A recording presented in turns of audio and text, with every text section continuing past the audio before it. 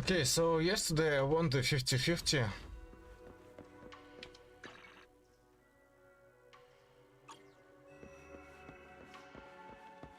And that makes me wonder.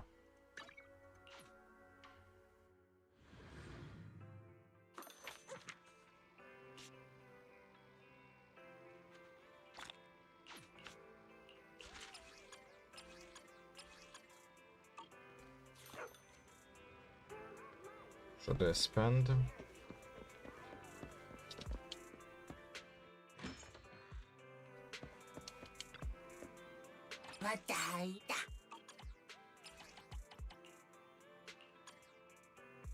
Any amount of money.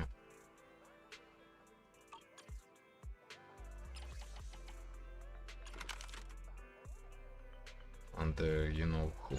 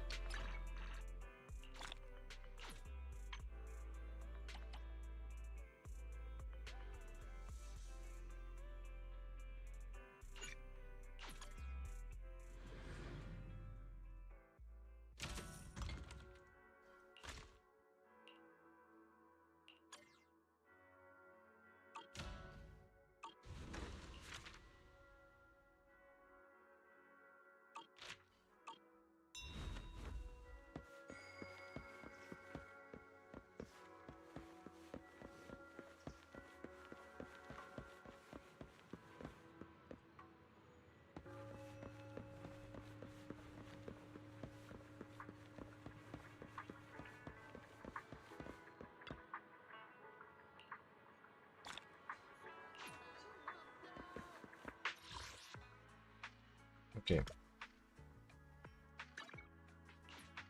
First and foremost,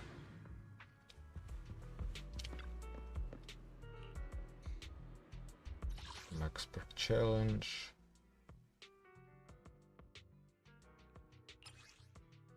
Upgrade complete.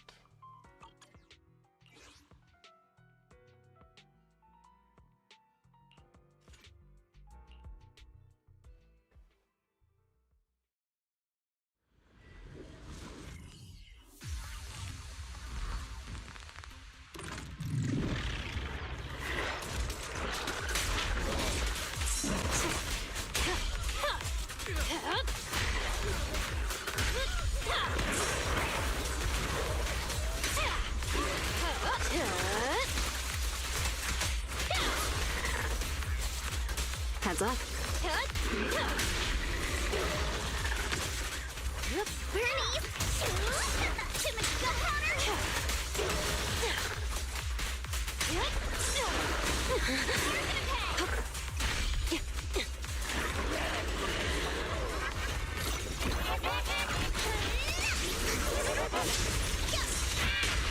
Got your back. I'll make it painless.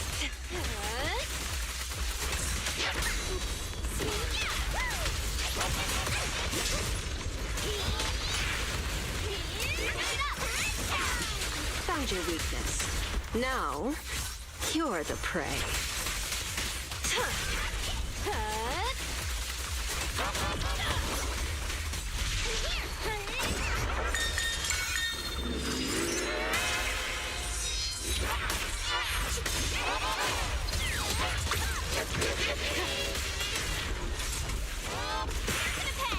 This party is just getting started.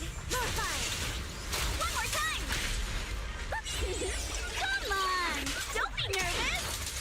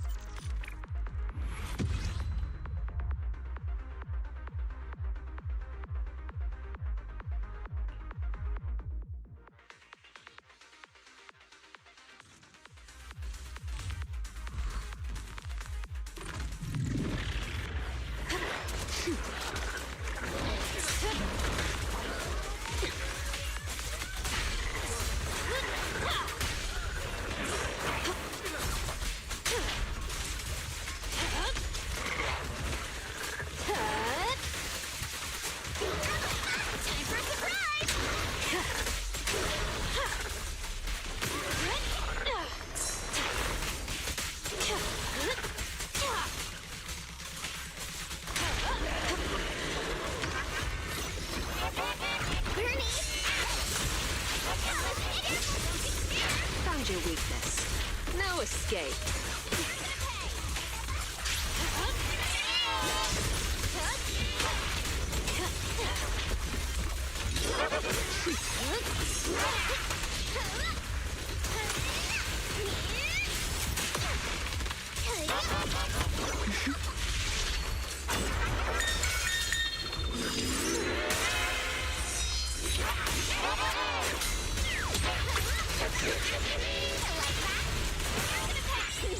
Come on! Don't be nervous!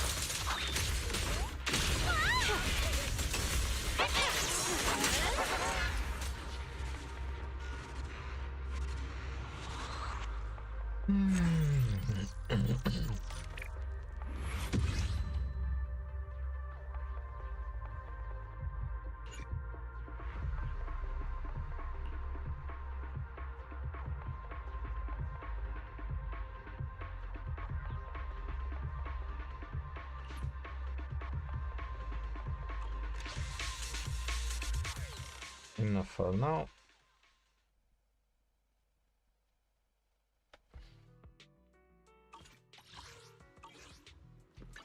Got a new ghost story to share?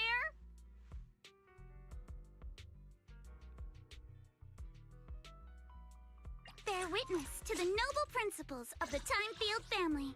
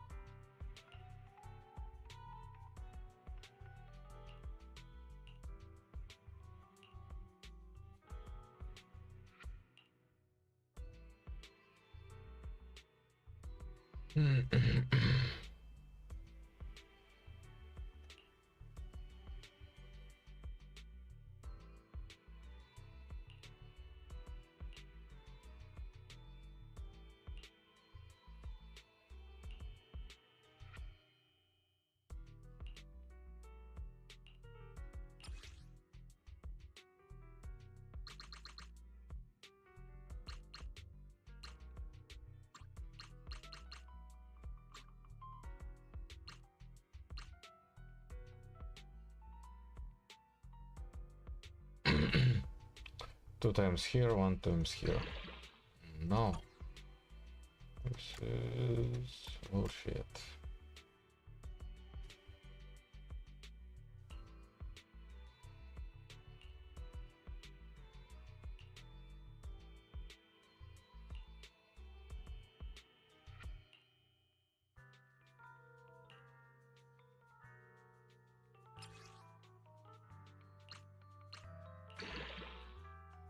Okay, whatever.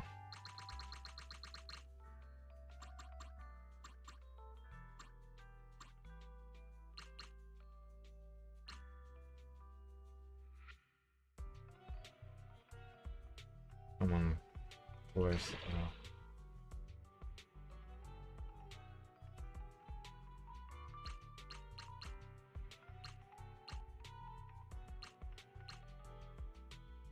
my pet, please? No.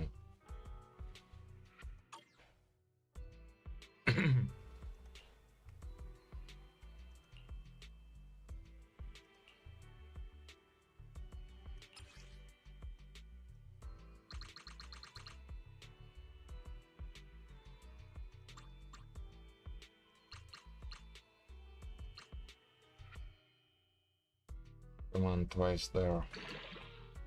Once.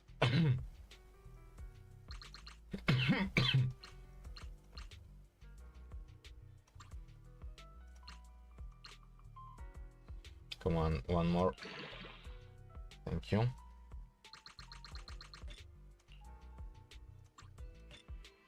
And one more. Attack. Great. Honestly, that's fucking great. Mm-hmm.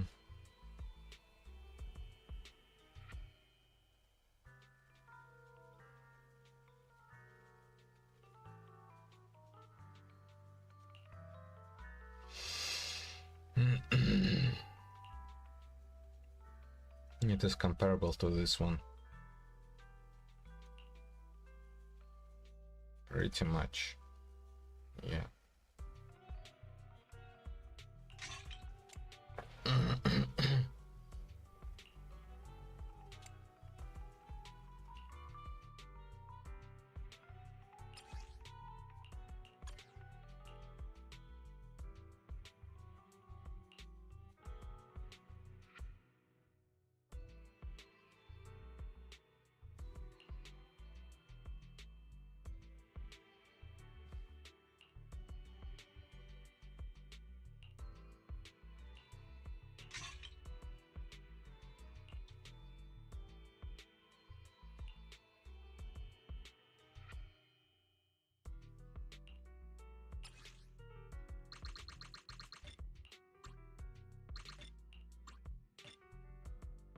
Come on, give me more up. No. Flat HP. No, well. Still have to lock it.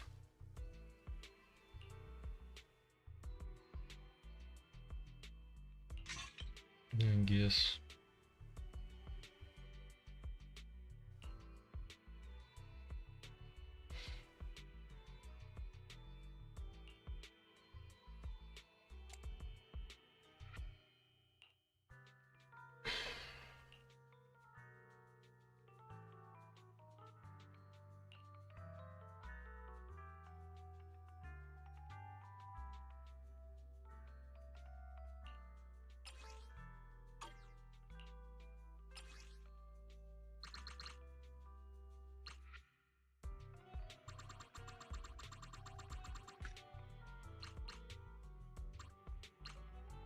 Come give me more up. No.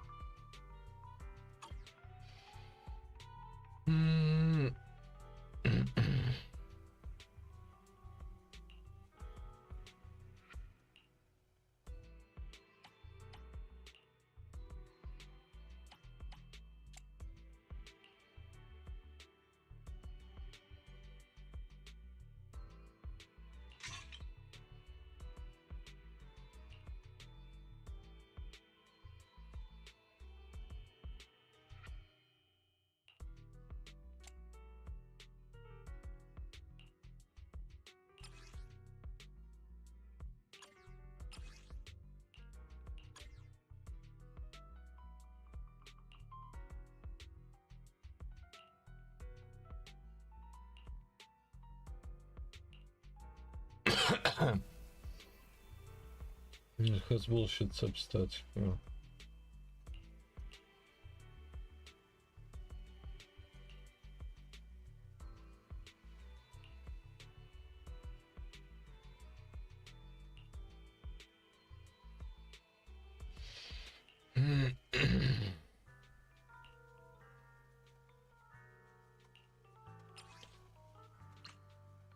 Give me crit rate. Alright. Maybe. Actually.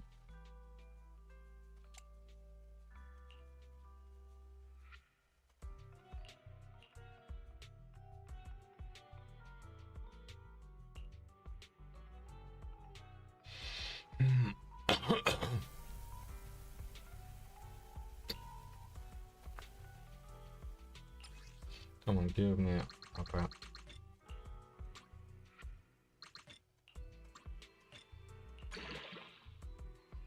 Crit rate.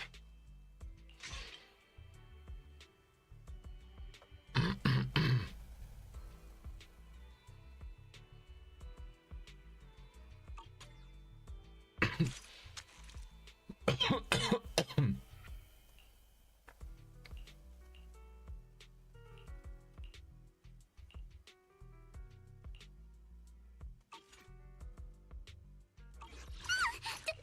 frighten me like that!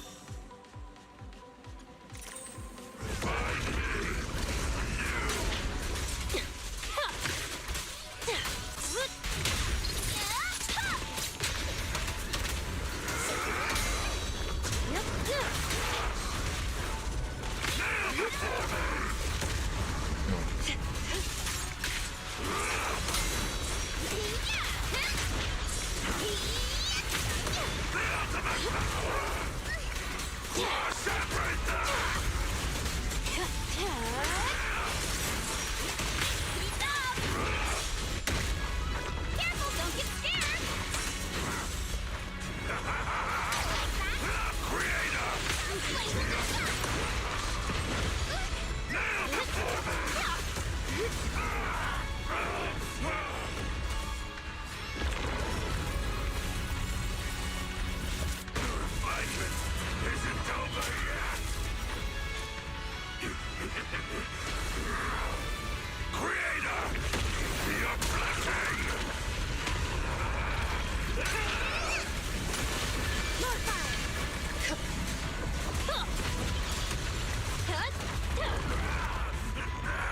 The final act begins now.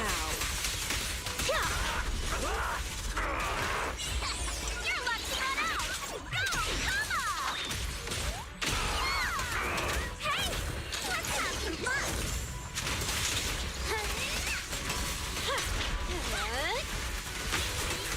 Oops, sorry. Let's make this quick. Time to split!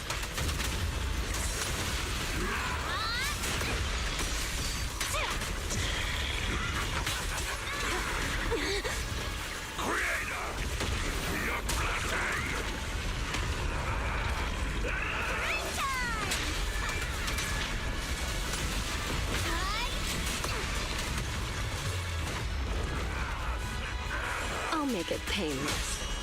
About to heat up! This'll be painless. Psych. Round and round!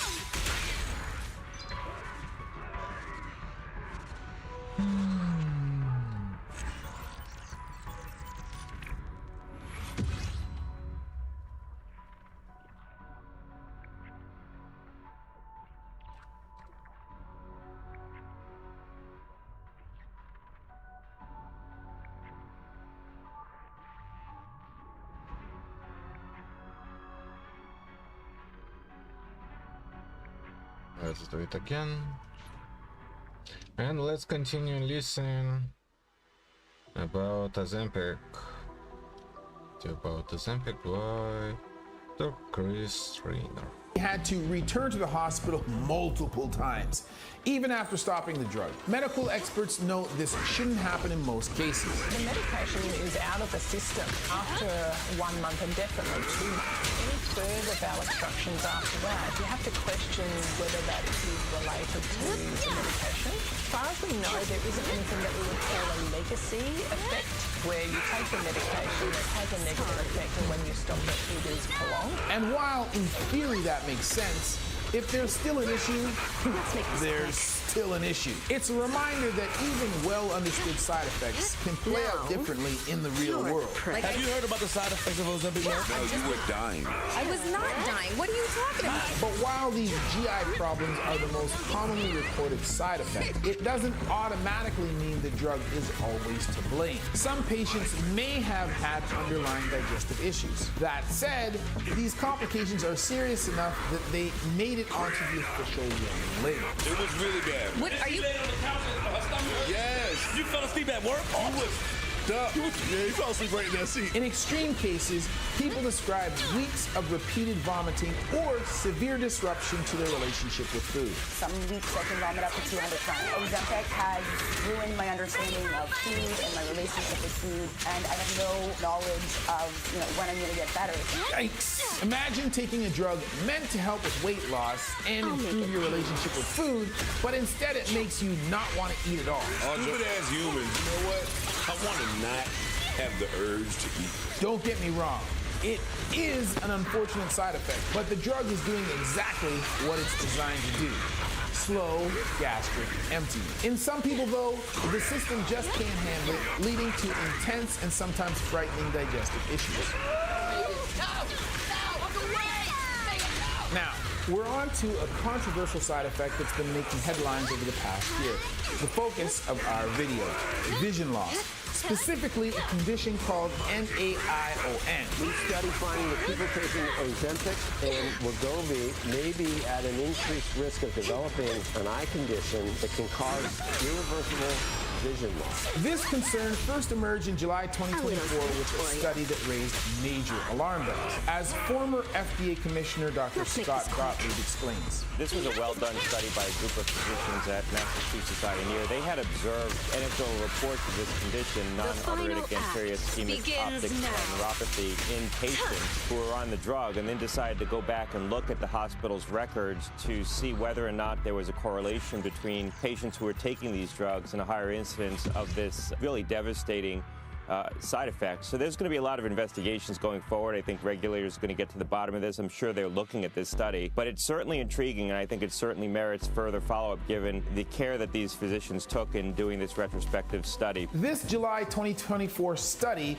was one of the largest to date on the topic. It followed over 16,000 patients and found that those on semaglutide had a noticeably higher risk of developing NAION, about 4 times higher in type 2 diabetes and 7 times higher in overweight or obese patients. Over 3 years, roughly 9% developed issues compared to less than 2% on other diabetes or weight loss medications. Some weight.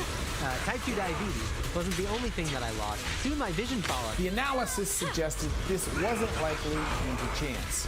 It showed a strong association, though importantly, this was observational, so causation is not proven. I have no idea who this one is, but who wouldn't trade being blind for being this attractive? No escape.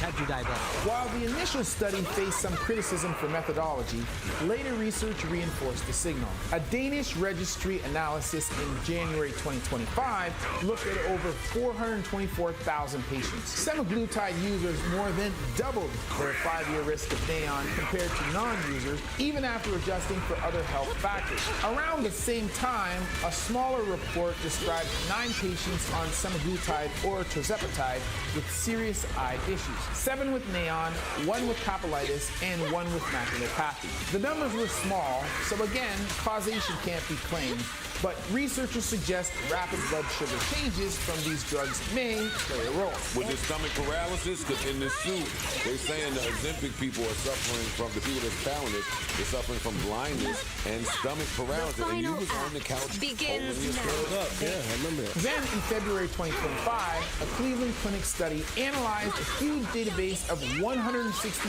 million patient records. And while that may seem like, whoa, that's a huge sample size, not everyone in the database had actually taken semaglutide. They isolated the subset who did and tracked eye complications compared to matched controls. Interestingly, in this larger data set, they found no significant link between GLP-1 drugs and NAION. It also highlighted that the bigger the sample size, the rarer these events appear, even if a few cases are reported. Despite these mixed findings, the concern hasn't gone away. While we can't definitively say semaglutide causes NAION, it's clear there's something worth investigating.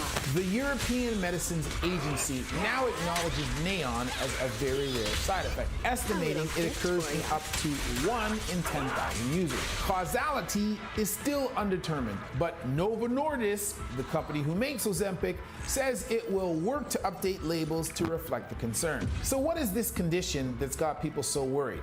NAION. As optometrist Dr. Joseph Allen explains, non-arteritic anterior ischemic optic neuropathy, and is essentially a form of an eye stroke. Just like a regular stroke, it's a vascular issue, a problem with blood flow. Ophthalmologist Dr. Avinash Honasogi explains. The very front part of the optic nerve, which is the cable that connects the eye to the brain, can be damaged or swollen. Well, this is a condition where blood flow to the optic nerve is reduced or blocked in some way, and this results in sudden, painless vision loss, usually in one eye. Sudden and painless. That sounds pretty scary. It can just creep up on you, which is why patients are so concerned. Imagine opening your eyes first thing out of bed and you notice that your vision is really blurry in one eye. So you check back and forth and you notice that half of your vision is completely gone. He goes on to say that NAION commonly causes altitudinal vision loss, usually the lower half of the visual field. Which can be really devastating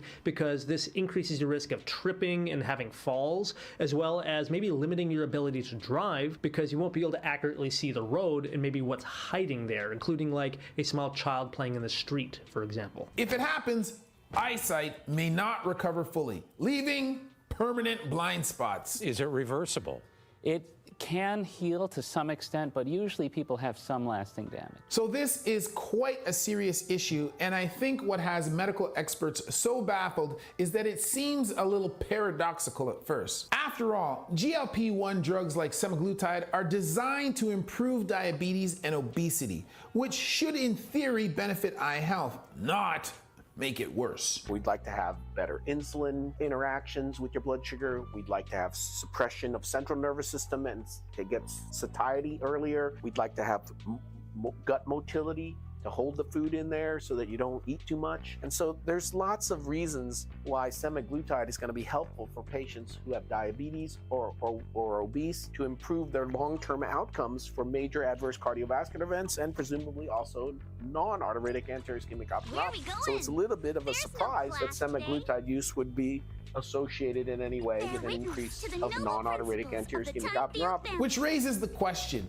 if these drugs are helping the body in so many vascular ways, why are we seeing these rare but serious eye problems? So the exact because I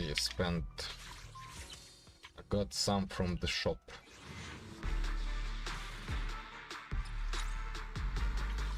Okay, so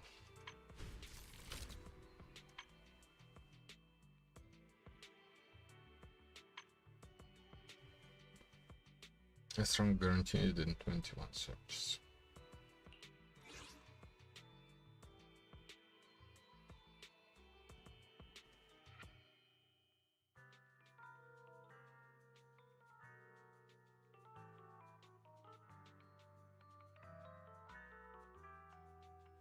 Just occasionally do that.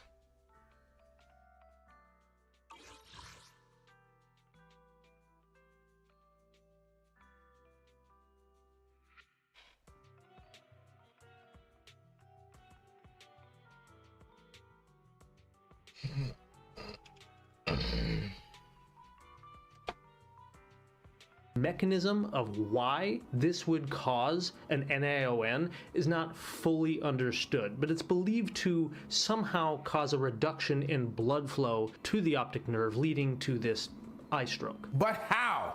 Make it make sense. This is where the GLP-1 role gets debated, and even more important to stress, an observed association does not mean a proven causal link. One theory is that perhaps it's not the medication that's directly causing the eye stroke, but instead it's just the rapid decrease in blood sugars. Semaglutide and tirzepatide are potent drugs. They can normalize blood sugar very quickly. This rapid shift can disrupt small blood vessels. It's not the drug directly harming the nerve, rather, the quick drop in blood sugar may compromise these tiny vessels. This is rare, but it shows how sensitive the eye can be. A more common effect involves the lens inside your eye, which also reacts to rapid blood sugar shifts. If somebody has elevated blood sugars, the lens inside the eye can begin to swell. And so if you lower the blood sugar, that swelling can decrease and the shape of the lens will change. Sometimes when you do that, it can actually change the thickness or the size of the crystalline lens inside of your eyes. And I've seen this many times in the clinic. A patient will come in, just got put on a new medication for their diabetes. They have a drastic change or drop in blood sugar. Their vision is really blurry, and we measure their prescription and there's a drastic change. All hope isn't lost though. As Dr. Neil Gaiman explains, this lens adjustment is ultimately a good thing.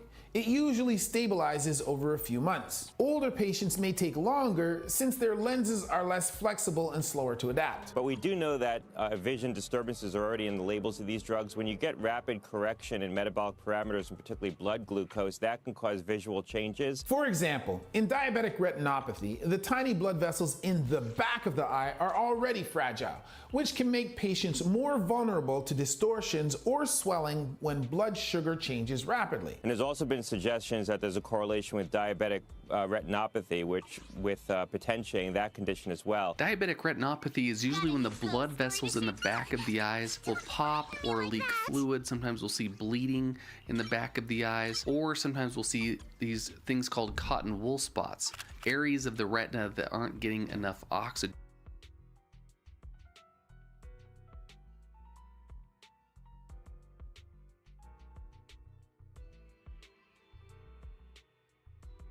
Okay,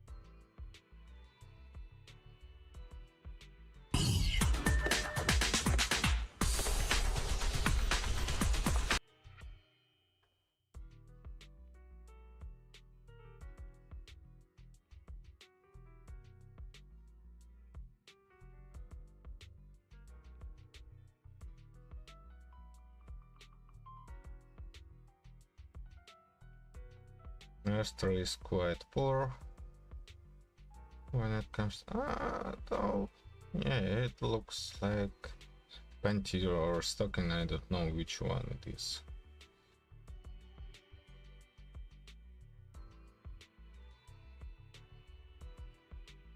Trigger.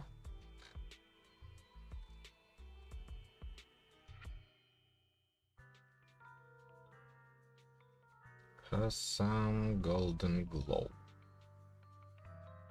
and lens flare. Send B0. Nice, but Scarf also has some blue stuff. Purple stuff.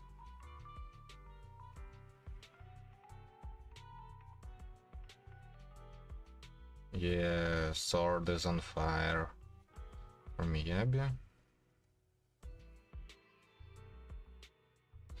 Evelyn. By the way, I need to really figure out Evelyn. She's really powerful, it seems. Yeah, just that thing burning and butterflies going around. Nice. Okay, well, not so.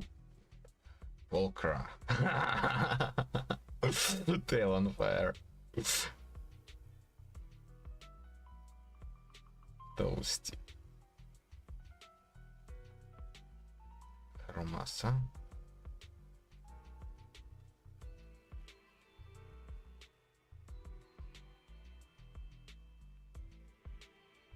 All right, Nagi.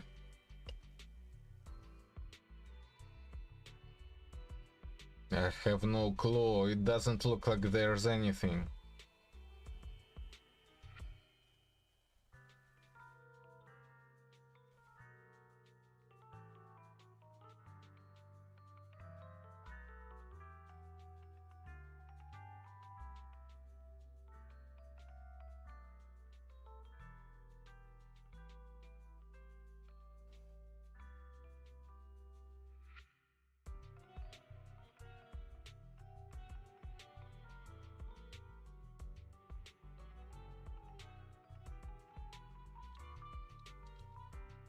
Like a tiny bit of hair being caught up.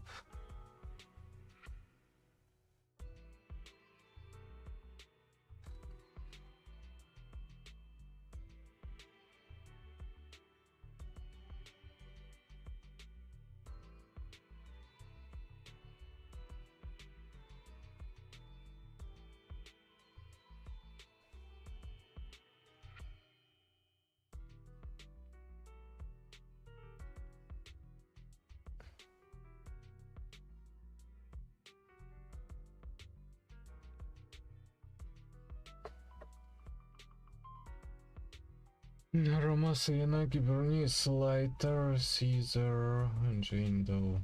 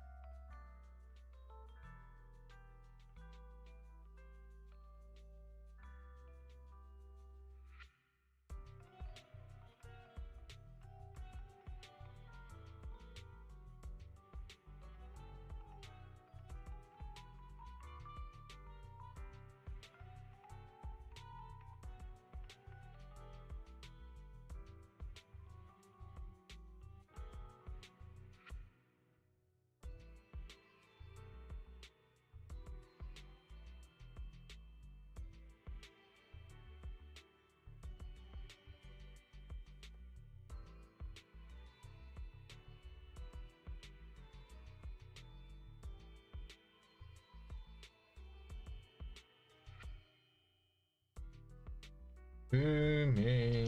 Yeah.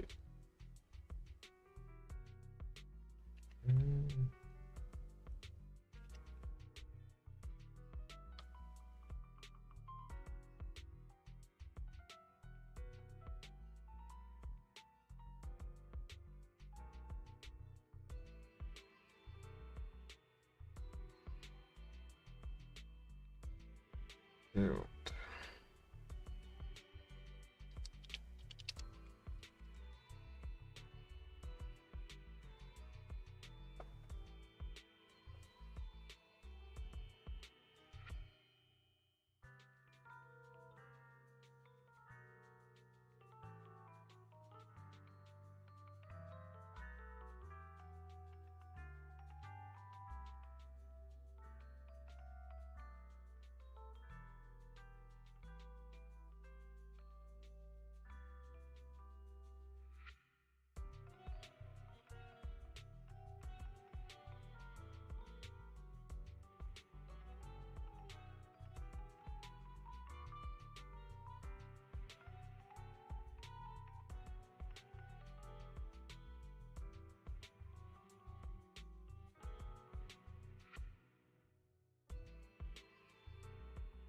her hair glows a bit, but nothing much.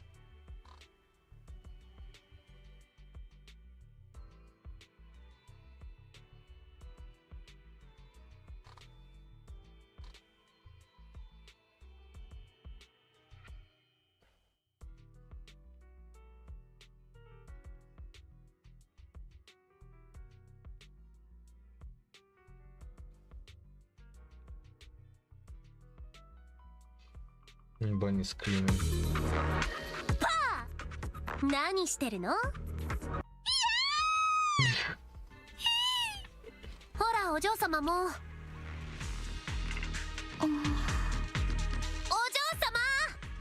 いやー、びっくりしたのだわ。こっちが先にびっくりしたのだわ。Oh, it's you. Oh. Time to go, my lady.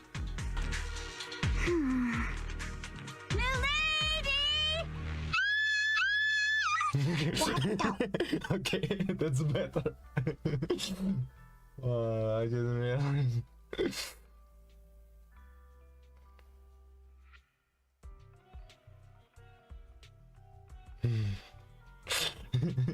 Horror movie victim. Yeah.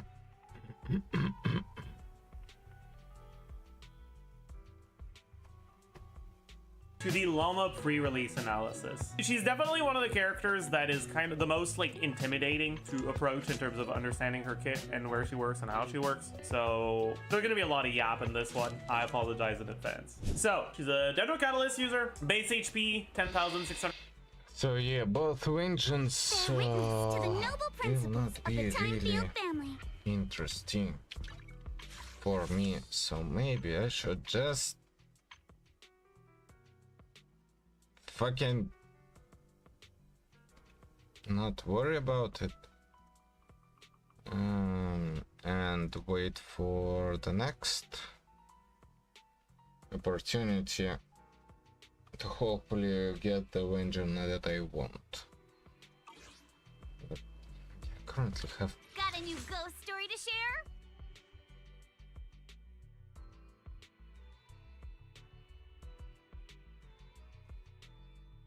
such a small selection. Bear witness to the noble principles Yeah, of the that really pisses Timefield me off. family.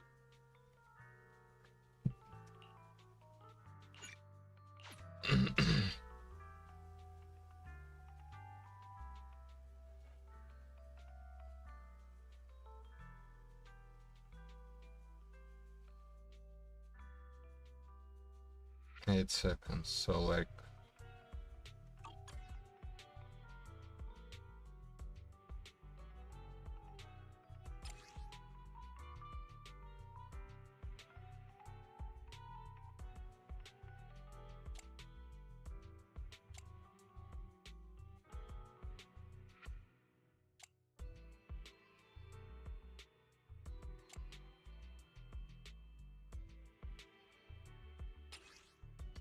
come on, give me a pet.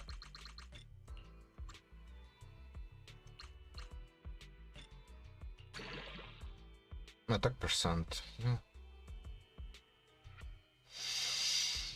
Well, at least that is attack percent.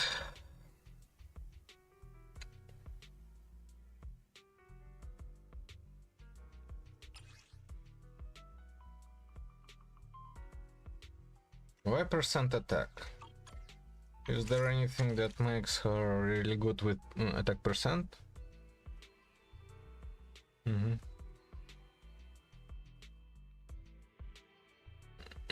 Anomaly or support. Triggers disorder. Follows anomaly master exceeds 140. Each additional point grants her anomaly proficiency.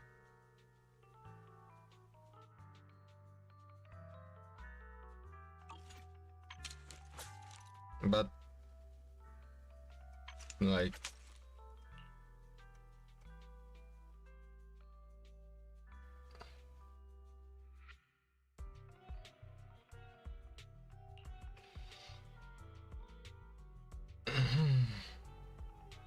Does she scale with anomaly proficiency?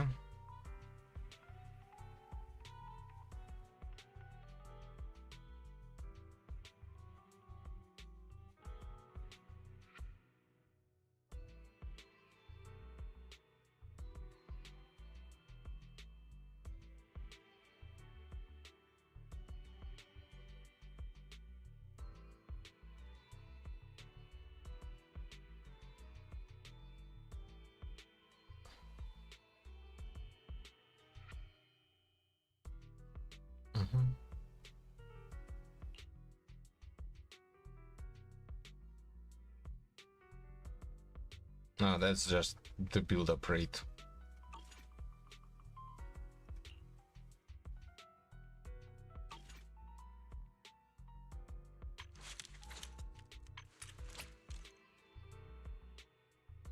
Pen ratio 25%.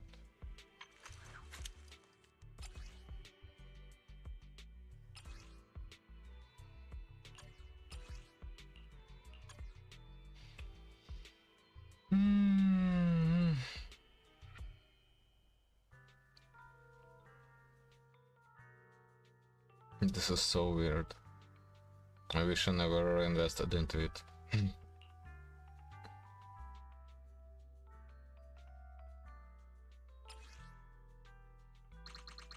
Come on, give me a pen.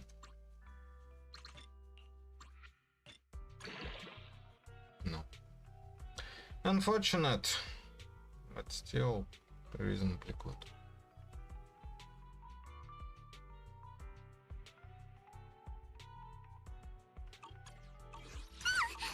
Don't frighten me like that!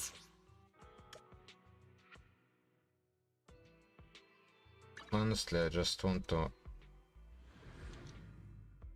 Morning air is like a soothing melody, truly unforgettable.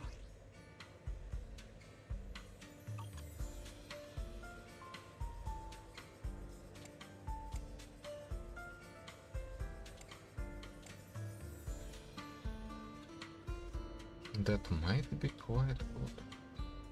Maybe I should go like this.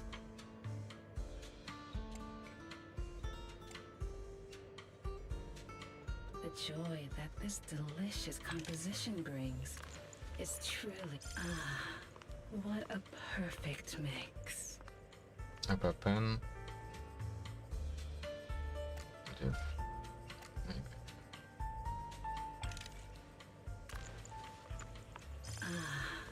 What a perfect mix. Pen attack percent.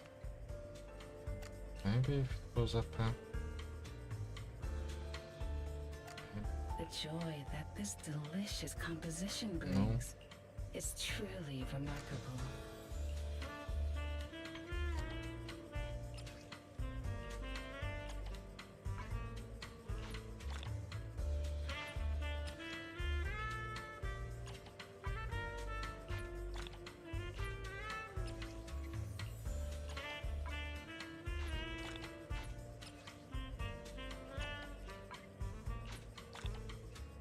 The joy that this delicious composition brings is truly remarkable.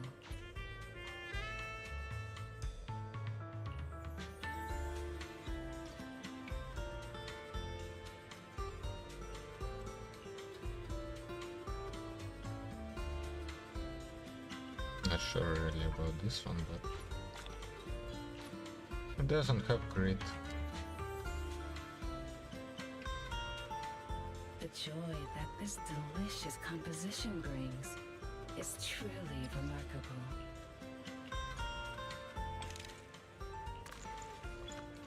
This one's flavor goes on and on.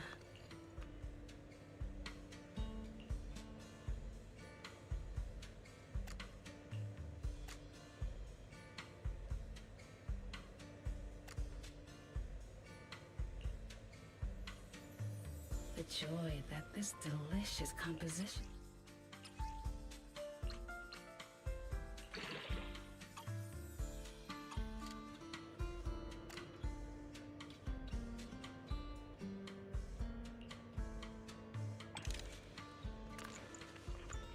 This one's flavor goes on and on.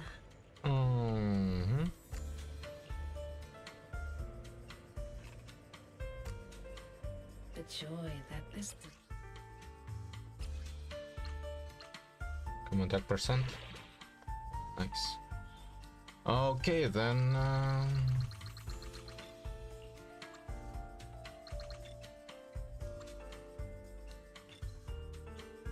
Come on, give me crit rate attack percent. Unfortunately.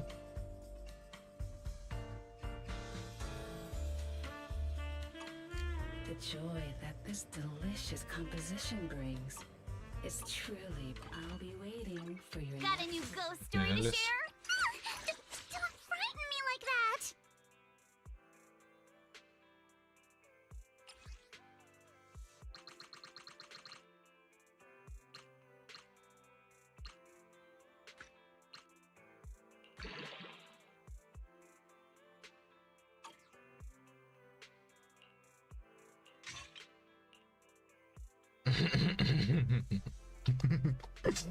Okay. Yeah. Whatever.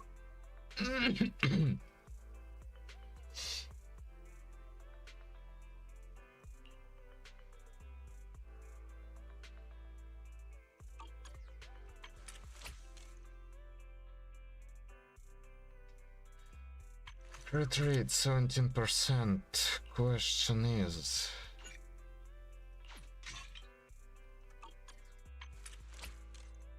21% crit rate.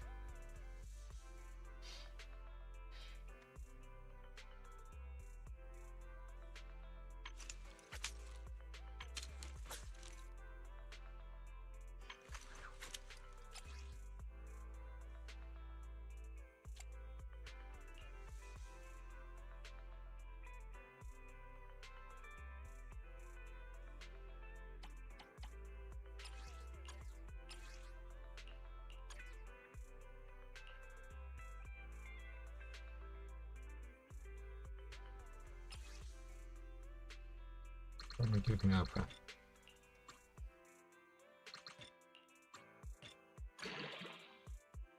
It didn't give me up.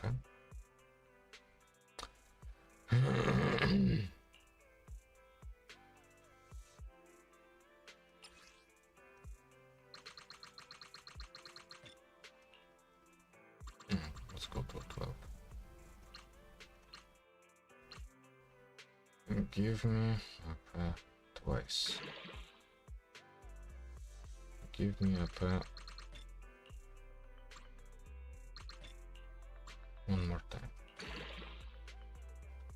It didn't, but it gave attack percent, so that's pretty nice.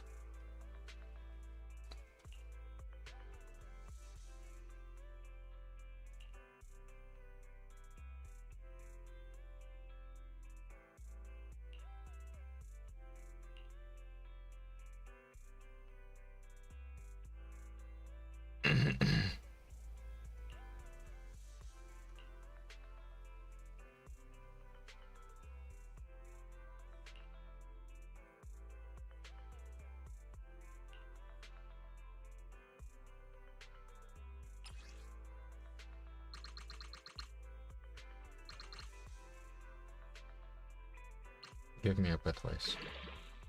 No.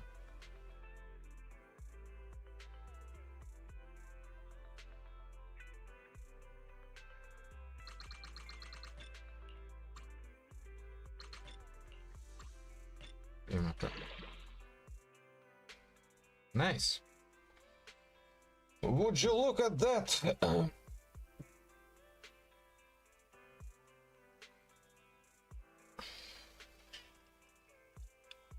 Would you fucking look at that?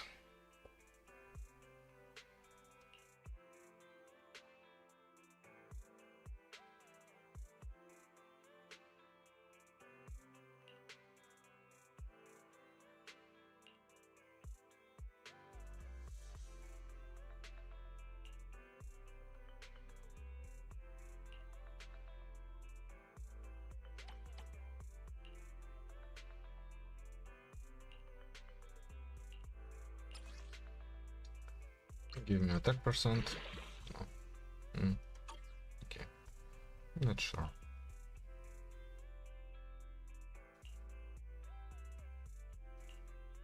Really not fucking sure.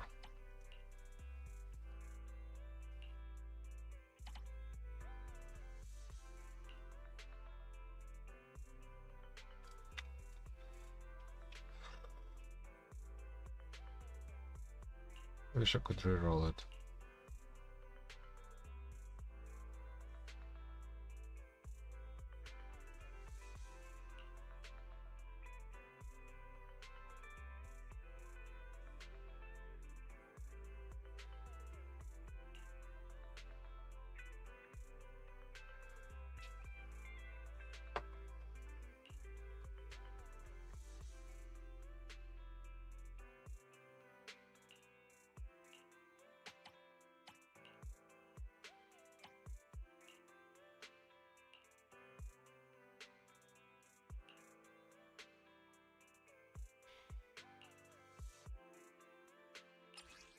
Give me a bit.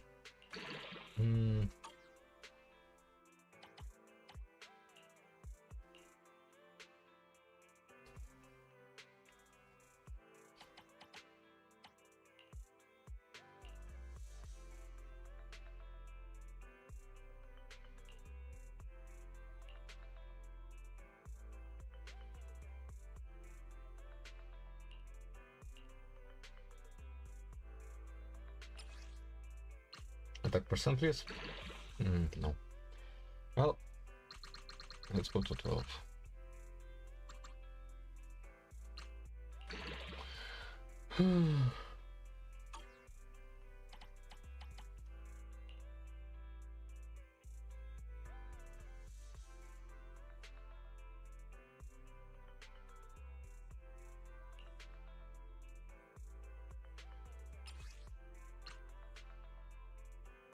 Retreat, please.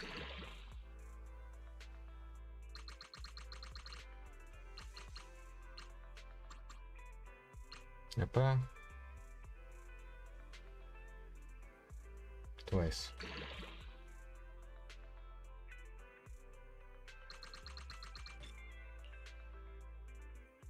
Опа once more.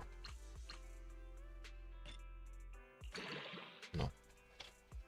Well, still, that's fucking great.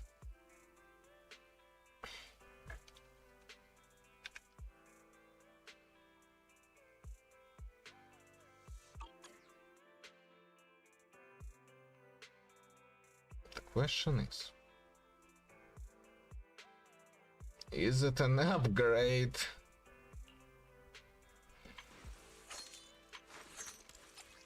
Is it an upgrade? I mean, no, it isn't, because I still need this one with 2 up.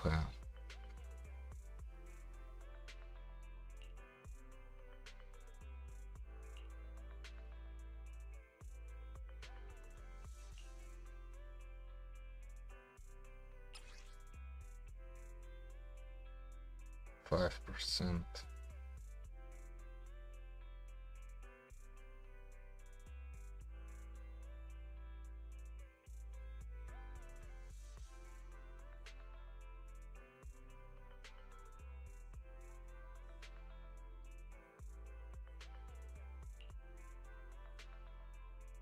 Why Peneration? Why nobody uses Peneration?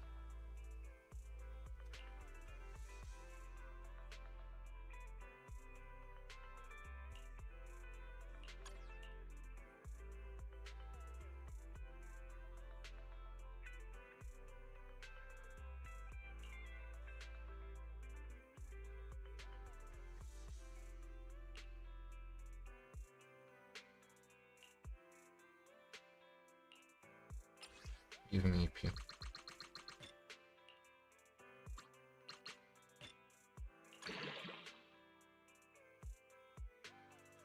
Thank you. Okay, now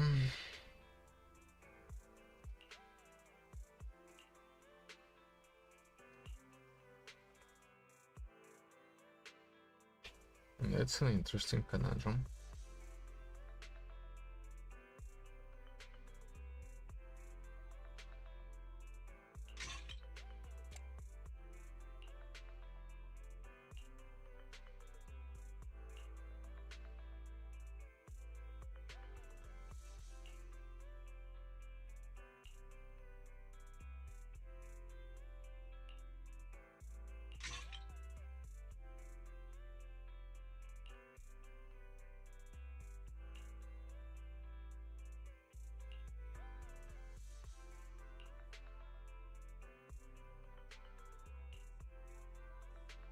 2+1.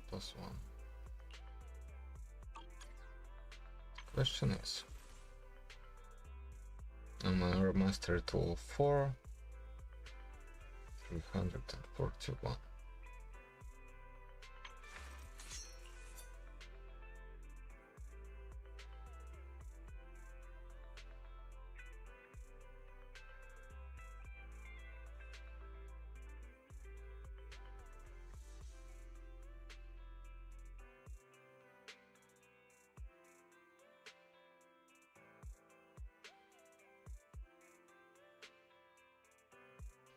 $94.56.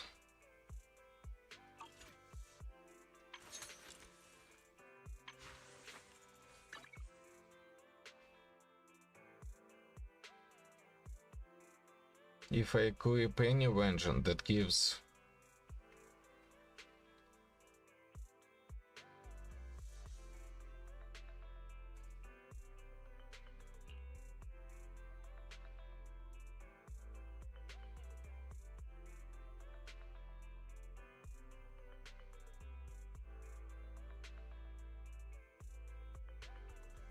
up to 3 times.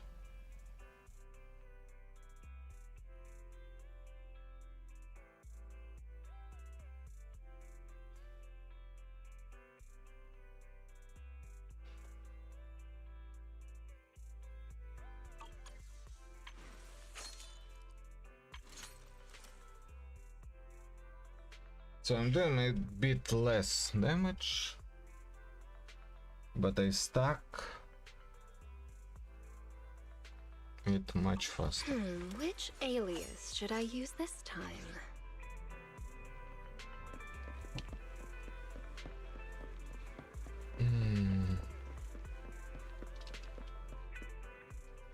It's a set grade.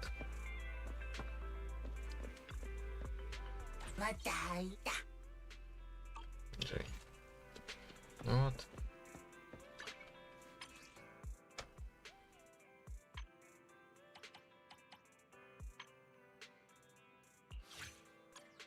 Hey there, manager. It's been a while. I've been looking forward to seeing you.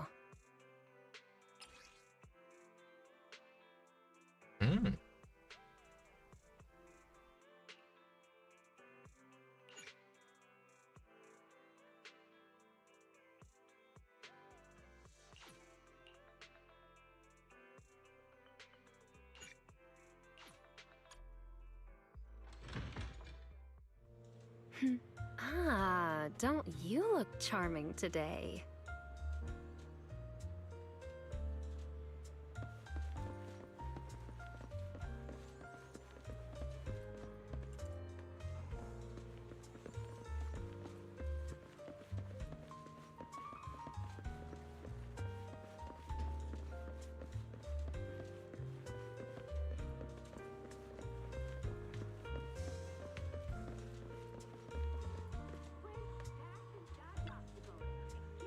Morning. Want to start this beautiful day with a win?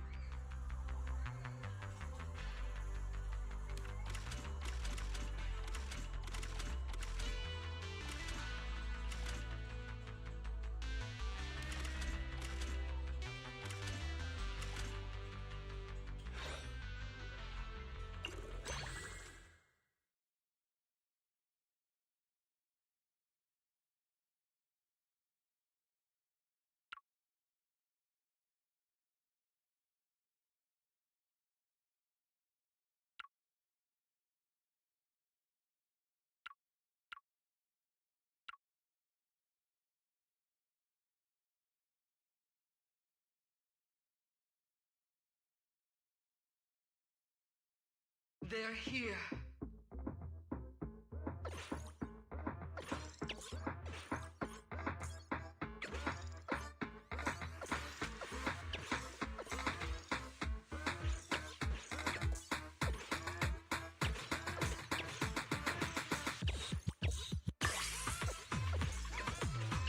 Survive.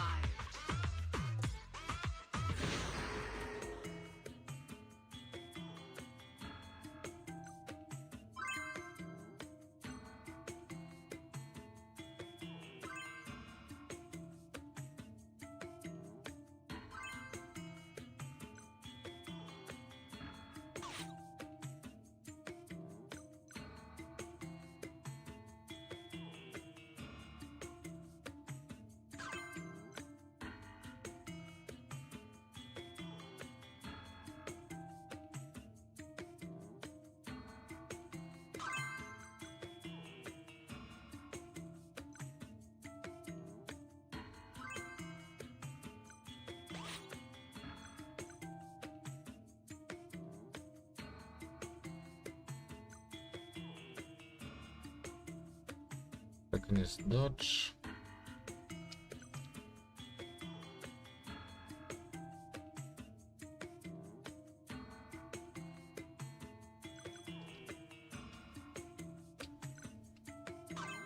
Let's go with this.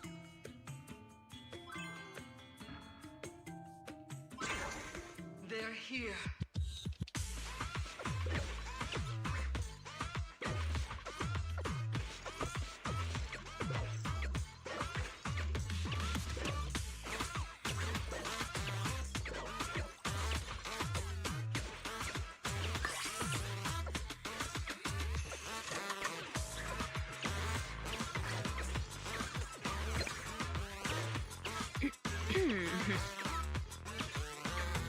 Survive.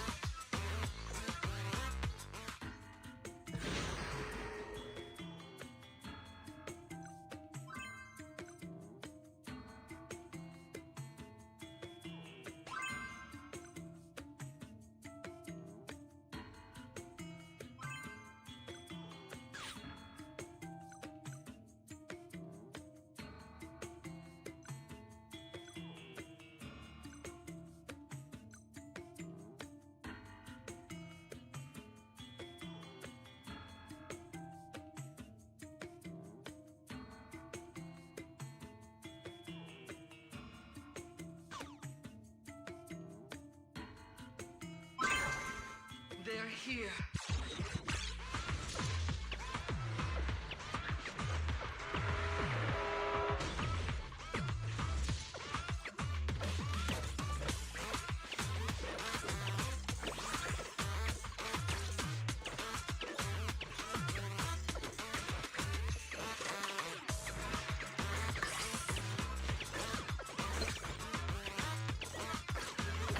Ahem. How are you lying down?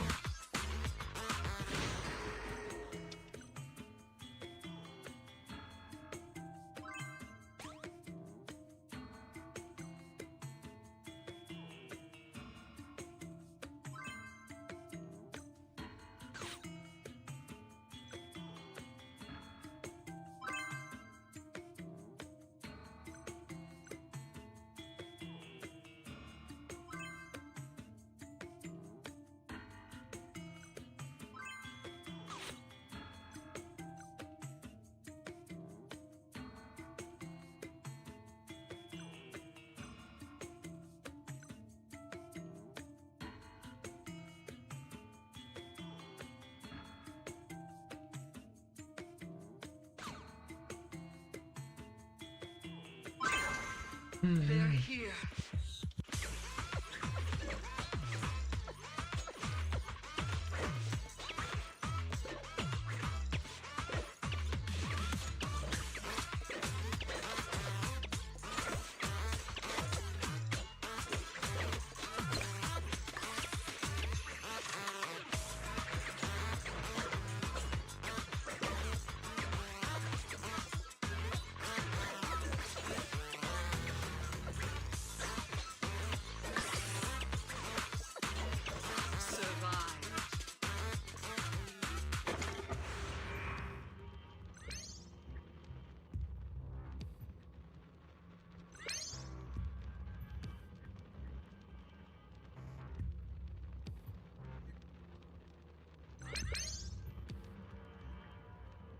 Wow, that's nice.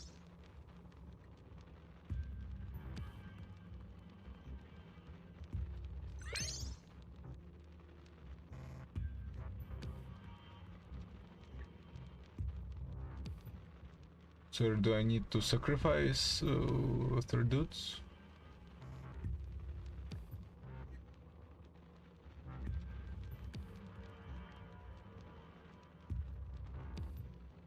I don't get it.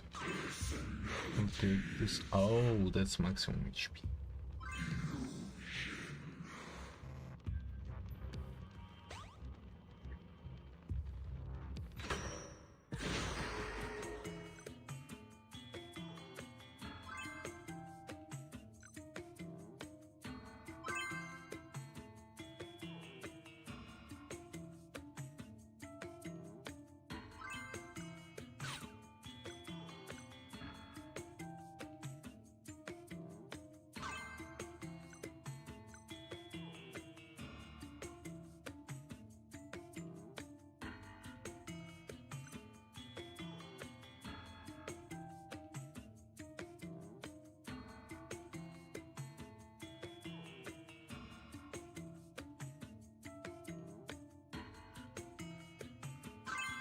let's go like this. And that should be enough. They're here.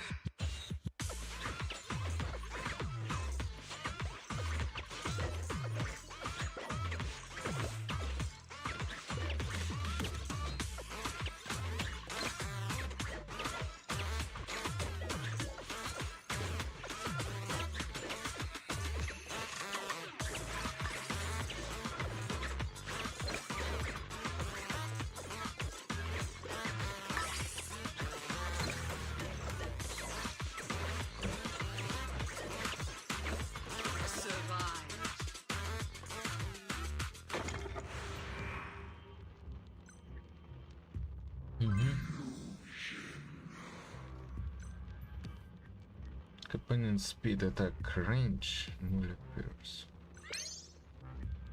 I'm still not interested in getting him, and I have no idea what the companion just bought.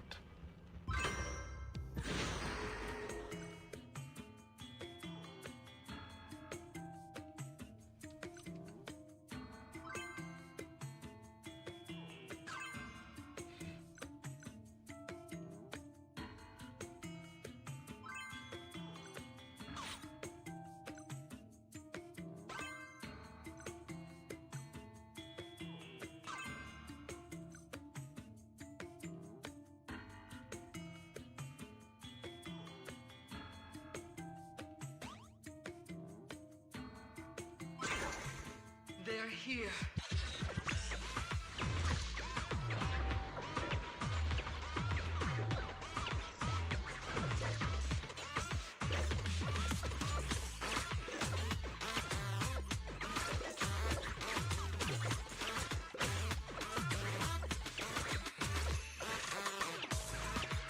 Come on, I can't kill him fast enough. Unfortunately, no.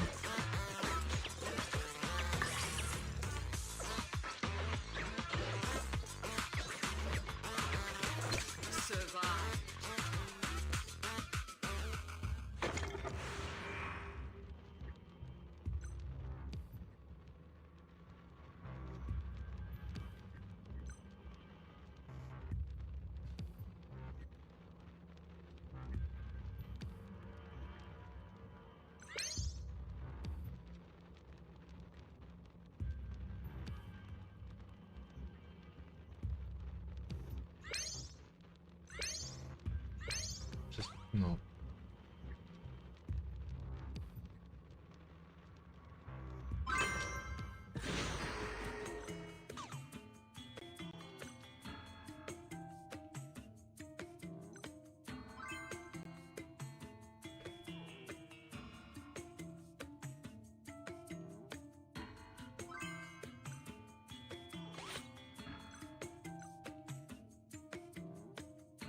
Dodge luck.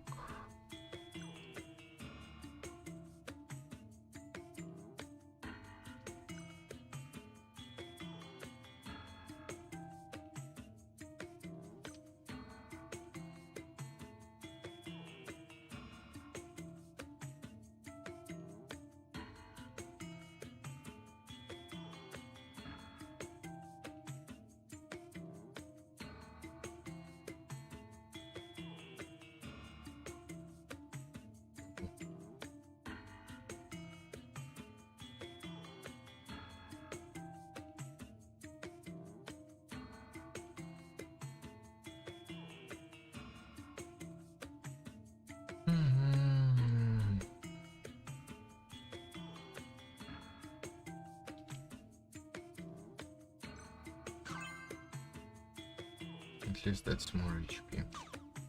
Let's go. They're here.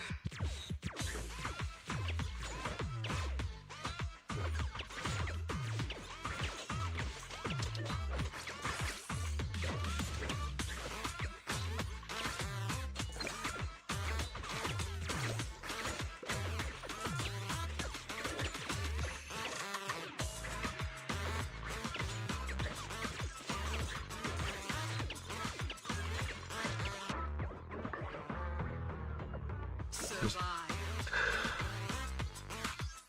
clearly need some way to increase my whenever I get money, I guess.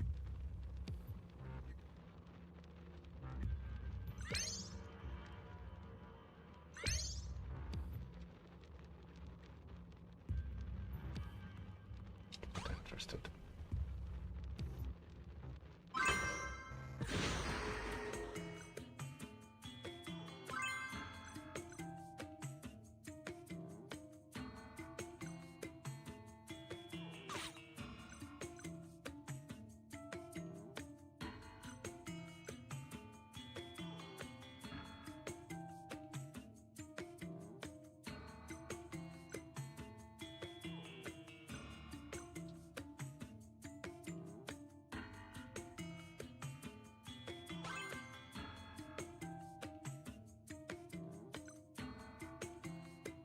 I'm not sure what health recovery does.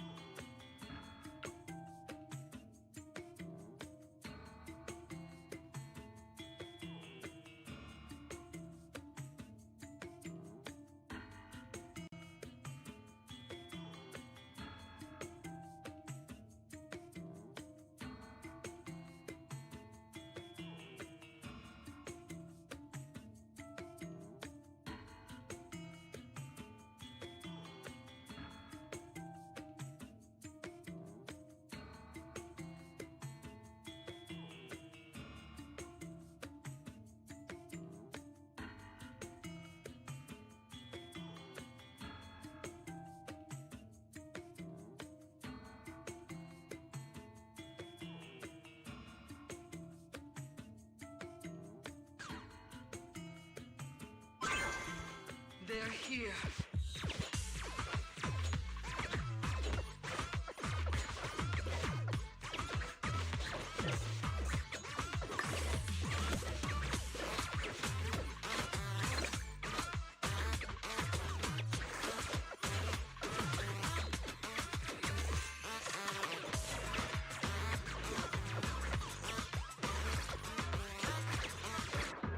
Whoa, whoa, whoa, whoa, whoa, whoa, whoa, whoa, whoa, whoa, whoa, whoa.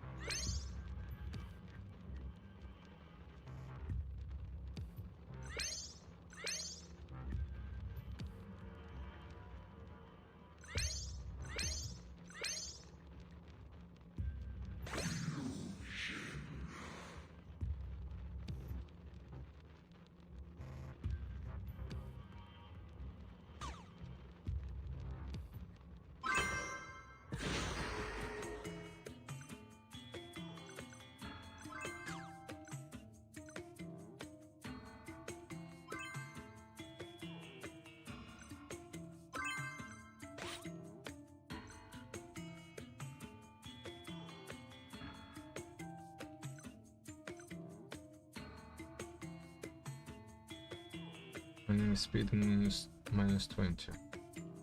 Oh, that's nice.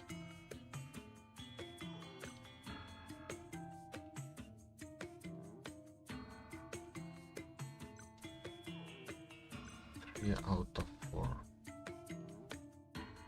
You sure it's 3 out of 4?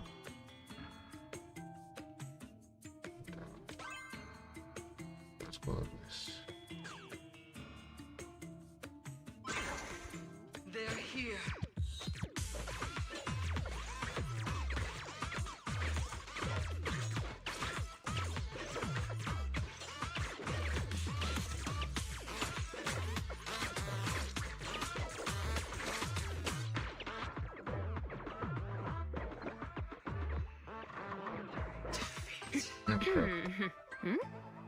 Oh, that was close. But I had a great time playing with you.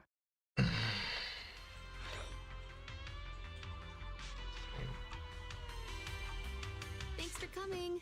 Hope you had a great time.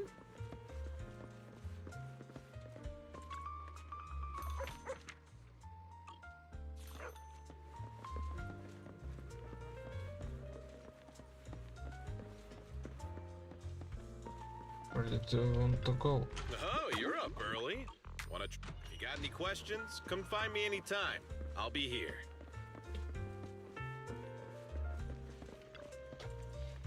Ingredients are the freshest in the morning. Come, have a bowl of noodles. Oh, not to your liking. Next time I'll have something that better suits your taste. Go to the second floor on the mountain. Alright, sure. Here we go. This area is so nice. I want to remember this view forever. Let's take a picture together, manager.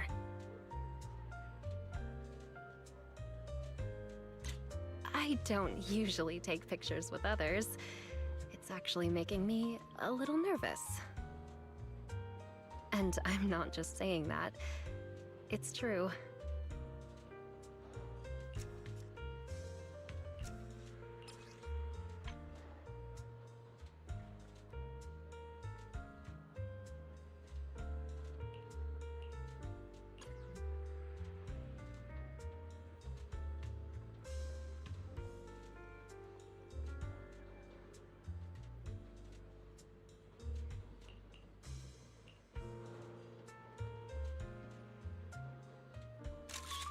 Nice spot. That's a beautiful picture. Yay! In this photo, we'll always be together, no matter where life takes us. Oh.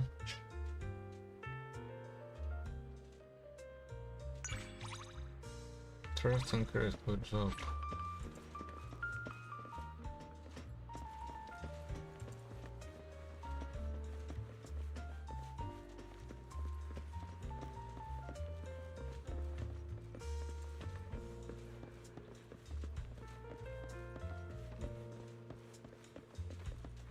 Very fun events.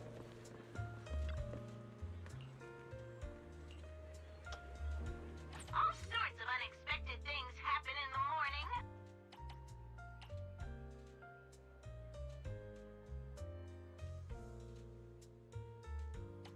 morning. Redo tour.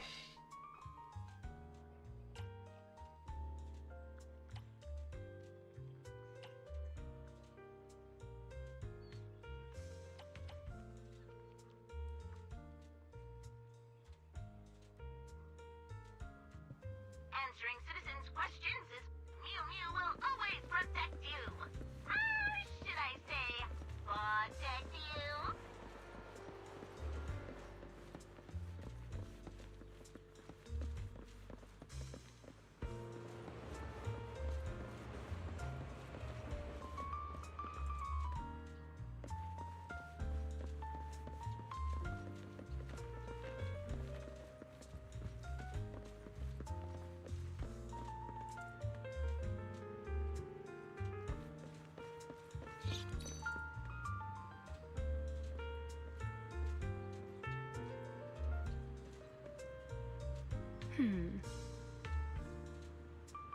Mm-hmm.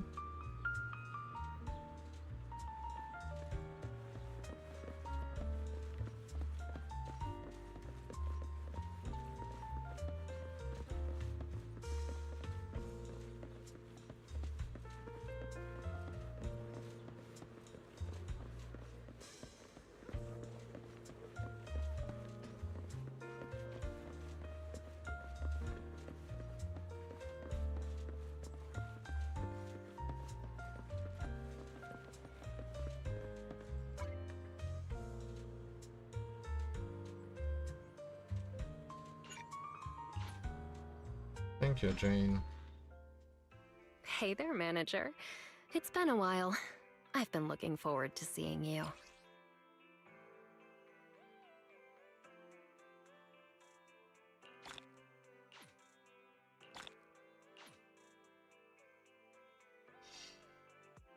Set whispers, perfect chess, milk time.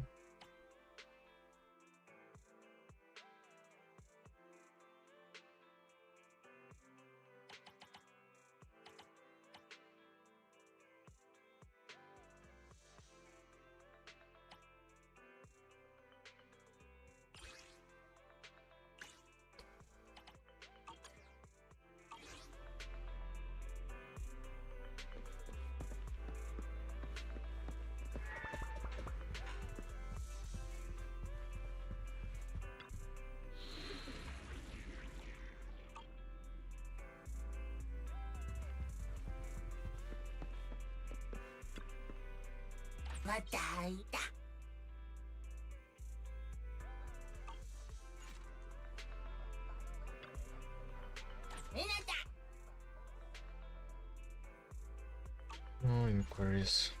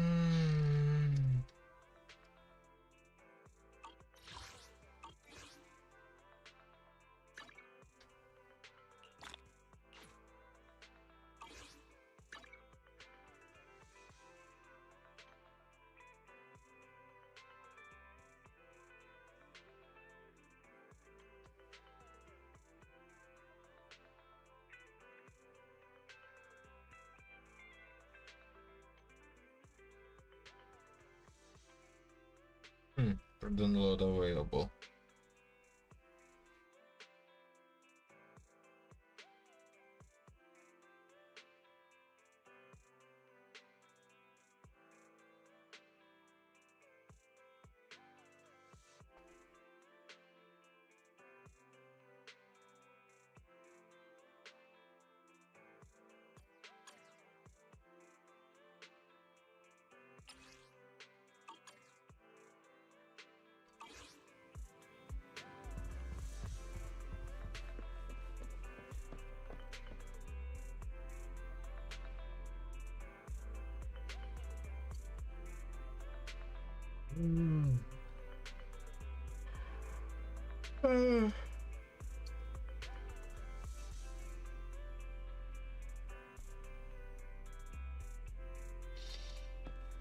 Okay, you know, thinking about skins.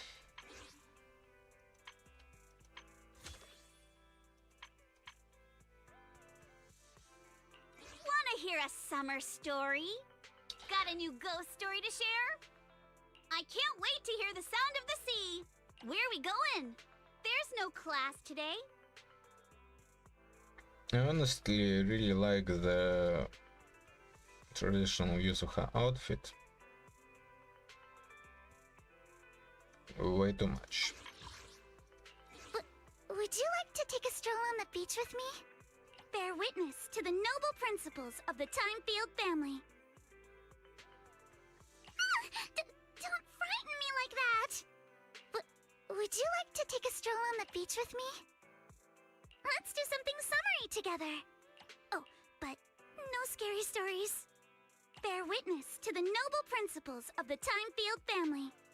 Let's do something summery together. Oh, but no scary stories. What? Don't frighten me like that! And here she has shorts. Would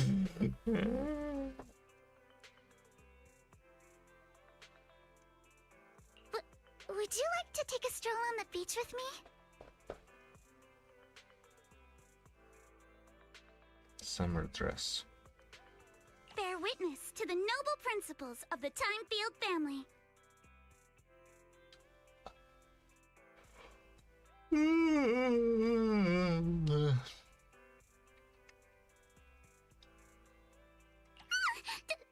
frighten me like that!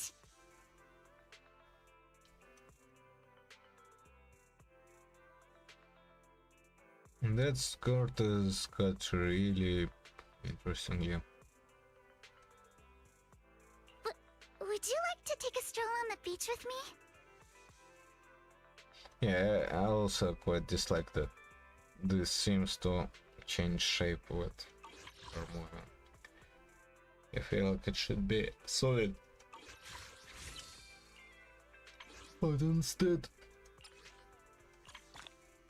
it's whatever.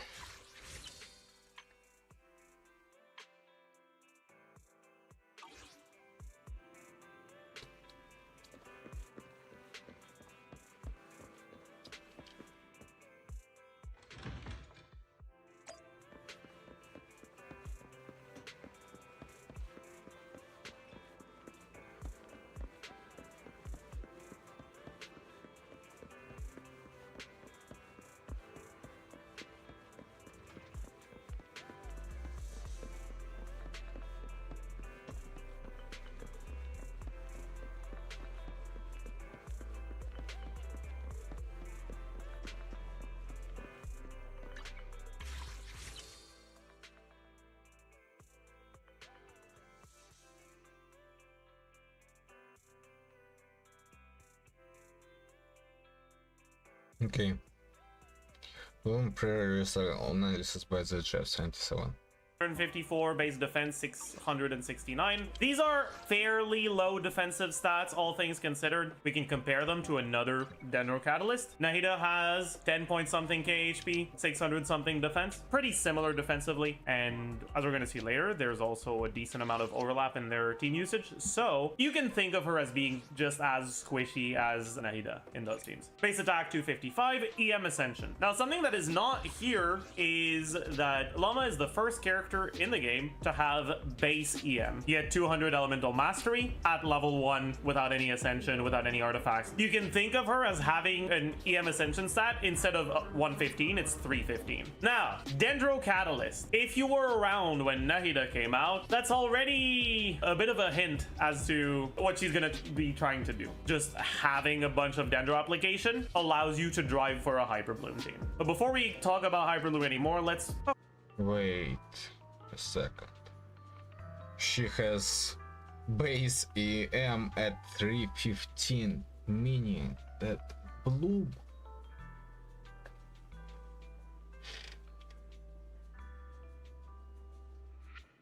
that the blows here that I want to have with her is going to be pretty much 3 Hydra characters with a lot of Hydra application and hoping that she will close all of it. Talk about what she does. We've got a big ass paragraph for her charge attack that basically just means she has a charge attack like Arlecchino that you can hold for exploration that makes you move faster and you turn into a deer. Other than that, it is a 3-hit normal attack, 50 cost charge attack. Pretty much the same thing as Nahida, but Nahida with a 4-hit normal attack instead of a 3-hit. Now, one thing that matters a lot here is that her range is much better than Nahida on her normal attacks. Her normal attacks, animation, and range are very similar to what you get on Xianyun, and that's something that plays into what I said earlier about her having similar defensive stats as Nahida. Unlike Nahida, she doesn't need to be melee range to be able to have her attacks hit if you unfield her. Her normal attacks do not deal any damage, like 57%, 54%, 75%. This is pathetically low, so you don't care about the damage they do. Next, it's her elemental skill. Runo, Dawnless Rest of Karsico. Silently incants an ancient hymn, summoning a Frostgrove Sanctuary with different effects depending on whether you tap or hold. Tap, intone a Hymn of Hunting, dealing AoE dendro damage. Hold, can be unleashed when you have at least one Verdant Dew. Oh no, that's a new word. What is a Verdant Dew? Llama is an Ograi character,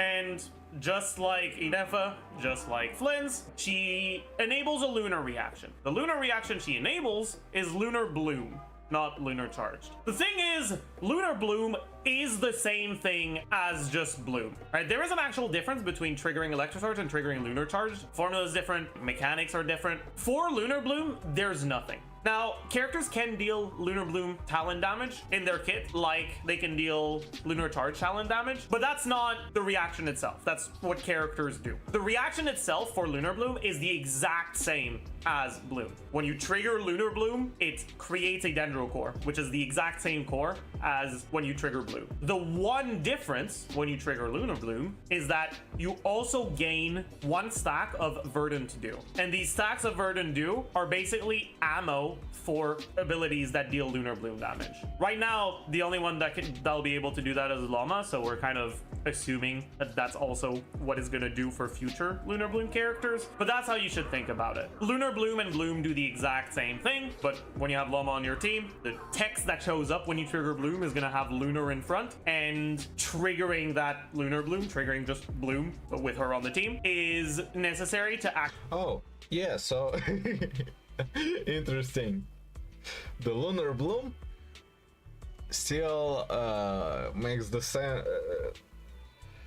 Nilo changes not the Bloom reaction, but the cores, the Bloom cores. Wow, so such an interesting situation. Activate a portion of her kit. Verdant Dew can only be generated once every 2.5 seconds. So if you trigger Bloom 3 times in a row very quickly, you still only get 1 Verdant Dew. You'll need to trigger it again later. Anyways, let's get back to what her skill does. So it can be unleashed when you have at least 1 Verdant Dew. In other words, as long as you've triggered Bloom. Llama consumes all Verdant Dew and intones a Hymn of Eternal Rest, dealing 1 regular instance of AoE Dendro damage and another instance of AoE Dendro damage that is considered Lunar Bloom damage. This is what I was talking about. When you use Llama's hold skill, you basically load in your Verdant Dew ammo into the hold skill, and the damage is increased based on the amount of ammo you have. It's basically the same thing as Navia's skill, but instead of the effect being tied to Navia's kit directly, Navia gaining the ammo, Verdant Dew is something that your whole team has, which means when they release other Lunar Bloom characters in the future, you'll have to choose which one of them uses up your ammo. That ammo is going to be shared between all of them. Now, unlike Lunar Charge direct damage, Lunar Bloom direct damage does not get multiplied by 3. Other than that, it has the same properties. It can crit, it scales with your lunar reaction damage. It does not scale with your damage percent. It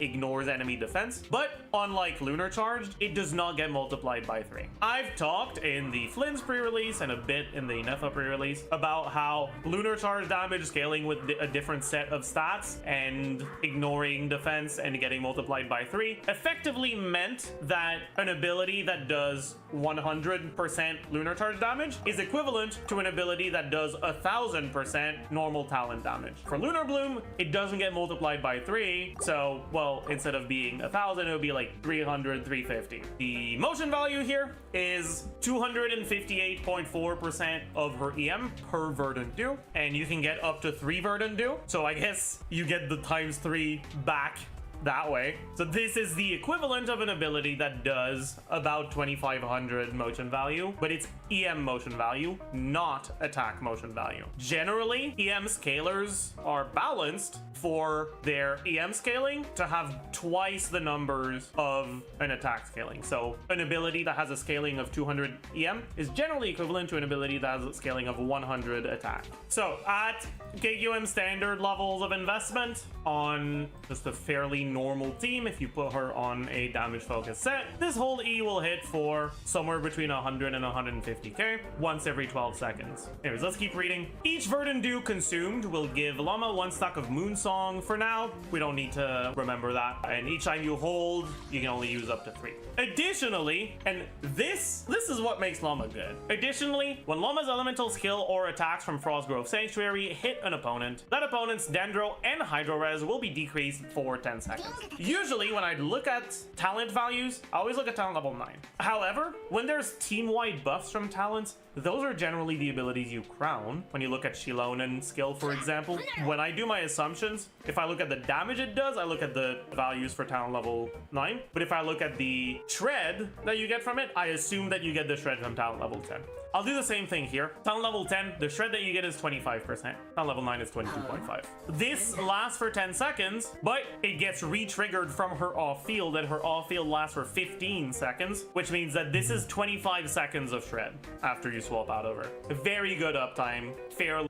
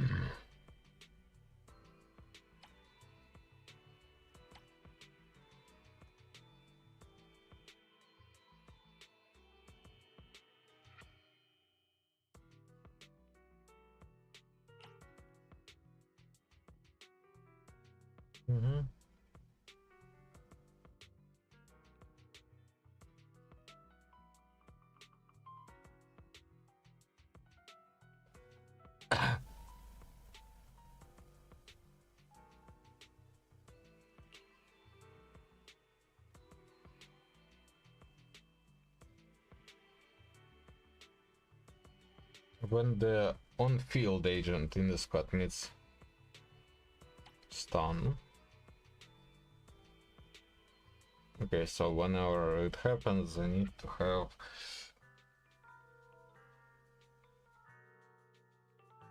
both anomaly characters on the field.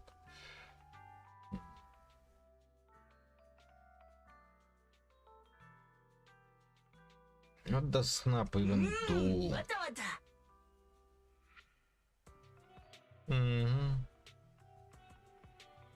Touch counter, quick assist follow up.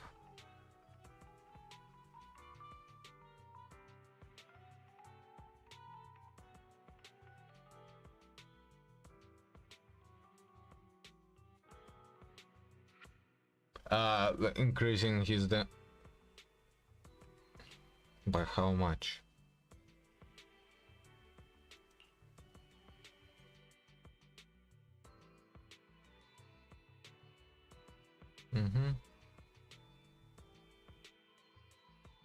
Agent's health equal to 5% of its max HP.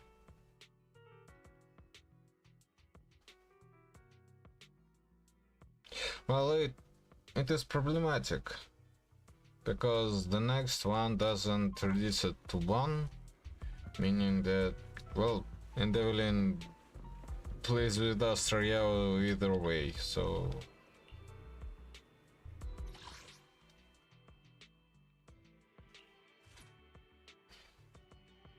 it's way too conditional.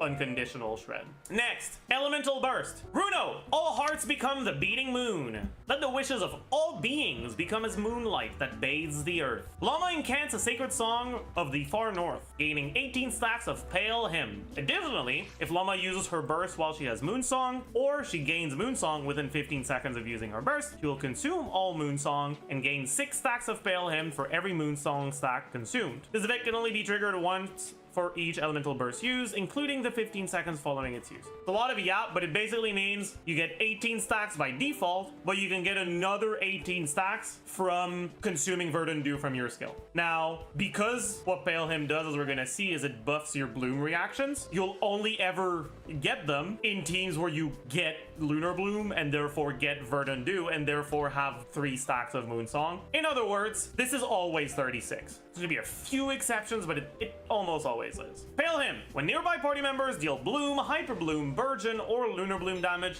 one stack of Pale Hymn will be consumed and the damage dealt will be increased based on Llama's elemental mastery. If this damage hits multiple opponents at once, then multiple stacks of Pale Hymn will be consumed, depending on how many opponents are hit. This is basically a Shenhe Quill for Blooms. How much is the increase? On level 9, 472% of her EM. The way that this works in the formula is a bit different from usual sources of additive damage, because most sources of additive damage don't apply to transformative reactions. The increase from this is applied after your EM multiplier. So let's look at a scenario. You're playing a normal ass Hyper Bloom team with either Kuki or Raiden. For now, let's use Raiden. Raiden's EM is gonna be triple EM, Dragon's Bane, Flowers of Paradise Lost set that gives you 80 EM plus the 4-piece effect. You have substats, let's say about 140 from Flower plus Feather. Your EM multiplier around 714% at 1000 EM. So your Hyper Bloom damage is 4341 times EM multiplier. Then there's also the shred that gets applied, but just for the outgoing damage here, it would be 31k. This number is what you add Llama's burst Pale Hymn stack onto. So Llama's EM, Llama's base EM, triple EM. Let's say you give her the new Liar weapon. That's 200 EM. She's got some EM from substats, just like Raiden. Let's assume your Llama's on Deepwood, so she doesn't gain any EM from the set bonus. Which means that the Pale Hymn is effectively increasing your Hyper Bloom damage by a little bit under 20%. Total Hyper Bloom damage goes from about 31k to about 37k. This also increases Lunar Bloom damage. However, again, this is applied after the EM multiplier, and so it's only like about a 10% increase to your proc. However, I think it's pretty clear from her design that the portion of her burst that buffs Lunar Bloom damage is not intended to focus on her own kit. I think it's pretty clear from this kit design that this part of the burst is supposed to work with a future character. If Nefer is a Lunar Bloom carry, that's probably where this is gonna work. Because obviously, if you consume all 3 of your Verdant Dews at once every 12 seconds, you only proc this effect once. But if you had a character that could proc them 1 at a time instead, you'd get the effect 3 times, which would obviously be much better. And if you had a character that could proc them off cooldown when you generate them, right, in the 12 seconds that it takes for Llama to get her skill cooldown back and therefore get 1 use, you'd be able to get pretty much 5. You get 5 times the value. Anyways, when it comes to Llama release teams, this thing is pretty insignificant. However, it could get better eventually. But for now, you can kind of just ignore this. The part that matters is this one. All right, 472 at town level 10, it's 500. It's a nice round number of her EM just added on to Hyper Bloom damage. But that's not all. Let's look at her passives. Each point of EM gives her a bit of damage percent. 0.04% per point of EM, capped at 32%. This doesn't do shit because she doesn't do any damage with her skill outside of the Lunar Bloom damage, which doesn't get increased by this, so it doesn't matter. And the cooldown of her exploration charge attack is reduced, but that also does not matter. Next is the Null Cry passive. When you trigger Bloom, it does Lunar Bloom instead, and Lunar Bloom damage is increased based on her EM up to 14%. This is pretty trivial to cap, so this is just 14% increase to Lunar Bloom damage, and she counts as a Null Cry character, so it's +1 to your moon sign. Small reminder, your moon sign just refers to the amount of characters that increase your moon sign, aka that are from Null Cry on your team. If you have 1 character, you'll be in Nascent Gleam. If you have 2 or more, you will be in Ascendant Gleam. And Nascent Gleam doesn't do anything by itself, but it's a condition for certain effects. Ascendant Gleam gives you a bit of lunar damage, or a bit of lunar reaction damage based on the stats of your non-Null Cry characters on the team. So it doesn't do anything if you have 4 Null Cry. It does about half of its value if you have 3 Null Cry, and it generally gets the full thing if you have 2. And it's up to 36 lunar reaction damage, but it's additive to other sources, so it's not times 1.36, it's like plus 5 to 10% more damage to your lunar charge and Lunar Bloom. Anyways, this is the one that really matters. Light for the Frosty Night. For the next 20 seconds after Llama uses her skill cooldown is 12, duration is 15. You generally, in pretty much every team where you use Llama, use her skill at least once every 20 seconds. So this is basically full uptime. You get a buff based on your moon sign, and the buffs do not stack, so you only get one of these 2 buffs. Let's start with the Ascendant Gleam one, the second one. All party members, Lunar Bloom damage, crit rate plus 10%, crit damage plus 20%. Lunar Bloom damage, right, like we said earlier, works the exact same way as Lunar Charge damage, but just doesn't get the additional ×3. It's basically just damage that doesn't scale with damage percent and scales with EM instead. So it's 40 CV to your damage. However, on release, the only character that does Lunar Bloom damage is Llama. And while her skill is a nice little chunk of damage, it's not enough for her to carry the team. So this doesn't tend to be that big of an upgrade to your team DPS. And then we have Moonside Nascent Gleam. Bloom, Hyper Bloom, and Virgin damage dealt by all nearby party members can crit. 15% crit rate, crit damage fixed at 100%. In other words, because initially your reactions can't crit, you have a 15% chance of them doing double damage, which is the equivalent of a 15% multiplicative DPS increase. And it stacks with other sources of crit rate, which right now is pretty much just Nahida's Suju. In pretty much every team, this effect is better than this effect, which means getting a second non-cry character with Llama actively nerfs her. Does that mean you never want a second non-cry character? No, because there's still some other upsides. Mainly, you get the Lunar Charge reaction damage bonus if you end up playing her in a team that has an Electro non-cry character from the Ascendant Gleam. You enable the use of the Nod Cry carry and the Nod Cry support sets that both are much better if you're an Ascendant Gleam than if you're not. And there's going to be some additional direct synergy between the characters. But for now, just remember that just in terms of your Bloom damage, and when I say Bloom damage, I'm including Hyper Bloom and Virgin, getting a second Nod Cry is a nerf. So her skill, her burst, and her passives all increase your Hyper Bloom damage. By how much? Well, let's actually map it out. A default Raiden Hyper Bloom with 1002 EM, we multiplied by the resistance. Without Llama, they can't crit, and without Llama, your only source of shred is generally Deepwood. Res multiplier here, we have 25% more shred, so instead of bringing them to -20, we're gonna bring them to -45, which is a resistance multiplier of 1.225, and we get 15% increased damage from the crit multiplier, which brings our average Hyper Bloom damage about 50% higher with Llama than it is with another Dendro. We have 3 different sources that each increase the Hyper Bloom damage by somewhere between 10 and 20%. Now, if you activate Ascendant Gleam, you lose the 15% crit, but at the very least, you keep the rest. It's still over a 30% increase, but then you also enable the new Nod Cry support set, which gives you 120 EM that you can get on both Raiden and Llama. It's actually about a 40%.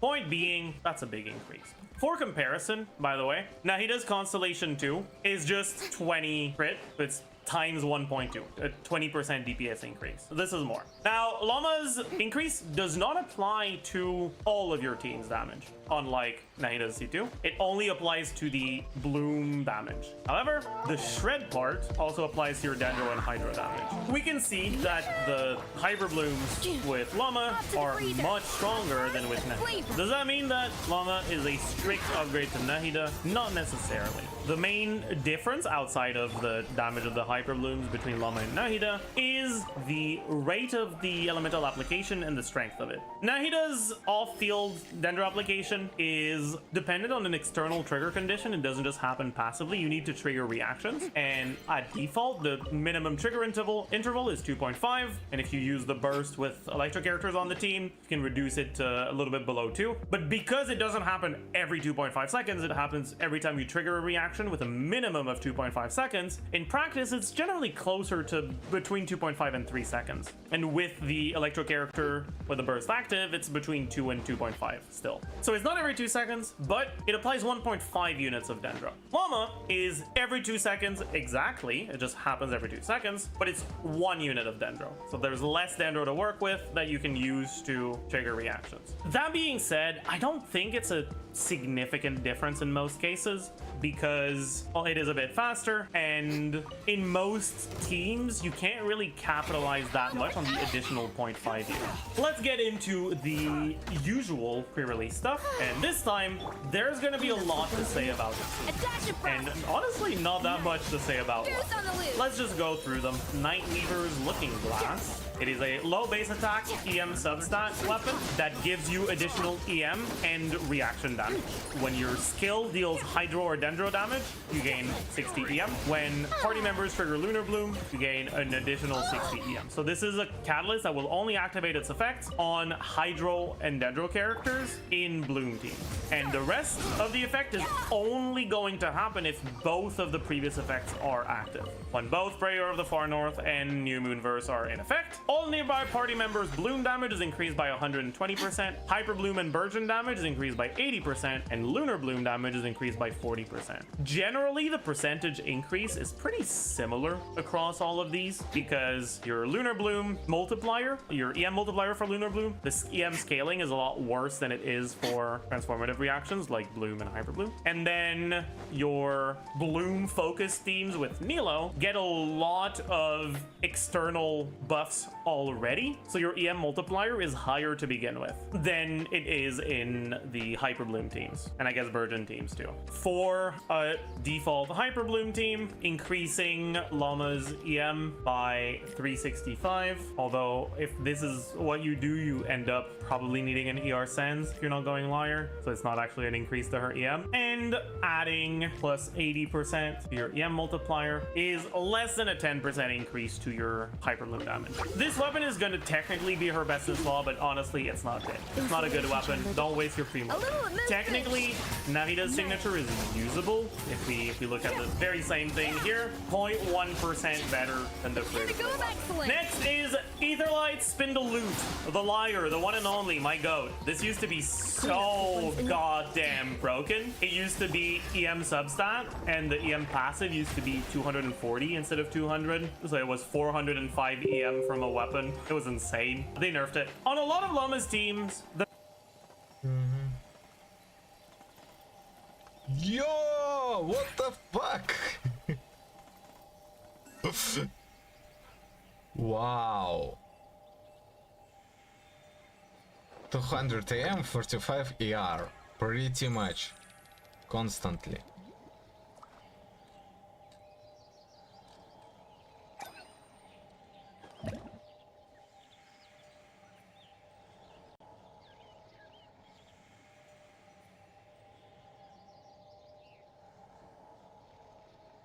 The nerf wasn't that big because if you are not in a team that is running really good particle generation, she has actual ER requirements, and if she has actual ER requirements, the ER substat effectively lets you run EM Sans, but if you don't have ER substats, you generally need ER Sans instead. So an ER substat and an EM substat would basically be the same. But in teams where her ER requirements are lower, mainly in Nilo teams that generally run double Dendro and have flexible rotations, losing the EM substat and getting ER instead was a very unfortunate outcome. In any case, it's still a good weapon on her. Right? 200 EM from a passive is quite good. That's pretty much what you get from a substat on a low base attack weapon. Right? This is almost as much EM as what you get from Sack Frag. And then on top of that, you get a lot of energy. And finally, we have the Black Marrow Lantern, 221 EM, low base attack, same stat line as Sack Frog, and it increases Bloom and Lunar Bloom damage. The increase on Lunar Bloom damage is 24 if you're not an Ascendant Gleam. It's double if you are. Generally, this weapon is not what you want to use unless you're an Ascendant.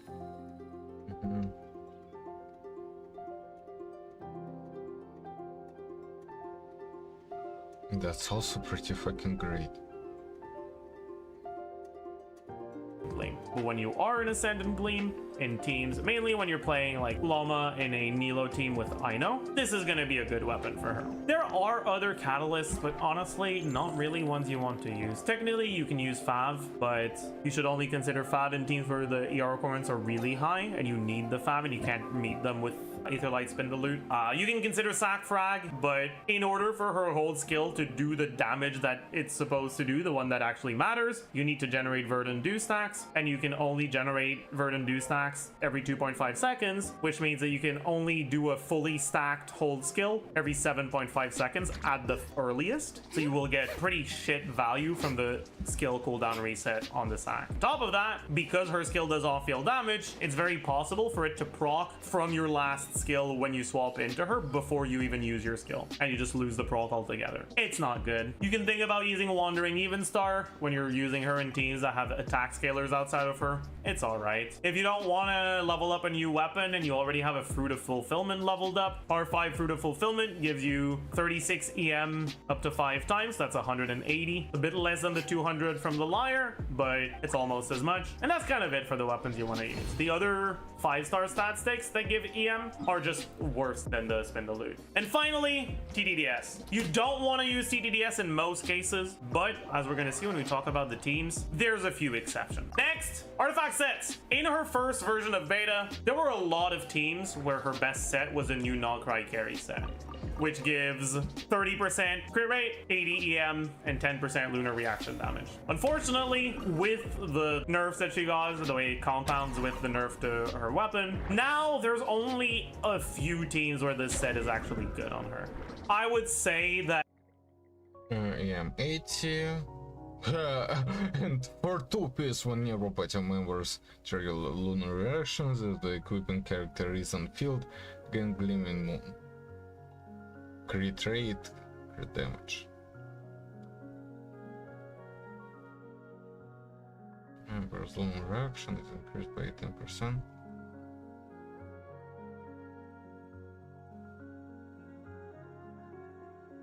as a general rule, this is not really worth thinking about. There's going to be a couple teams here and there where it's ever so slightly better than having one more support set on the team, but generally don't bother. So the actual sets that you want to consider for her are Deepwood, Serenade, and then Gilded Dreams and Night of the Skies. You don't really want to think about using the Flowers of Paradise Lost set because the way that her damage works, at least for the Lunar Bloom damage, it's damage that is increased by her EM multiplier, but it also directly scales with Elemental Mastery as a stat. In other words, what's happening in the formula is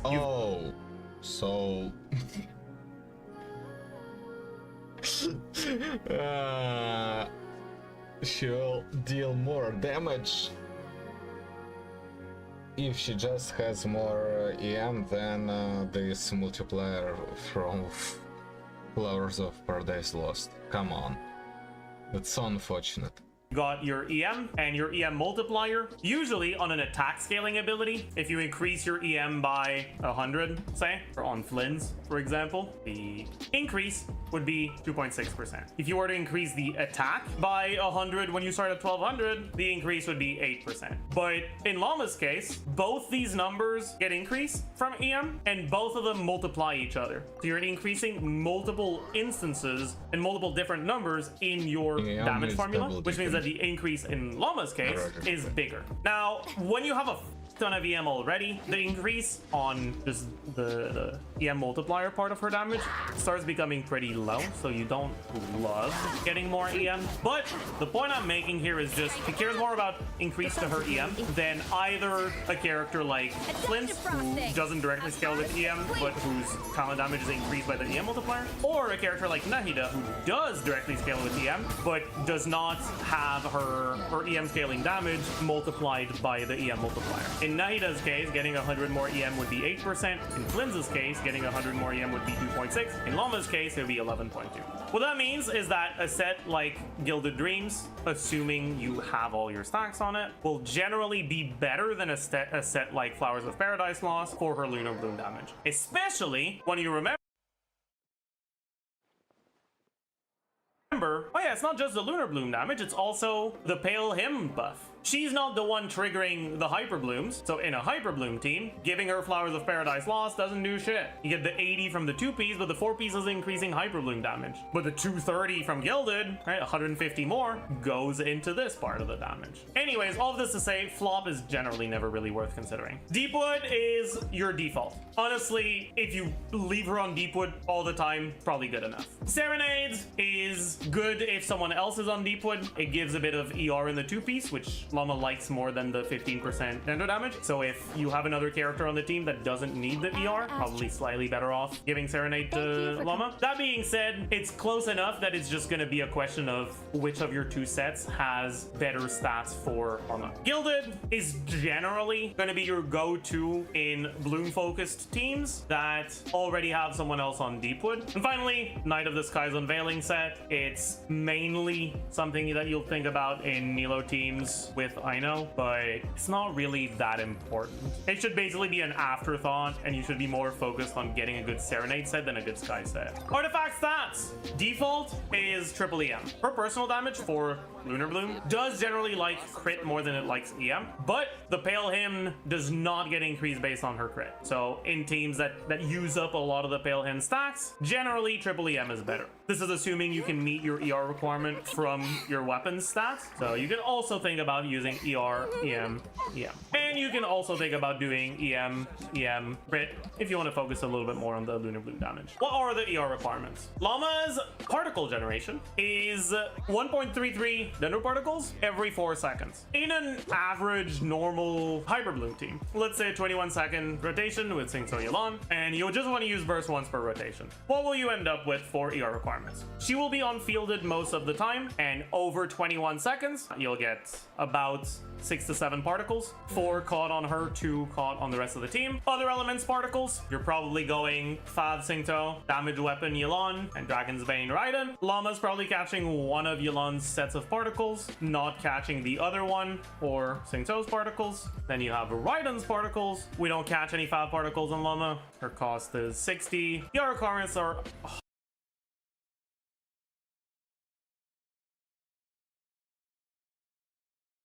Yes, come on, we're loading so slowly.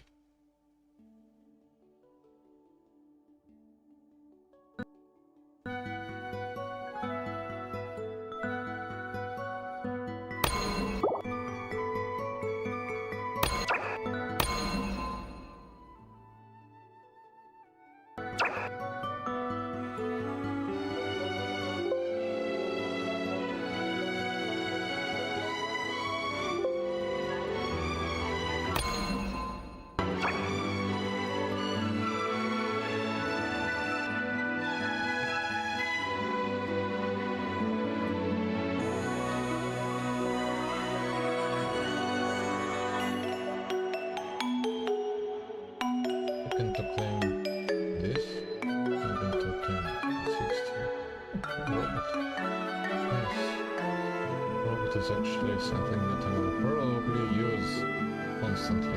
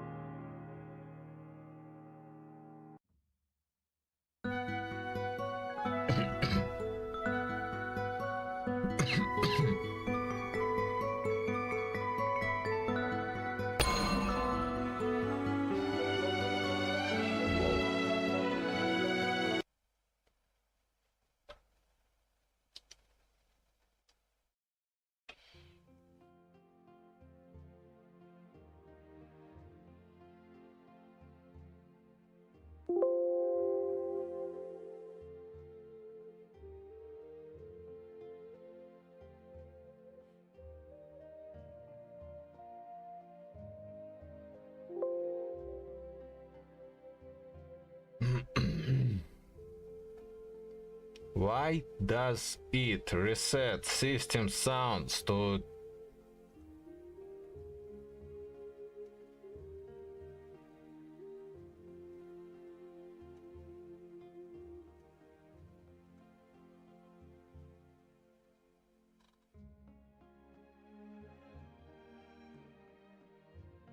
Can I just...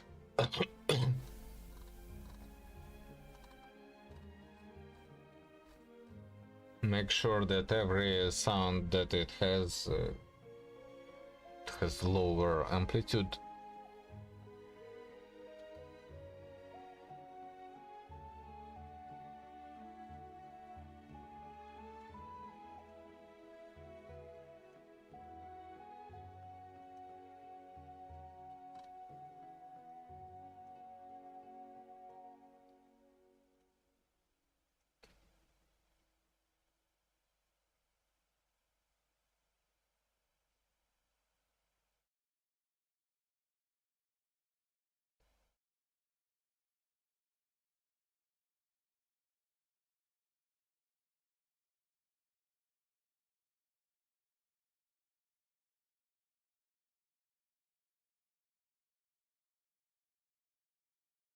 This is so weird.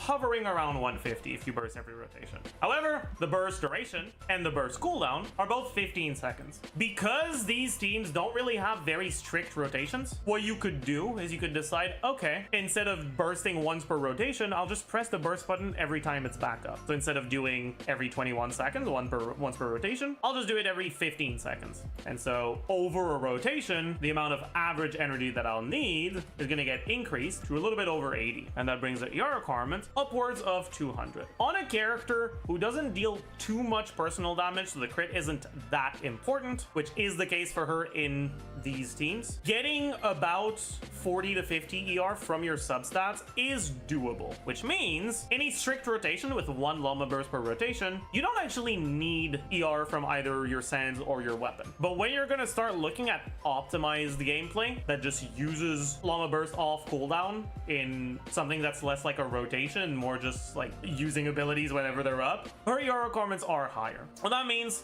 is in these teams, ER is good and you should get at least some, but as long as you have the 150-ish or higher, additional ER just effectively is converted to a bit more burst uptime, and it's good, but if you don't have it, you're not in a bad spot. Now, it's not going to be exactly the same in each team. There are going to be teams where your rotations are longer, so your ER requirements are lower. There are going to be teams where your rotations are shorter, so you will always use the burst once per rotation instead of using it off cooldown in longer rotations. There is also going to be teams where the burst doesn't do shit and you don't use it. But as a general rule, just keep in mind somewhere between 150 and 200 and press the burst button when it's shiny. And now we talk about the teams. And boy, is there a lot to say about Llama's teams. The reason for that is mainly because of her shred. The fact that Llama gives 25% shred at talent level 10, that's both Dendro and Hydro, means that she is not limited only to Hyper Bloom teams. Let's start with Bloom with Nilo. Bloom with Nilo is getting a massive buff. Nilo teams are doing the large majority of their damage through Bloom reactions. That means increasing your Bloom reaction damage by about 50% is just an outright team DPS increase of about 50%. On top of that, Llama actually has a more personal DPS in Nilo teams than Nahida does. C0 everything Llama Nilo probably beats C2R1 Nahida, C2R1 Nilo. The one potential issue here is you're kind of shitty here.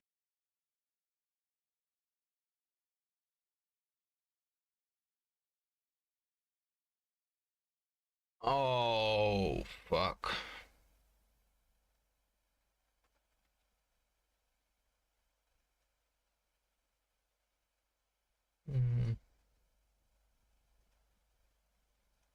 healer options in Nilo teams, but that's already the case in normal Nilo teams, but people don't tend to notice them that much because no one plays Nilo anymore. The incoming damage from your self bloom in a team that has the trigger character for blooms on a full EM build is generally pretty high, and it generally outpaces the healing you can get from most healers if they're built full EM for bloom damage. Does that mean you'll die? Not necessarily. Characters burst and dash high frames can dodge incoming bloom damage, which means that well-optimized gameplay can survive even if you only run one healer on a full EM build like Kokomi. But it'll be a lot harder. That's why most people who play Kokomi in Nilo teams still just run her on the normal build. Maybe on sack frag instead of the usual weapons, but still on a healing focused build, maybe with 1 or 2 EM substats, but at the very least healing bonus on the circlet. That problem stays the same with Loma. If anything, you'll end up with a little bit more EM on your triggers generally, so it'll be a little bit higher self damage. So you'll still have that potential issue of needing to, or not being really able to build full EM on your triggers. That being said, it's kind of alleviated by Loma. The more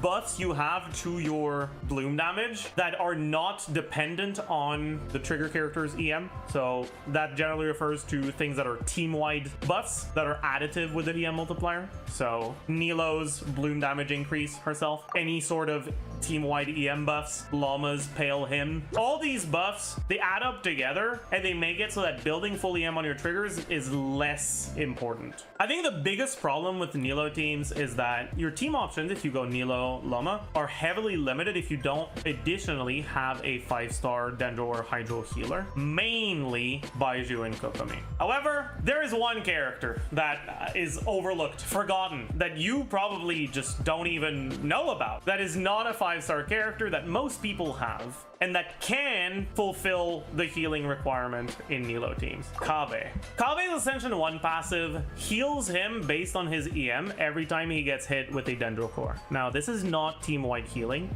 It only applies to him, which means that if you don't have healing on anyone else, your other 3 characters will slowly but surely end up dying if the fight takes too long. However, you can offset that with Prototype Amber on Loma or on another Catalyst on the team, and Kaveh's self-healing easily outpaces the self-damage from Bloom, as long as you have his C1. If you don't have his C1, it's a little bit more difficult, because the C1 gives you a lot of Dendro resistance and healing bonus, which helps so much for survivability through Bloom self-damage. Will the Kaveh teams be better than the Baizhu or Kokomi team?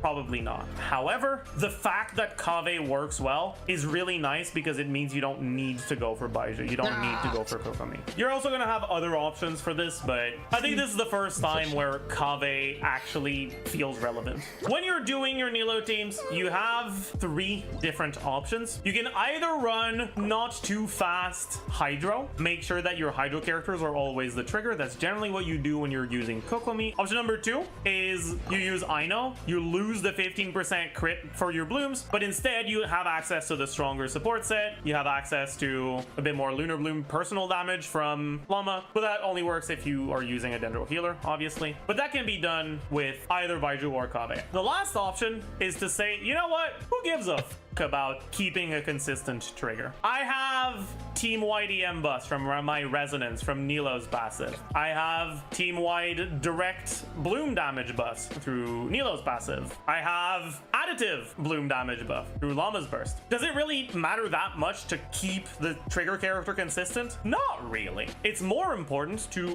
get a second bloom than it is to make sure that the bloom you're getting is from the right character. Let's actually math it out. Your average bloom heals about 50k here. Your average bloom on a character that is not built full EM, it's like 2/3. Getting 2 blooms on a character that is not built full EM is better than getting 1 bloom on a character that is built full EM. That's because we're getting a lot of different sources of bloom damage that is additive to the EM multiplier. So what that means is that for your Nilo teams, you now have a third option that is actually quite good too, which is drown the enemies. Put this info in the bag though, bro, of just giving up on trying to have a consistent trigger and just using Singso because he's by far the highest Hydro Up in the game. You can do that with Kabe, you can do that with Baiju. You can probably do that with Yao Yao, but your Dendro Up is probably a little slow with that. Before we move on to the next team, I want to just give a bit of context for how strong they're going to be. Well, it's really hard to properly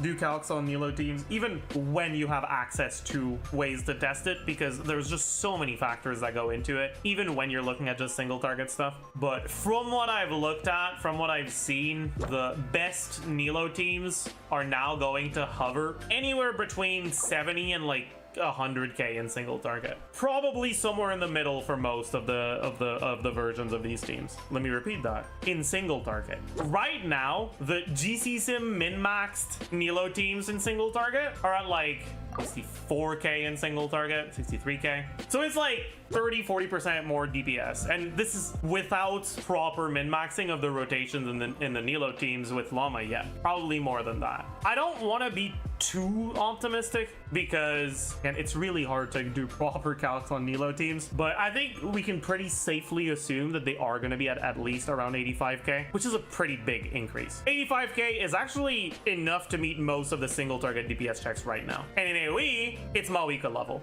If you're an Elo player and you're pissed that your favorite character has been dog shit for the last like year and a half, rejoice. Nilo's coming back. Does that mean that you need Nilo for Llama to be good? No. I'm gonna be so real with you guys. In my mind, Llama is at the very least competing for the title of best support. She's definitely the strongest character getting released in 6.0. Nilo is far from her only option. So let's talk about the next option, which is just normal Hyperbloom. Hyperbloom, just like Nilo, is getting a pretty massive buff. All of the Llama buffs together, plus Llama's slightly higher personal damage over Nahida in a Hyperbloom team, generally represent a team DPS upgrade of somewhere between 30 and 40%. Now, Hyperbloom nowadays isn't considered to be that strong. It's still a good team, but a lot less popular, and it doesn't quite compete with the Natlan carries. With Llama, oh, it's coming back, man. Hyperbloom is coming back. Obviously, Hyperbloom still has the same property of being an archetype that peaks at a very low investment, gets close to its optimal artifacts DPS output with fairly low investment, and doesn't increase that much past that. At KQM standard, which is generally a bit lower than what most people have on well-built characters, that's obviously going to mean that Hyperbloom teams are a little bit favored. But the difference between KQM standard and your expected artifact investment won't actually lead to that big of a discrepancy in team power unless you're a Omega Whale. Honestly, at KQM standard, these Llama Hyperbloom teams are going to be closer to Skirk and Mawika than they are to like Kanich. But at higher investment, some of the teams that are below Hyperbloom with Llama will catch up a little. From what I've looked at so far with the assumptions I have, Llama Hyperbloom is somewhere in between Verissa and Skirk in terms of DPS. At really high investment, Verissa probably catches up, maybe goes slightly ahead, but characters that are below, characters like Kanich, like Chaska, probably don't catch up unless you go for constellations. Actually, let's talk about them before we keep going. This is the worst C1 we've seen in a long time. Llama's C1 effectively just gives her a bit of healing. Technically, this can mean that you won't need a healer anymore in your Nilo Bloom team, but the problem is needing to use a healer isn't that big of a downgrade.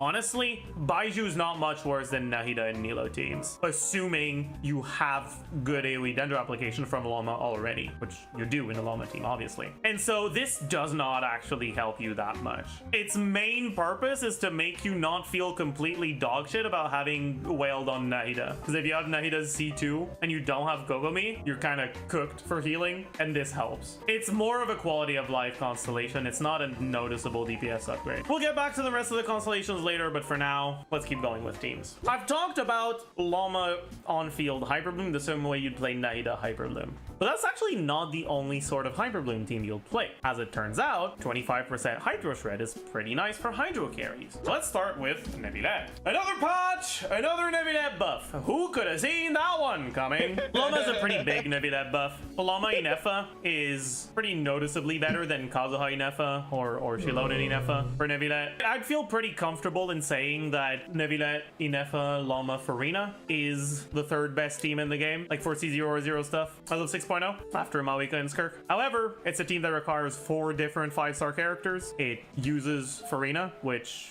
weakens your Skirk team. It has very spread out damage profile, which means it doesn't scale that well with any of the constellations or signature weapons you can get. And so just in terms of how appealing it is, especially for a new player, it's pretty low priority in my eyes. But just in terms of performance, pretty damn good. Definitely gonna be Nevidet's best team. But why is it that it works so well for Nevidet? I don't want to spend too much time explaining gauge theory stuff, but usually if you hit an enemy with Dendro when they have Hydro on them, that means that one Dendro application is giving you 1 bloom, and that is it. But when you add Electro into the mix, things change.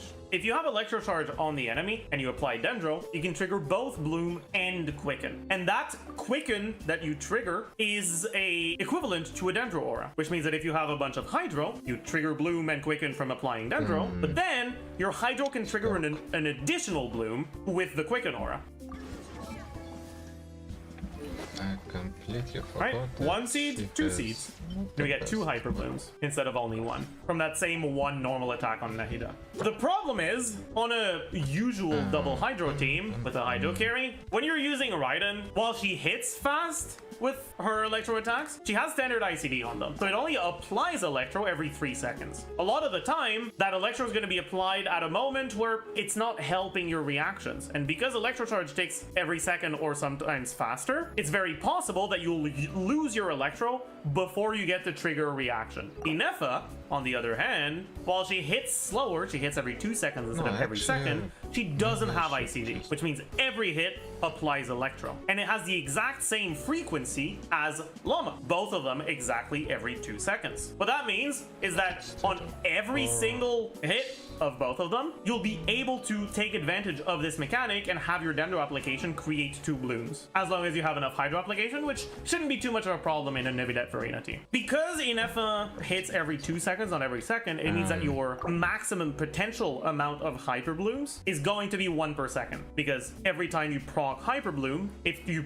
trigger it on more than 2 seeds, you still only get 2 instances of damage. So 2 per 2 second is 1 per second. That doesn't go above Inefa's highest possible triggers. In other words, Inefa's slower application in a team where you do not on-field Llama, where she's just off-field, doesn't matter because you shouldn't ever really have more than 2 seeds. And the fact that you will generate 2 seeds instead of 1 more reliably actually means that the Inefa team will trigger more Hyper Blooms than the Raiden team when it comes to on-field Hydro characters with Nevidet. Unfortunately, you also lose 15% crit rate because you're now in Ascendant Claim. But in exchange for that, you do get all the alternative upsides. You get access to the new support set, Lunar Bloom damage on Llama, the Lunar Charge damage on Inefa. In any case, good team. This is also going to be the case for other Hydro carries, so Ayato, Kokomi, whatever. It's the same stuff. They're not going to be as good as Nevidet, but it'll work. But there's actually another Hydro carry that can work with Llama. So let's talk about Molani.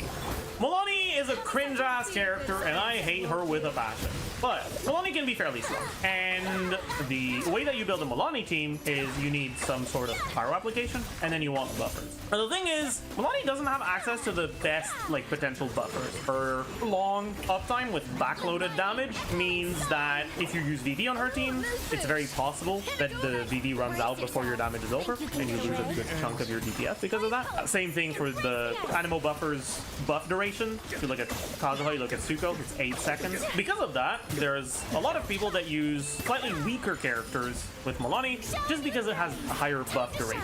If you look at Molani teams on GC Sim and you skip past the teams that use Tsuko, and you look at the C0 stuff, what do we have? Candace for resonance plus damage percent buff. Shiori, funny, but okay. Or Candace, Nahida with Yelan, using Nahida to make sure that we can still maintain pyro and burning uptime on the enemy for your bait without needing really fast pyro from Sherling or something. Well, as it turns out, in a team like this, Llama is just better than Nahida. Llama effectively does the same thing, but doesn't need to use a 3-second movie length animation. Now, this specific team is a team that doesn't have a healer and has burning self damage without without Imidi's burning resistance. So it's kind of sus. But the point I'm making here is just Llama is actually going to be one of your options in Milani teams. Would I recommend pulling for Llama to improve your Milani teams? No. Llama's best team will not include Milani. Milani's best team will not include Llama. However, if you end up going for Llama, there are going to be situations where maybe the content favors using burning, like Lava Dragon or something like that, and Llama is actually a good option for you. The 25% Hydro resistance shred is actually just enough to make her pretty good here. Another nice thing is that unlike Nahida, Llama's skill duration is only 15 seconds. And you might be thinking, what do you mean a nice thing, only 15 seconds? Because as it turns out, Nahida's very long skill duration can make it difficult to properly get the right buffs on the second rotation. Scrolls will only buff the elements that are involved in the reactions you trigger, which means if you can apply Hydro as an aura, your scroll support won't buff your Milani. And it's difficult to apply a Hydro aura through Nahida. 1.5U Dendro that lasts forever, you're never getting a second Hydro Crystallize with Shilonen or something like that. With Llama, it can, because the Dendro just expires after a while. Anyways, all this to say, it's gonna be pretty good for Milani. Next, I want to just quickly mention like 4-star only Hyper Bloom stuff with Llama. It's not actually 4-star only, but like only using 4-star support. The biggest problem is that when you look at teams with Nahida Hyper Bloom with 4 stars team, and you look at the damage distribution, pretty low amount of Hydro damage, 35% Electro damage, 57% Dendro damage. If instead of Nahida you use Llama, this 35% Electro damage does not get increased. And it's 2/3 of your team DPS that actually benefits from the Llama buff. Compared to the actual optimal Nahida teams with Hyper Bloom right now, which are the ones that do this. We're not looking at the actual DPS number, just at the damage distribution. That have 67% Dendro damage, 29% Hydro damage, 4% Electro, 1% physical. That means 95% of the damage gets increased with Llama's buff. In other words, the strong 4-star variations of Hyper Bloom teams don't get increased as much from Llama as the actual strongest ones. Creates a situation where, because Fischl's damage doesn't get increased in optimal 4-star Hyper Bloom stuff from getting Llama, I'm not sure if Fischl is going to be the best last slot. I think it's very possible that the best last slot ends up being something like either a C6 Candace or maybe another Dendro just for the Dendro resonance, yes. Or you could ditch the Kuki and do Fischl Sucrose, or even just Kuki Sucrose. I kind of expect that to be the best option, especially because it'll be easier to proc VD when you don't have to deal with the 1.5U Dendro application from Nahida. It'll be easier to end up with a Hydro and Electro Aura on enemy for Sucrose to swirl. Okay, next let's talk about the Electro carries in the Hyper Bloom teams. I think they're basically separated in like 3 categories. The ones where you just don't want to even think about it, characters like Marissa, don't bother. And then it's the ones where Hyper Bloom is already their best team, so it's going to be a pretty big buff to their Hyper Bloom teams, and therefore a pretty big buff to them. And there's the ones where Hyper Bloom is just one of their team options, and so it's not going to be a pretty big buff to any of their options. It might end up giving them a Hyper Bloom team that's as good as their current teams, but it's not going to be an actual increase to their power. So that's characters like Clawline. Clawline's good Hyper Bloom teams don't actually do that much Hydro and Dendro damage. A lot of it is Electro damage from Clawline herself, from Fischl, and so because of that, the buffs from Llama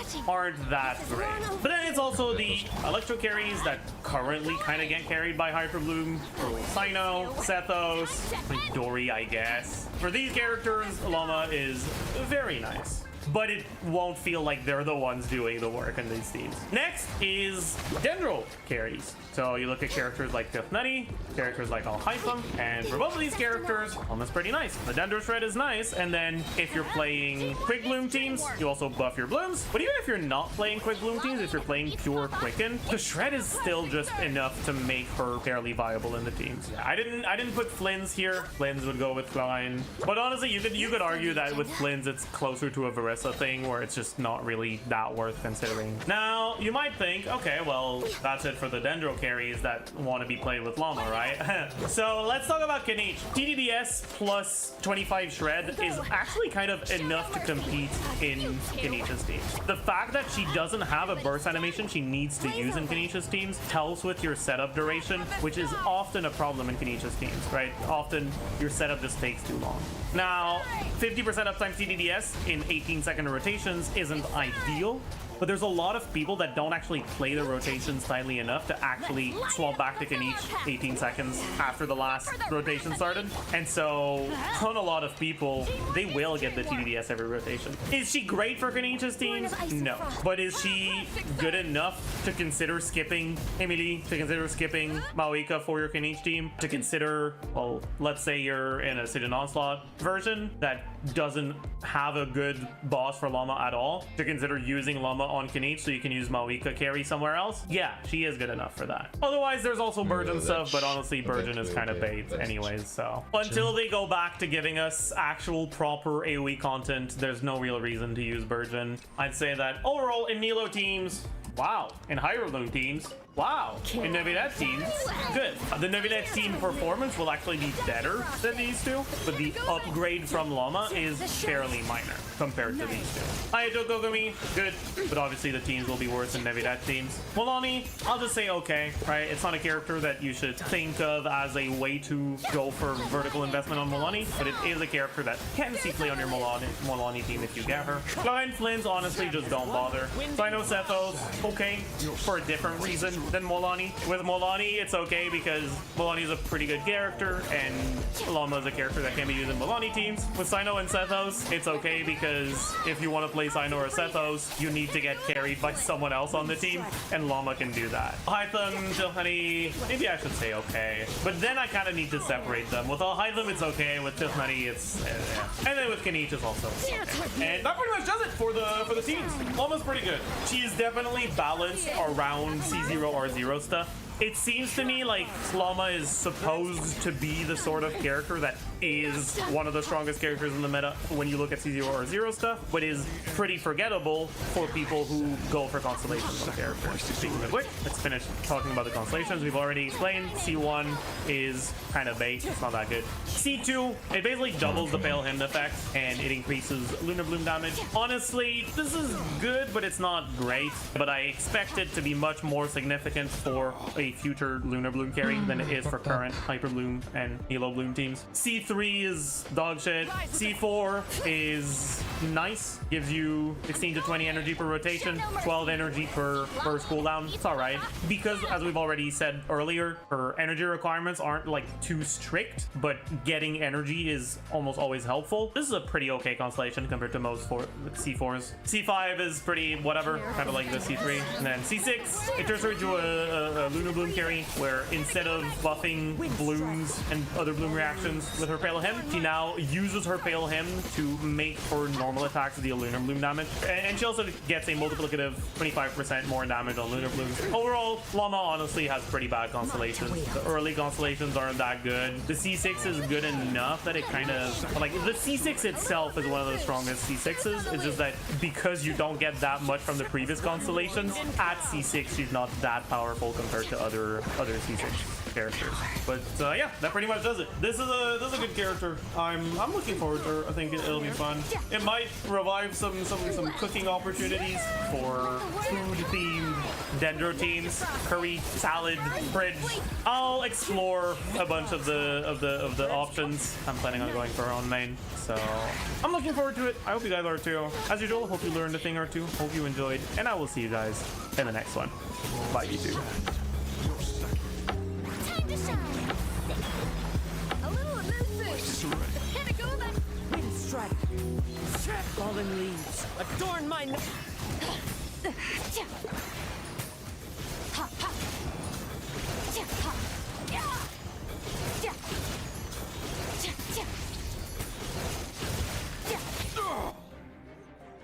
Probably should have used just ult. Burn it down. Suffer the wrath of Eastleigh. Get to work. Everybody stand back. Light of the blazing sun.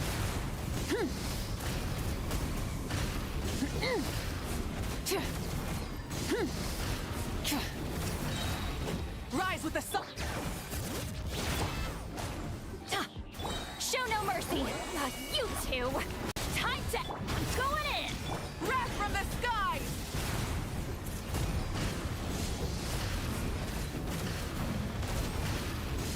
Try and stop me.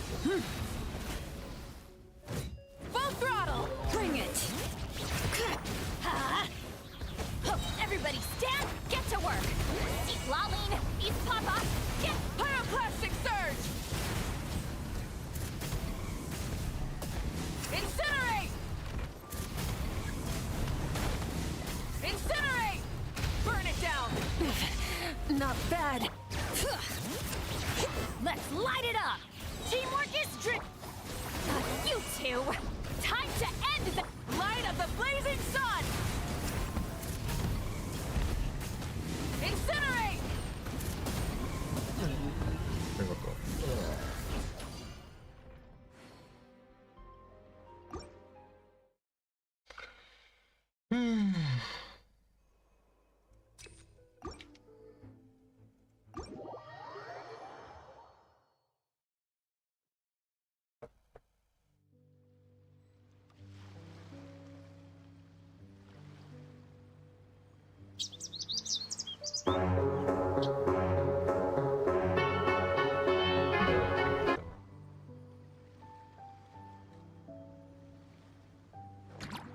Second Stone Age. Welcome to Slop World.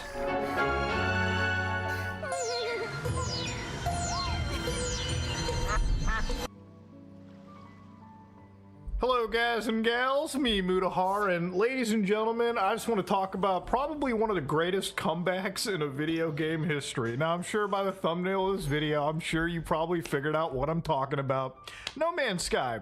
Apparently the number you're seeing here is probably the highest player count this game has had since the actual launch of the game. Now normally, you know, a video game kind of starts off strong and just tapers off, but No Man's Sky is a little bit different. Now, to give you some context, I love space games. I'm a space slop enjoyer. You know, if you give me a game about flying to space, that's pretty much all I need, okay? I'm already half pitching a tent just thinking about it. I played every single space game that's pretty much come out. Elite Dangerous, Star Citizen. I even played with some EVE Online, then I got really into using Microsoft Excel for a while. And then, of course, No Man's Sky. Now, No Man's Sky, I think we all know, has had a pretty troubled launch, okay? We all know the story 9 years ago when this game dropped. Almost 10 years. We're getting old. No Man's Sky had probably one of the coolest release trailers. Like, this is one from E3 2014. I remember watching this with Amaru and Kyle, and I was pitching a tent. I was excited. I was ready to experience a space slop game.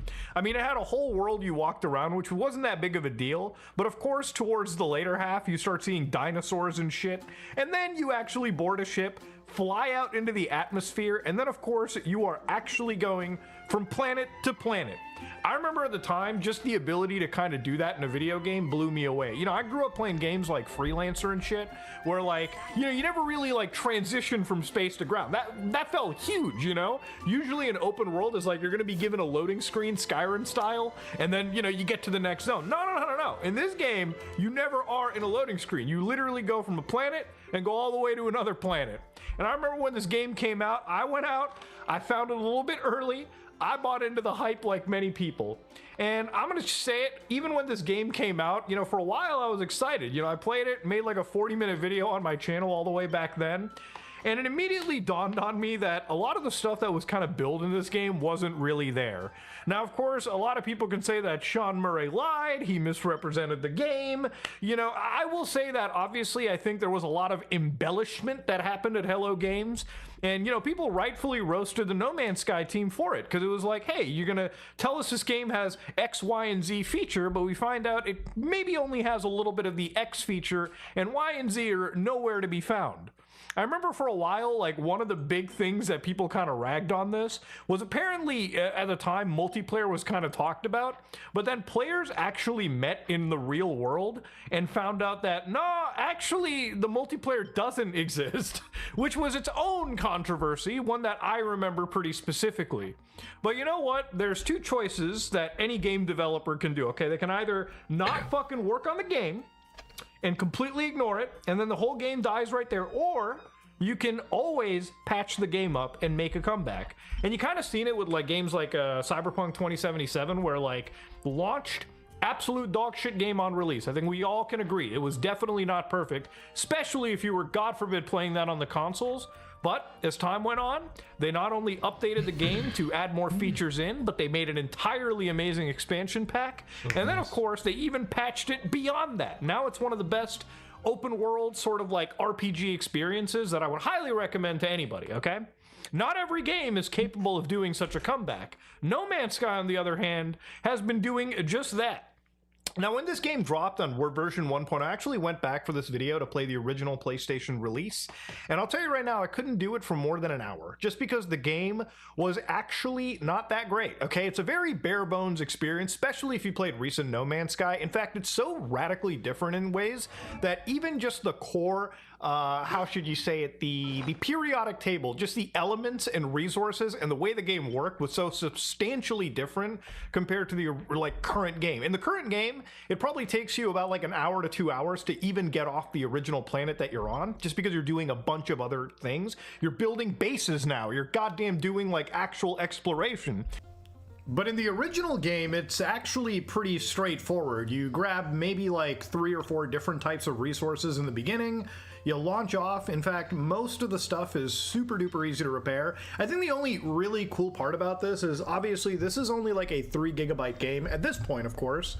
And to me, it's still just cool that you can at least render this infinite galaxy. I mean, it procedurally generates as you go locally on your actual system. And again, compared to like other space games, a lot of these, you know, exploration focused games, you know, aside from like Starfield, are very much relegated to, again, being live services connected online. And that's the one thing that I've really appreciated from like No Man's Sky into it. But again, this is not a very deep and engaging game in the 1.0 phase. In fact, the objectives very much are just haphazardly put together. You really are just going to new planets and you're going to sort of the same buildings over and over again. And, you know, as far as the space races are considered, the space stations, most of these areas are very, very bare bones, obviously because this is the 1.0 version of the game. So, you know, if you were somebody playing No Man's Sky as it released, you might look at this and just go, yeah, this game isn't exciting, okay? A lot of the features that were advertised don't really seem there, and here is where it just feels kind of like a proof of concept for his infinite sandbox space exploration game. These are procedurally generated titles, so basically the luster for the fun kind of dies, especially for the original like 1.0 version of No Man's Sky after like 3 hours. It is basically like if this game was made by like a AAA studio today, I could imagine all the insane AI integrations that they would put into the title. This was AI Sloppenstein before AI Sloppenstein became a thing. So that's pretty much where the original kind of resided. Now, obviously, if you look at the update list for No Man's Sky, 1.0, then they've got Foundation, Pathfinder, Atlas Rises, Next, Abyss, Visions, Beyond, Synthesis. Every single year, there's been a huge expansion release for this game that always has me coming back. And the thing about the expansions over here is normally I think any game company could probably charge you like maybe 20 bucks, 15 bucks, or like charge you a battle pass each year for access to this content. But for some reason, and good reason, they've been doing this shit for free the entire time. Now, these guys have another game coming out called Light No Fire, so I imagine that a lot of the updates that are presented here are all stuff that they're doing in preparation to launch their next game that they definitely don't want to have a fuck up on. And I'm not joking when I say like big updates, like this is 6.0, but again, when you really look into it, it goes beyond just having ships. They also integrate like deep space exploration, and again, like actual habitats that you can bring your friends with inside. So again, these big ships are more than just big ships. They're actually like, you know, gameplay changes. And I think that's a pretty important deal about it. You can scroll down just to patch notes over here. I mean, we were talking about multiplayer a little bit earlier, but the multiplayer is alive and well, and it's probably the best it's been for years now. New missions, new everything, and again, the reason why it's so tough to make a video on this as well is because if you just look at the updates for this, right, the amount of patches that have been released, you could be working on something for like a month, and then of course, within like, you know, as soon as you're finished the video, they'll announce like another massive update, like Worlds. Worlds was a 2-parter update that I was absolutely involved in, and like just completely thrown, you know, I put everything aside just to play this stuff, and I was blown away that, again, it was all added entirely for free. So the reason why people are like signing up to play this game again is because Hello Games launched another massive expansion called Voyagers, which has added a new entire feature. It's extended the space stations, and it's finally allowed people to have like Corvette class ships. So stuff that you're seeing like this, usually ships were like one-person affairs. Now apparently the entire community has been building the fucking Normandy, the Pillar of Autumn, like crazy ass designs, and something that you would be seeing in other games as a paid expansion once again makes it here entirely for free. When they added base building to the game, players were making bases which had like complexity sizes like this. This is Bastion, for instance, where again, this is a suspended like city that you can go to, where again, somebody put this base together that you, the player, can go to right now and explore in your entire journey. And again, this is where the community really comes in clutch for this game. I have never seen a more friendly gaming community than No Man's Sky. 4 months ago, one post came from a Reddit account called SpiritedAd3028, and this guy posted a planet that he was about to die in. This was a permadeath save, where he landed on the wrong planet. He's on a very tiny pillar surrounded by deep ocean. He's out of launch fuel. They've got no resources. They will survive a few seconds out of that ship. Now, what did the community do after this Reddit post went viral? Even Sean Murray, the guy was like, all right, I'm about to pour out a beer. But there's no reason to pour out a beer because the community came together and saved the guy.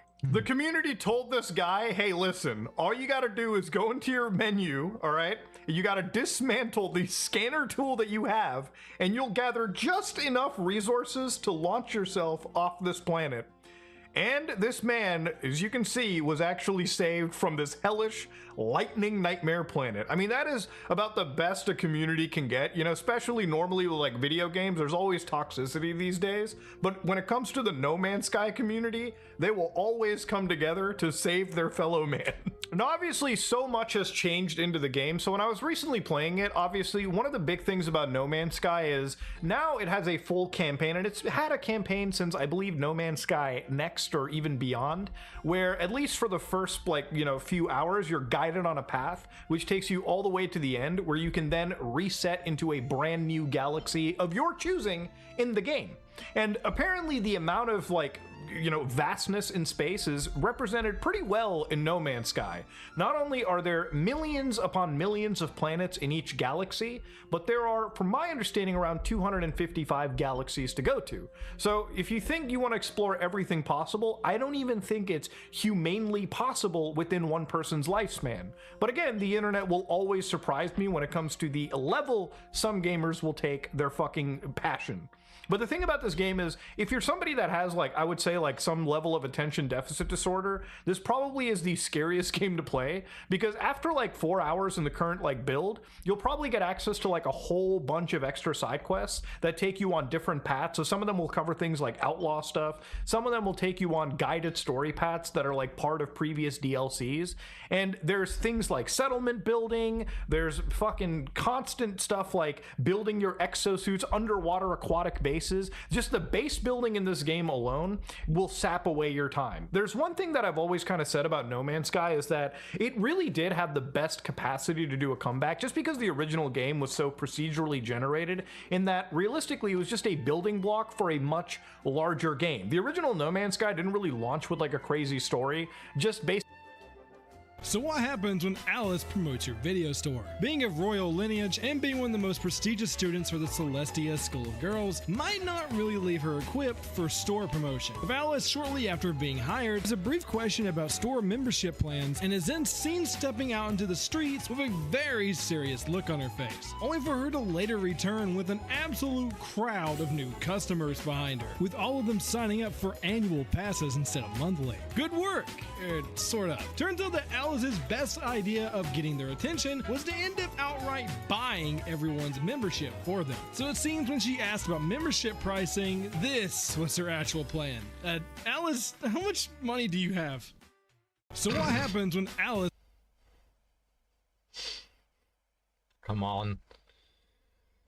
Poor Alice. Okay,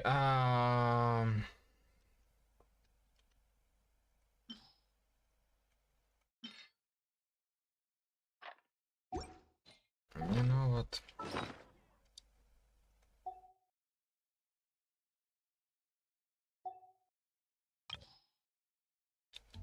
Not max level filter. Let's go for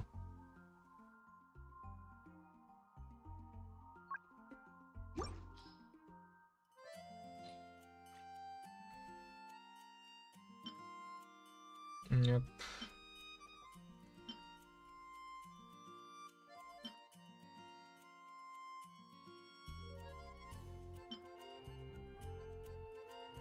Those two probably not necessary. It is for a fun build.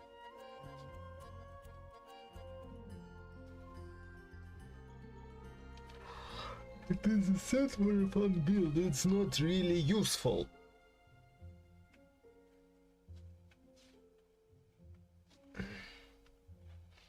Because it's not powerful enough.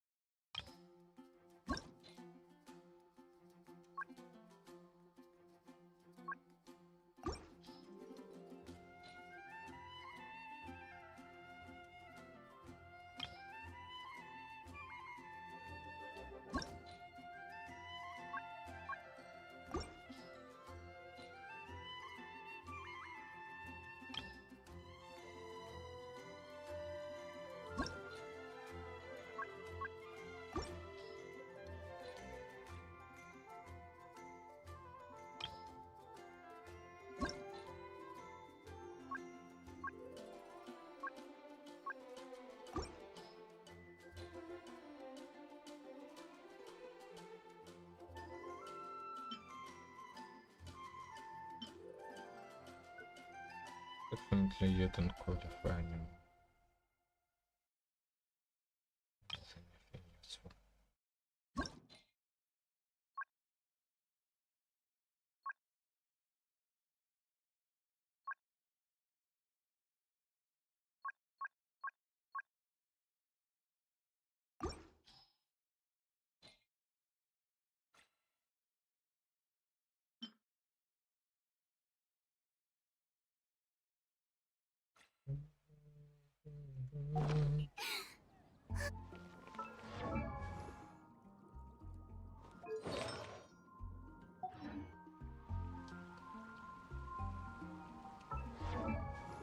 Give me Barbara.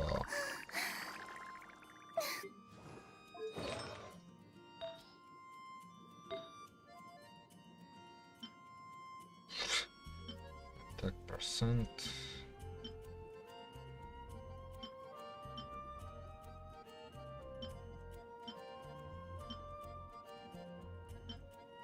Come on, give me energy recharge. Pretty fucking please. Go like this. And better use. Come on, air. Thank you. Thank you. 6.5. It seems. Which is quite good.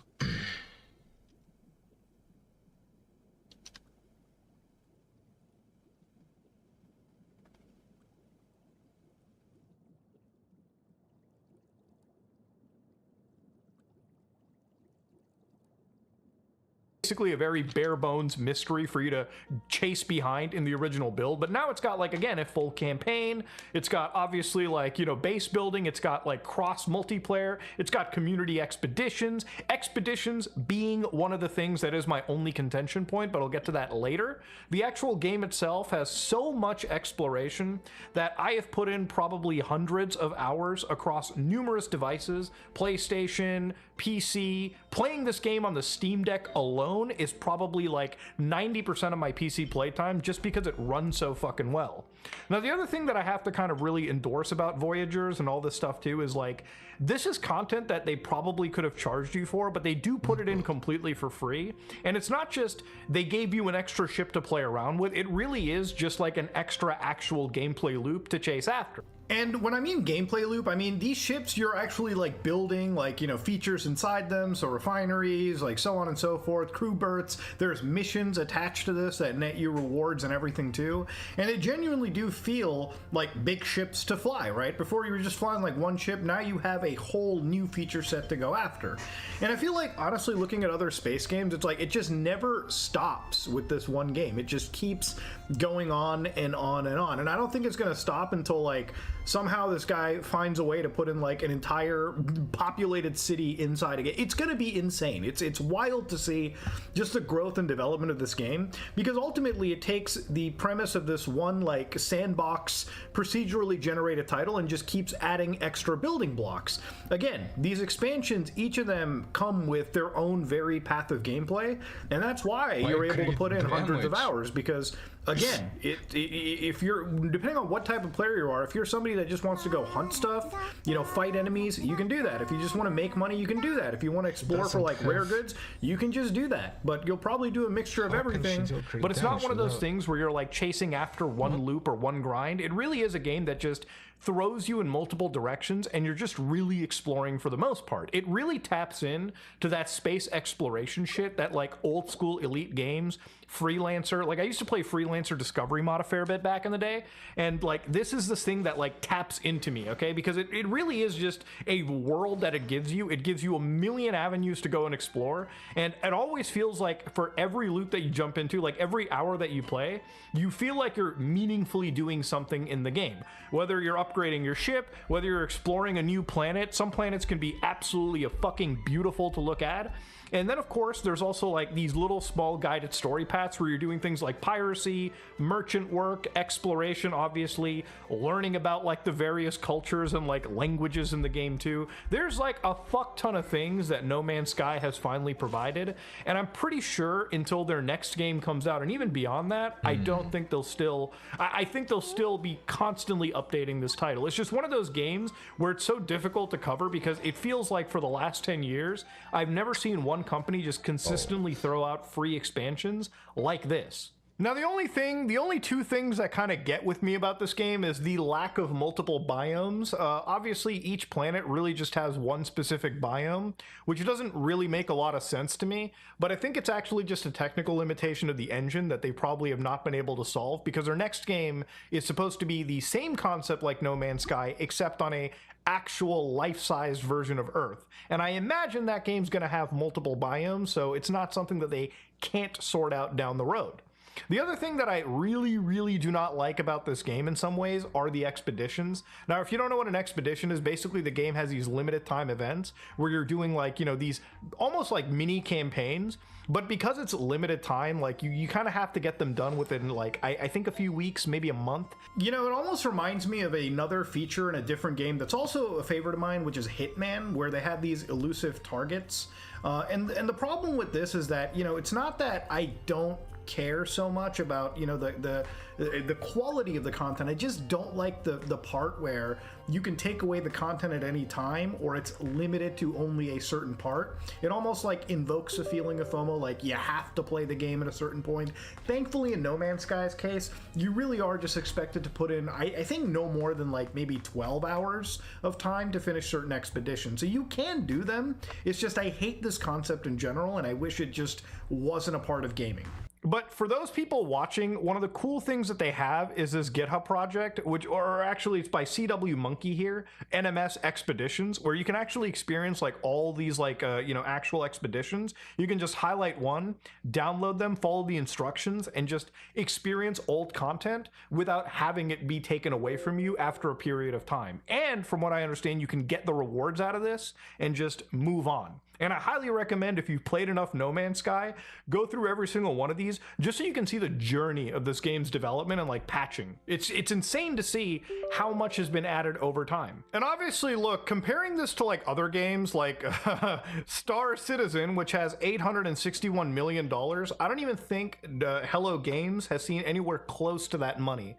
But the thing is, I feel like they've made probably the most accessible and perfect space exploration game. Comparing this to like Star Citizen or even like Elite Dangerous is not really all that good to do, just because those games are more simulation oriented. But in terms of raw features, it's kind of crazy to me to see like how much of an open world that exists and also runs without the connection to the internet even being needed. The fact that I can play this game anywhere I go on my Steam Deck without an online connection is just mind-blowing to me, because again, I know it's mostly procedurally generated shit. Like a lot of it is mostly done on my actual system on the fly, but I'm glad that this is like an offline friendly game so that at least versions of it are preserved. However, this game just updates so much that even if you buy like updated copies of the game, these copies get outdated before they even get released, just because they patch the game like absolute madmen. It's insane. No Man's Sky has had probably one of the best comebacks in video game history.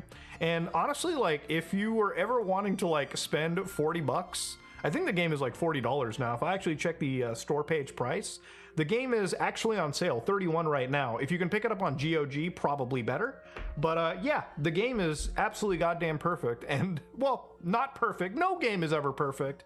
But if there was ever a space exploration game to recommend to somebody, especially one that, you know, didn't require you to connect to some live service, and one that also wasn't even completely released, this would be the one. It's crazy to think that in the fucking near 10 years that No Man's Sky has been out, it was hyped, released, panned, updated, and beloved, and games like Star Citizen still haven't even fucking come close to completion. It's insane to see. Ladies and gentlemen, this is me, Mutahar, and hopefully you like what you saw. I am out.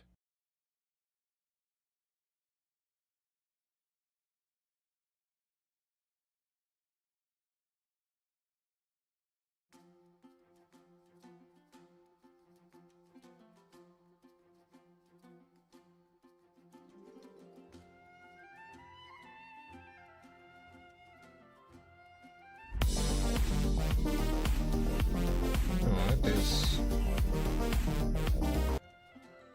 currently on the discount, and with the discount it's $760.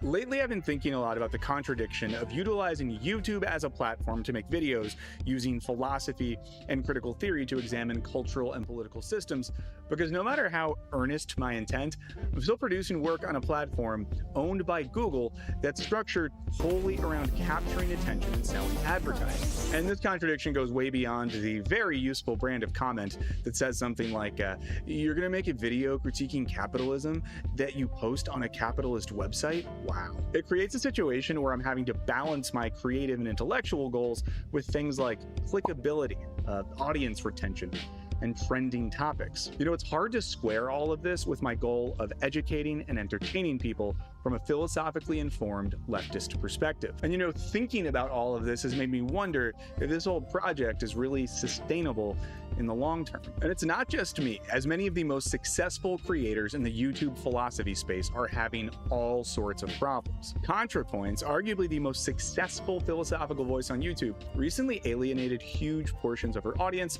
with a statement on the genocide in Gaza that made Miss Rachel look like Trotsky by comparison. Shout out Miss Rachel. And after a series of videos on Nietzsche that garnered both good faith and some very bad faith critique, PhilosophyTube released a video calling into question the very goal of making philosophic video essays. There's education and there's YouTube. And sometimes those things are in tension. Sisyphus55 recently posted a video questioning if he should even keep making video essays, which accompanied an earnest community post about the struggles to keep the channel going. And of course, my former employer, which spent a decade making videos using philosophy to analyze pop culture and society, shut down for very good reasons that I will not speak on any further at this moment. Seriously, that's it. Not gonna say anything weird about Canadian businessmen who are like if Albert Einstein and John Cena had a baby and then you let the baby run a company while drunk on maple flavored grain alcohol. But whether it's a lack of moral clarity, arguments over the depth of content, the economic viability of creating videos, or the crushing demands of the platform itself, it seems like the future of creating philosophy-based content on YouTube is increasingly uncertain. Now, this matters to me not only because I would very much like to keep doing this for my job, but because I think having lots of good content that utilizes philosophy and critical theory that's on the most watched streaming platform in the world is absolutely a good thing. So in this video, I'm going to break down the current landscape of philosophy on YouTube. I'm going to talk about what philosophy is supposed to be doing and how that contradicts with the aims of YouTube. And then I'm going to explore where I think the possibilities and problems are for the future of making smart stuff on this platform. While I'm going to focus mostly on explicitly philosophical channels, I do think that this discussion is relevant to educational and political content more generally. And because I am first and foremost a fan, I spoke to some of my favorite philosophy creators on YouTube about these questions. And I'm going to include some of those interviews throughout so you don't have to just listen to me talk the whole time. Okay, so there's a ton of channels out there that use philosophy to varying degrees, and of course lots of channels that fall under the RedTube moniker that rely on left-leaning philosophical concepts. And while there's not time to list every single channel doing philosophical analysis, we can get a better sense of things through a bit of digital cartography. So let's break things down into a few categories, shall we? Now, one category of philosophy YouTuber is what I call the professors, because these are former or current academic philosophers, usually with formal graduate school training, trying to bridge the divide between professional philosophy and entertaining videos. A related category is what I might call the star students. These are folks who either formally studied philosophy or maybe are still in school, or are just autodidacts who put their passion for philosophy into making very good content. Then there's the artists. These are people that use creative filmmaking and performance styles to make philosophy content. And then there's the skeptics. They're usually, but not always, English guys using philosophy to critique things like religion. One thing that I'll confidently say about all of these creators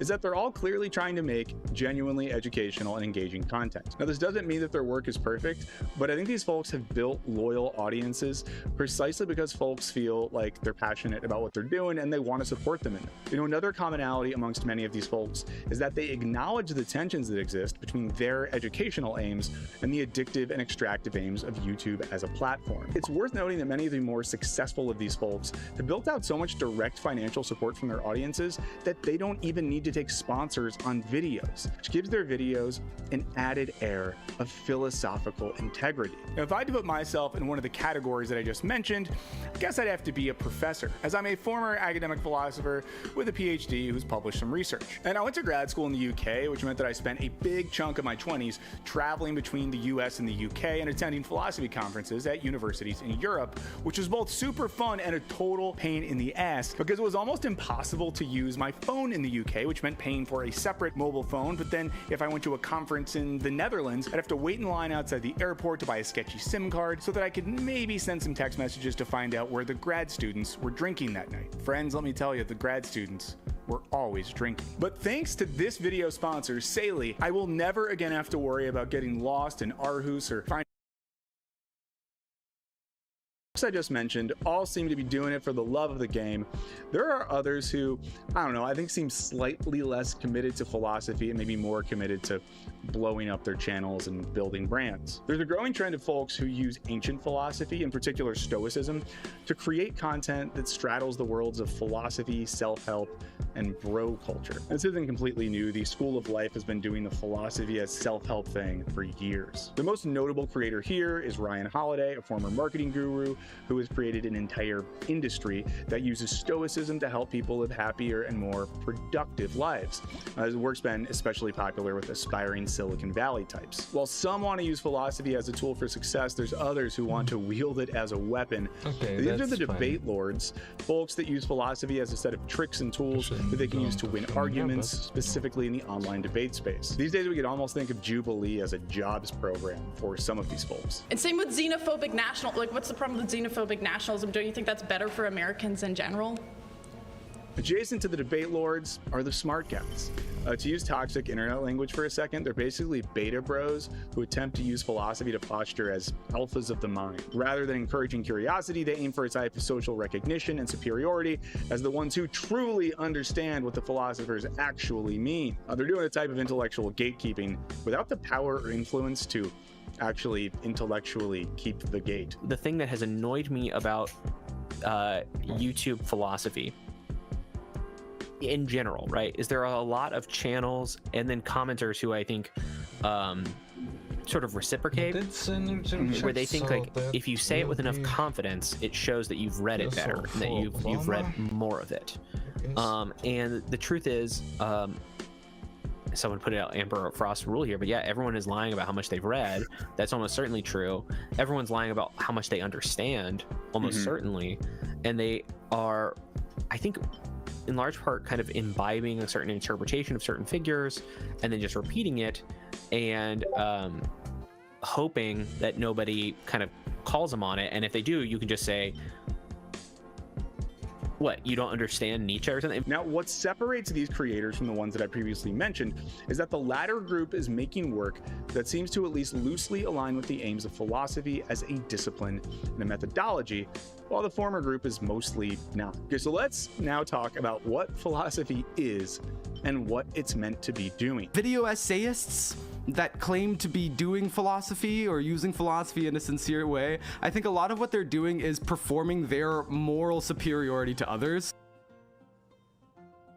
Material mental skills above hit opponents. Also, it doesn't. Target dangerous will be decreased. This faction will trigger the character is not on the field. So this doesn't need to be on a danger character. It's just that being a danger character makes it a bit more useful. Neat. And they're inviting the audience to partake in identifying with that moral superiority. I think that's the service that a lot of people's YouTube channels actually provide, is not giving tools or like educating or whatever. I think a lot of it is just people being on screen being like, hey, we're better than other people, right? And because you're watching this, that means you're better. Who said this? The thing is Brad Trammell. He calls it like literalism, like some kind of like aesthetic literalism, which is that, like, you know, I watch content that contains people being morally good, and because I watch that, that means I'm morally good.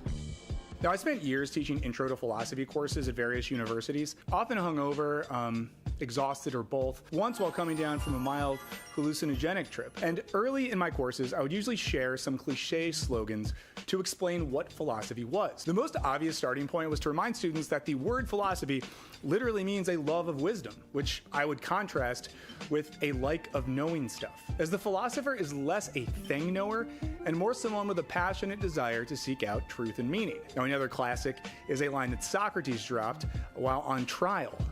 His version of, "If the glove doesn't fit, you must acquit." He said, "The unexamined life is not worth living." And I think that that line captures some of the human stakes of philosophy, as for Socrates, a life without self-examination and the examination of the world around us is one that's not even worth living. This is why Socrates also said that the point wasn't just to simply live life, but to live a good life. I'd often end my run through first day of philosophy class cliches with another line from Socrates: "For this is an experience which is characteristic of a philosopher, this wondering.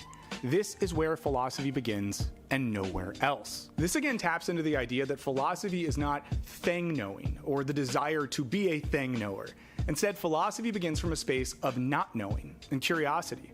Wonder is the affect that accompanies experiences we don't understand or can't fully make sense of, even though they're beautiful or compelling or even a little bit scary. And I think this is important to remember because wonder is more likely to create a sense of dialogue and community than the desire to know stuff or to be the smartest boy. I'll give you an example here. I recently saw one of my favorite bands, Wilco, play an amazing show in Chicago. And they played this song called Quiet Amplifier, which is a weird ambient noise track that they've barely played live before. Now, up until that point in the show, I largely kept to myself, but during Quiet Amplifier, I ended up connecting with some other fans around me in a shared sense of wonder and delight. And none of us were saying, actually, this is the first time they've played this live in Chicago.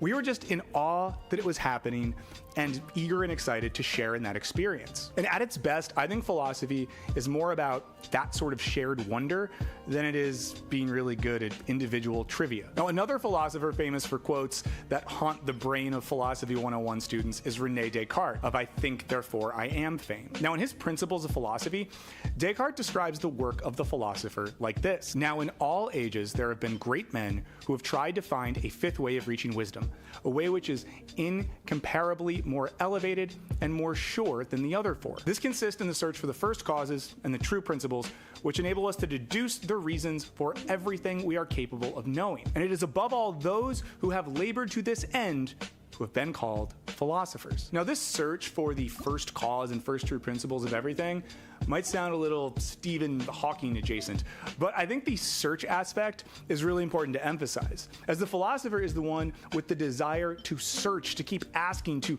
keep digging deeper. Think about the curious child who keeps asking why when you're trying to explain something to them. I think often they're doing that because they're trying to dig deeper and get down to some first cause or true principle.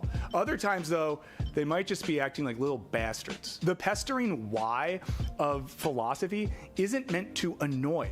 It's indicative of the desire to dig deeper and figure out what's really going on at the core of various types of knowledge and social practices. But Descartes' brand of rationalism can introduce a risk of philosophy becoming a wholly cerebral enterprise. Something you can do just sitting in a room alone as your mind journeys towards the center of everything. The empiricism of Scottish philosopher David Hume is a nice balance here, as he offered a reminder that our philosophical thinking needs to keep a foot in human reality and social experience. In his book, An Enquiry Concerning Human Understanding, he writes, "Indulge your passion for science, but let your science be human, and such as may have a direct reference to action and society. Be a philosopher, but amidst all your philosophy, be still a man." Basically, let the spirit of wonder and the desire to search for first causes motivate your philosophical thinking, but make sure that the end result of this thinking involves your own humanity and the humanity of others. Don't let thought be an end in itself. Now, I'm confident that at least 17 of you just thought of Marx's 11th thesis on Feuerbach, which says the philosophers have only interpreted the world in various ways. The point, however, is to change it. While Marx did, of course, want philosophy to help fuel the revolution of the working class, which, to be clear, absolutely rips, he wasn't really breaking with the spirit of Greek philosophy, in which our goal isn't just understanding things, but living a good life and creating a society that engenders virtue in others. Also, I want to note that there's a whole other tradition of analytic philosophy, which defines philosophy in slightly different terms, but that's not really my area of expertise or interest, so I'm just gonna keep moving in the direction that I would like to go. Now, I'll quickly share a definition of philosophy that's offered by contemporary philosopher Alain Badiou, the rare philosopher who, at least at the time of this filming, is still alive. Now, Badiou argues that philosophy is a particular kind of discourse that engages with the conditions of truth, without necessarily attaching itself to any of those conditions. Now, for Badiou, there are 4 conditions of philosophy: art, science, politics, and love. And he thinks that truth occurs under these conditions, but that those conditions in themselves aren't doing philosophy. So for example, when an artist creates a work that expresses some sort of philosophical truth, it's not because the artist was doing philosophy, they were just doing good art. It's philosophy's job to locate truths that occur in these conditions and then understand their conceptual implications. This might sound distinct from the earlier Socratic definitions I mentioned, but in a sense, it's largely just a re-articulation of those Greek understandings.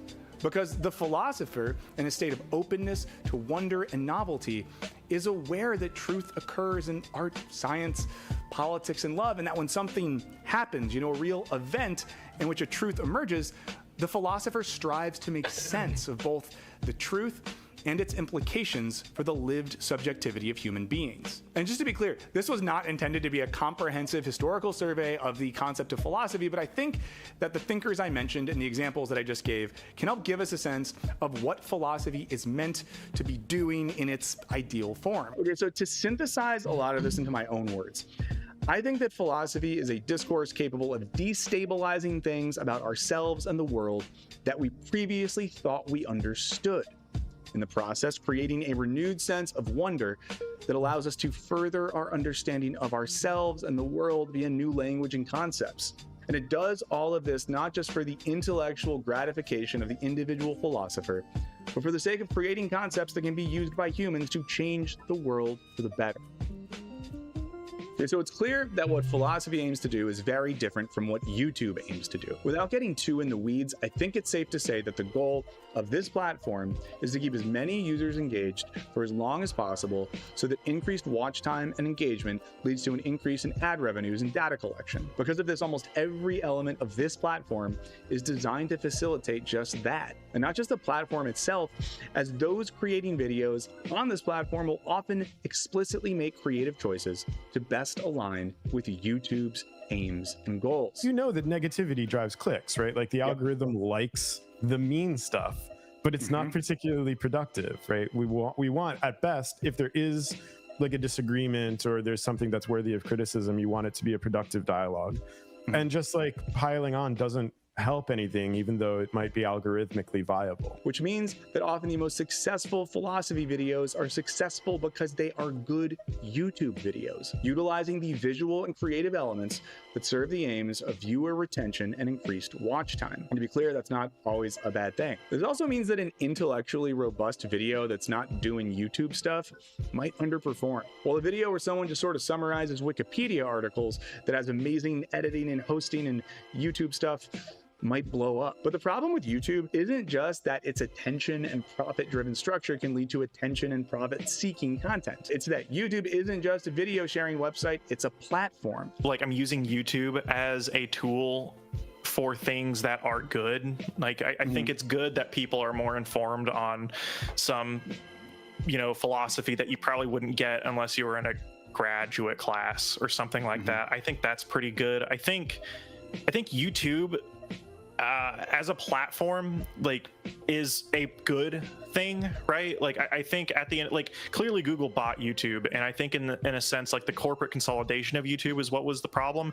But the medium or the form of YouTube is nice. It's good. It kind of democratizes media in a sense. There's problems with that, obviously. I think one of the biggest problems that we see right now is the one of the things with political commentary that people always talk about. We're independent media. We don't take money from corporations, but the form in which they operate is almost the exact same. It's just punditry, right? So like there's issues with it, right? Like we can democratize something that shouldn't be democratized at all, or like not necessarily democratized at all, but we shouldn't even be doing. Like I think political punditry in some instances is a good example of that. We can better understand this function via the concept of platform capitalism, which describes companies whose business model involves owning software that serves as the platform for other people to carry out various forms of labor. You know, think Uber and Lyft, Airbnb, or Amazon. One of the features of platform capitalism is that laborers both rely on the platforms they use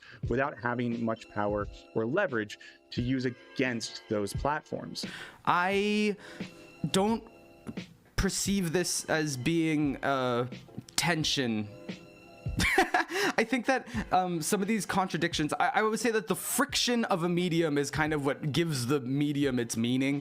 And so if I, you know, like there's this idea that other YouTubers have sometimes where it's like, if you want the uncensored version of this, or like the version where I didn't have to work around all the copyright stuff, you want the real version of my video essay, come to my streaming platform Nebula or whatever. And for me, this is silly because I'm making the YouTube video like within the constraints of YouTube, and if I wasn't trying to work within the constraints of YouTube, then I would do something different. And I've done different things. That's why I started doing live philosophy lectures and stuff, because I would just pick a different medium if I wanted to not navigate the apparent contradiction between YouTube's profit and attention motives and the message or the whatever the content I was trying to get across through that medium. We've seen this in the failed attempts of Uber and Lyft drivers to gain basic workers' rights and protections, or the way in which online retailers basically have to pay Amazon to have their products featured in search. YouTube is doing the same thing, but for digital video content. And video creators need YouTube a whole lot more than YouTube needs them. We can't get unemployment if we lose our channels. No, that's right? not real. Because we're not employed, right? Yeah. And so it's all sort of, I don't know, the more that we allow these platforms to sort of control the relationship as well, it gives just them more leverage to then say, well, if we treat you really horribly, what are you going to do, leave? Yeah. You know, I mean, it's like an abusive spouse who controls the bank accounts. Here's a simple way to think about why this is problematic. YouTube could just turn it off one day. You know, they could just go to the YouTube button and hit off, and it's just not here, you know, like Vine or your ex. Or at the very least, they can demonetize or delete a channel, and there's nothing you can do about it.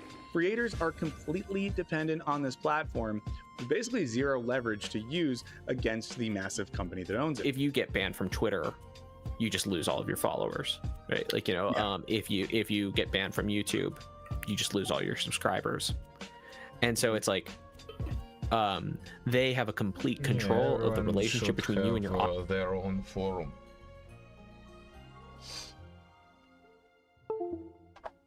Web page.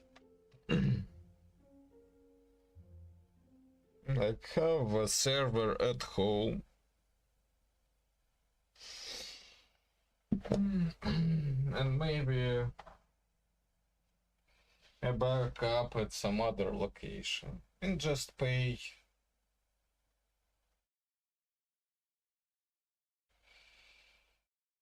some amount of money to do the stuff elsewhere. Which stuff?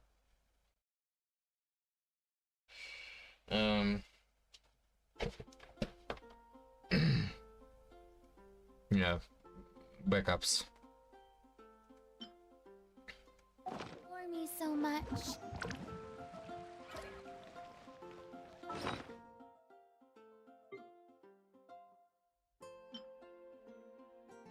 Five days. What about you? 7 days, 11 hours. Nothing to worry about.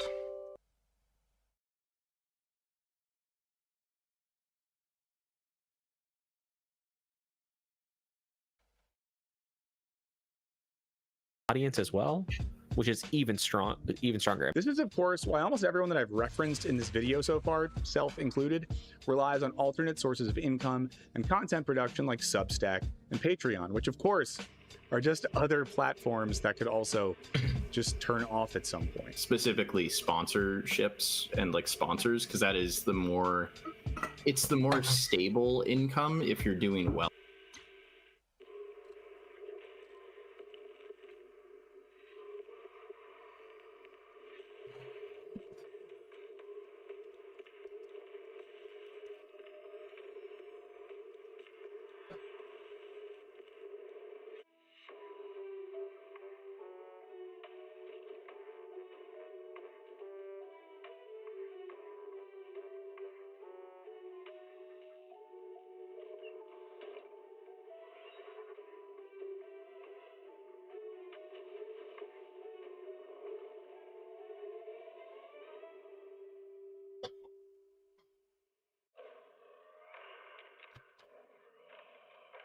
Oh god. I feel like getting sick. Just because I'm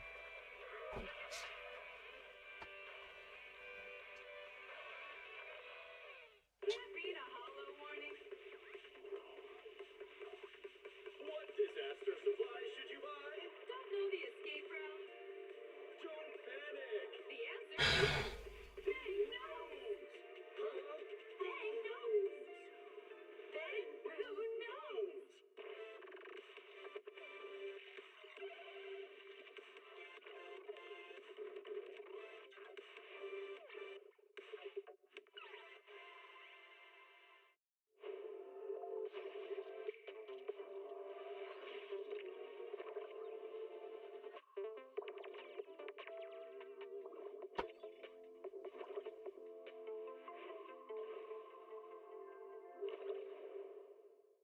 Heed the call of your innermost desires.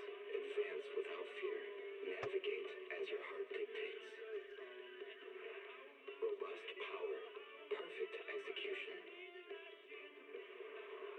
Foresee the storm and overcome it. Calm. City Series.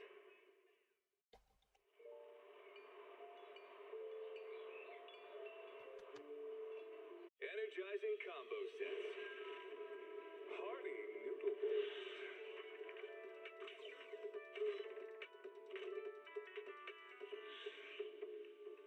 Waterfall soup.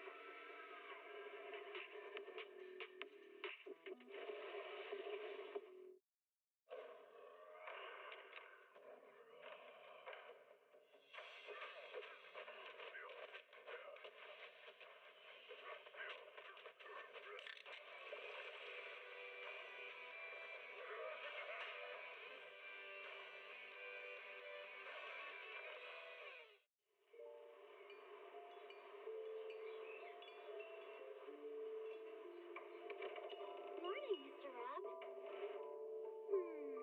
Can I have a latte, please? Extra sugar, extra milk.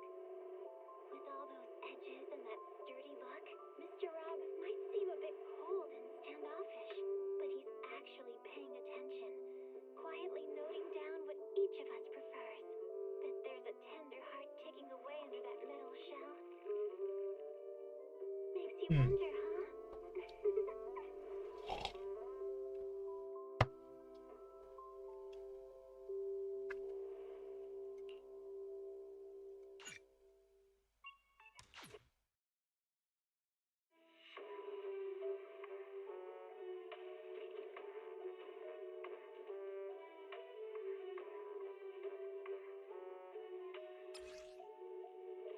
Energizing combo sets.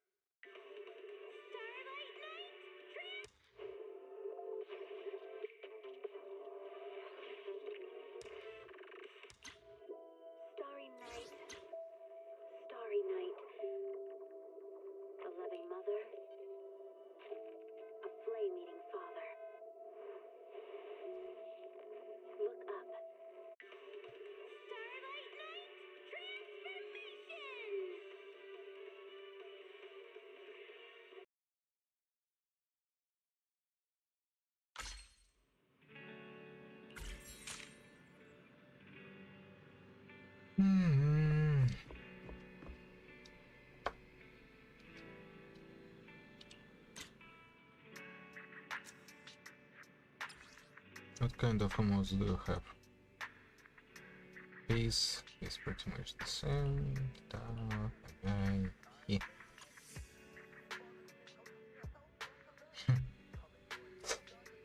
Nice.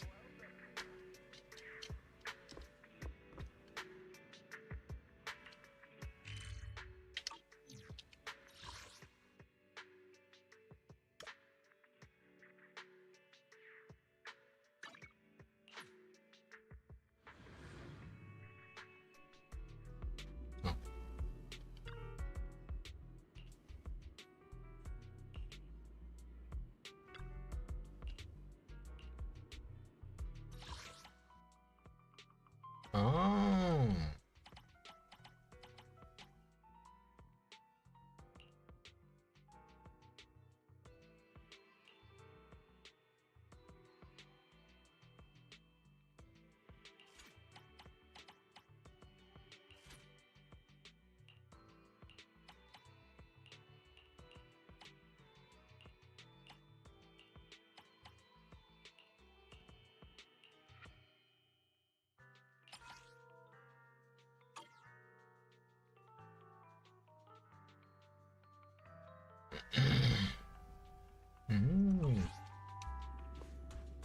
Something that I haven't done yet.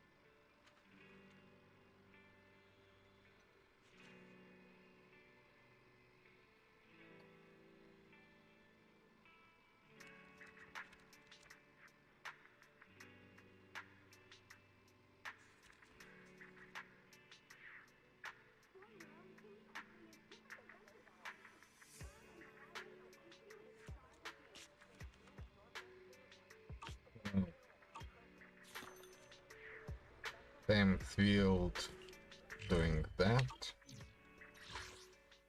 It's a bit ridiculous, in my personal opinion. Oh. Here we go. Really important stuff.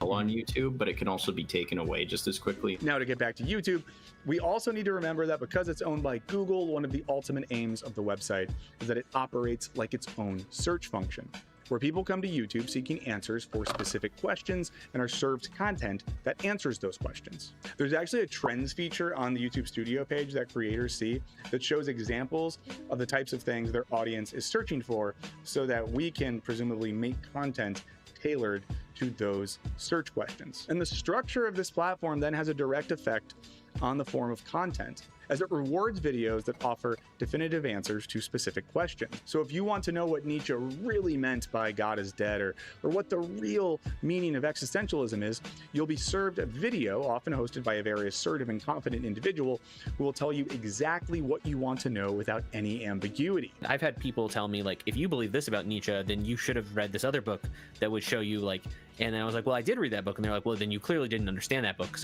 you would have agreed with it if you understood it. And this often feels good because philosophical ideas can be really overwhelming, and sometimes you just want to understand an idea that you've heard other people reference, and all the better when someone tells you the answer to your question with absolute certainty. I was having philosophy content jammed at me instead of like an honest or like genuine reckoning with the ideas being presented in a way where like my intelligence was being respected, if I'm being honest with you. The risk here is that this reduplicates a model that treats philosophical ideas like little economic assets to be bought and sold. Brazilian philosopher of education, Paulo Freire, called this the banking model of education.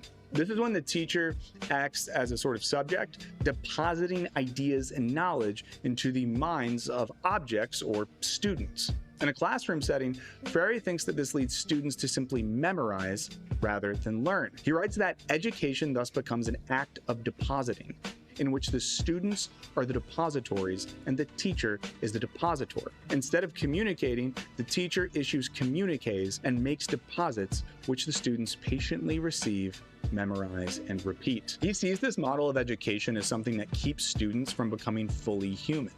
And it's one that's very much at odds with the more classical definitions of philosophical knowledge that I discussed earlier. Freire writes that apart from inquiry, apart from praxis, individuals cannot be truly human. Knowledge emerges only through invention and reinvention, through the restless, impatient, continuing, hopeful inquiry human beings pursue in the world, with the world, and with each other. And you know, it might be hard to even imagine YouTube serving as a place for the type of knowledge that Freire is talking about here. We might then wonder if it's even possible to avoid this banking model of education when we're making YouTube videos.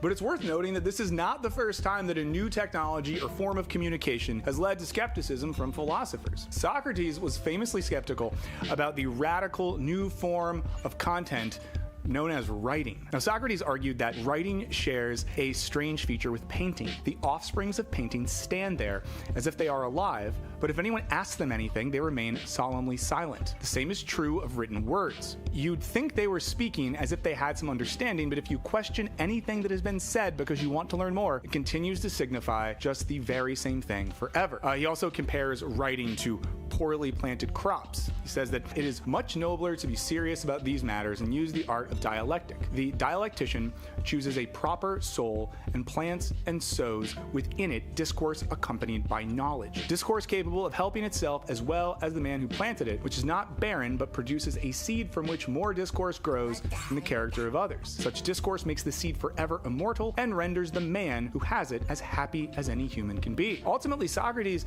is saying that any speechwriter or poet is only a true lover of wisdom if they're able to defend themselves in discourse and acknowledge that their writing is of little worth. So in other words, philosophy and ideas need to be living and in dialogue, not just fixed ideas on a page or a YouTube video, functionally dead. Socrates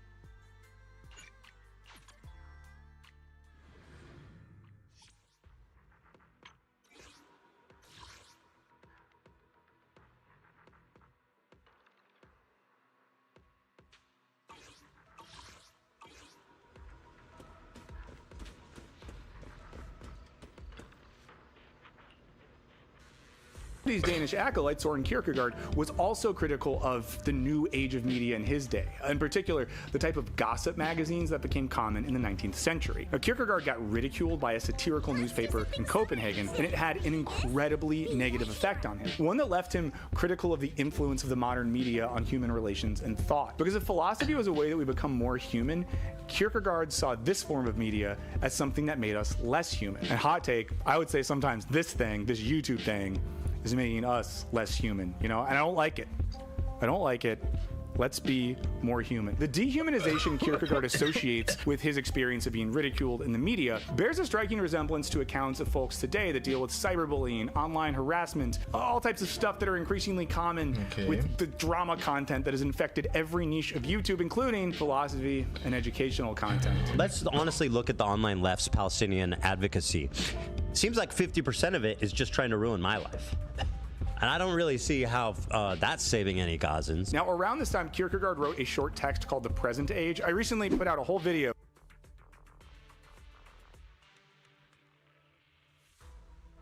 deal with cyberbullying, online harassment, all types of stuff that are increasingly common with the drama content that has infected every... Let's be more human. The dehumanization Kierkegaard associates with his experience of being ridiculed in the media bears a striking resemblance to accounts of folks today that deal with cyberbullying, online harassment, all types of stuff that are increasingly common with the drama content that has infected every niche of YouTube, including philosophy and educational content. Let's honestly look at the online left's Palestinian advocacy. Seems like 50% of it is just trying to ruin my life.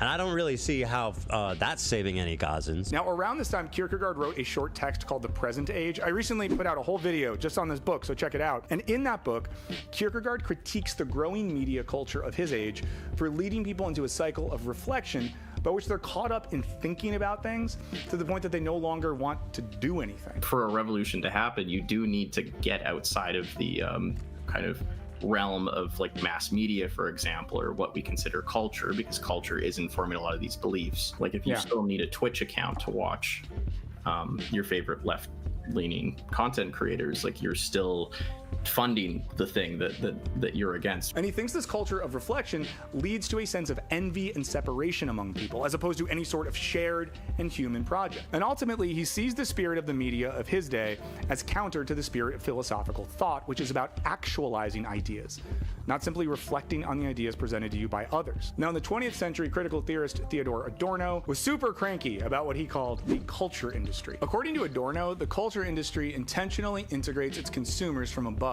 to the detriment of both. It forces together the spheres of high and low art, separated by thousands of years. The seriousness of high art is destroyed in speculation about its efficacy. The seriousness of the lower perishes with the civilizational constraints imposed on the rebellious resistance inherent within it, as long as social control was not yet total. In other words, when mass media sucks up all kinds of art and culture, there's no longer a distinction between serious forms of art and popular forms of entertainment and advertising. Adorno thinks what makes the culture industry distinctly horrible is that it has transferred the profit motive onto cultural forms. This wasn't to say that artists hadn't previously made a living by selling their work as commodities, but in an earlier age, the artistic object wasn't seen as pure commodity in and of itself. One of Adorno's favorite targets for the worst offender of the culture industry was Hollywood, but I'm sure he'd love Jubilee's YouTube channel. I could believe it is the case that this pen exists, but if someone like threatened my life, right, I would lie in order to be able to save my life. Right? Like, I think you would do that too. You wouldn't lie to save your life. Don't be so sure. Adorno describes why we give in to this type of empty entertainment in a passage that makes me deeply regret all the hours I've spent watching The Bachelor and The Bachelorette. Oh, and Bachelor in Paradise. And The Golden Bachelor. Now, Adorno writes, people are not only, as the saying goes, falling for the swindle. If it guarantees them even the most fleeting gratification, they desire a deception which is nonetheless transparent to them. They force their eyes shut and voice approval and a kind of self-loathing for what is meted out to them, knowing fully the purpose for which it is manufactured. Without admitting it, they sense that their lives would be completely intolerable as soon as they no longer clung to satisfactions which are none at all. Like Kierkegaard's critique of the way in which 19th century media led people to abstract from lived reality in a cycle of reflection, Adorno sees the 20th century media leading to a world where we actively desire a type of self-deception as long as it gives us some tiny modicum of shallow happiness and pleasure. Again, welcome to the website youtube.com. Nice to see you here. In a line that could describe the soul of someone experiencing joy at watching fascists share their opinions during a debate show, or watching Mr. Beast make some guys do a most dangerous game to pay for their mom's life-saving surgery, Adorno writes that in wrong society, laughter is a sickness infecting happiness and drawing it into society's worthless totality. I'm sure Adorno was a good hang. I'm sure he got it all out in his writing, and then when he hung, he was just a sick dude. And I think whether we're considering the critiques of Socrates, Kierkegaard, or Adorno, all of them can be used to problematize the notion of popular forms of media like YouTube as being capable of genuine meaning or philosophical thought. You know, it's easy to see how content masked as philosophy can treat living thoughts like fixed artifacts, create a sense of envy and separation amongst viewers, and even use content to deceive ourselves from reckoning with the cold, calculating logic of the modern world. You know, basically we trick ourselves into thinking we're not just participating in an algorithmic game of distraction, when we know that we're tricking ourselves into participating in an algorithmic game of distraction. This all brings me back to PhilosophyTube, who in a recent video discussed the problem with video essays. Now, after wrestling with the question of whether books and ideas more generally can be wrong in interesting ways, Abigail gets self-reflective about her own work. Another limitation of the format was brought to my attention by this essay, written by scholar and poet Ismartu Gwendolyn. They say that video, this thing that you're watching right now, is a really good medium for hooking people's emotions, but it's not so good at stimulating critical thinking compared to, say, reading? Ultimately, she lands on the idea that when transporting philosophical ideas to YouTube videos, there's always something that doesn't quite translate. I never considered that by adapting philosophical texts into videos, something might be getting lost in translation. Or something might be getting added in translation. Namely me. And my personality. For Abigail, the limit that she identifies to her project is the fundamental tension between education and YouTube. More positively, she posits that her goal with that video was to encourage her audience to sit with that tension and ultimately to think for themselves. Now, I sympathize with what Abigail is arguing about the fundamental tension between the aims of education and the aims of YouTube. I've been trying to get at some of that throughout this video, but I do think that the translation issue she gets at might actually be more of a pedagogical opportunity than it is a problem with communicating big ideas. This is an idea that Kierkegaard explores in his discussion of Socrates and Christ as two models of the teacher. Now, for Kierkegaard, Socrates doesn't represent a teacher as some sort of cashier in a banking model of education. Instead, the teacher is the occasion for the student to realize and experience truth for themselves. In this way, the teacher has a relational nature. They help destabilize the learner so that they can reintroduce a sense of wonder, so they're able to think for themselves. And that way, again, education isn't about giving someone knowledge so that they know things for sure. It's about creating an experience so they can be reacquainted with wonder and curiosity. So in this way, the teacher creates the conditions for thought, but they can't think for you, nor should they attempt to think for you or tell you precisely what to think. And in this way, the learner is treated as an active subject rather than as some objective receptacle for knowledge. And this all brings us back to Paulo Freire. When critiquing the banking model of education, he offers a constructive and liberatory alternative, which he calls problem-posing education. Like Kierkegaard, he poses education as a relational process, in which the conversation between teacher and student is a fundamental part of learning. And again, like Kierkegaard, Freire thinks that problem-posing education is reflective of the fact that humans are in a process of becoming. We're constantly growing, learning, and transcending, so learning needs to reflect that aspect of our own humanity. And Freire adds a nice little Marxist tinge to what we've seen in Kierkegaard, because for him, problem-posing education is a humanist, liberatory, revolutionary praxis, one that can help inform a fight against oppression. In his book, The Pedagogy of the Oppressed, he writes that true dialogue cannot exist unless the dialoguers engage in critical thinking which perceives reality as a process, as transformation, rather than as a static entity. Thinking which does not separate itself from action, but constantly immerses itself in temporality without fear of the risk involved. And I don't want to set too high of a standard for those of us who are making philosophical content here on YouTube, but I think we can learn a lot from Kierkegaard and Freire in thinking of ourselves as teachers, and teachers whose job it is to create an occasion, to create a conversation, to create the conditions in which people can experience wonder. No, our job isn't as much to tell people what to think or how to think than it is to invite them into some sort of journey or dialogue of thought. You know, our job should be to destabilize people's everyday understanding of things, to reintroduce wonder, to help folks think about stuff in a different way. I know it sounds a little ambitious, but maybe striving for that is better than the alternative. And this is why I do think that what Abigail describes as a problem could potentially be the very space where philosophical activity can happen on this medium.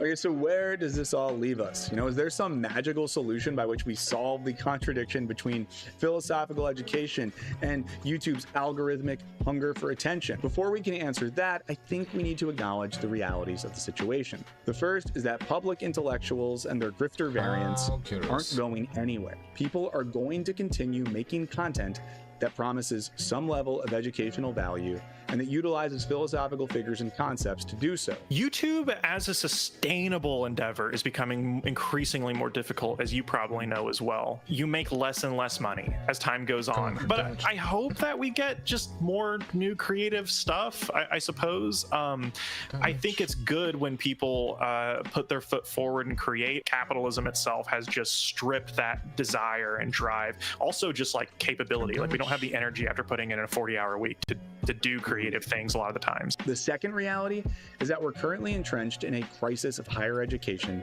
that does not have an end in sight. Less and less students, and especially working class students, are going to have the opportunity to attend colleges and universities due to financial constraints. At the same time, we are witnessing the closure of departments that teach philosophy and the humanities more generally, while at the federal and state level, there are ongoing attempts to punish faculty for teaching subjects that are deemed too woke or feminist or black or Marxist, basically all the good philosophy stuff. At this point, the only institutions to continue offering degrees in philosophy and the humanities are going to be elite institutions largely attended by children of wealth and privilege. But hey, at least Wall Street investors will have read David Hume, you know? I felt this wild sense of relief, like I'm so glad I didn't put all my eggs in the basket of academia earlier and instead did this absolutely batshit career pivot that felt completely irresponsible and unreasonable and like not a sensible thing to do. But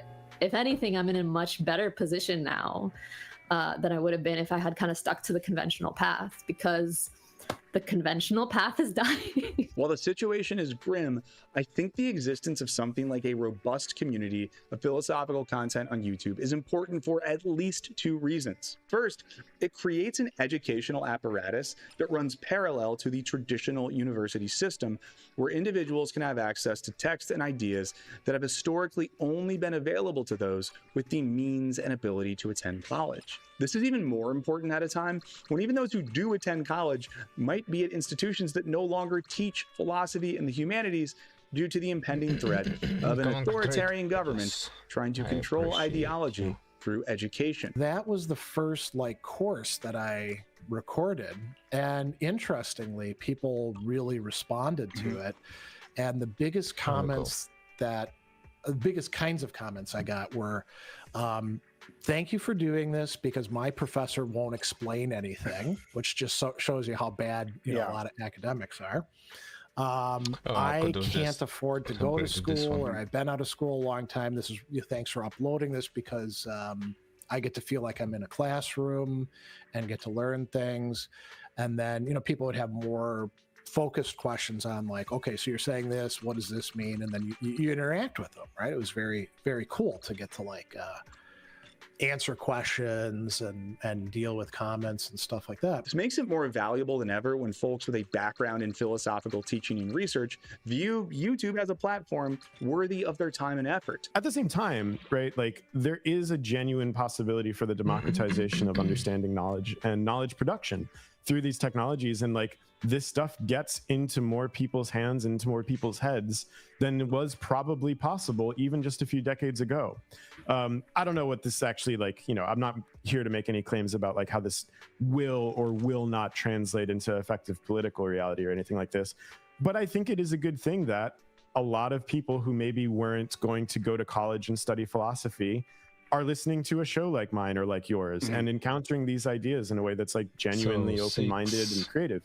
And I think that's good. And I think that the more of that, the better, right? Like, you know, we have our adversaries. The reactionaries are pumping out content too. We can at least kind of try to like help them out, you know, combat these ideas with better ones. And an alternative space to create intellectual work. Second, I think that this encourages the larger project of cognitive mapping as outlined by Frederick Jameson, who we're currently reading in my reading group over on Patreon. As I've talked about in recent videos, cognitive mapping describes a type of spatial analysis which shows the totality of class relations on a global scale. This means a type of system by which we can understand our place in the global system and see the connections between things we might not otherwise see as necessarily related. Broadly, we are all like living under neoliberal hegemonic capitalism, and it's like this is you know, it's more kind of like, okay, how much more can we chip away at this without necessarily also encouraging it or promoting it. And I know from personal experience that many folks are drawn into philosophy channels on YouTube to try to make sense of why their jobs feel so terrible, or why the world feels like it lacks a sense of justice, or why it's just so hard to find happiness in this life. You know, people have a genuine desire to understand the world that we live in, and well-made philosophy videos can offer something to help them get there. I often think of like philosophy, there's a lot of like things you want to talk about, like what the value of it is, but I think one of the primary values is like giving you the words to say something that you can already kind of recognize. Yeah, like it gives you the vocabulary to make sense of your own experience. But there's also a real danger in having one of the main points of access to philosophical ideas outside of the university be a platform like YouTube. I am an immigrant. I'm speaking from personal experience. Get the hell out. I don't even like. I should get the hell out. Yes. Why? I don't want you here. That's because, like all digital content, the logic of YouTube encourages drama, anger, and rage-based content. Creators are rewarded with views and monetary gain for angry takedowns or the perpetuation of fear and political resentment. I don't associate with other YouTube philosophy people generally, and other video essay people generally, because I think the barrier of entry is zero, and that people aren't required to hold themselves accountable to any journalistic or philosophical or academic or intellectual standards, basically. So it's like a space that is very rife for, I don't know, anything. And so it's just not, so to me, it's not that if there's no barrier of entry and it could be like anything and anyone's allowed to do it, then you don't have a lot of integrity to the space. There's not like strong community, there's not strong principles, and there's not like a strong sort of overarching mission and ethos. Yet I do think that the future is integrating humor and individual passion and rhetoric and charisma into academia and intellectual pursuits. I don't really believe in trying to keep those things separate. The worst part of this is that it leads to content created by people who I really imagine at some point had a genuine passion for philosophy and big ideas, but that now are simply reduplicating the very spirit of individualism, cruelty, and competition that's at the heart of the logic of capitalism itself. Folks like this are basically just the spirit of the algorithm come to life. And because of that, they're often rewarded by the algorithm for their unholy sacrifice. Why are we fighting? Like, what is the ultimate goal here, if not sort of coming to try to some kind of mutual understanding and collaboration that's hopefully going to be positive and generative? And just like the culture of debate bro, or like the philosophy conference guy who just like wants to win is it's pathetic. It's deeply insecure. First of all, it's coming from like a really sad little place where it's like, you know, at end of day, what have you did you do it? Did you beat that guy in the God argument? Did you win? How much is that really giving you? Is it spiritually nourishing? And even those who are very aware of the insidious logic of the algorithm have to constantly fight the temptation to give in just a little bit more in hopes that it'll make their channels more successful and more sustainable. This is, of course, made even harder in an era of economic scarcity, when so many seemingly successful content creators are scrambling to diversify revenue streams to be able to make a living and pay their teams. This leaves us in the middle of the contradiction between the demands of YouTube, which are ultimately driven by the logic of capital, and the desire to create philosophical work that's confrontational to the spirit of capitalism. And I think it's ultimately something that every philosophy creator has to navigate for themselves in terms of how they make sense of their own project. When I talked to Jared Henderson, he had some interesting thoughts on this problem. Yeah, I think of myself as like a virus inside of YouTube. Like I have to because it's really a platform that's like optimized for like gaming and entertainment creators, or like, and I have to like play just enough of that. I have to like hijack those cells just enough to then like inject myself into it. And then but like not so much that it kills the host. And so that's how I think about this. There's a final elephant in the room that I've not discussed yet. And it's the problem of community. One thing you'll notice about early philosophical text is that they are dialogues in which the act of conversation and communication enables people to arrive at new forms of critical thought. And if you've ever taken a great philosophy class, your professor likely created an environment full of discussion and collaboration, exploring text and ideas together, letting a variety of perspectives inform your reading. And this collaborative and human aspect of doing philosophy can be lost when one person is talking into a camera in a room by themselves, creating a video that will later be watched by people that are sitting and staring at screens by themselves. But it goes further than that, as in a more traditional academic model, teachers and scholars exist in a system that brings them into regular contact with other people working in their fields.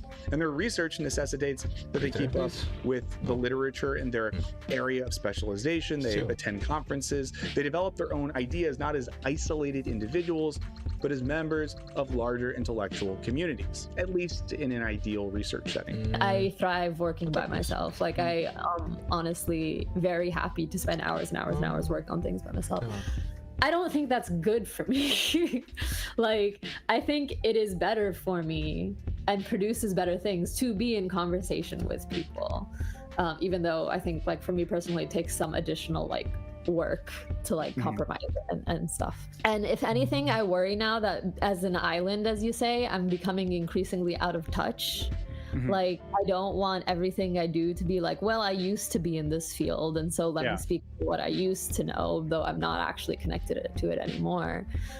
Before, when I was like still had one foot in each, I could at least kind of like liaise between those. But now I do worry about being too much of an island. Especially because of how much I like it. Like, I'm not gonna try to change it of my own accord. I worry about kind of like becoming my own echo chamber too, because maybe you can relate to this. So when you start getting feedback, you kind of have to start desensitizing yourself to it. Otherwise, it would make you go crazy, right? If I took seriously most of the comments I get, I would have such a horrible self-image, right? It is a very good thing I started this job at this age and not any younger, because I would not have had the mental fortitude and like strength and sense of personhood to handle this level of like scrutiny. But here on YouTube, you don't have to interact with anyone in your niche. You can have a successful philosophy channel without ever talking to other creators or sharing your work with them or asking for feedback or just building relationships so you can share in the ups and downs of creating meaningful work on a ruthless platform.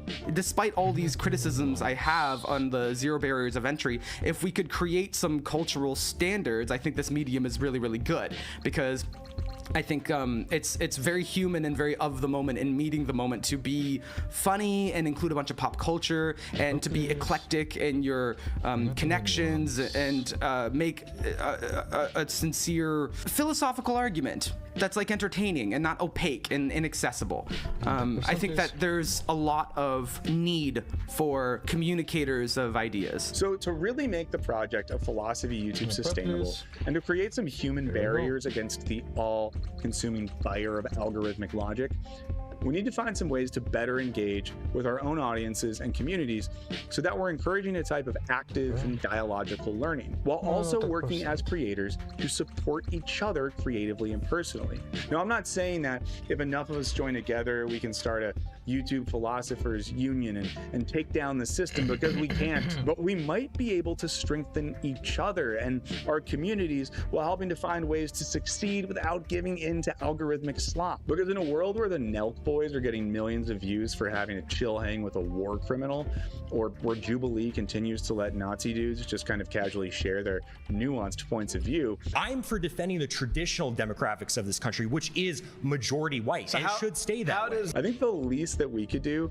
is create more room for the Olivia Suns and the Epoch Philosophies and the Then and Nows and the Jared Hendersons and the Overthink podcast and the CJ the X's of the world and all the other great up-and-coming young philosopher creators who I might not know about, to take up more space on this platform, so that philosophy on YouTube is a thriving, interactive, and communal ecosystem, all brought to you by lucrative sports gambling sponsorships. Okay, maybe not the last part, maybe we find better sponsors. Not weapons companies. But what would be a good sponsor for philosophy? Like the wine industry? Maybe that. Coffee? Books. Now, I must, of course, give a special shout out to my audience and community who have meant so much to me since I started this channel, and an extra special shout out to all of my patrons. We're currently in the midst of an ongoing Frederick Jameson reading group over there, so if you're interested in his work, consider joining us. It's been really fun thus far, and I'm trying really hard to make it accessible, even if you don't have a background in this sort of stuff. Of course, my patrons also make it so that I don't have to rely on having sponsors in all of my videos, and can instead choose to work with companies that I feel good about. So in the spirit of this video, please do share your favorite philosophy creators in the comments. I know there's tons of folks that are probably making amazing work that I've never heard of, and I'd love an excuse to binge some new channels. I imagine you want to do the same thing. Thanks to everyone who took the time to talk to me for this video. I really appreciate it. And if you're thinking, but Michael, why didn't you talk to my favorite philosopher creator? There's a good chance that I emailed them and just never heard back, which is fine, because people are busy. I'm a stranger. They probably had better stuff to do. But I do love talking to folks who make philosophy and theory content on my stream, and would love suggestions for anyone else you want to see me talk to. Okay, I'm filming this late at night and I'm very tired, so yeah, I'm gonna go to bed now. This has been fun though. It's been really good hanging out. Let's do this again soon. I like this when we get together like that, but I think for now let's just kind of, let's turn these off. How do I do this? Yeah, I think it's time to call it a night. So I guess I'll just go to sleep right here. See you guys later.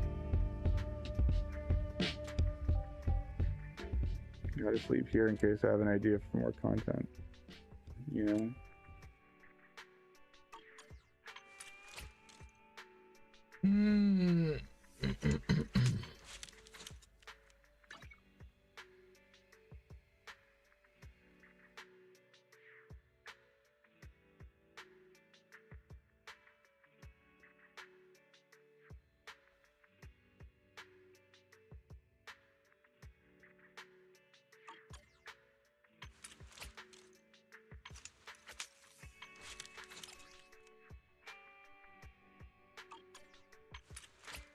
$195.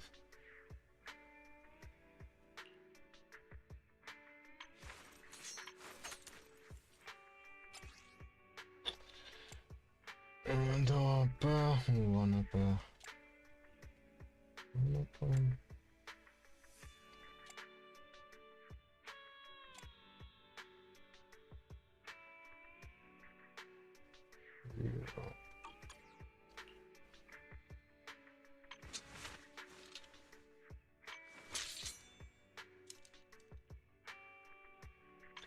Twelve. Okay.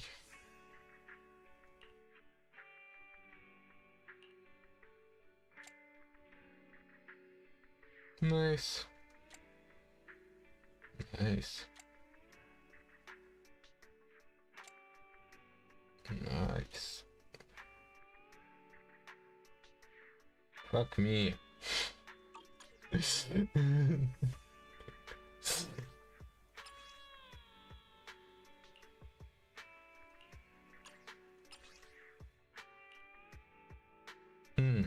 Yeah, I switched to this one.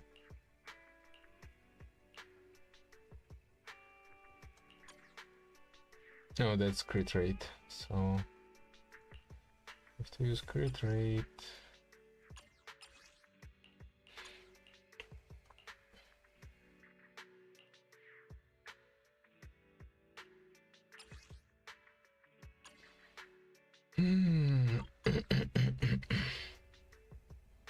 Wait.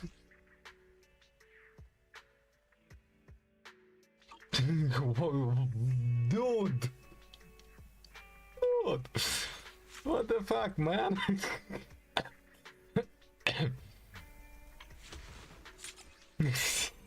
Блять.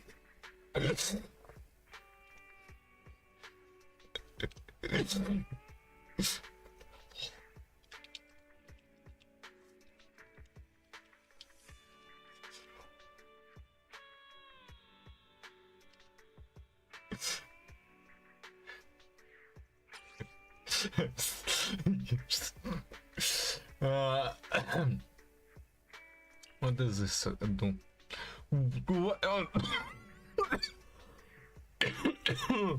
Yeah, for a moment. Basic attack, dodge, counter, X special attack.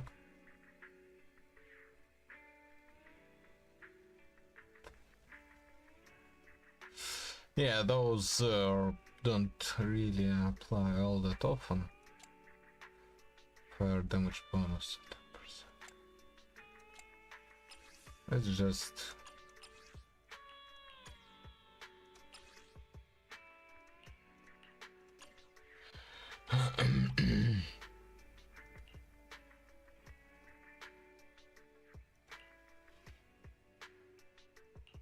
no. Physical.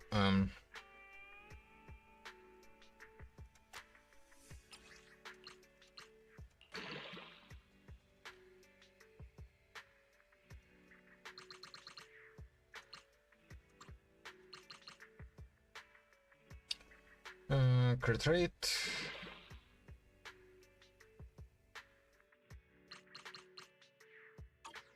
And let's compare to this one. Actually, crit rate is not a bad option.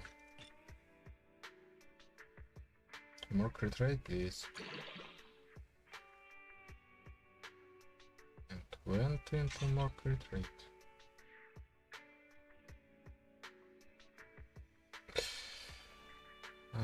Went into more crit rate.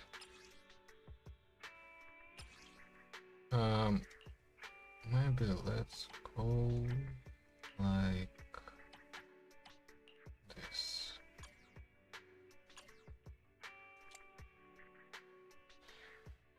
And for damage bonus, there's no such thing. Number master not here. HP percent.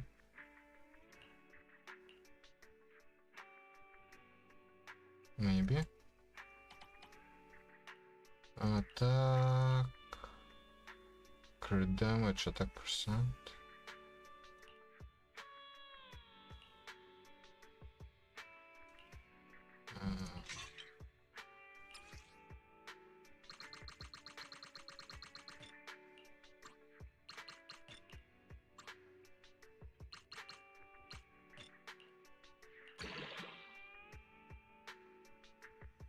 Multiple times into crit damage.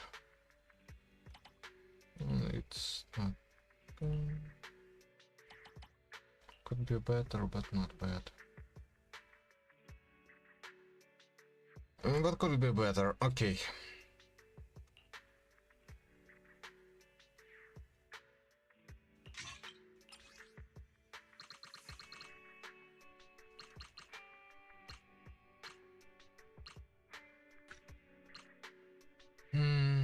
More crit.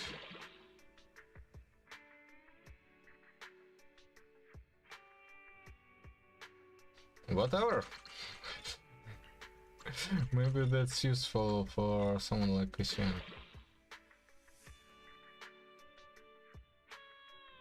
look.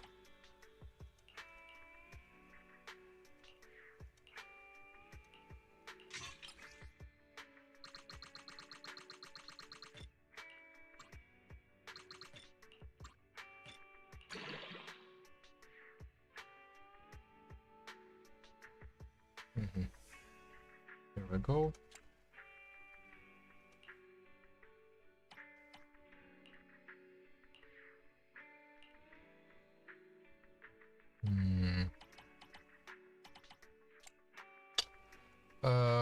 Yeah. Okay.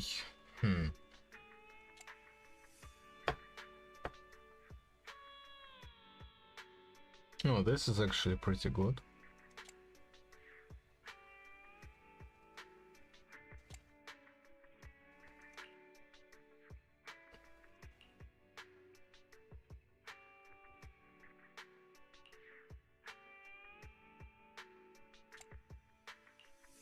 Which has attack percent.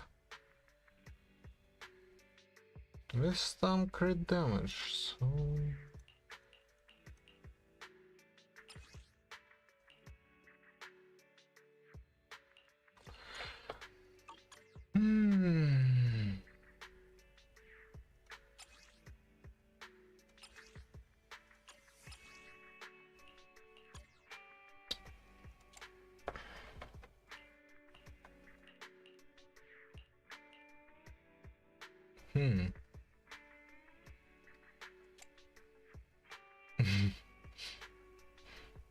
Unfortunate.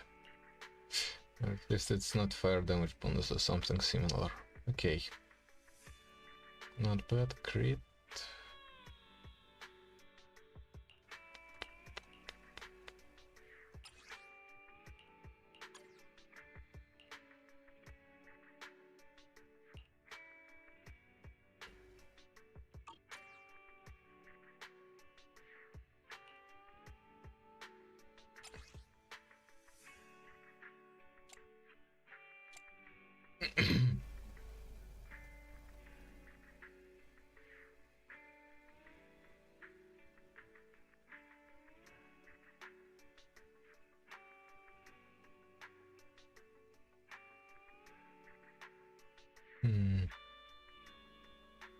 Freezer shutter.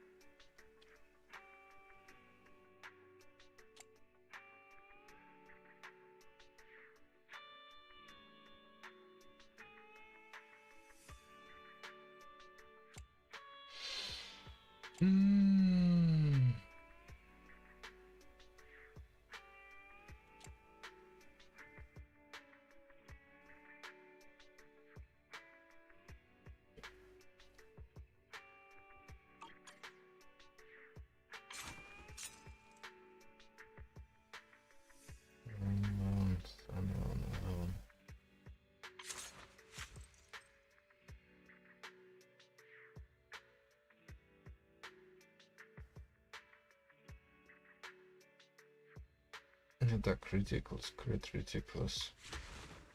He also gets 50 crit damage.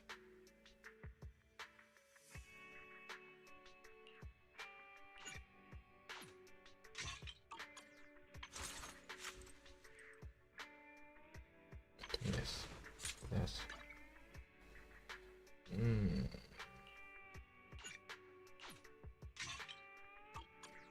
Asset confirmed. Preparing to move out.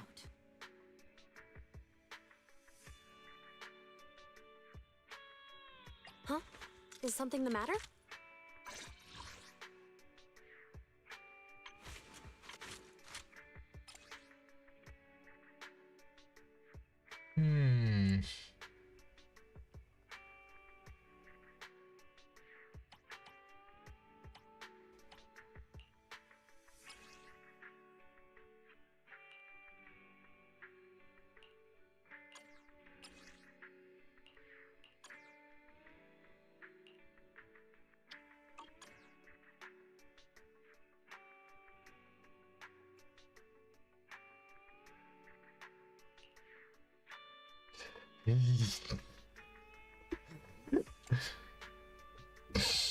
Poor cat.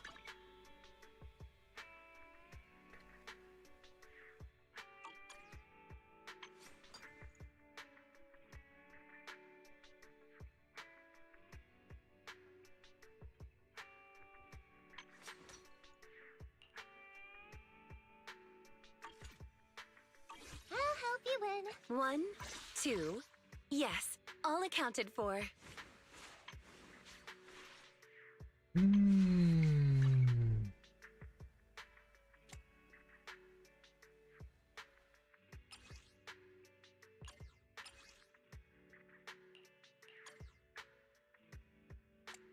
No way.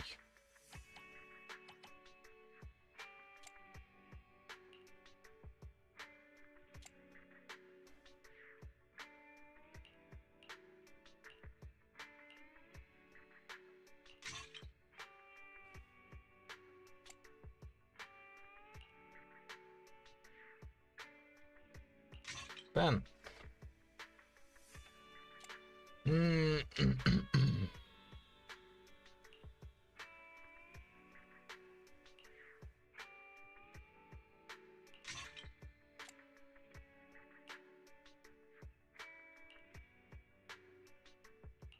we go.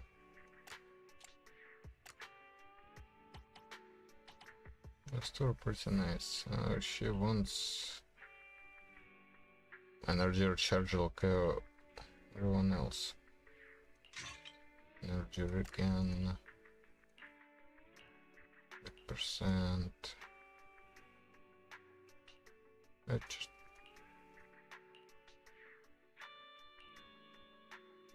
oh, would you look at that? Anomaly Master, good one.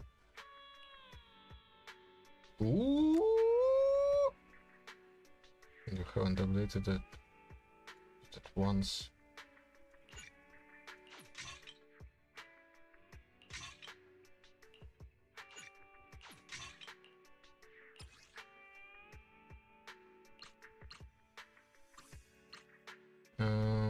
Attack percent, please. Yeah. Attack it and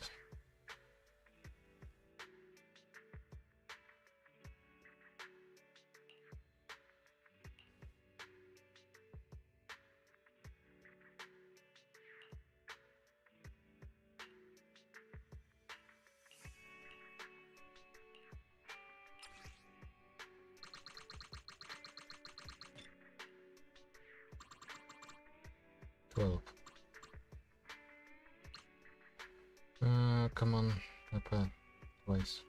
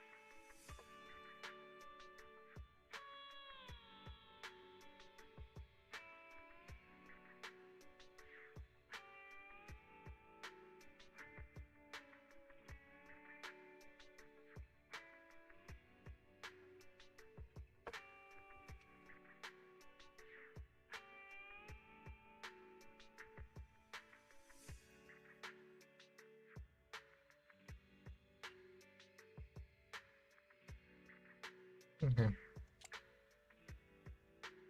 And she needs pen. Pen.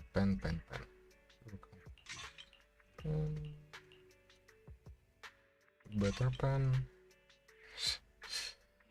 Yeah.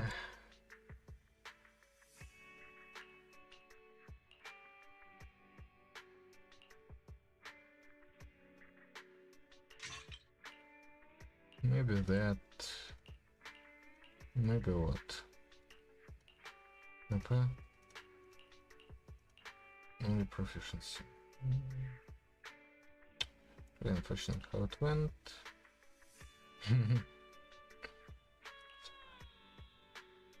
It's fine. Yes, you don't need an only, but still get an only proficiency. What the fuck, man?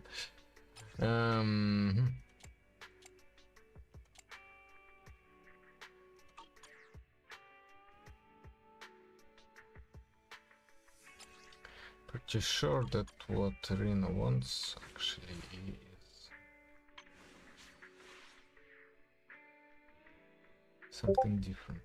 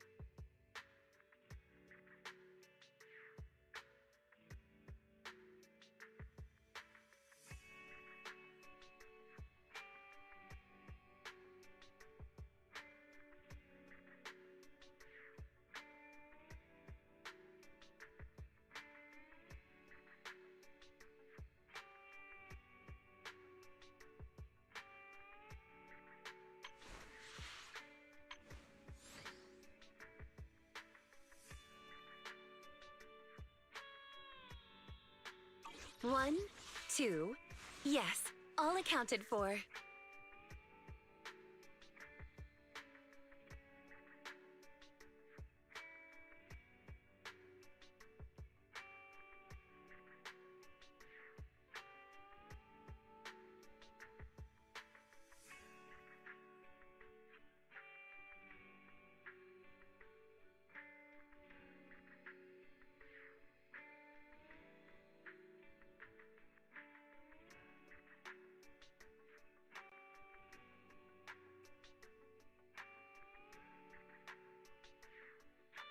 Is it work time? Is food included?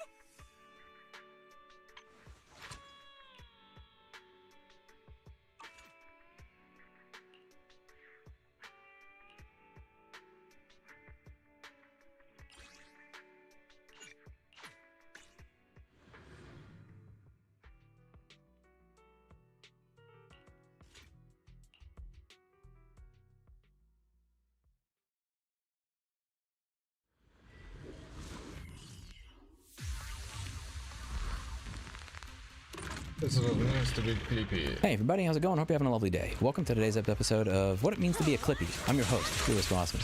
I want to read you a message that I got from my good friend Andy at Salem Techsperts. He's got a cool YouTube channel here. I visited him in Massachusetts 4 years ago. I was going to every repair shop in Massachusetts to try and get them amped up to and organized to show up to talk on a right to repair bill that was going on in the state that year. And he struck me as very entertaining, very genuine, very funny. I thought he should start a YouTube channel. And I'm glad that he did. He's doing very well at it, and he deserves all the success that he got. So he sent me this interesting message, and this message makes me very happy to see creators like him winning on this platform, and I hope that it spreads to others. I had to recently teach her a lesson on what I call Trojan Horse offers. Insta360 offered me a good amount of money for a video.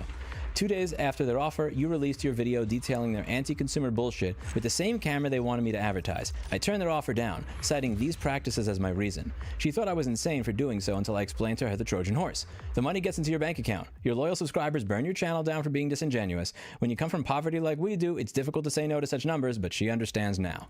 This is what it means to be a Clippy. This is what I went over in the video that I did on changing your profile picture to a Clippy. If you listen very carefully 5 minutes in, you'll hear what my call to action was. In your personal life, when you have the ability to push back against any of these items, do it. I'm not saying that you have to burn a building down. I'm not saying you have to start an organization. I'm not telling you all to quit your job same day or do any, or I'm not telling you to throw away all your technology and live in the woods. When you can push back against the anti-ownership practices that I've been talking about on this channel for the last 11 years, do so.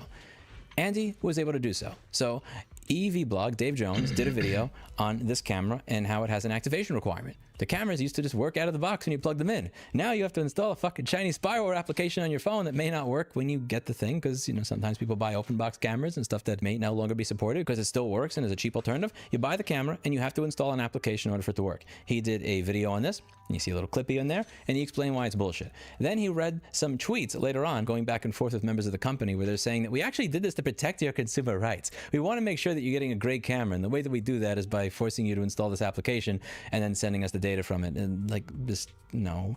He saw through that bullshit instantly, and he discussed it. As a result of somebody other than just me discussing it, it now got the attention of somebody else. Now, once it has the attention of somebody else, that's the second clippy here. The first clippy is Dave Jones talking about it. The second clippy is him saying, I would usually take the money from this type of sponsor, but because I'm informed on the issue, I'm going to make the choice to not take that money. Now, you may not be in that position in your life, and I'm not telling all of you that you need to give up money in order to be a part of this. I'm simply giving you one example. Andy is not driving a 1994 Mercury Tracer, so he decided, I have made enough money and I'm making enough money that I could afford to give up one sponsor if that sponsor is somebody that goes against my values. What type of things are going to come into your life that are going to give you the opportunity to push back against anti-ownership practices? I don't know what those are. I can't speak for you because I don't live your life and I can't predict the future. But the point of the Clippy movement is to get people to push back where and when they can. How many sales are lost as a result of his audience not being exposed to them in a positive light as a result of their practices and him making the decision to not have them as a sponsor?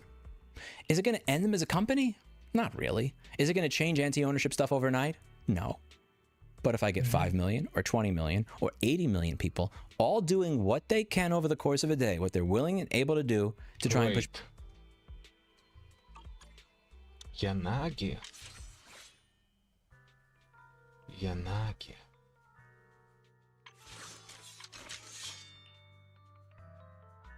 Anomaly or attribute Electro, and now you. Attribute or faction. Here we go. They can work together. And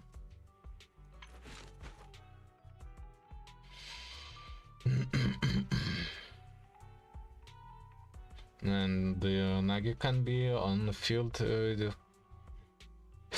solo disorder DPS. I guess I found the way to use her. Back against these practices, will that then start to make a difference? Yes, I believe that will compound over time. And that's the point. I like seeing people like Andy set a good example. He set the example that I am going to give up a fairly substantial pile of money if it means not pushing anti-ownership crap onto my audience. Now, are you going to be able to avoid these products in every area of your life? No. I remember reading these blogs about Richard Stallman having a laptop that had, like 5 or 10 years ago, it didn't even have working S3 or suspend because it was using a fully open BIOS. I'm not expecting all of you to go that with it. But what can you do in your own life? And more importantly, what are you able and willing to do that you wouldn't have done if not for these videos being created, if not for thinking about it? But one decision multiplied hundreds of thousands of millions of times over and over and over again. It adds up. And hopefully, it leads to us living in a world that's a little bit more pro-ownership. This was a happy story. This is what I like about Andy. This is what I respected about his character when I first met him, and it still shines through today. And I'm glad to see it. And I hope to see this continue to snowball as time goes on. What are the things that you're able to do in your own life without there being a severe impact on the way you live your life to try and push back against these practices? Whether it's informing people, whether it's not taking money to promote this crap, whether it is just, as I said in my original Clippy video, I'm supposed to send out a firmware update that does this. Maybe I don't. I like that. somebody made a good point in the Reddit thread that I was referring to in the last video about my reputation or like my brand being damaged as a result of some of the things that I say. The CEO said, we're going to have a grace period, and when the grace period is over, you're not going to be able to access the local API on Future Home devices. But the update was pushed with no grace period. It just worked. There was a programmer somewhere that decided, I'm not writing that line of code in. Good on you. We need more of you. Are you willing to speak out more often? Are you willing to take these small actions and small steps everywhere that you can, when you have the ability to do so? Are you willing to keep this in mind so that when the moment comes where you can make a difference, you do? That's all I ask. That's what it means to be a Clippy. That's it for today. And as always, I hope you learned something. I'll see you in the next video. Bye now.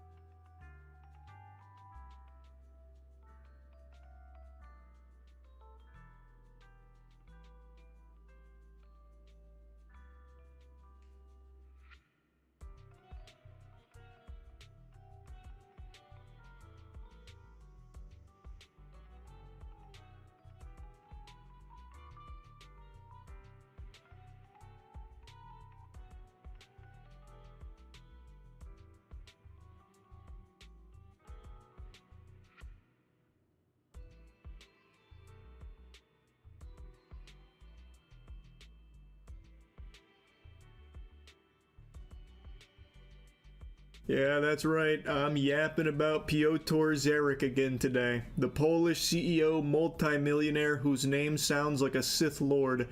Darth Piotr has spawned global outrage after this clip has just gone insano style. Pretty much anyone with eyeballs on the planet has now seen this, but just in case you've somehow missed it, I'll post the replay for you here on the Jumbotron.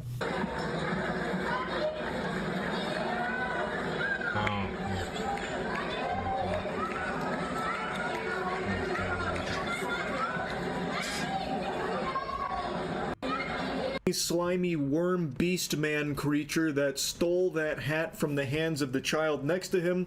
A tennis player named Majuzak was giving that hat to the kid. He is a fan of his, so he was giving him the hat after celebrating a victory, and Piotr comes in there and just fucking gets his grubby paws on it and snatches it right out of the kid's hands, and you can even hear the child say, "No, what are you doing?" Just a big mess here, disgusting behavior on display from Piotr. This act of greed earned him the ire of pretty much everyone with a soul on this planet. He just blatantly steals that hat from the kid, and then ignores the kid who is like yelling to try and like get his attention to give it back, but it's falling on deaf ears because Piotr's already plugged his ears to it. The story does ultimately have a happy ending though, because this was so big, Majuzak heard about it and then gave that kid another hat as well as an autograph, took a picture with him, so the kid ultimately did get to meet like his favorite tennis player and all of that, and Piotr and his reputation went straight down the shitter, just as it deserved to. Now, in the midst of the chaos of this story, there were multiple statements that were given, allegedly from Piotr himself, also apparently one from his wife, and then also one from a law firm that represents him, and then another from a lawyer that represents him. All of this turns out was just a bunch of dirty barnacles. In the video I made covering this, I said that I highly doubted any of it was legitimate. It seems to be a common trend that whenever there is a big story like this that blows up, there are a bunch of people that scramble to post a bunch of like fake, fraudulent information in regards to it and present it as authentic in order to get like engagement and clicks to make money off of it. In this case, they were pretending to be Piotr, pretending to be a law firm, and like threatening to sue anyone that shot spitballs at him and shit, and it was all phony baloney nonsense. Today, though, he has given an actual official statement here. So now we have straight from his filthy lips directly into my asshole. his stance on everything that unfolded. This was posted on his company's website. Due to the situation that occurred during Kamil Montezak's match at the US Open, I would like to offer my sincere apology to the injured boy, his family, all the fans, and the player himself. Now, worth noting, this is translated. I think there is some mistranslations here.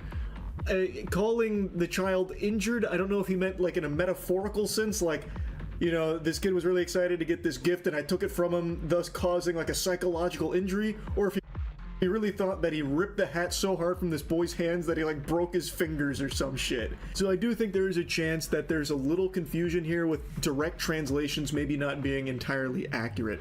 But I would like to mention something that is entirely accurate is that hygiene is extremely important and you need to... Now back to Piotr. I made a grave mistake. In the midst of my emotions, amidst the crowd's celebration after my victory, I believed the tennis player was handing this cap to me for my sons who had previously asked for autographs. Again, I think there is wiggle room for a mistranslation. I cannot imagine he actually said amidst the crowd's celebration after my victory. Maybe our.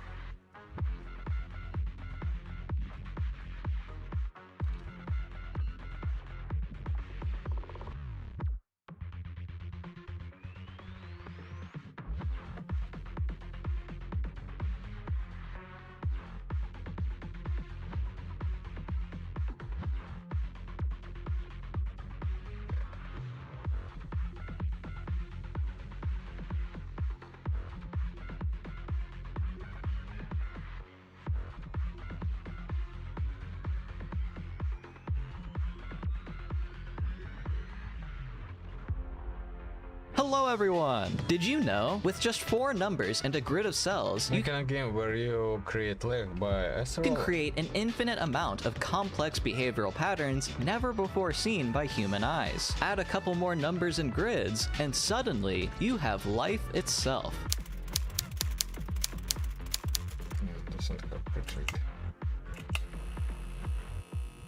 Thanks to GameMaker for sponsoring this video. GameMaker is the all-in-one solution. On August 2nd, popular VTuber Dokibird announced the start of her community game jam, an event where you try to create a game according to a theme within a given time limit, in this case, 2 weeks. The theme was chain reaction. The examples provided were more narratively focused, given that the jam was clearly meant to produce funny moments for Dokibird to react to on stream. I'm an INTJ though, so when I think chain reaction, I think of chemistry, and when I thought of chemistry, I remembered my old project implementing a model of the Belousov-Zhabotinsky reaction, a very cool, recently discovered chemical oscillator. The simulation of this reaction is what's known as a cellular automaton, a model of computation that divides up the universe into a grid of cells, with each cell deciding its next output based on the previous output of its surrounding neighbors. Cellular automata often makes use of very simple rules, but despite the simplicity, the resulting behavior of an automaton is wildly unpredictable and chaotic, ranging from seizure-inducing flashes to seemingly realistic organic structures that look like bacteria. And since automatons function based off of a reaction to their neighbors, I thought a game centered around this topic fit the chain reaction theme pretty well. 2 weeks later, I have learned that you probably shouldn't try to make a game centered around cellular automata. This topic could only be described as a cognitohazard and a total tooling nightmare. Despite the hardship, I persevered, and I'm proud to show off my new game, a fully customizable, real-time, 2-state, multi-neighborhood cellular automaton where you create your own cell organelles to see what happens. As usual, I did everything for the game, from the software design to the programming to the UI to the music and sound effects. I'm sure one of these things will be exciting to you. So how do these automatons actually function? Why are they so hard to work with? And how did I try to solve these problems? In the 1940s, at Los Alamos National Laboratory, something very important was under research and development. Stanislaw while Ulam was studying the growth of crystals, utilizing a lattice network as a model. At the same time, another very important project was underway. John von Neumann was sitting and thinking really hard about self-replicating machines. Von Neumann eventually realized that designing a robot that could build a copy of itself was a pretty difficult problem. Mechanisms aside, just providing the materials to the robot to replicate itself with seemed to be an impossible task. Ulam made the suggestion to von Neumann that he should try utilizing the lattice grid technique to create a simple model of self-replication, but nothing would really come of it for a while, and instead, Ulam and von Neumann finished up their side work at Los Alamos. Nearly 20 years later, Ulam and von Neumann would be back at it again, but this time trying to create a model for fluid simulation. This model worked by dividing up the fluid into a number of discrete units, like some sort of lattice grid of cells. The motion of the liquid was modeled by each cell checking the behavior of its neighbors to determine what it should be doing itself. This method of fluid simulation would become known as the first cellular automaton system, and it's actually a technique still utilized today for simpler 2D fluid simulations. This makes sense because if you think about it, the cells are essentially just the dx in an integral, which should make you wonder, if this automaton was an accurate model of reality, what would happen if we reduced each cell to some infinitely small size? It would no longer look like a cellular automaton, it would just look like real life. The logical extension to this thought is that reality itself and the entire universe could be the deterministic output of a single cellular automaton, an idea proposed by German computer scientist Konrad Zuse. Don't ask what he was up to during the 40s. Von Neumann would take the system devised for the fluid simulation and expand it to finally realize his dream of a self-replicating machine. The von Neumann Universal Constructor was a 200,000 cell configuration, with each cell having 29 different possible states. The automaton could reproduce its own configuration forever. This innovative model developed by Ulam and von Neumann would stay confined to academia for another decade, with the greater public not really knowing or caring about cellular automata until the 1970s, when mathematician John Conway's life was ruined with the publication of his invention, The Game of Life, in a Scientific American article. Conway's Game of Life is debatably the most famous cellular automaton and is much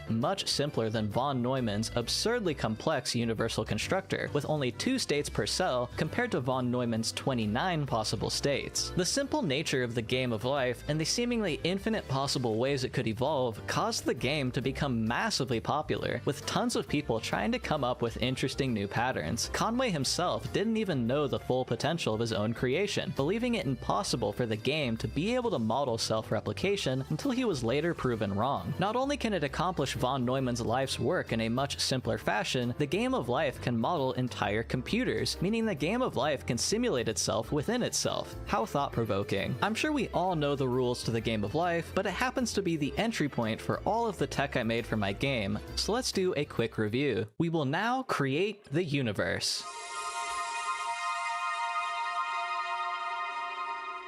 Unfortunately, it's empty. Before there can be anything, we must first define what it means to be. Our universe will be two-dimensional, and at the very tiniest, most minuscule level, everything aligns to a lattice grid of square cells. The cells can exist in one of 2 possible states, 1 or 0, on or off, alive or dead. It depends on how emotional you want our experiments to feel. It turns out that our universe was never empty at all. Everything is just dead. The initial state of the universe is traditionally the only thing we have direct control over, which in our case is just going to be some random noise. Unfortunately, nothing can happen if we can't do anything, so here comes John Conway to tell the universe how to live. To progress the world, we take the previous state of the universe, in this case the initial noise, and pass it through a function of our design. Every single cell of the universe is going to check each of its direct neighbors, including diagonals, and count how many are alive. If there's 2 or less, the cell dies by underpopulation. If there's 2 or 3, the cell stays alive if it isn't dead. If there's exactly 3, the cell is born. If there's 4 or more, the cell dies by overpopulation. Now that the cells know what to do, we can see the Game of Life in action. Fascinatingly, even our random initial states transform into interesting structures with unique behaviors. It's up to you whether you consider these cells to be part of one big evolving body, or a bunch of tiny individually formed bodies of the same species cannibalizing each other. These little guys are called gliders, and through their valiant eternal sacrifice, the world can grow sophisticated enough to become functional computers and eventually simulate itself entirely. The initial state of the universe is probably responsible for whether this can happen. I say probably because there is no definitive method of determining if a given initial state will eventually result in such a complex outcome given enough time, but I think it's safe to say our noise probably isn't going to give us that result within the span of our lives. If we wanted to further study the game of life, we would start improving our control over the initial state to more reliably create stable structures and observe how they evolve. But I'm more interested in improving our control over the rules of the universe. The rules of the game of life are a little verbose, so let's rewrite them in a simpler form. If a cell has 2 to 3 active neighbors, the cell will keep its previous state, which I will refer to as stable. If a cell has 3 active neighbors, the cell is born. To make our conditionals more aesthetically pleasing, we can write the 3 as 3 to 3. Otherwise, the cell dies, or in more specific terms, any amount of active neighbors outside of these 2 ranges will kill the cell. But if our default cell value is 0, then this is implicit.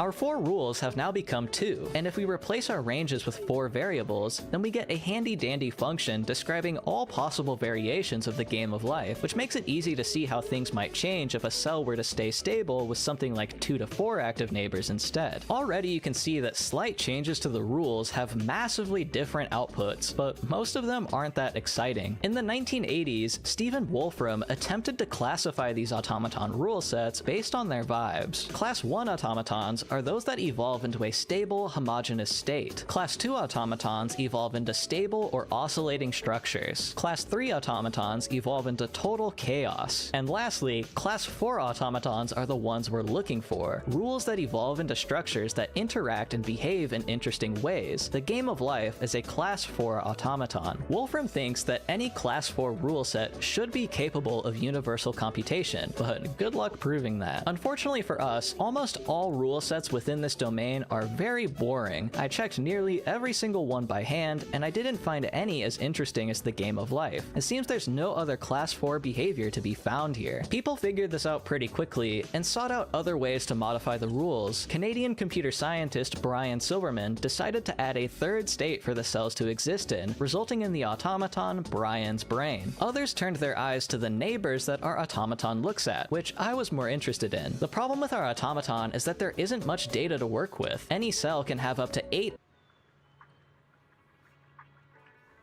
Okay, let's just go towards the thing that is to be completed. Actually, 5 hours 8 minutes in. Time to actually do the events.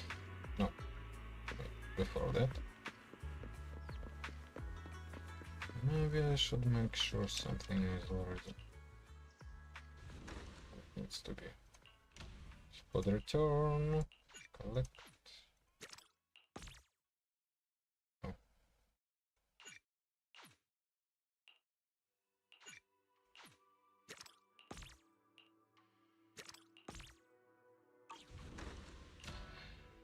Nice, nice.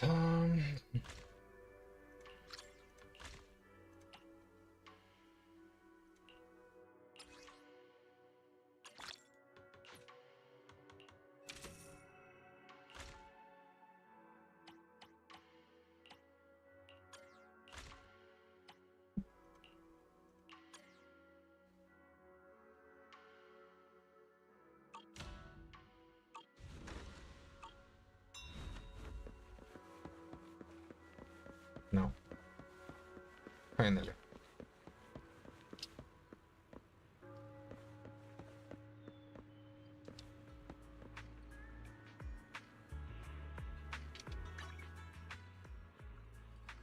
maybe I should do a bit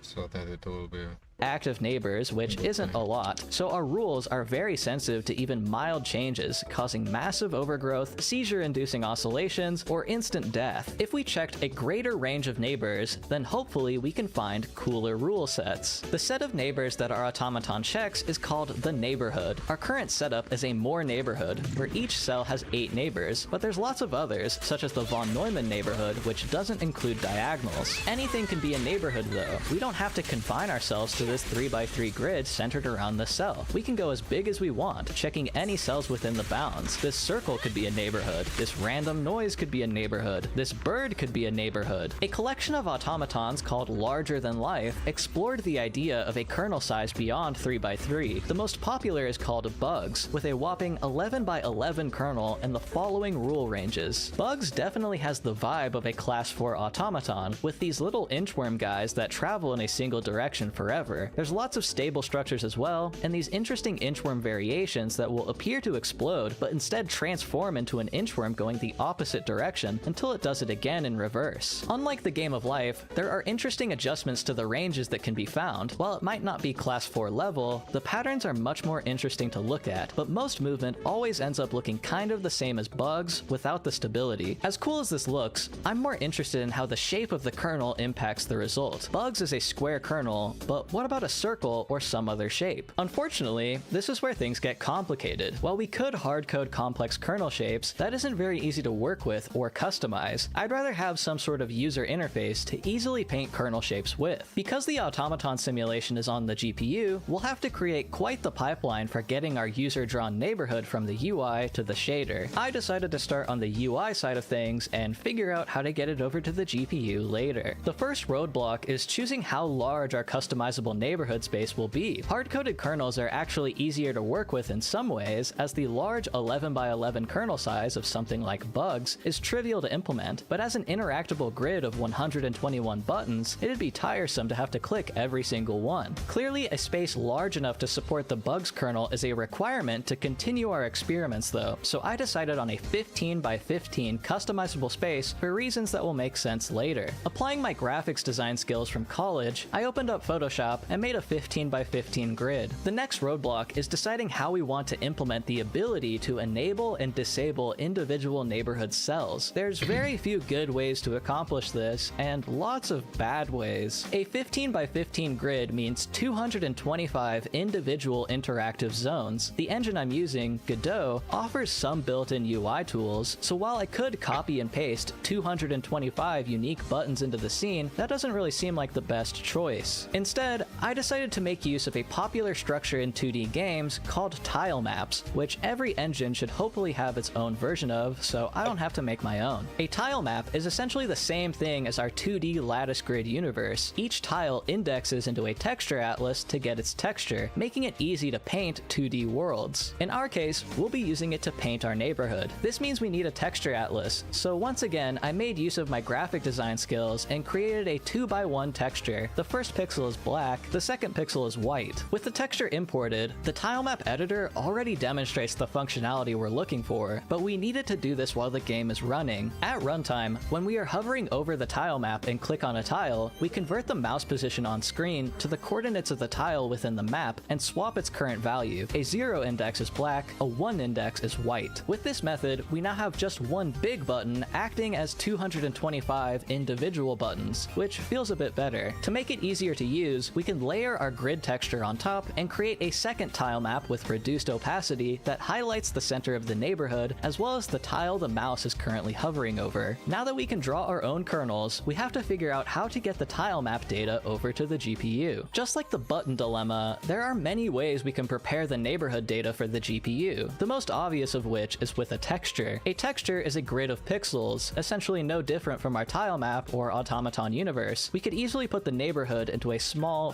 15 by 15 texture. If you remember from my Kuwahara filter video, using such a small texture can be a disaster for performance when we will be sampling it many times. This is because sampling textures is relatively slow. It takes time to retrieve the memory, time we'd rather not spend if we can help it. Instead, we'll be doing something a bit more clever, but first we need to learn how computers actually store information. At the very lowest level, everything on your computer is represented as a sequence of ones and zeros, also known as binary. Each individual 1 or 0 is referred to as a bit, and a collection of 8 bits is a byte. Generally, you have control over this when you're programming. I can define an 8-bit, 16-bit, 32-bit, or 64-bit integer depending on the amount of data I need, but the default for everything is usually 32-bit. If you recall from earlier, the cells in our neighborhood can be one of two possible states, 0 or 1, no different than a bit. So could we cleverly pack our neighborhood into one of these bit strings? Our grid is 15 by 15, or 225 cells, unfortunately much greater than our limit of 64 bits. But if we isolate a quadrant of the neighborhood, then coincidentally we now have an 8 by 8 grid of 64 cells, which fits perfectly into a 64-bit integer. If we overlay our 64-bit string onto our quadrant, it should become pretty obvious how this mapping will work. Any active cell of our neighborhood will become a 1 in the bit string. To activate specific bits of a string, we need to make use of some bitwise operations.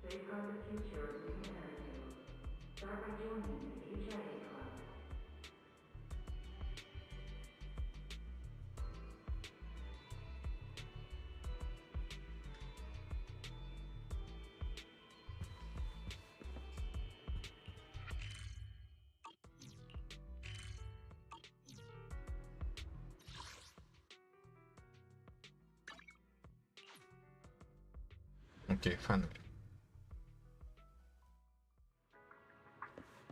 Retro.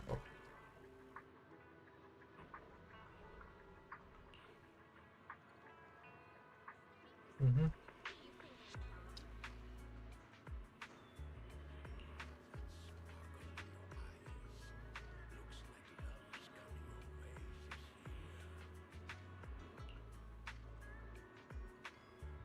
Mm-hmm.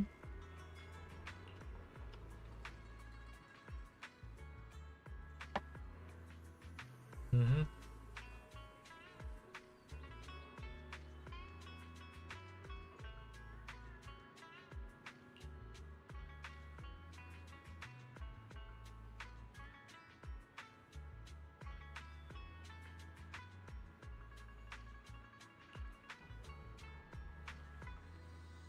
Mm-hmm.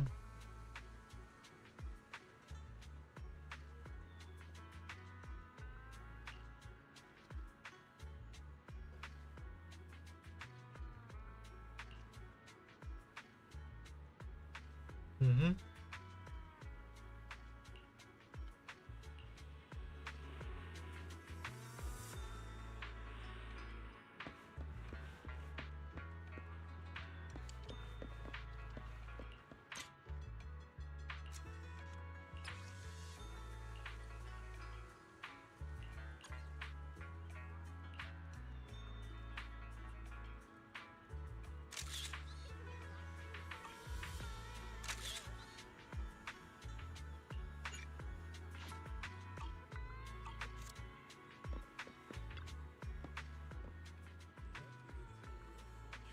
Mm-hmm.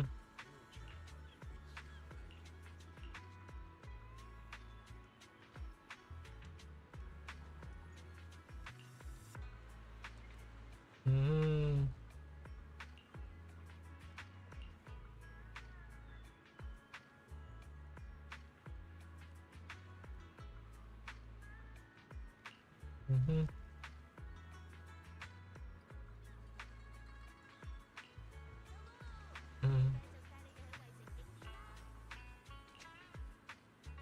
Mm-hmm. Of course not. Mm-hmm.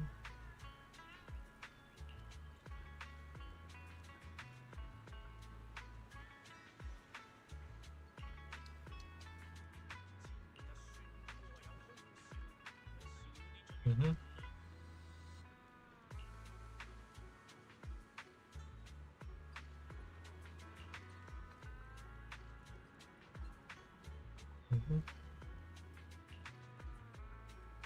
Mm-hmm.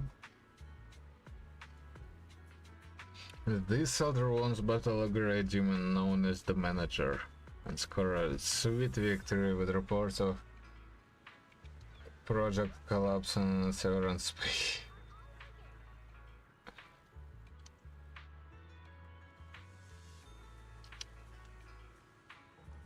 After an refinement, it escaped the questions of mortality and having fulfilled his path, he may now step away from worldly labors.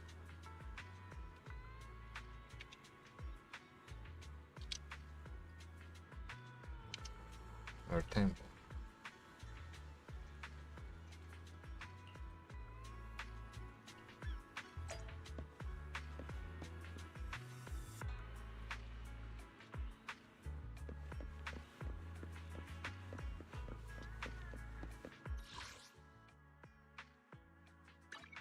Yay, our temple.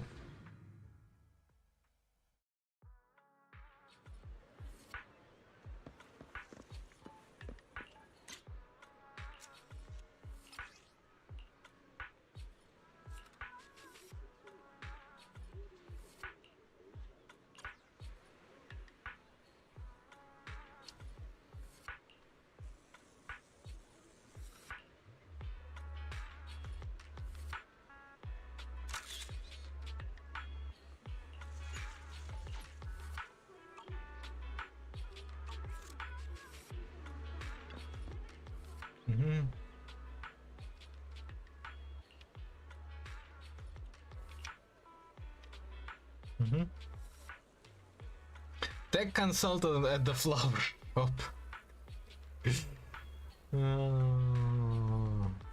Have time outside of work to take care of important plans.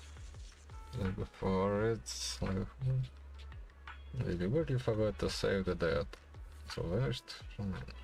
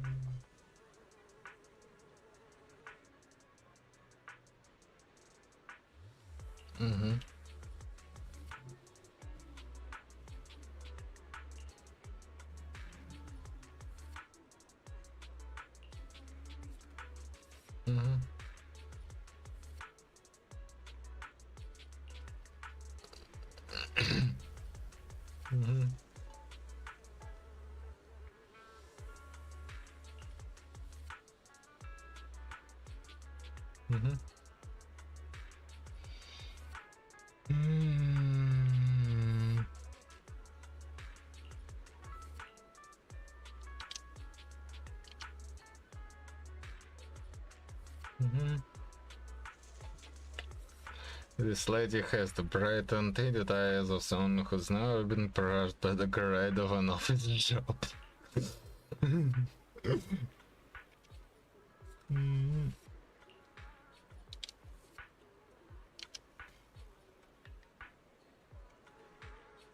Oh, apparently he works at a place called Supin Temple. He even asked me for this photo of at work, they receive his boss and pay quickly reports, so busy.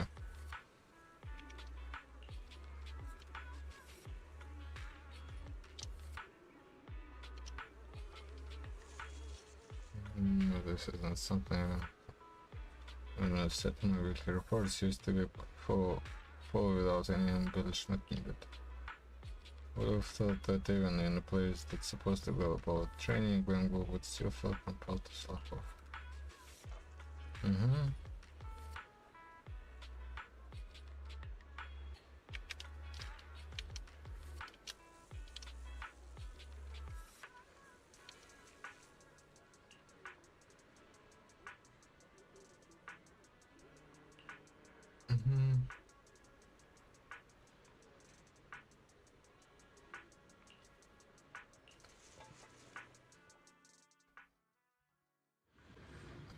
Sugar only makes you look cuter.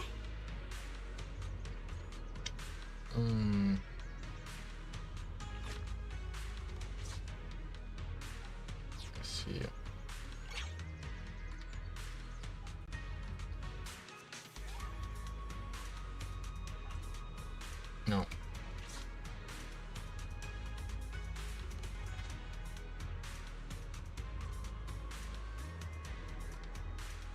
just more coins. Oh, nothing else. And what about not how do I? Here we go.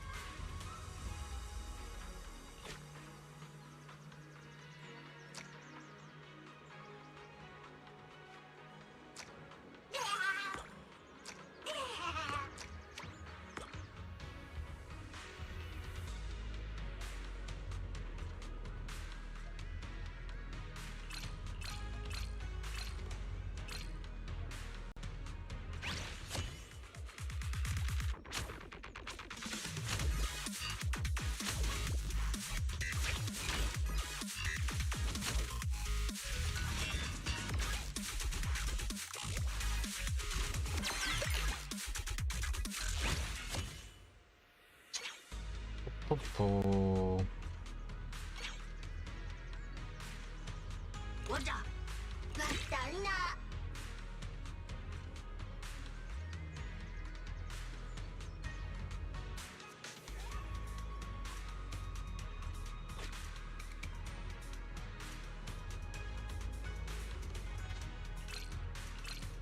Don't underestimate me.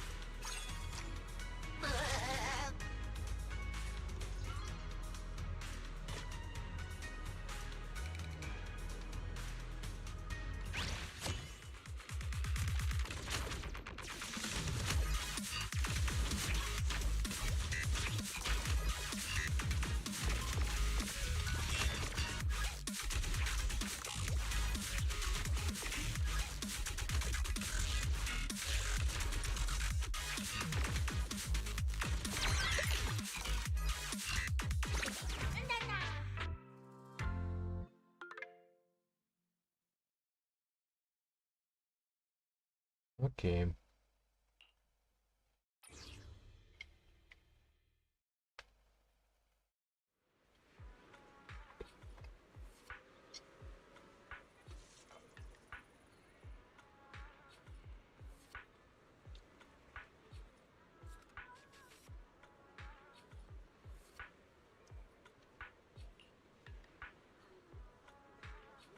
Mm-hmm.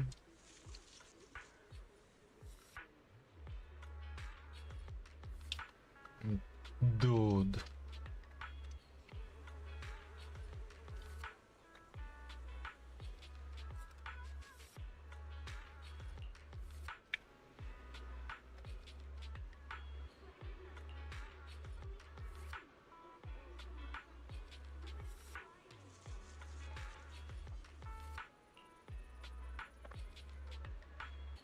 Mm-hmm.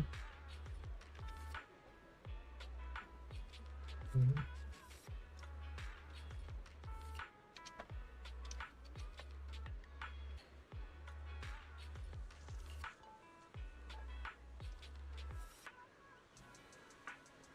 Mm-hmm.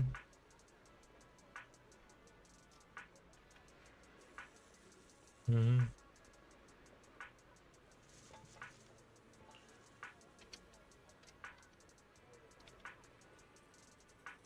Mm-hmm.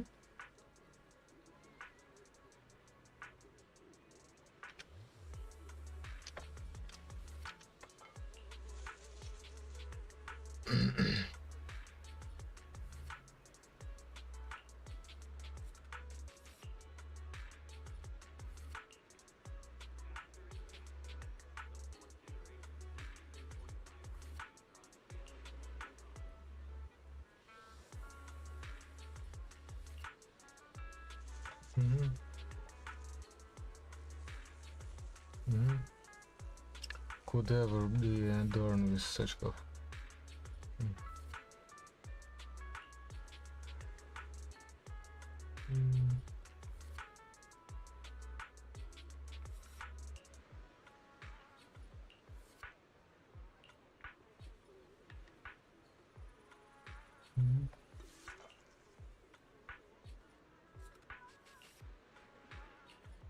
Mm-hmm.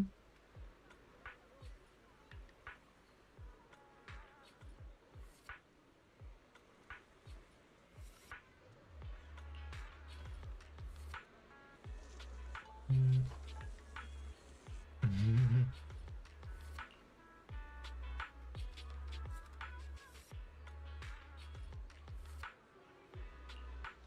Mm-hmm. You too.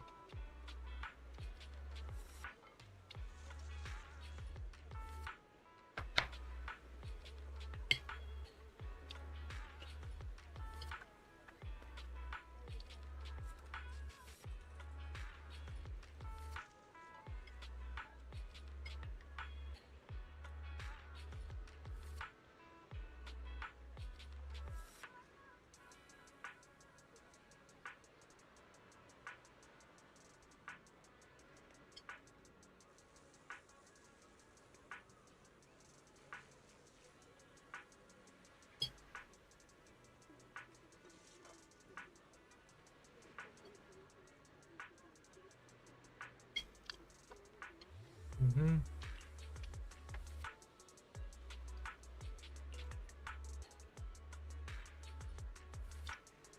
Mm.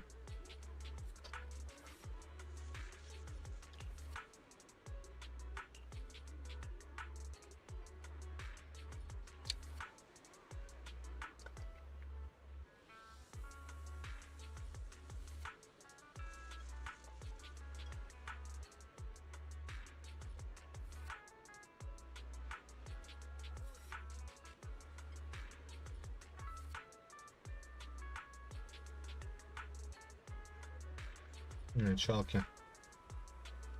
Be a bit quieter. Well, yeah.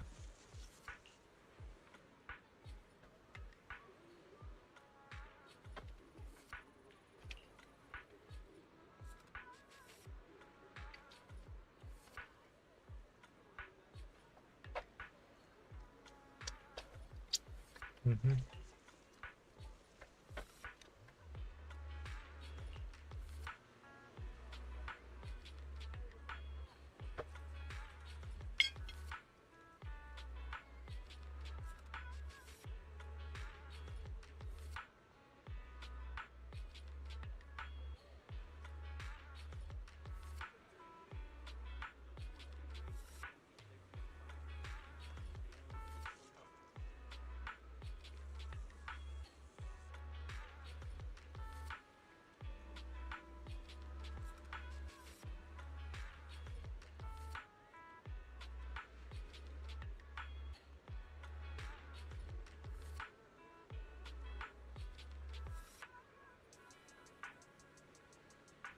Okay. Man, I want a bit more juice.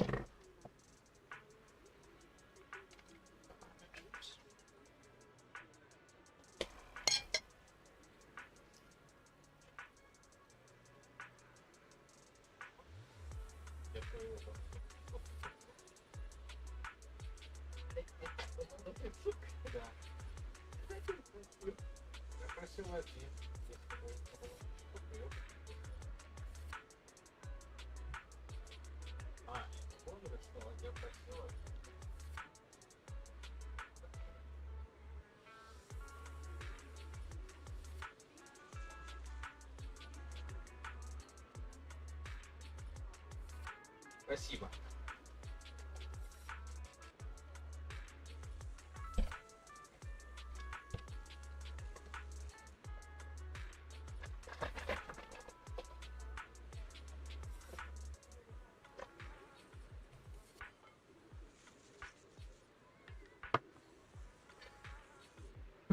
After joining the League of Bang Boom, my rank has improved, but Chalky hasn't shown any signs of getting better. He still charges around recklessly and ignores him, so of course we lost the match.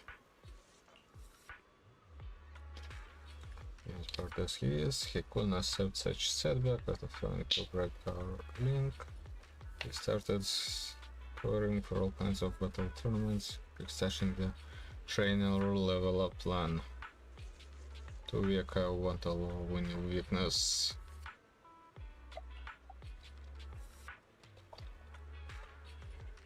Chess legend. Person forced me to share an account with him, taking turns playing matches online against others.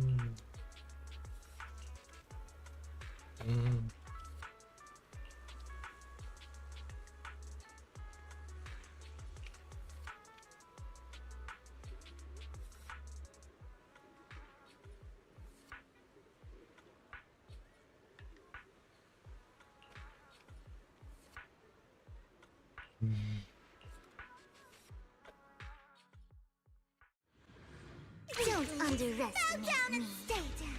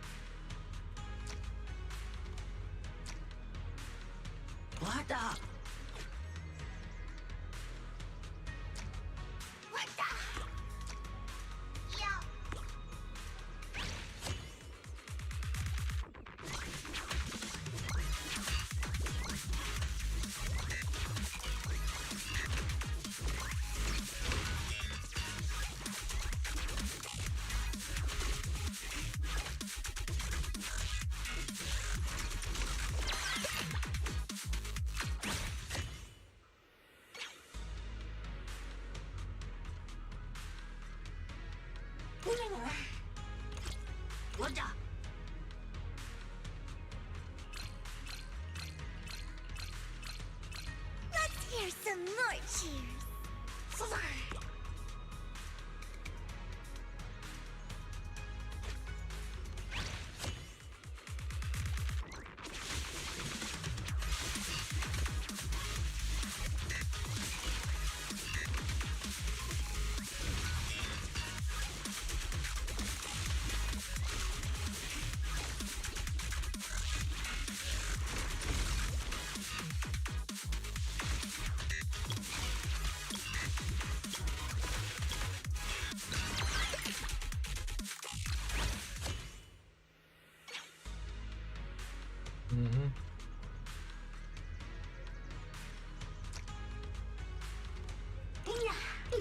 We're done now.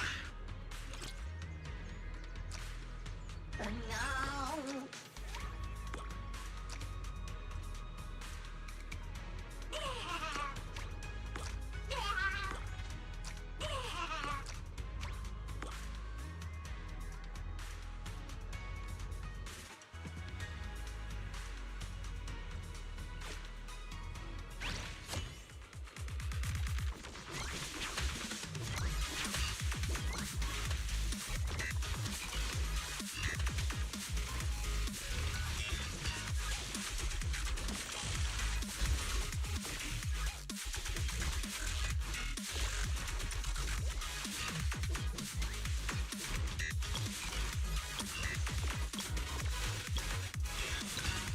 Looks like I lose. Unfortunate. Well,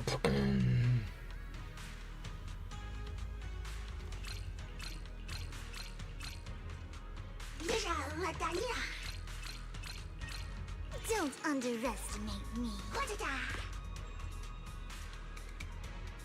good enough. That's also good.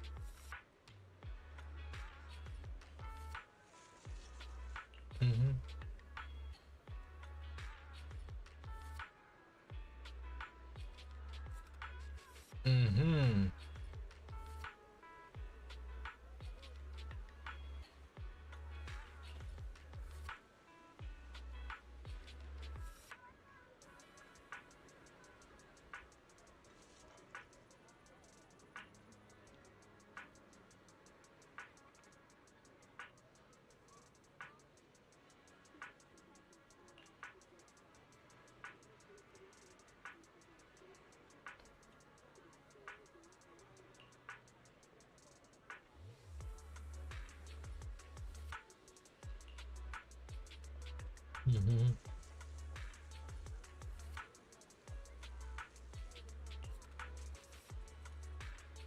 Mm-hmm.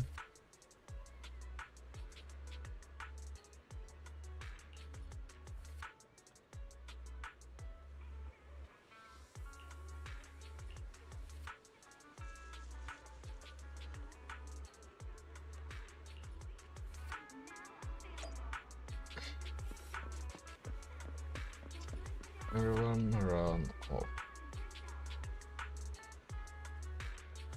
Unfortunate.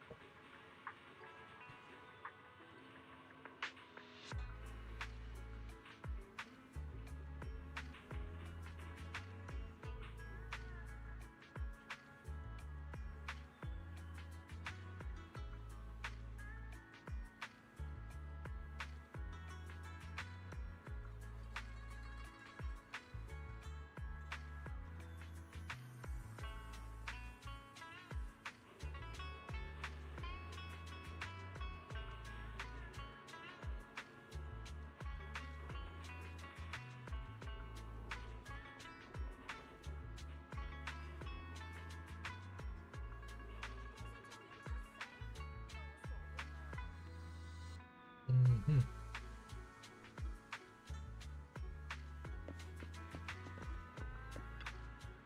Mm-hmm.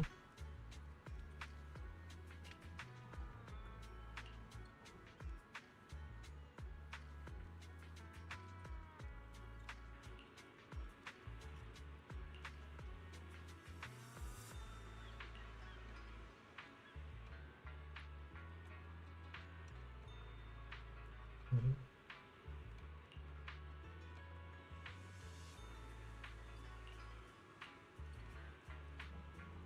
Mm-hmm.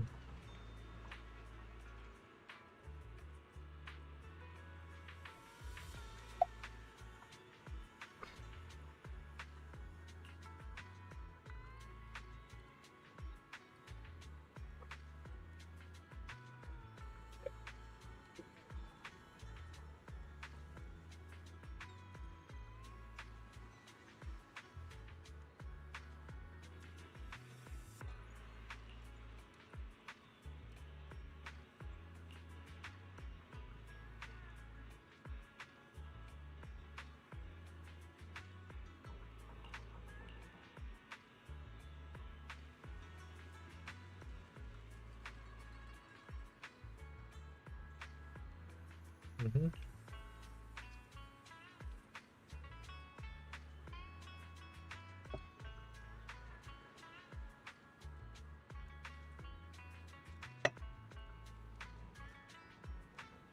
And then there will be a bunch of rewards.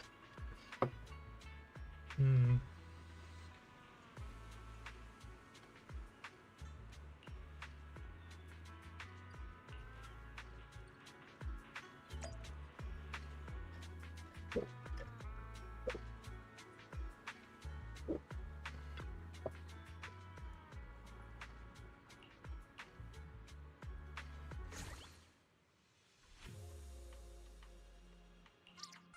Mm.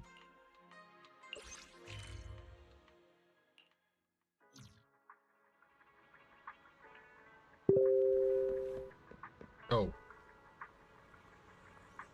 You too.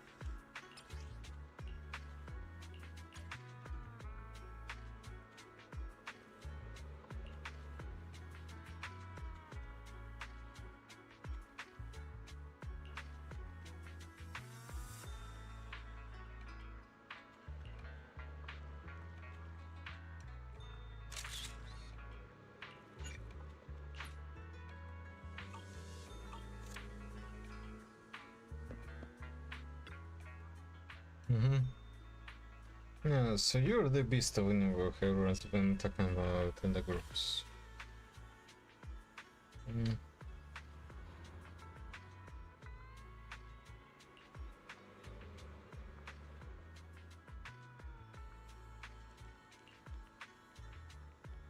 Just legend. Well, you look things to play with. Oh, not just with the legend. My, someone's trying to check to me on the leaderboard sneaker. I'm on planet 3M. Is this a so-called dedication? A top student? I'm just learning because I'm certainly not trying to compete with you or anything. Looking around like a trumpet. So crazy. What's wrong with playing some games or like sleep?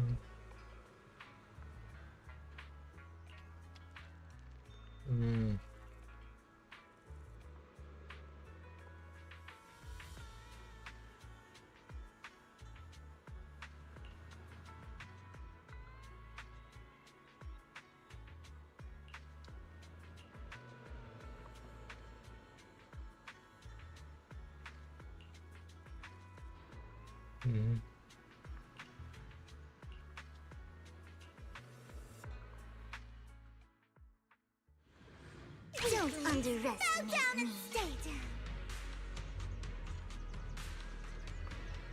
Boo, Rasher.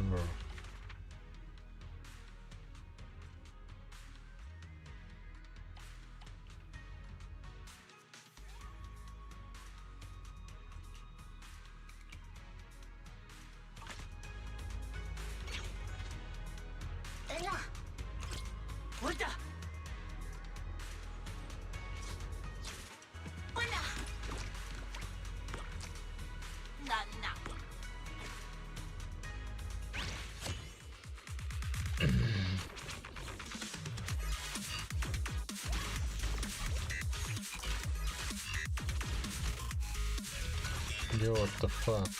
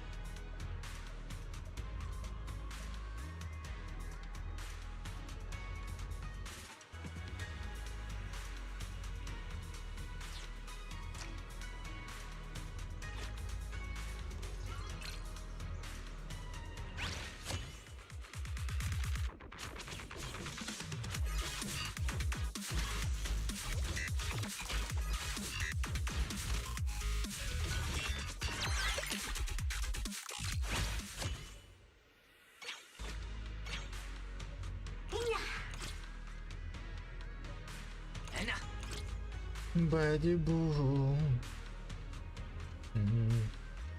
Body bow.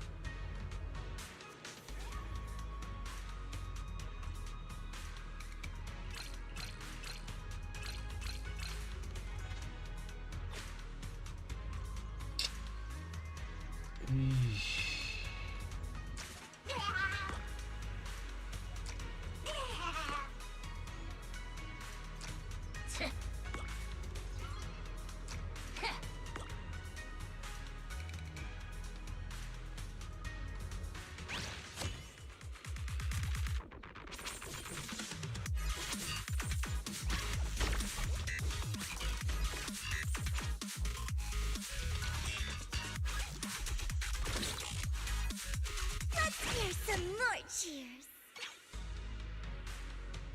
Oh, that.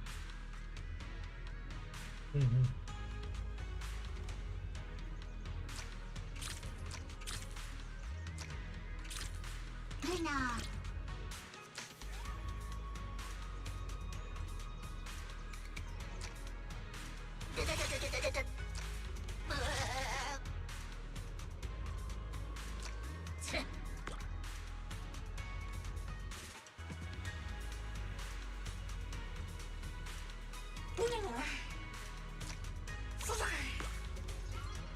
Okay.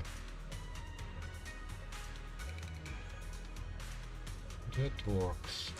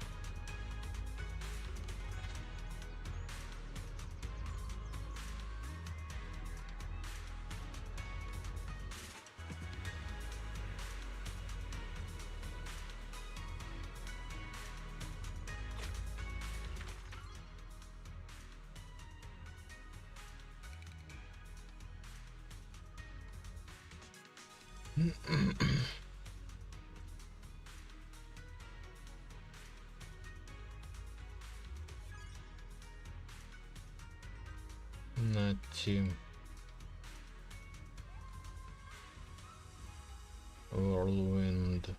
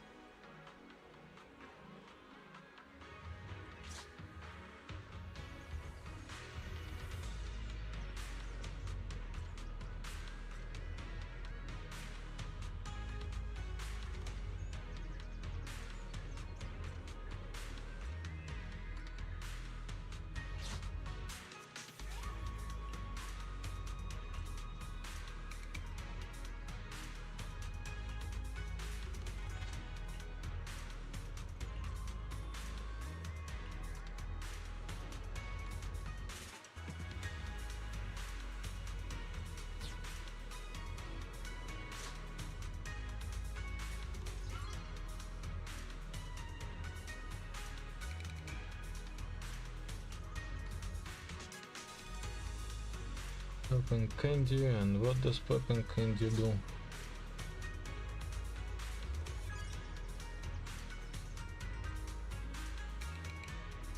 That's nice.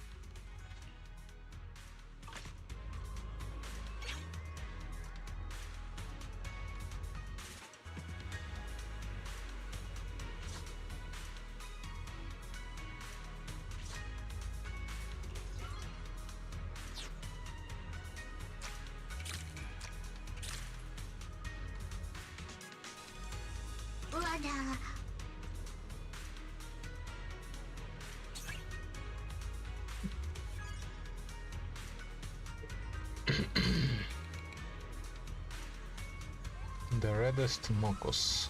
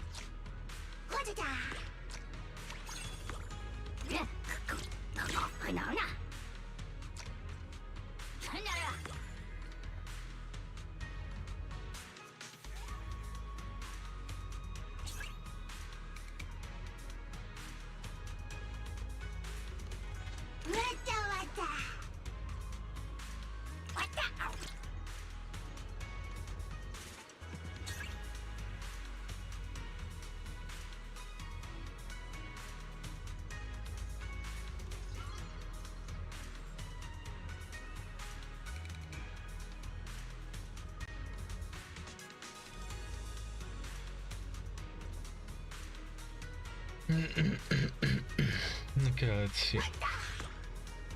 It's not a good idea.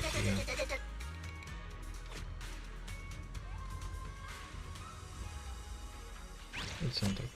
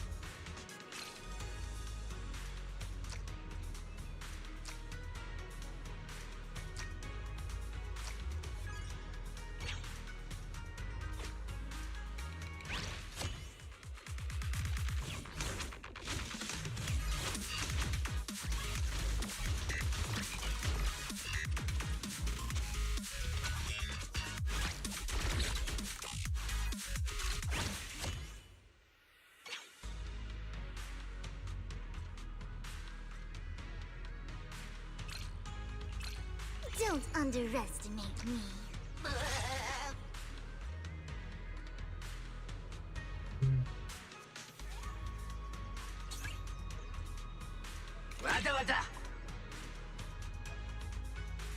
Robo.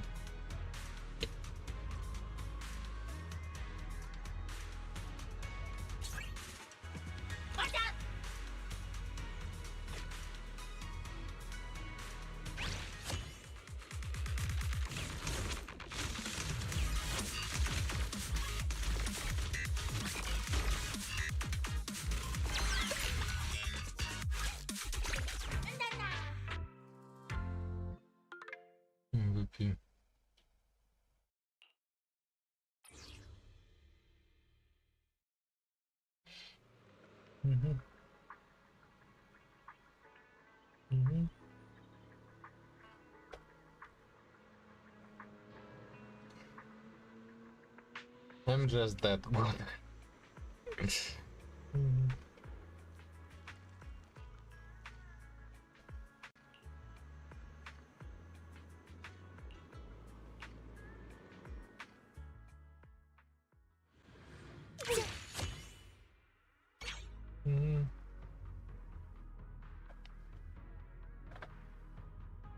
Underestimate. Bow down and stay down.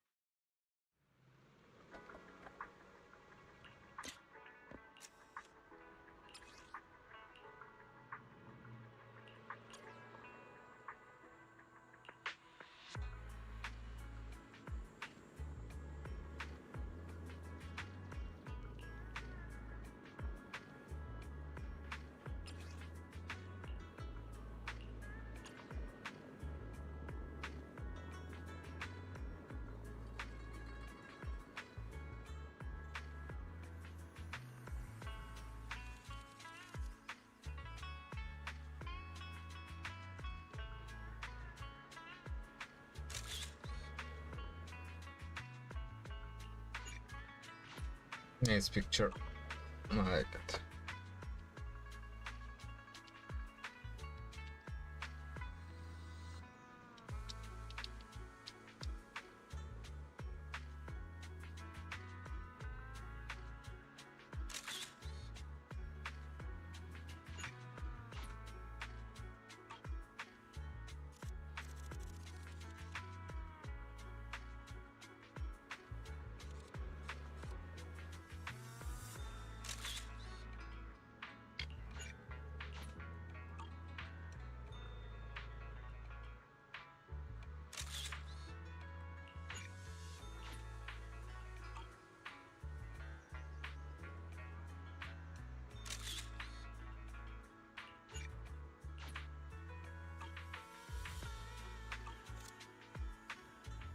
Nice pictures.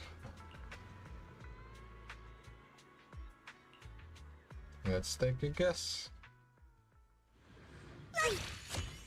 Yeah. Here's some more down and stay down.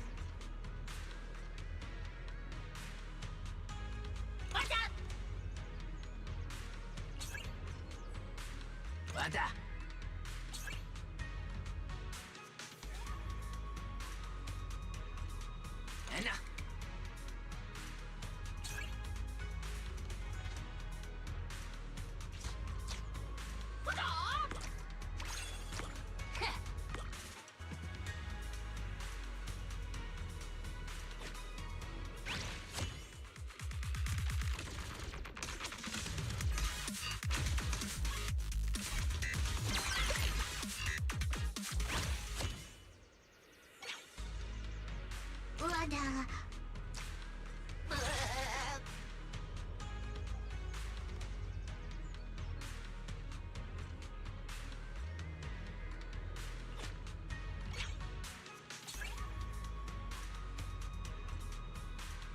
Open candy attack technique.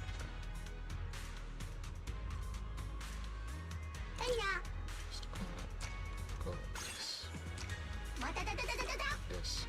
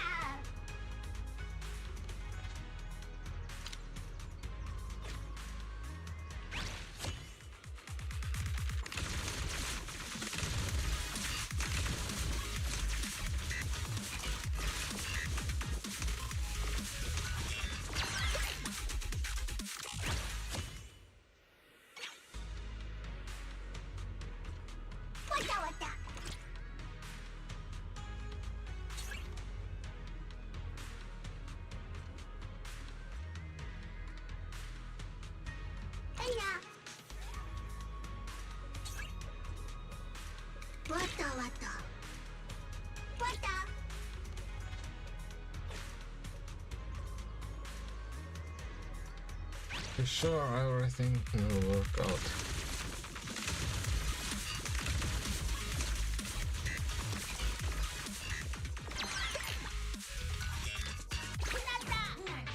Yay. Nice.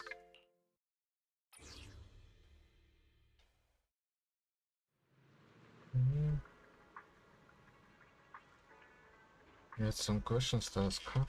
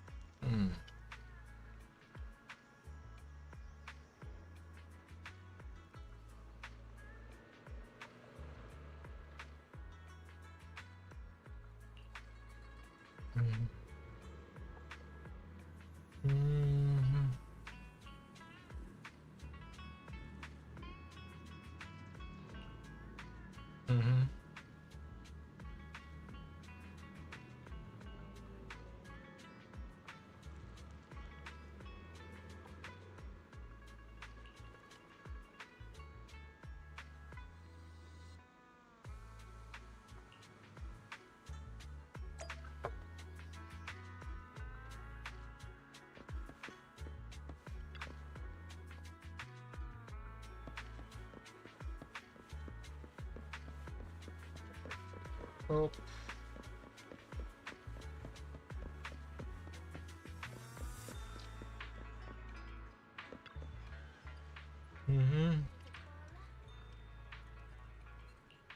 No, my survivor.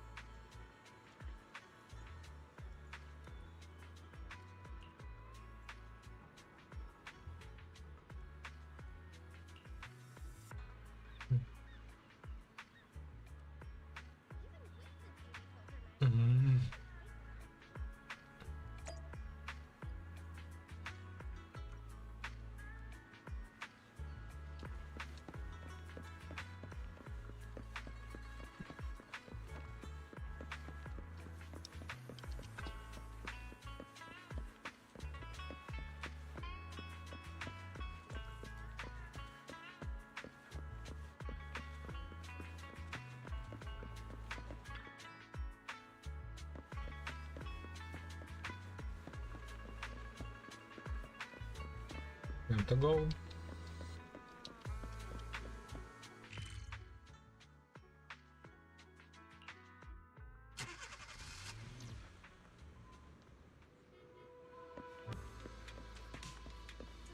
Yo.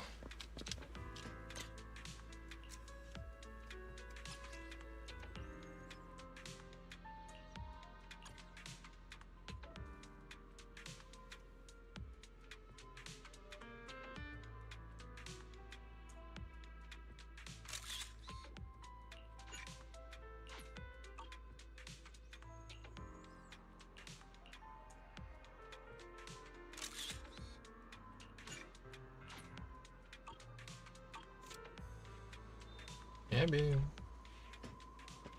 Should I play a game soon, Miss Mia? Try me at a discount recently, so a couple play the other day. I think it will help sharpen my charger and situations. So have paid away to go before I can master such a feat.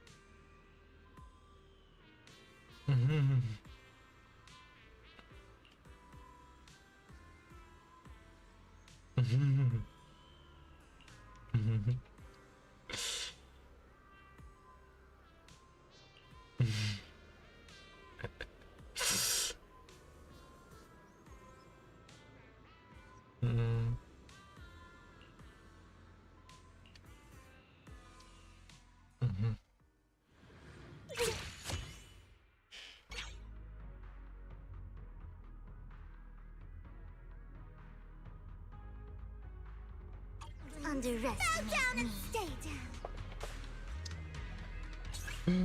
Let's go for people that blow shit up. Except maybe those two. Mokos.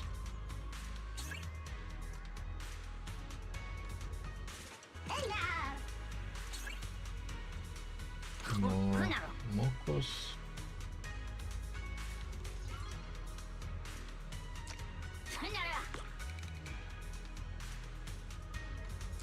Unless they stood.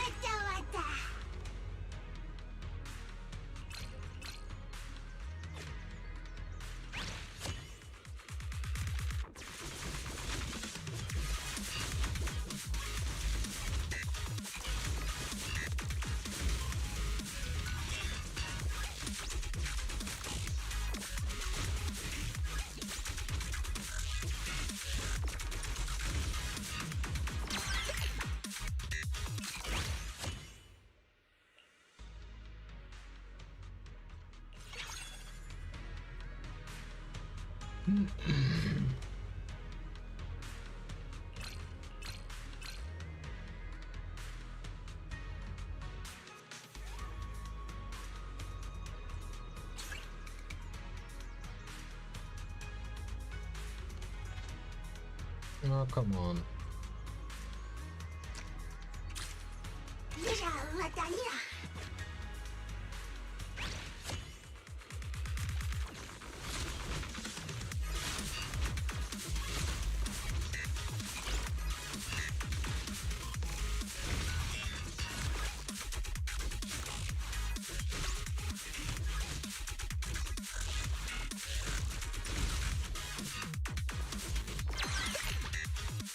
Let's hear some more cheers.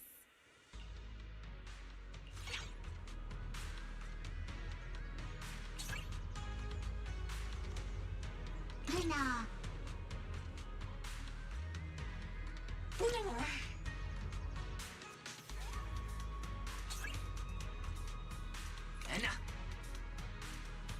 Finally.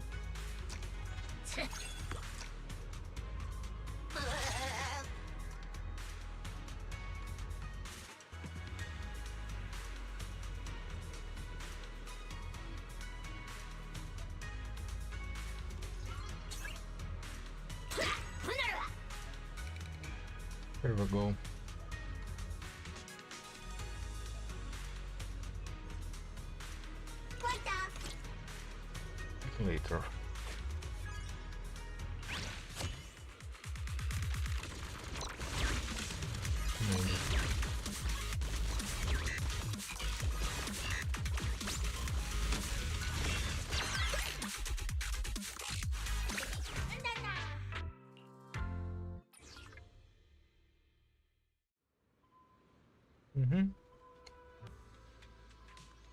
Victory relies not only in the strength of your pieces, but in your strategies and opportunities.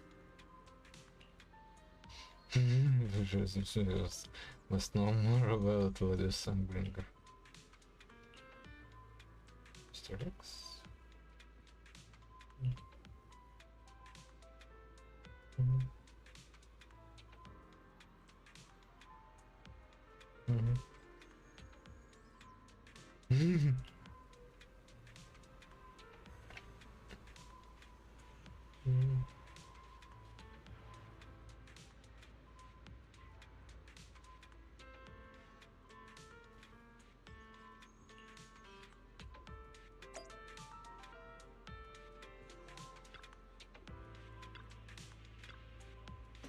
No.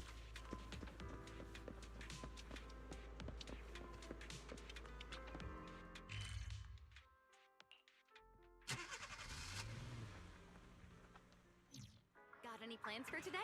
A good meal always makes for a good start.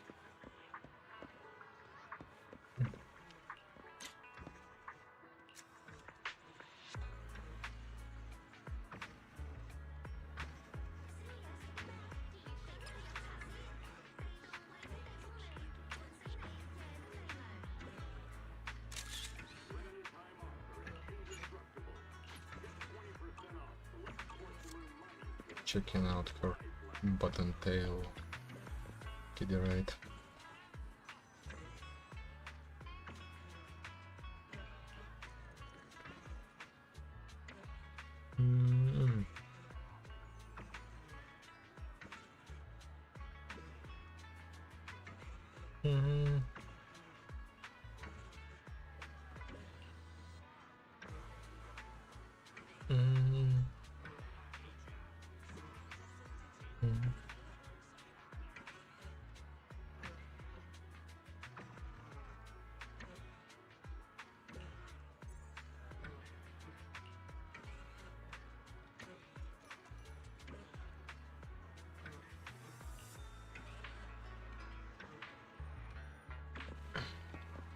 Read.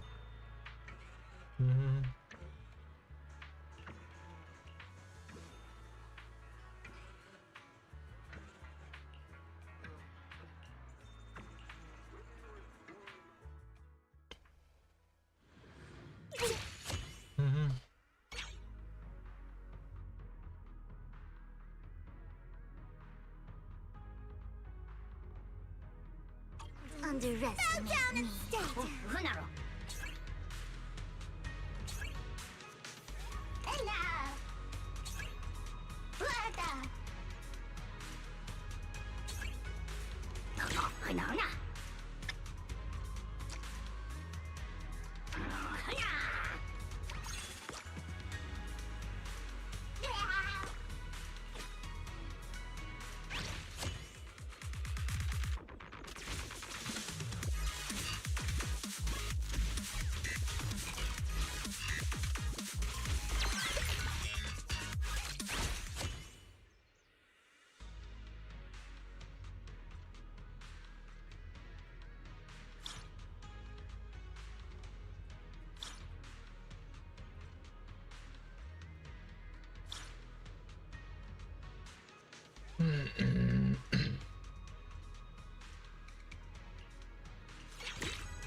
Yay!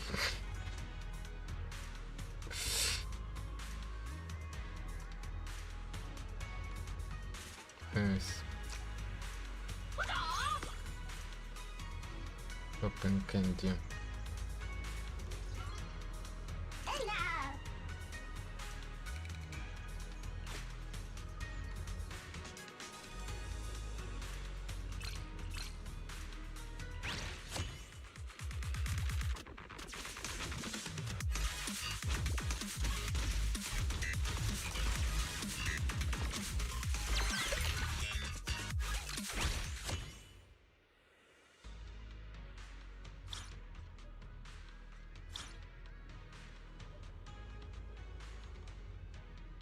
Maybe coins is what I need,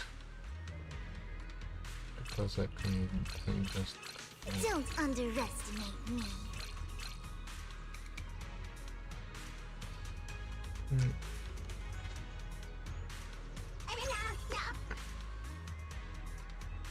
Go like this.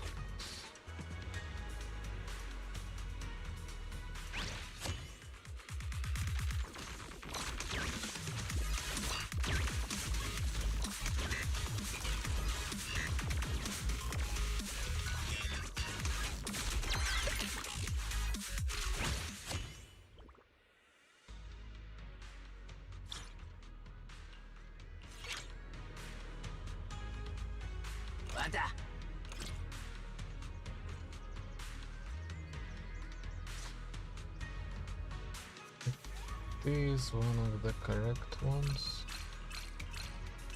Let's hear some more cheers.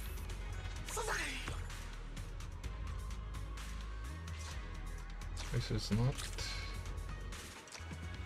This is right close to what I need.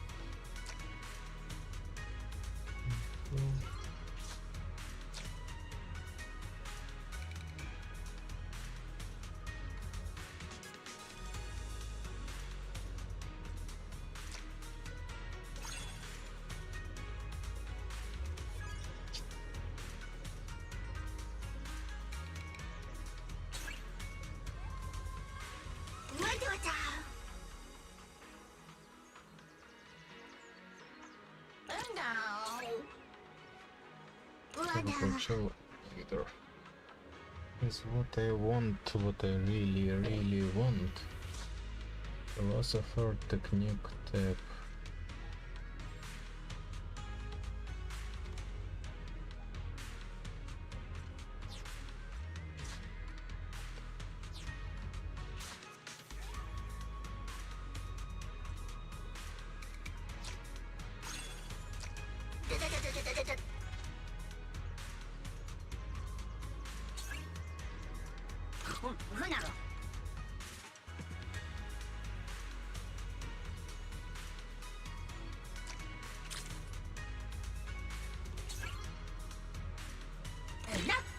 Okay.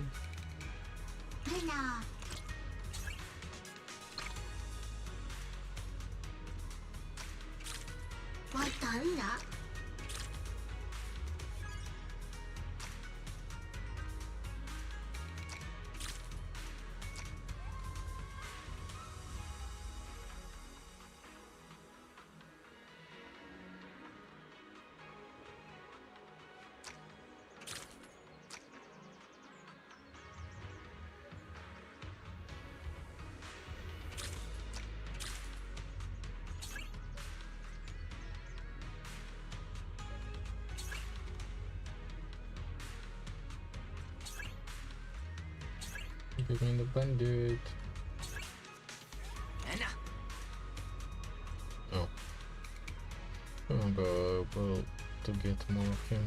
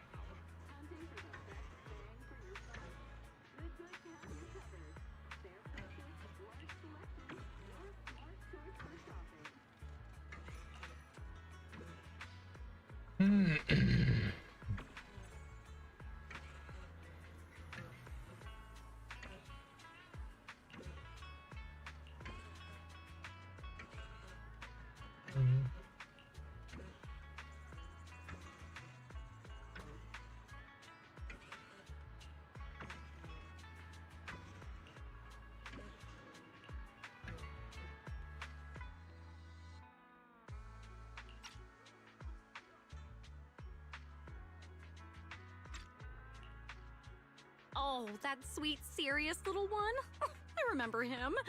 He sometimes comes by the shop to buy things, always so polite and meticulous. Whenever I teased him a little, he'd get adorably flustered.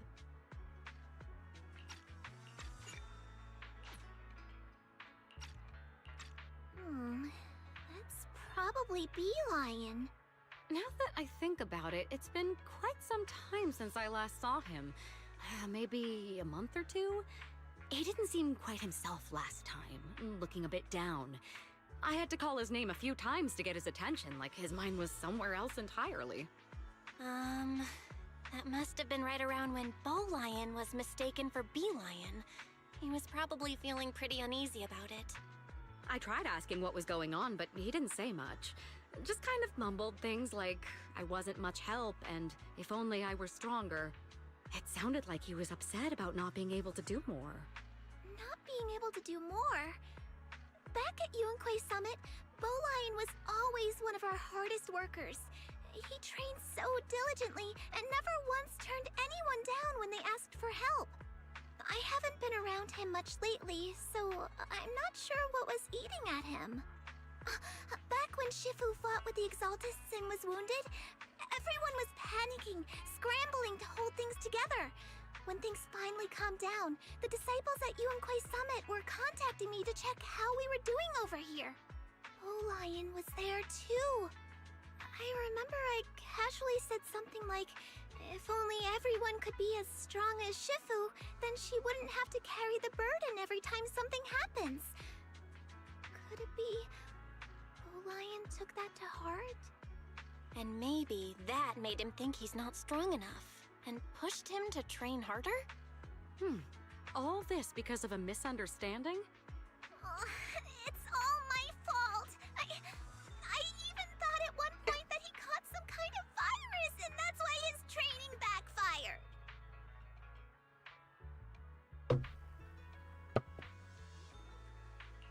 But is that really it? From the way Bowlion was acting, I feel like there's something else going on. Oh, Fairy, are you done with your investigation?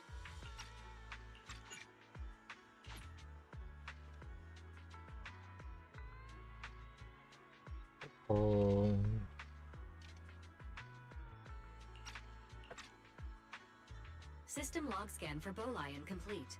No signs of virus infection detected. No abnormal responses, resource spikes, or tampering of settings found. Now we can be sure Bowlion wasn't infected with that virus Rayson mentioned earlier. Thank goodness. Hidden folder, The Way of Loneliness, has been found. Please confirm if you would like to open it. Oh, that's kind of a sad name.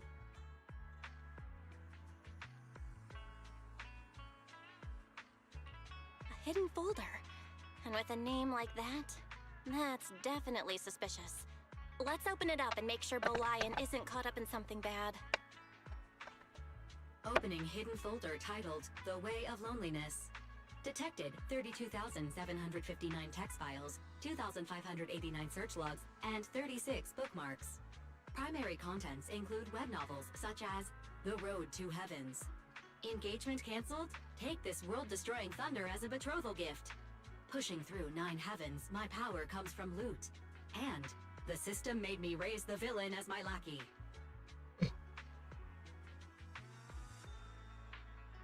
This feels oddly familiar. A Bangbu getting hooked on web novels isn't unusual. Unless there's actually some hidden message in here. No hidden data detected. Records show that prior to encountering the game Enna chess legend in Wi-Fi Peninsula, Bowlion had already been addicted to wuxia and cultivation web novels for several months. These files are 100% authentic, legitimate, and malware-free cultivation web novels. So basically, Bowlion got super into cultivation web novels. Then he saw Ginger playing the game Enna chess legend and decided that's his own path to enlightenment? And all that Chosen One stuff was just him getting way too into his own fantasy? Searching keyword, The Chosen One.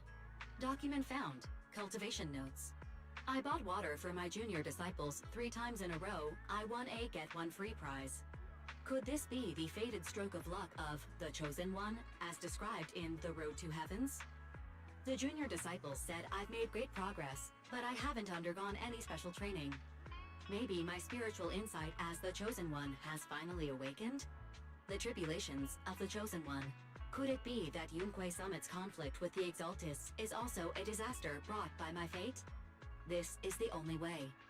Chi Refinement Stage, Foundation Establishment Stage, Divine Transformation Stage, and finally, Trial of Ascension Stage.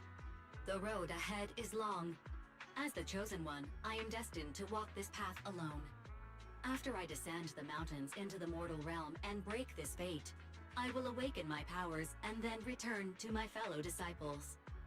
Based on his reading habits, Big Data kept pushing him pseudo-cultivation content such as The Chosen One and Chi Revival. Cross-referencing with his cultivation notes and keyword searches suggests that there is a 91% chance that Bolian interpreted Yunque Summit's prior conflict as a calamity brought upon those around him, all because of his fate as the Chosen One. I see.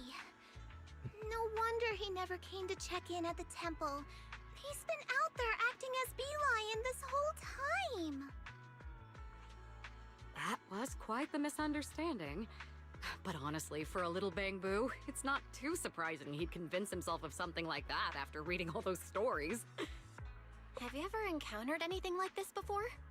No, this is the first time. But it does make me wonder. Things like Chi Refinement, Foundation Establishment. In the cultivation novels and games, they always come with clear stages, right? But in real life, especially for Bangbu, there's really no clear standard to measure their worth. So it's not surprising some of them get lost in a world like that. As for this little guy, he's just trying to find his own way to deal with all the uncertainty in life. I think I get it now. Thank you so much, Miss Manager. So, should we try to convince Bolian to come back to the temple? Oh, no. It's fine as long as he's not in danger. He's been living out there all alone for a while now. It must be rough. But if this is the life he wants to experience, just let him be. Honestly, he's always so mature and put together. I've never seen him this genuinely excited about something. I believe he'll go back on his own when he's ready. Tim, home is where everyone from Yunque Summit is, after all. Let's go talk to Bolian now. I'd love to ask him to teach me his ways. This game stuff is a little brainy for me, but I still want to join him on his training. Ah, the bonds between the young ones. Even I'm a little touched. So, what about the Easter egg? Are you still planning to look for it? Let's just leave it up to fate. Maybe it doesn't even exist. Or, who knows? Maybe one day, the Chosen One will stumble across it.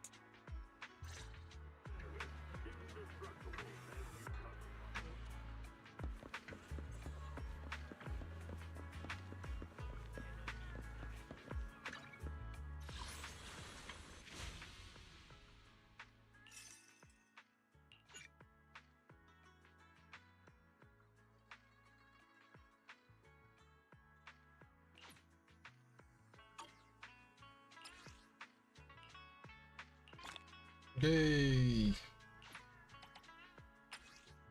60.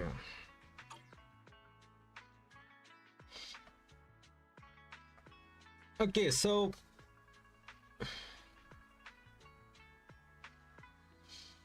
yes, at the end of the day, well, Yanagi's vengeance is quite good. It doesn't make anyone look smashing. Which means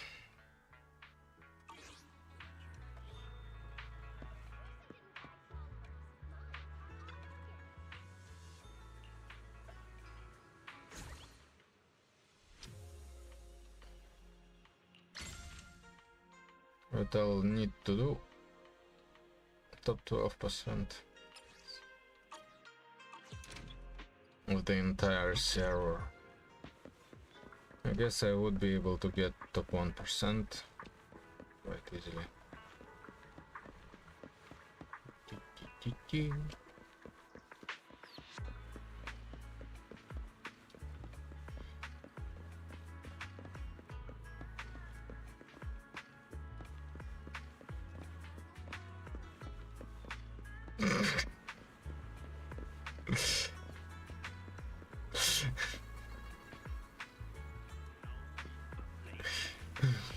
What a strange sculpture.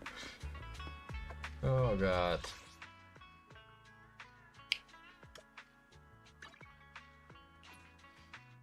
Fantasy Resort.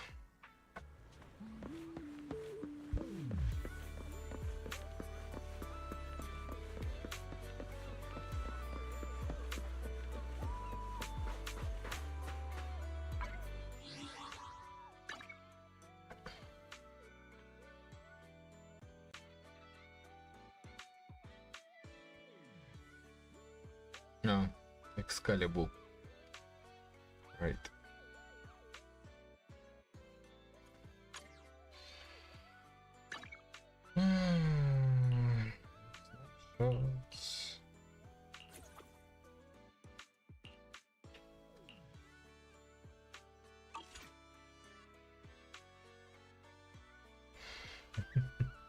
Snapshots.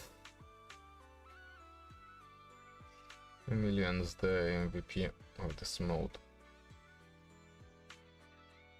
Methinks.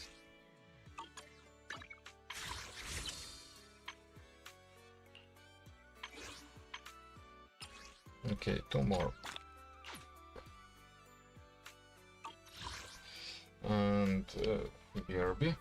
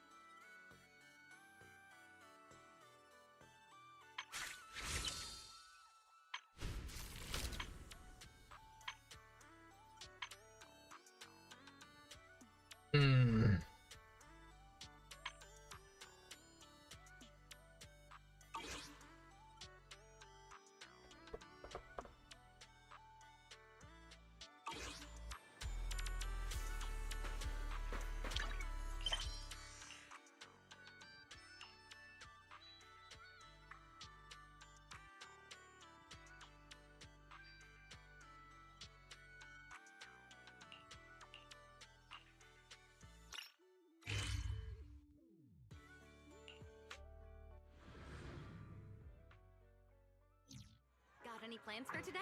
A good meal always makes for a good start.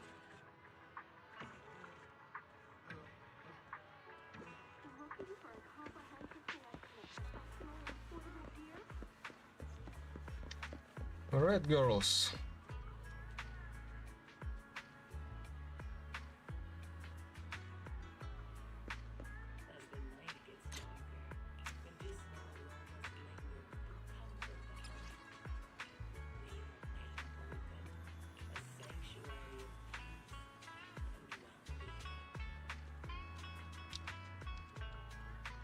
I'm way too close.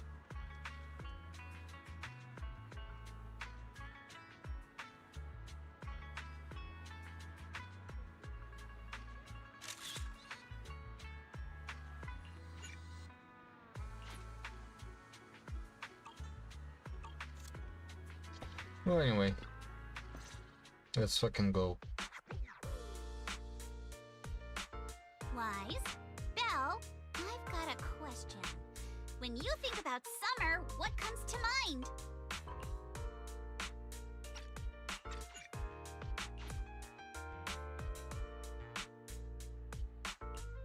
Summer. The scorching sun that burns, mosquitoes that only bite me, and those ever-growing electric bills thanks to the AC and ferry. That's all I can think of.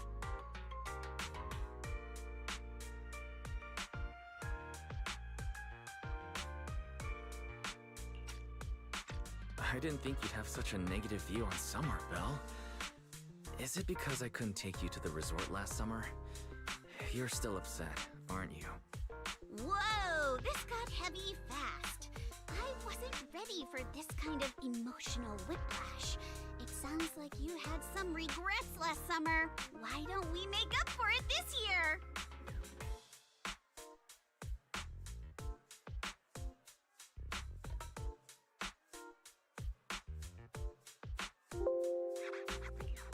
Oh? Is there some kind of event going on?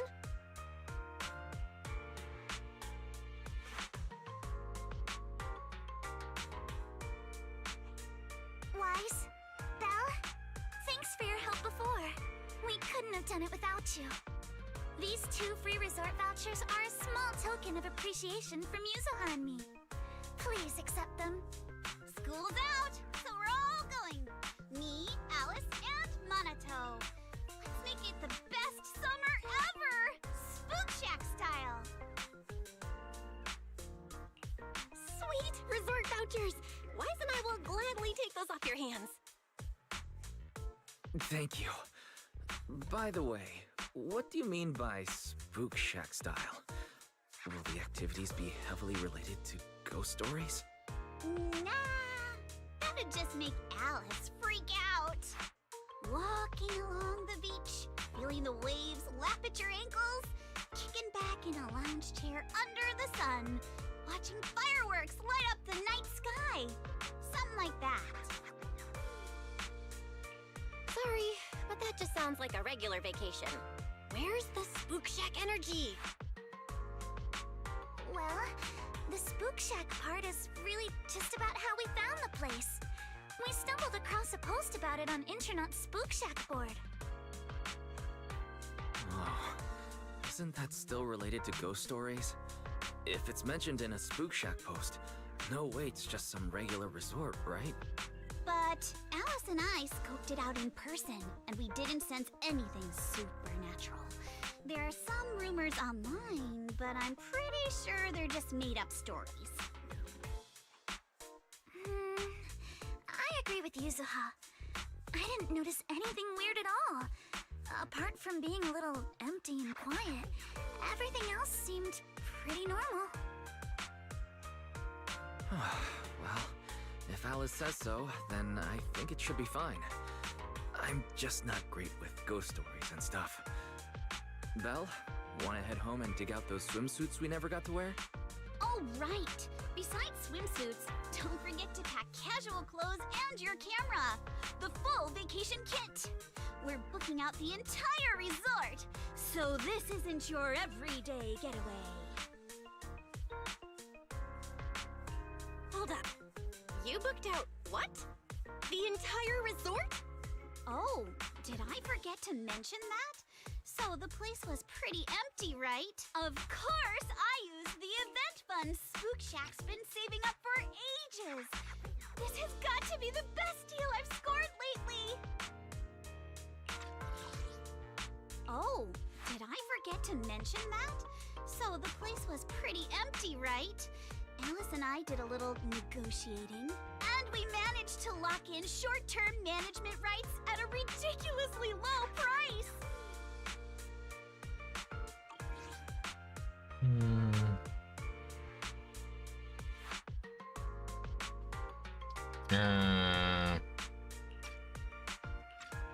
Never thought that was possible. That was very Spook Shack of you. I was surprised when Yuzuha's negotiation worked out. But after everything that's happened lately, I think we all deserve a little time to unwind. Anyway, I've sent the address to your knock-knock. Alice and I will be waiting there, swimsuits on and ready to go. Huh? But I haven't even bought a swimsuit yet this year. Don't worry, I've already picked one out for you. You have? I don't know how I feel about this. Wise and I will go pack our stuff. See you at the resort.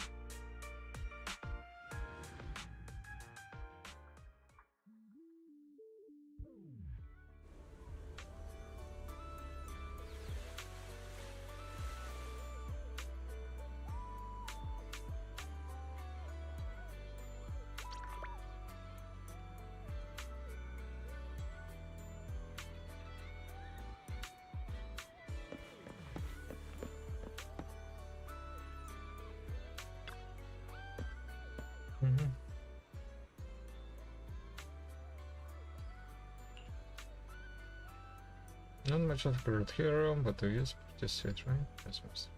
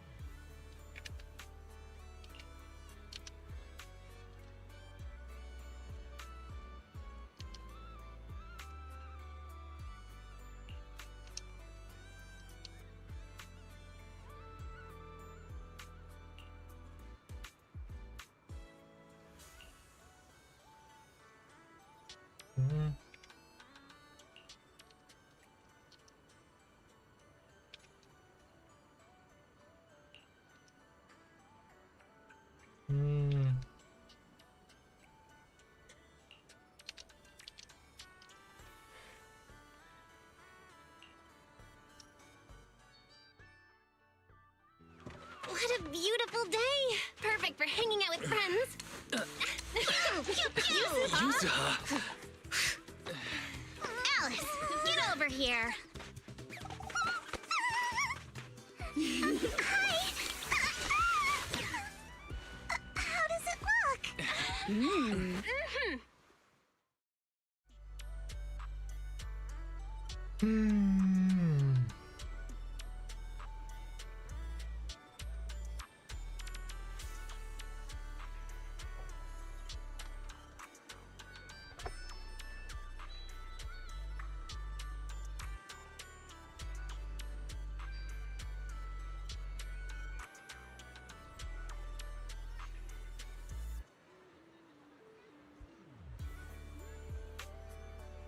Okay, a shortcut scene.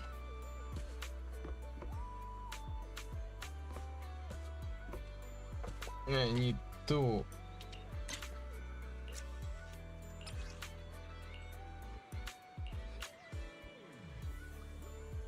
go ahead and here.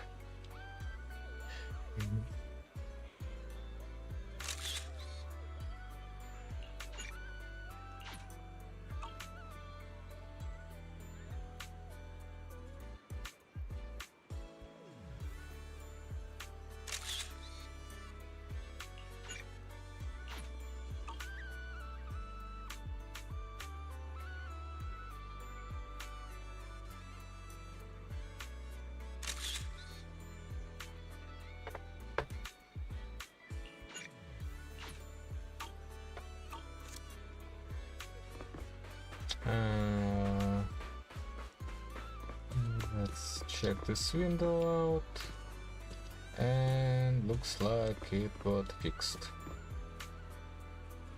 Right?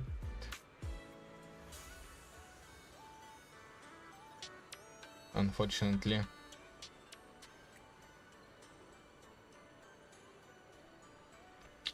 Let's switch the character.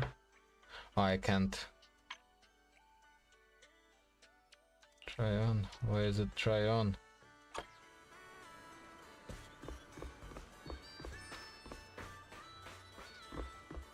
Welcome to Fantasy Resort.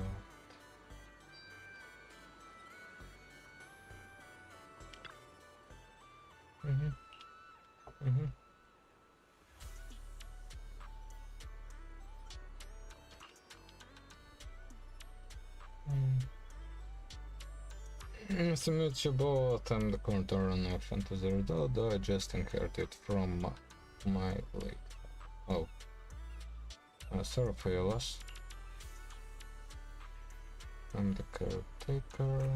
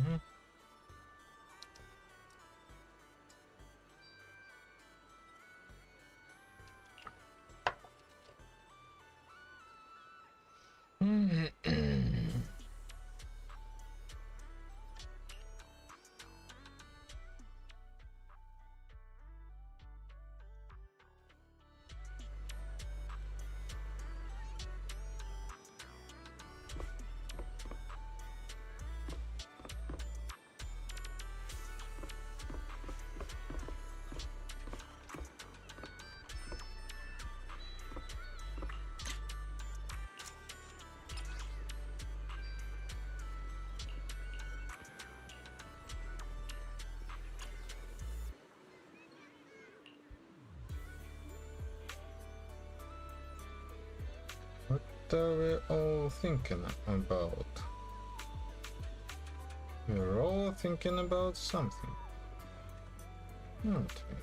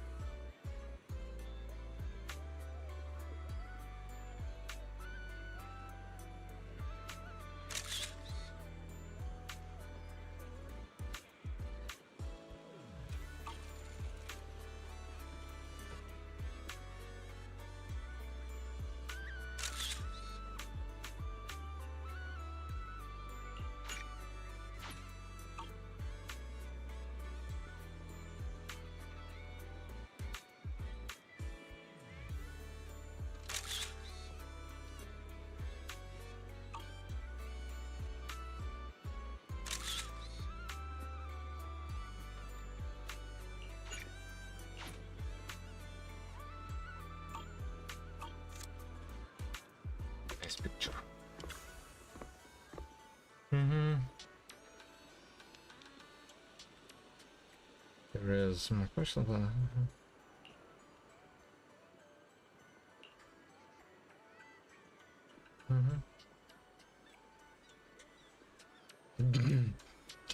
Ah, yes, obviously, the most important.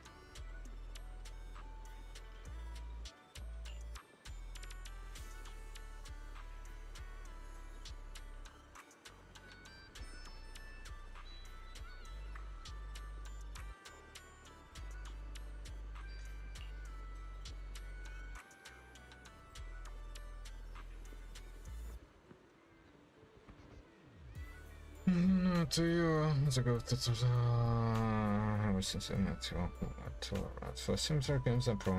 How did this happen?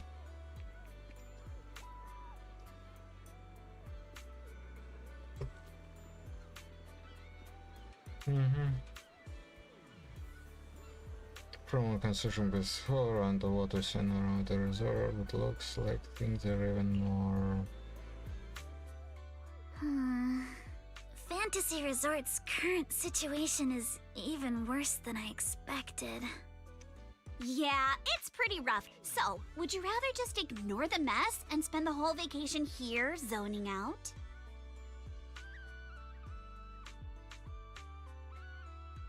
Of course not! Since I've taken over this place, even just temporarily, I've got to step up and get this business back on track! Well said. Now that's the Alice I know.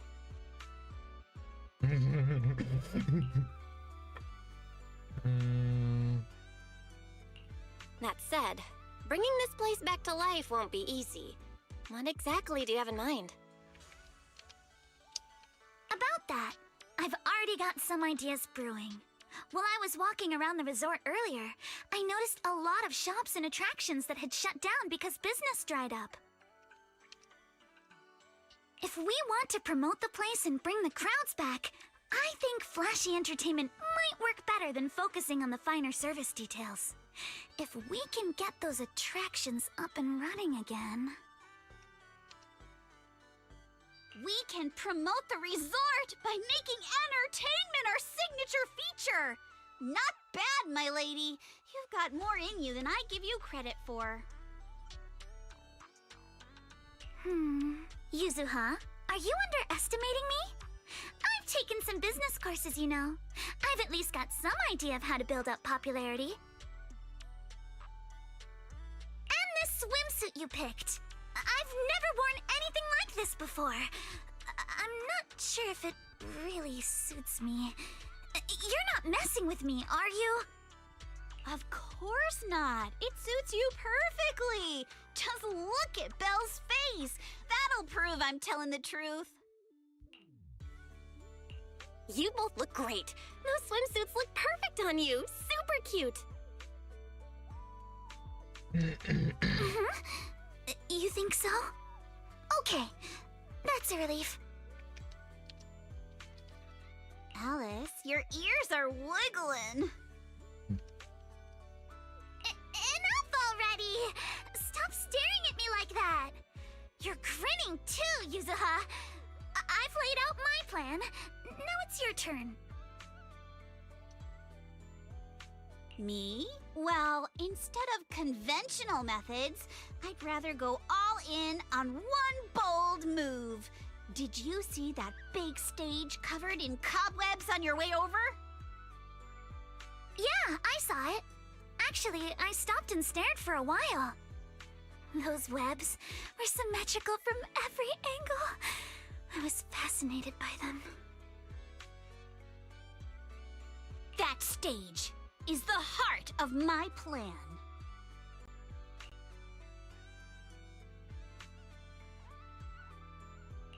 Are you thinking of using this stage to put on some kind of show? No, a party or a show won't cut it. I want to host a massive beach music festival on this stage! Imagine rising bands rocking the stage, waves crashing in rhythm with the beats, fireworks lighting up the sky during the peak of the show. A music festival like that is its own best advertisement. Oh, I get it. With so many people on vacation right now, a festival like this could really draw in a crowd and put the resort's name out there. That's a genius idea, Yuzuha. You truly are the queen of marketing. Alice, you're not still mad about my little tease earlier, are you? Not at all. I genuinely think this is a great idea. Once the resort's attractions are up and running, we'll need a headline event to take the hype to the next level. Right? Fun daily activities topped off with a beach music festival on the last day of the vacation. It's the perfect combo!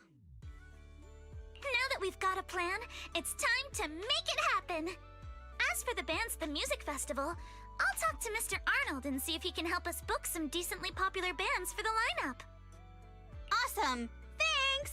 I'll go take another look at the shutdown attractions.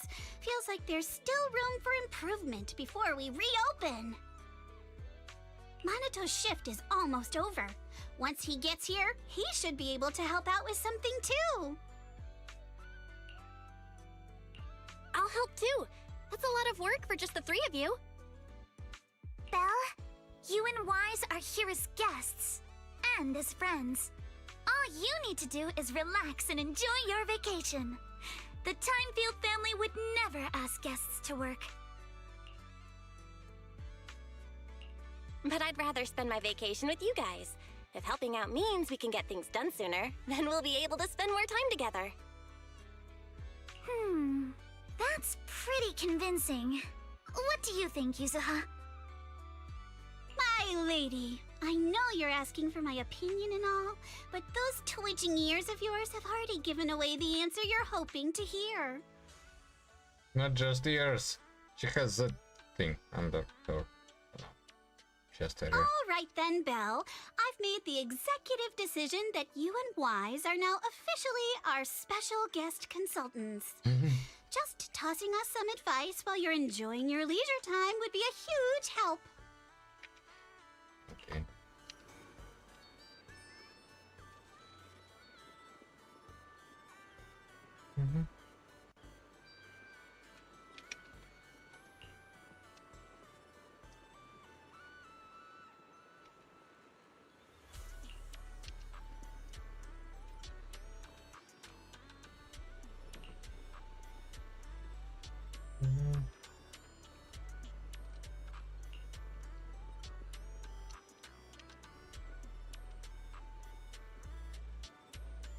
Oh no. I have a choice to do.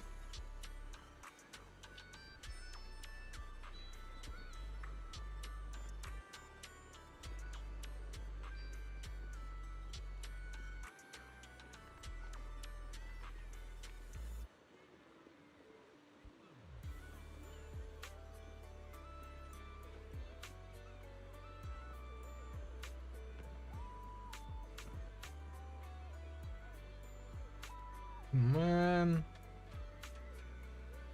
no clue.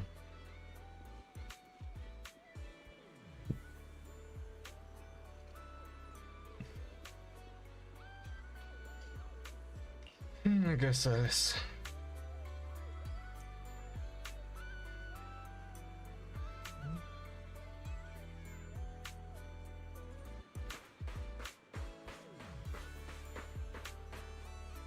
But also, it's not a choice.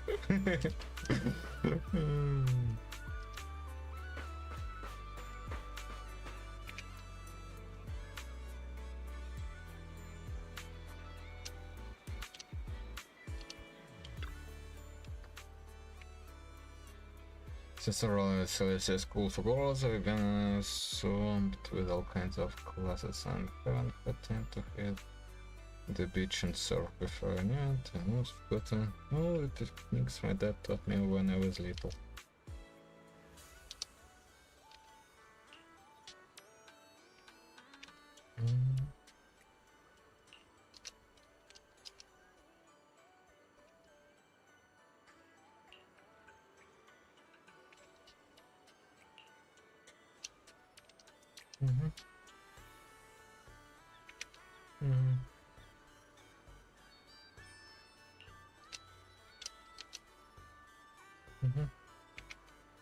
General squatter, professional SFTM, I came here to rest undercover, but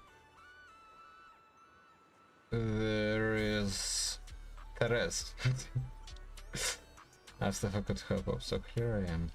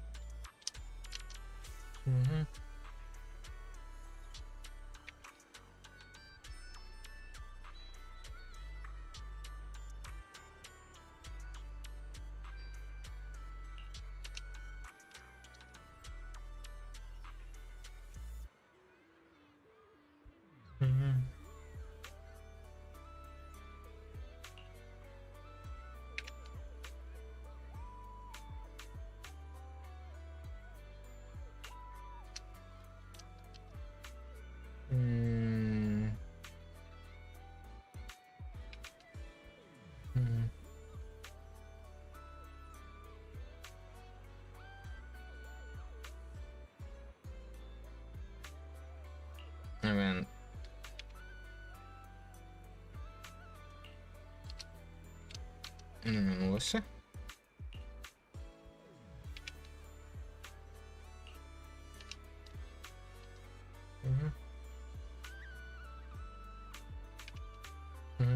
Dropping out and making her with what? Discussed. At least I'm not sure and friends are there's not so much.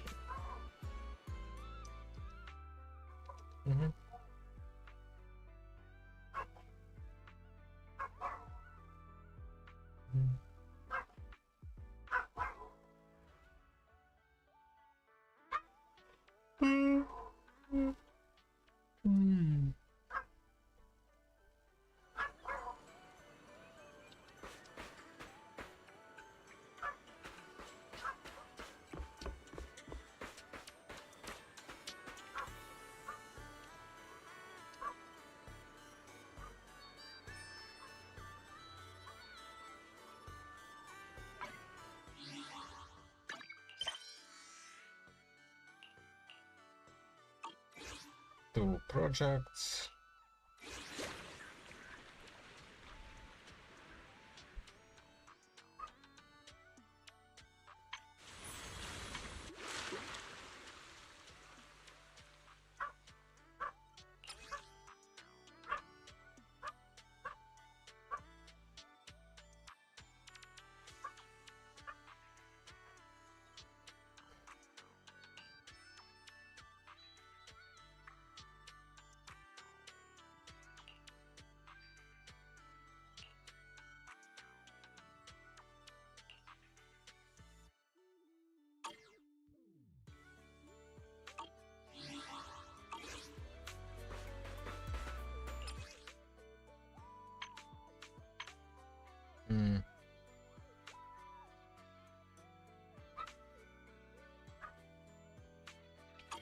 Let's stop the tracking.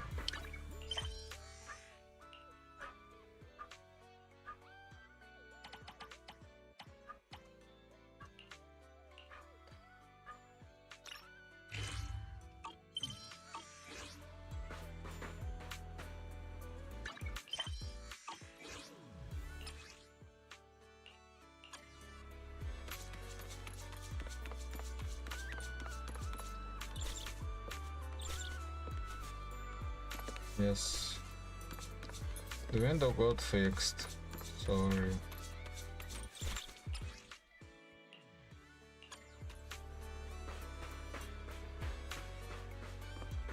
Such a shame.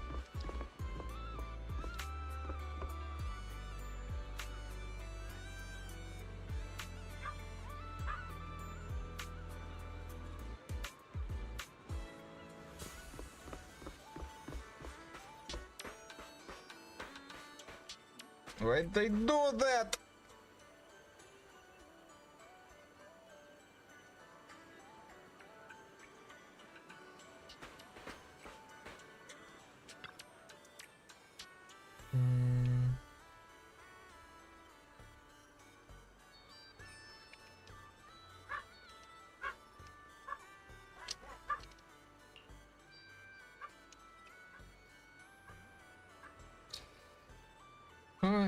Not such a mother car, so I kind of confused as to what's about. Thank you, Lucy. Если она не то makes such a big deal out of thinking. Bottom is as we heard about soon. It's a bit in the resource user and the others drag me here at full throttle. They're checking that couple right now. Guys are so full of energy.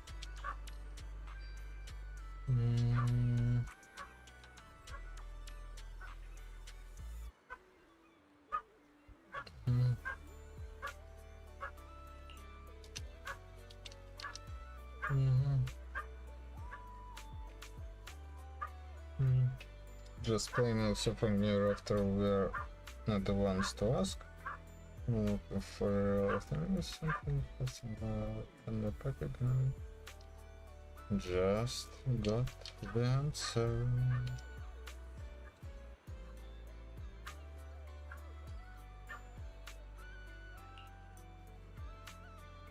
Transform the resort suffering at a few tobacco gangs on the high seas.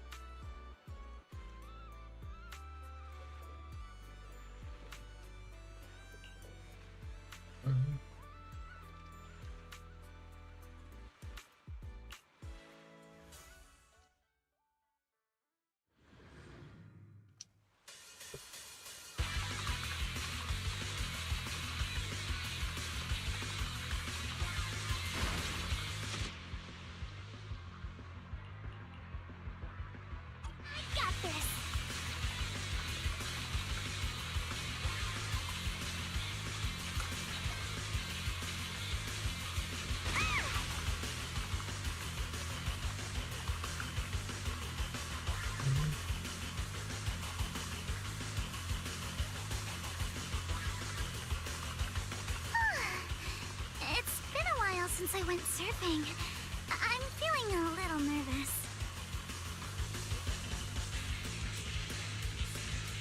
I wonder what kind of upgrades Lucy was talking about.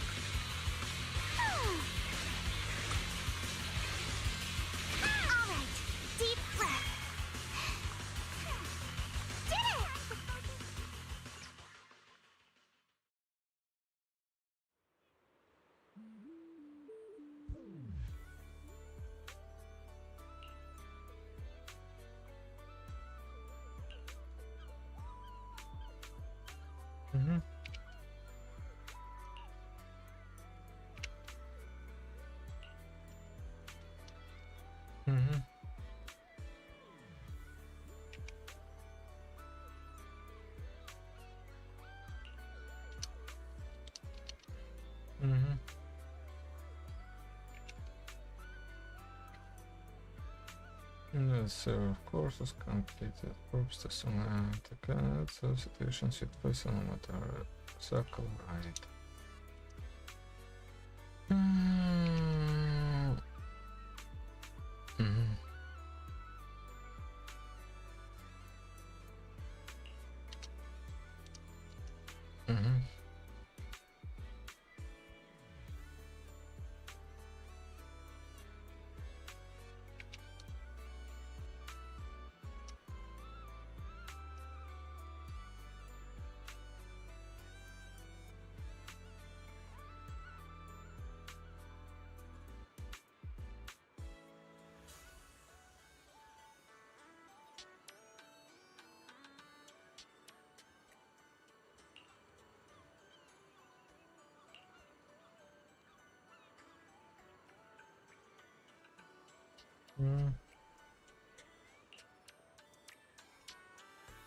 Let's see, you're an angel.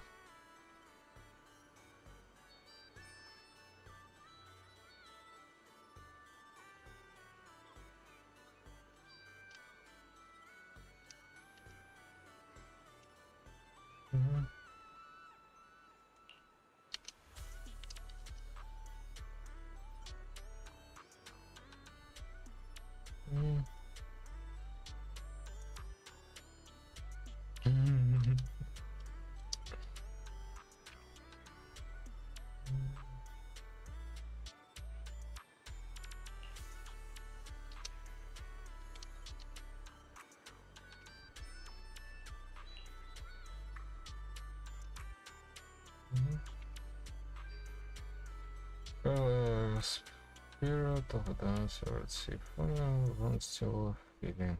I have to get a tone.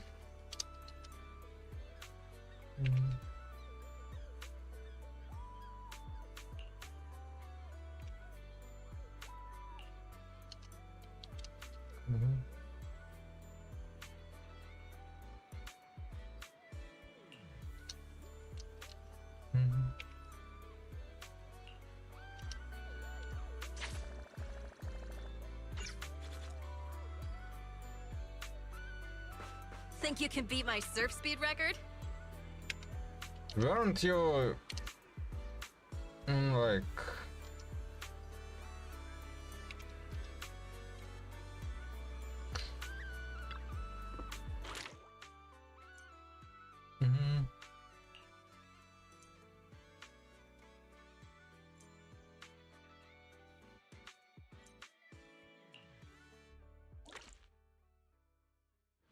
speed record?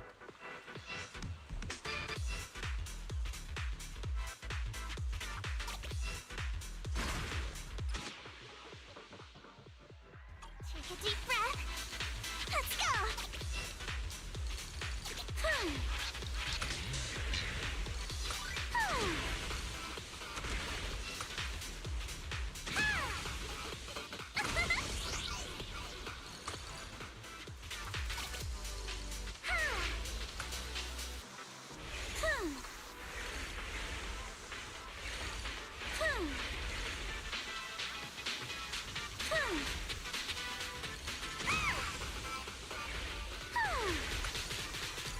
I'll tame the waves.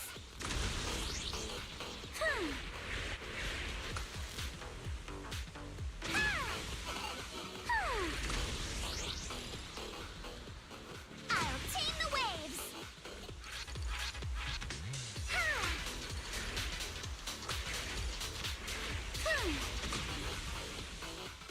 I'll tame the waves.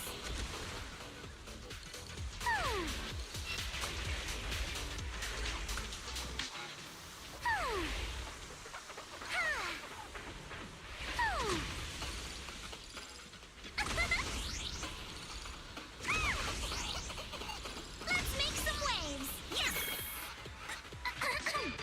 I did it. 120. Not bad. 170.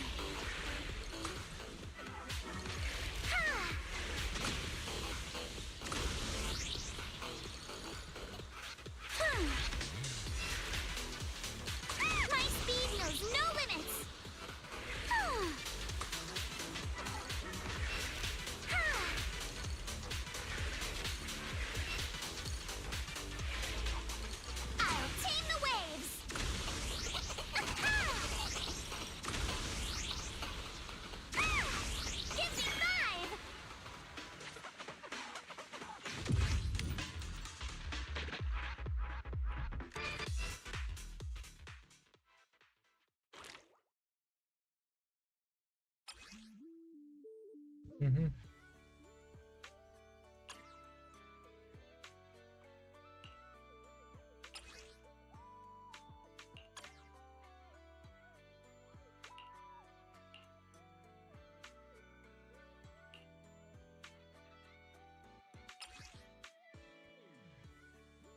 The serpent lock.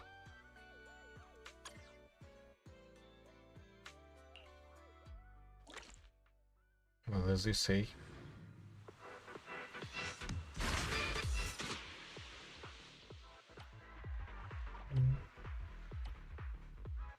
Take a deep breath. Let's go.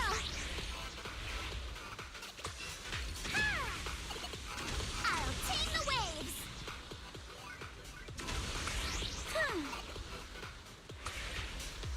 Let's make some waves.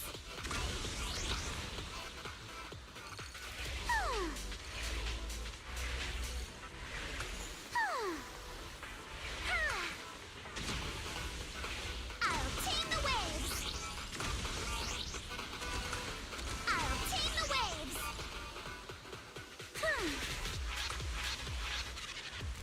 Higher than the waves.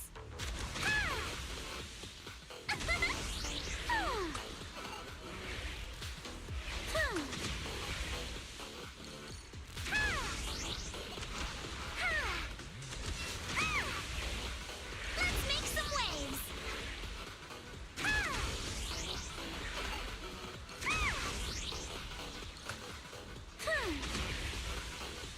Give me 5.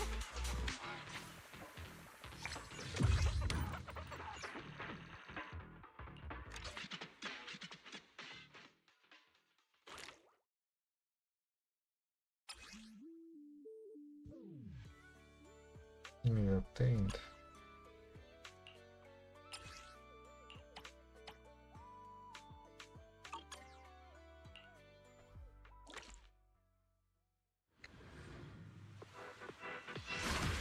Take a deep breath. Let's go.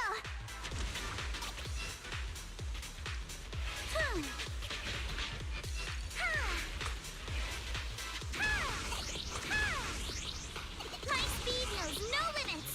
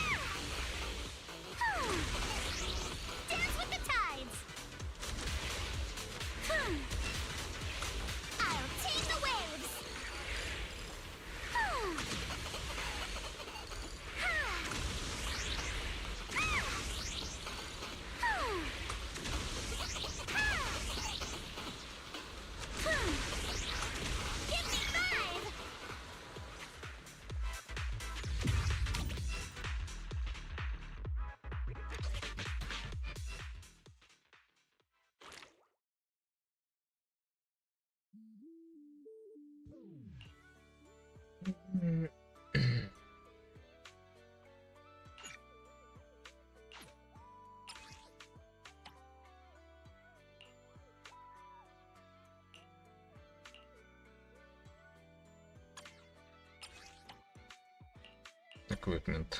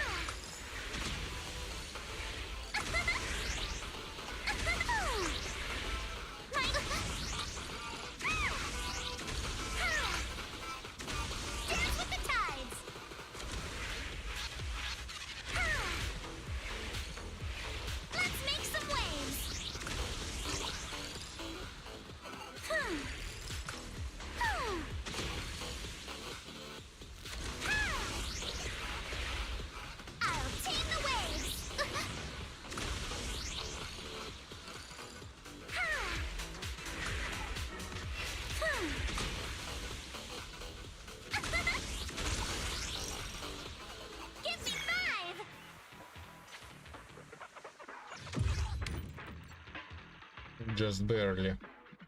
114 or 10 seconds? Yeah, 10 seconds. Okay, let's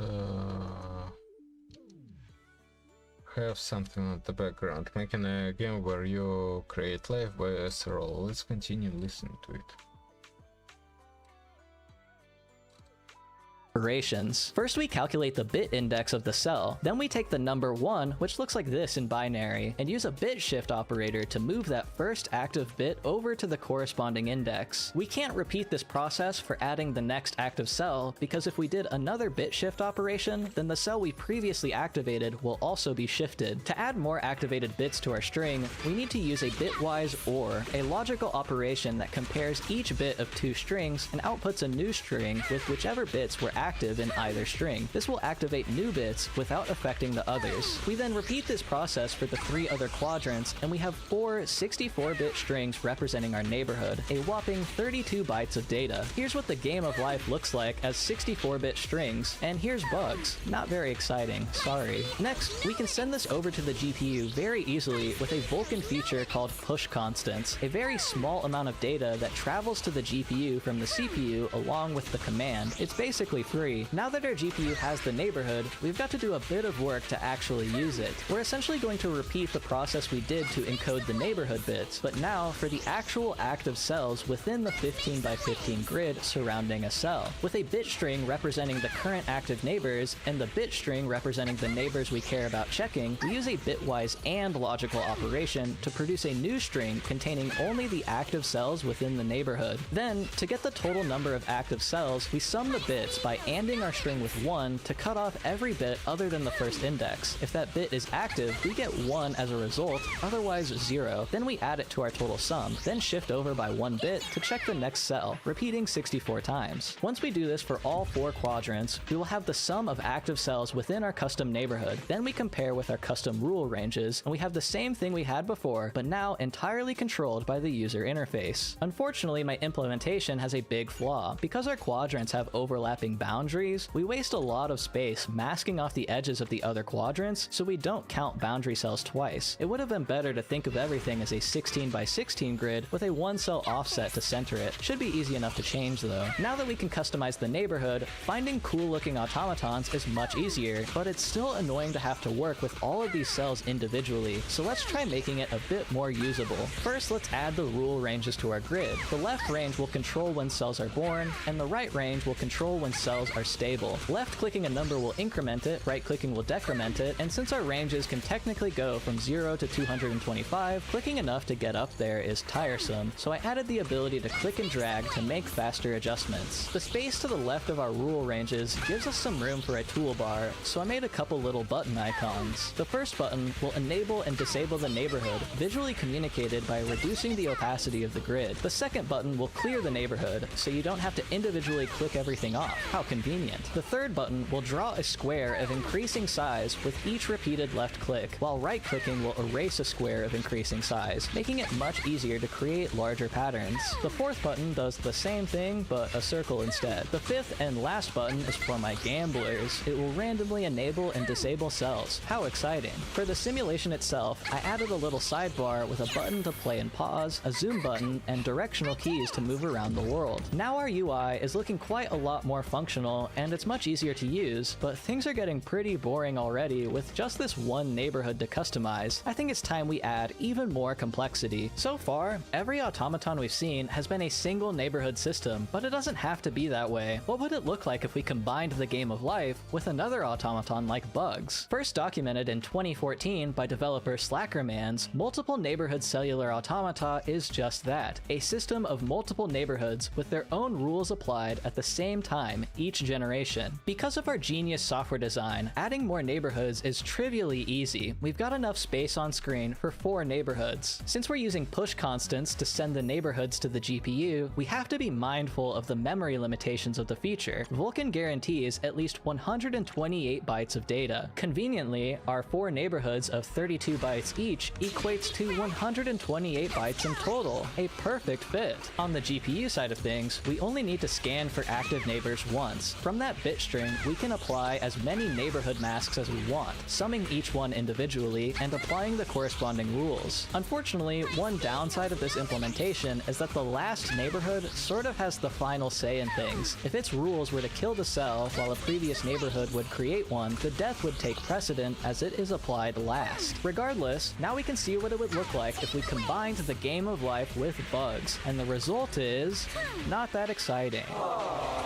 Don't let this disappointment get you down though, as Multi-Neighborhood Automata feels like the first big step towards a generalized simulation of organic life. All the other automatons so far have modeled birth, death, and movement all in one single neighborhood and rule set, but now we can separate these functions into multiple neighborhoods to get more complex and interesting results. A basic multi-neighborhood automaton looks like this, where one neighborhood births new cells at a very wide range and the other kills off the excess growth. growth. Already we see what looks like class 4 behavior, with these little guys appearing to move in one direction forever. As far as I'm aware, I'm the first person to discover this rule set, and you are the first people to see it. These creatures are sort of like my children in a way. I have named them wisps. Unfortunately, we have to kill them all to continue our development, so let's move on to making this game feel like more of a game. My final addition to the UI was a saving and to making this game feel like more of a game. My final addition to the UI was a saving and loading system for the neighborhoods. Since we're generating it CPU side, it's trivially easy to save it to disk and load it at runtime too. I also put in a little bar showing the current seed for the RNG, which you can re-roll for endless entertainment. To complete the visuals of the game, we need to do something about the harsh black and white contrast. While it looks cool for a little bit, your eyes will quickly get strained from staring at this. If you remember from all the way back in my Ludwig Jam video where I made the dating game, I created a whole bunch of 1-bit color palettes to randomly select from each time you started a run to add visual variety and reduce eye strain. I wanted to reuse that idea here as well, but apply what I learned from my video on randomly generating color palettes so that I don't have to go through the trouble of making my own.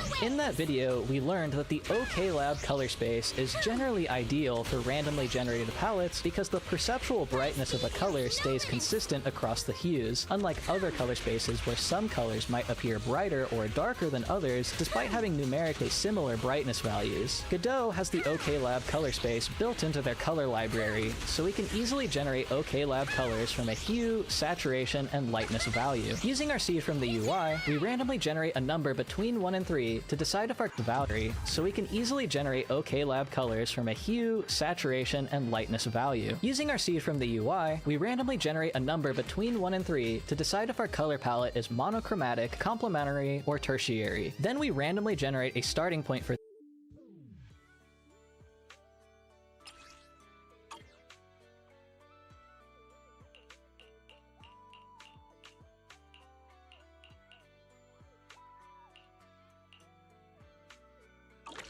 Feel the pulse of life on your board.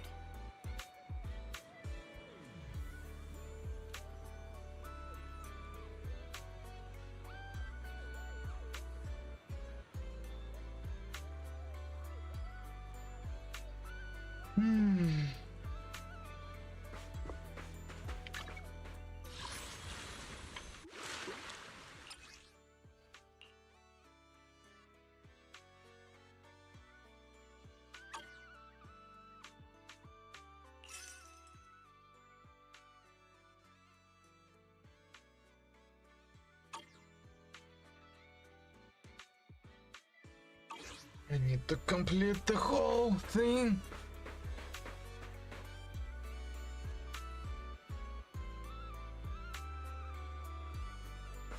It really is a shame that they quote unquote fix the window.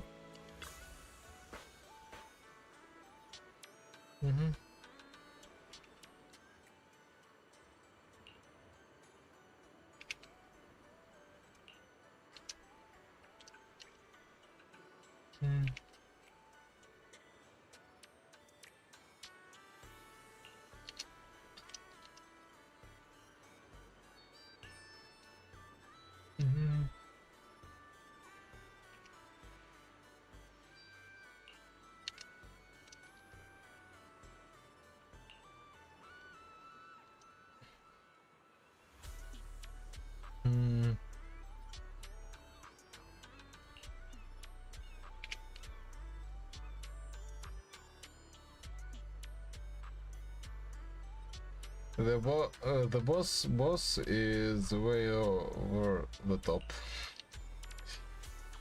Yeah, in turn, Mr. is just hired. Just. Wow.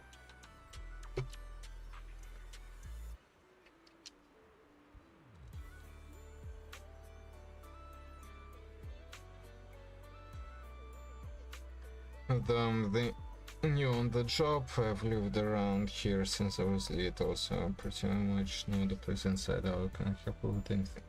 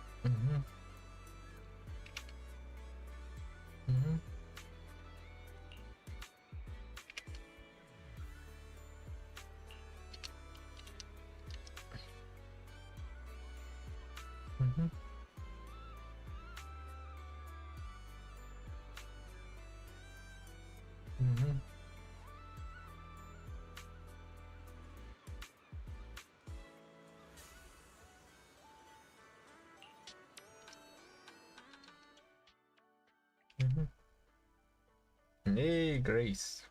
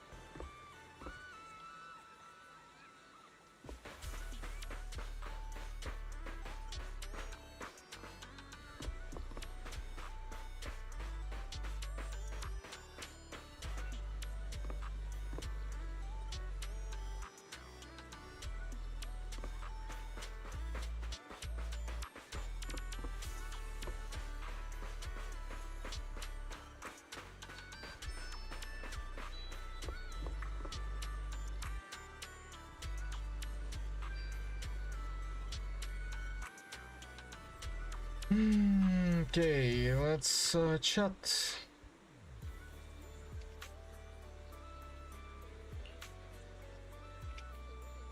Just here to want to have that's all.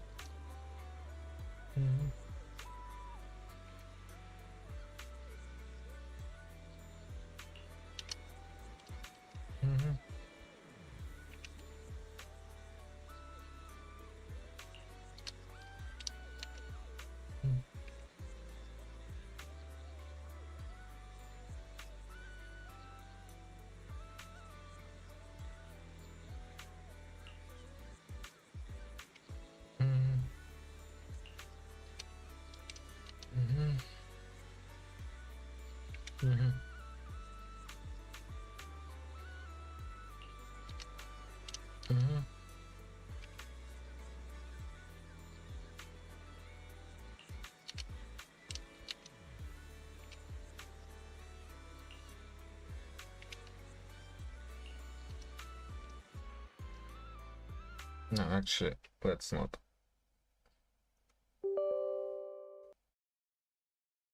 I still haven't made picture with Grace out there. Maybe I can still do it.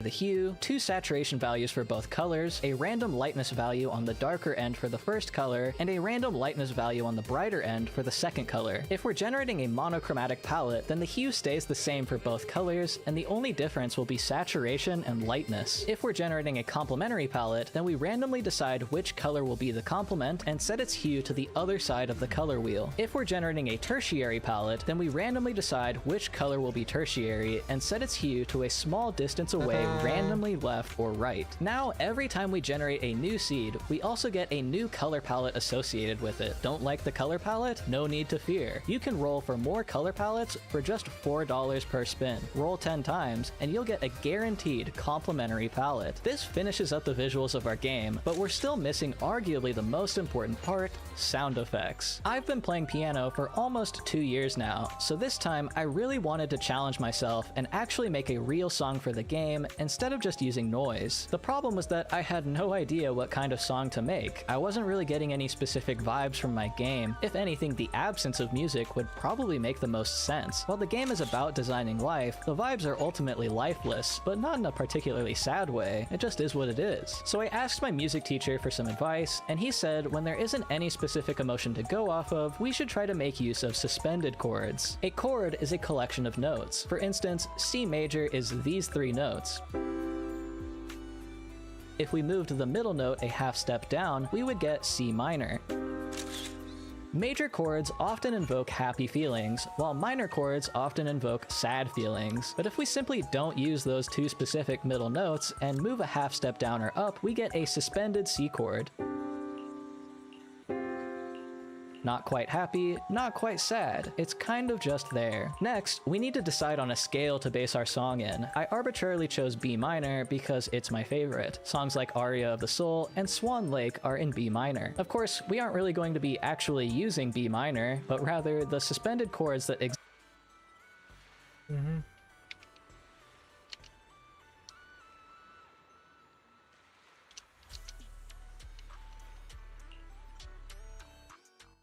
Let's go.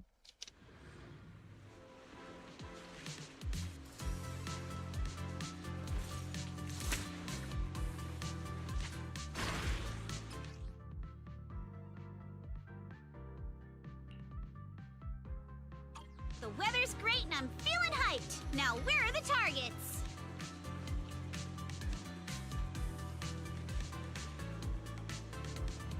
Huh? Drones? Where did they come from? I see. So these stealth drones are actually the targets. We just need to shoot down all the targets they're carrying.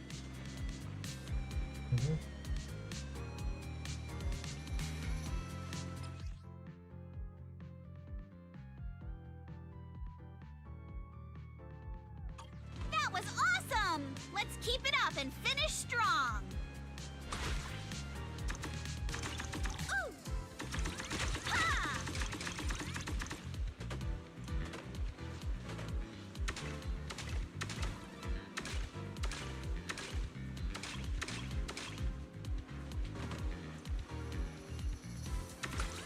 Ha-ha! Reload time. Ha-ha! Ha-ha!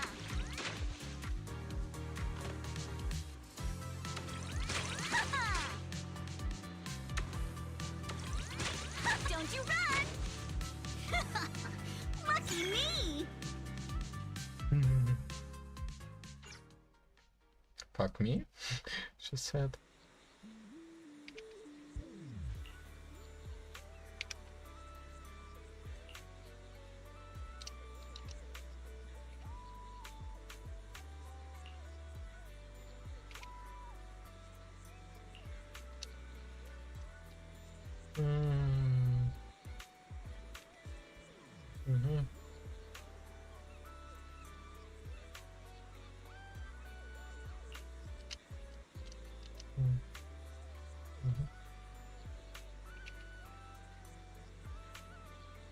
With various targets attached being the kids, visitors and both simply need to shoot targets and run. This hit will follow background instruction and return to a standby position and hold.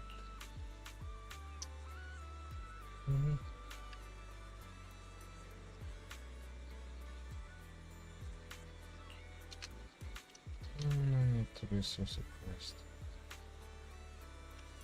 Just leave the aim still everything and simply put a reload of these drones sitting in Robert's warehouse, and I figured this would be the perfect place to put them to use.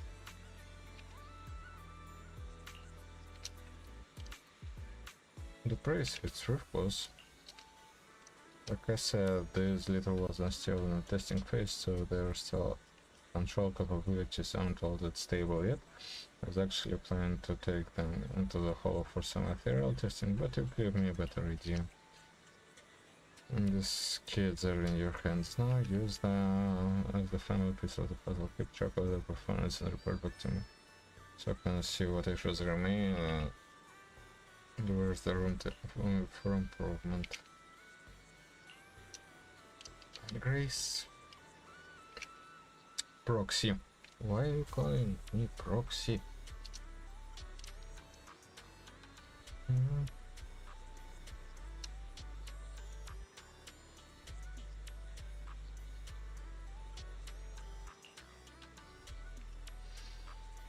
Chris, would you be interested in staying a few more days at the fantasy resort?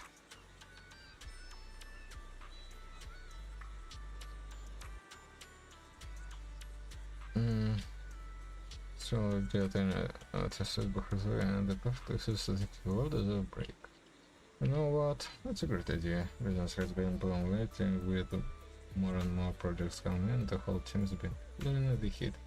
Everyone could really use a break. In that case, I'll take you up on the offer. You can have me.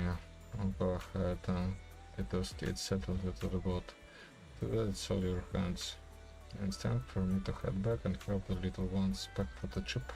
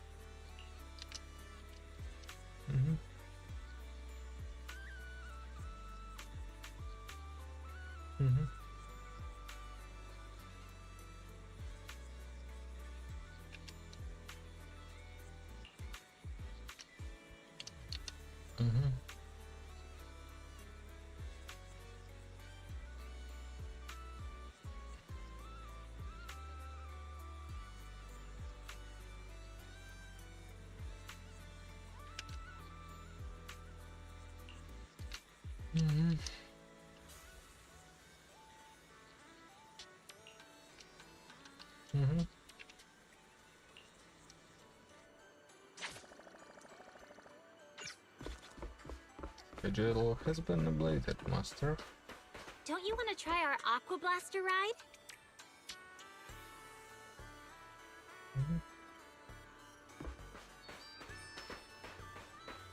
A one-of-a-kind, brand-new experience.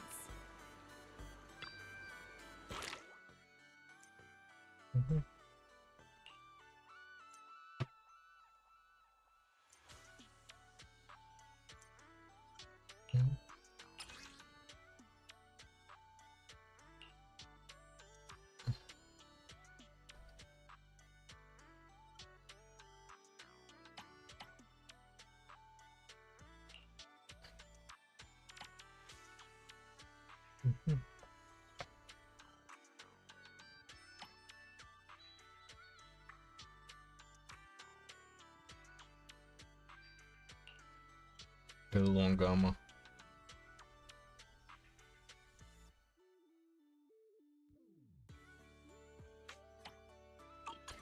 Ridiculous.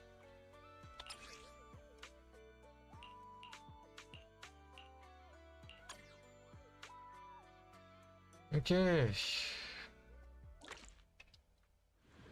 Exist within the B minor scale, like B sus, D sus, E sus, etc. From here, it's really just pressing notes of these chords in a way that sounds nice, which I thought would be really hard, but having this framework to operate on really helped. I installed the free trial of Bitwig, assembled a bunch of notes in a way that sounded pleasant to my ears, then used OBS to record the output to avoid the free trial's inability to export, and imported it into Godot. Quite frankly, I think I went a little overboard with the song, but oh well. Before I show you the song, I also made some sound effects out of clarinet samples for hovering over the grid and 2 different sounds for left and right clicks.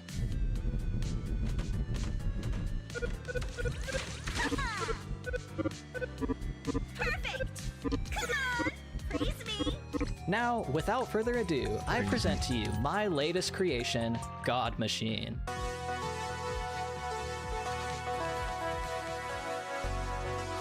This creation, God Machine, and 2 different sounds listen to my ears sounds nice, which I thought would be really hard, but having this framework to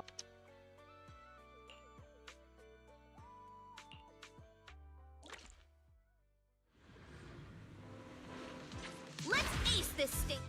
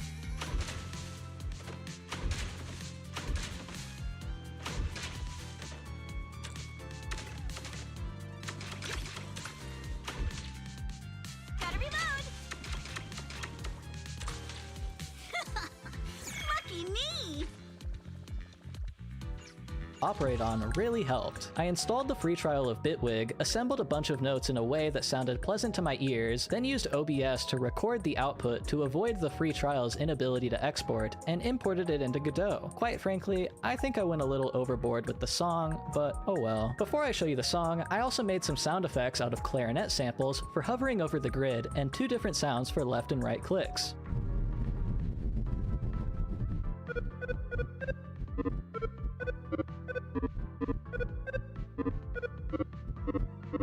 Now, without further ado,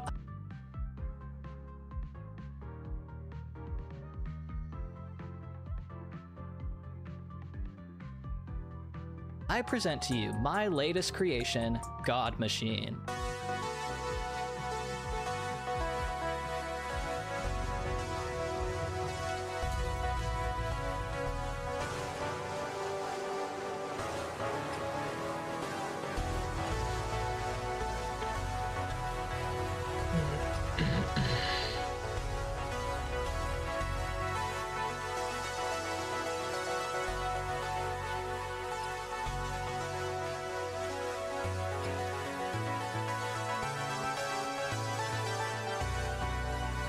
In the end, I just couldn't help myself, and I resolved the song to B minor. It's my favorite chord. What else can you expect? After finishing the game, I went to submit to Doki Jam, read the rules, and realized that my submission forgot to follow one of the rules, so I didn't submit. Oh well, I guess I probably should have read those first. There are many ways to go from here. When I said this topic is like a cognito hazard, I really mean it. There's just infinite choices, and unlike most computer science projects, Cellular Automata can keep scaling bigger and bigger in complexity. We still only have 2 states and only 4 neighborhoods. The dilemmas lie in the tooling. Unfortunately, I wish I had cooler things to show you, but it's very difficult to find those cool rule sets. It really is mostly randomly enabling and disabling cells and adjusting the ranges in hopes of a cooler output. It's very difficult to comprehend what is actually happening even 1 generation into a multi-neighborhood automaton. Because of this, I would like to do more work on visualizing what's actually happening on any given time step, but you also have to stop and think, is there really any point to this research? Beyond the cool visuals, are there actually signs of life here, or is it just a trick of the mind? If you'd like to play the game yourself and try your hand at creating your own organisms, you can find the Godot project in the description to build yourself, or you can get a convenient build over on my Patreon. Here's the system requirements. As usual, a huge thank you to all my current patrons. Without your support, I wouldn't be able to go see Weapons 5 days in a row. That's all from me. I hope you have a great rest of your day, and I'll see you next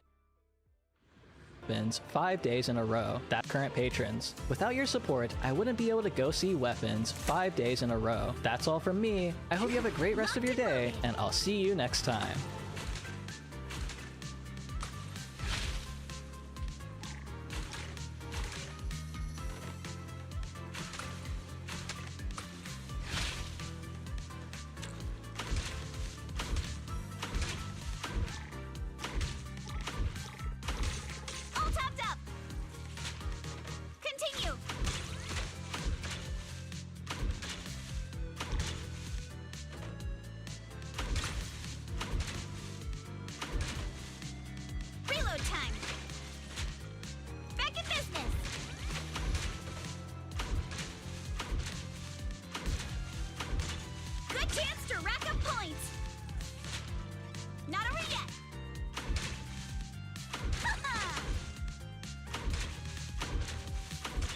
Don't you run! Perfect! Come on! Praise me!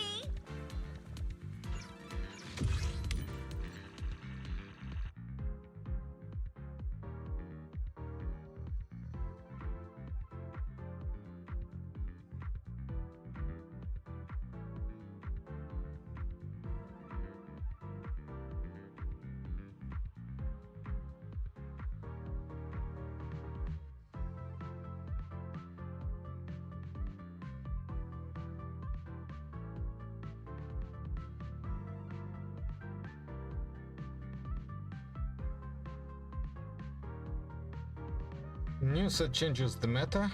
New drive disc breakdown. By now, you probably know that we're getting 2 new disc sets on the version 2.2 of Zenless Zone Zero. One for attackers and another one for supports. But the thing is that I've seen a lot of you saying that the new attacker disc set is going to bring back some older units, you know, such as Soldier 11, Ju-Yuan, Billy, Nekomata. The new disc set is going to be amazing for them because we are finally increasing the main source of damage on them. Well, but what if I told you that this is actually one of the worst options for all of these units that you're probably thinking? Hey everyone, welcome back. Name's Muzzy and my camera died. That's just why you're looking at this PNG here in the corner. I use an old phone as my camera, but suddenly it's not charging anymore. Anyway, that's not the point of the video, because today we'll be talking about these 2 new disc sets that we have available in the version 2.2, and I don't want you to waste your stamina, you know, your batteries, farming stuff in the wrong way, because trust me, farming the new disc set domain is probably going to be not a good idea.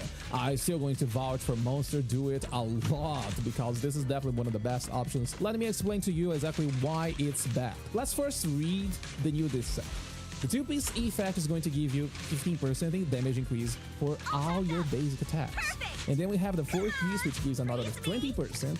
Plus, if you are an attacker, whenever you use your EX special or ultimate, you get another 20% basic attack damage increase for 25 seconds. Really easy for you to keep this with 100% uptime. So this means a total of 55% extra damage on all your basic attacks. It sounds amazing, right?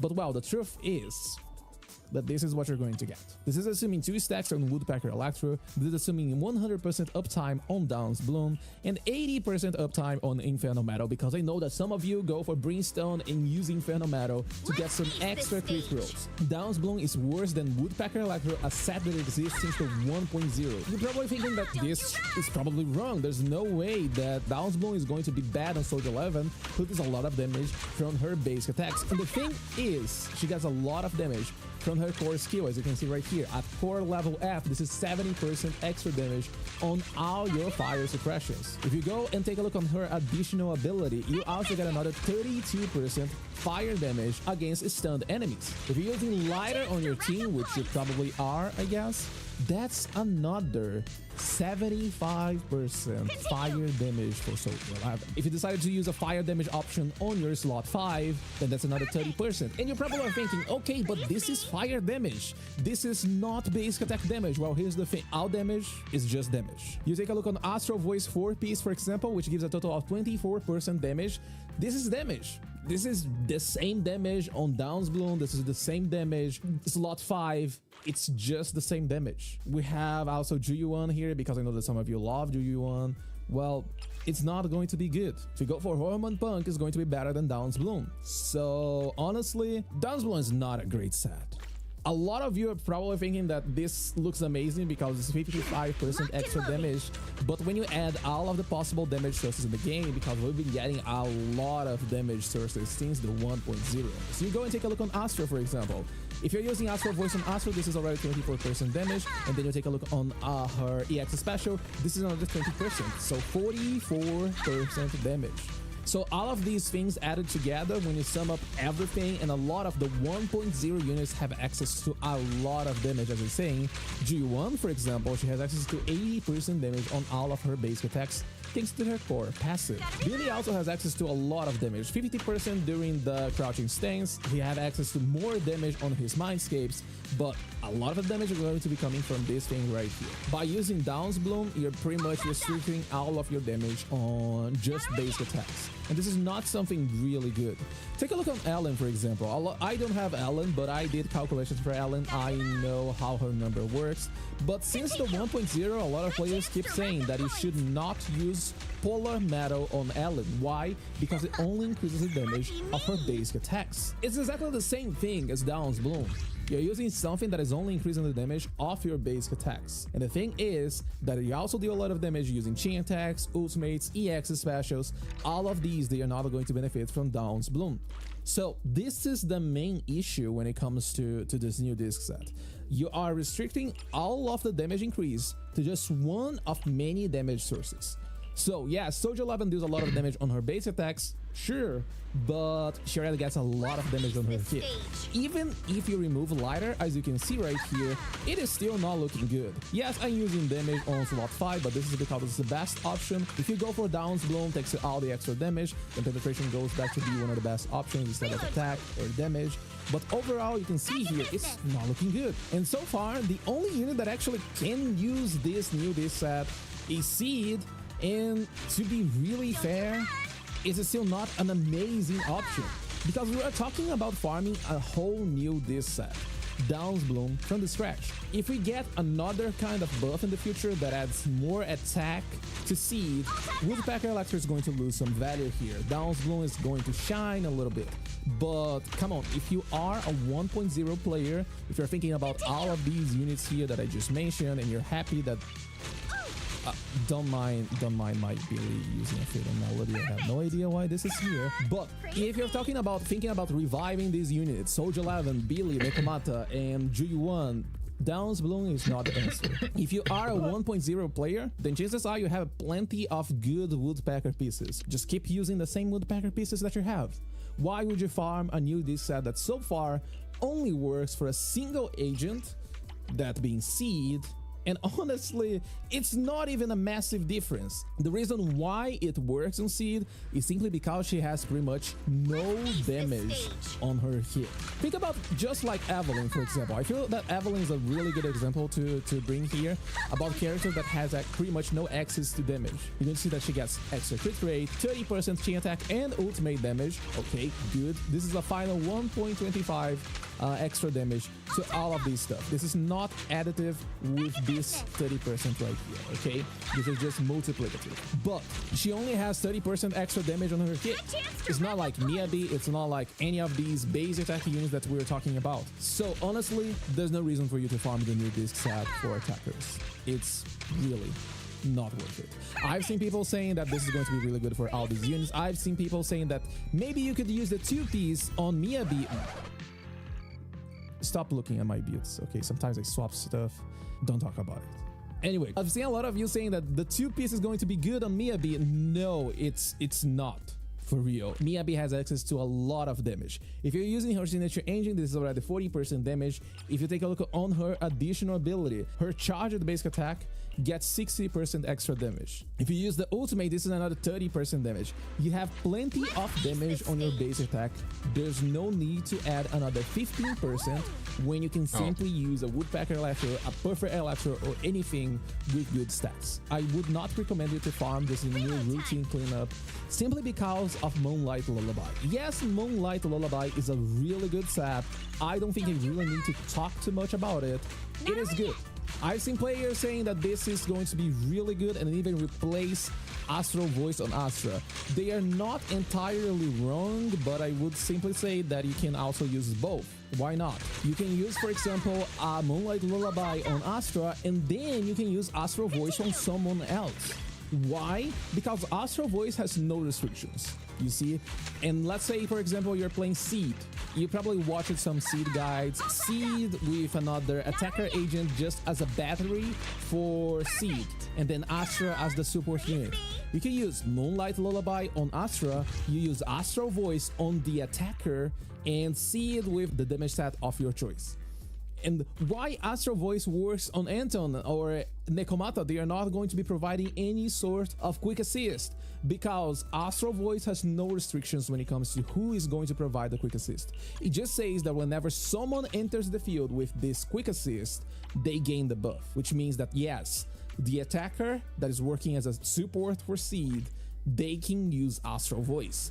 But they can't use Moonlight Lullaby because Moonlight Lullaby is restricted to support units. So since Anomaly teams, they are usually focusing on Disorder, this means 2 different DPS units. So if you don't have Astral Voice active on the off-field agent, this means that all of the build-up is not going to benefit from Astral Voice, which means a lot less damage for you. That's the thing. And some of you even think that Astra don't even use her EX special. What do you mean Astra can use Moonlight Lullaby? This is bullshit. No, it's not actually.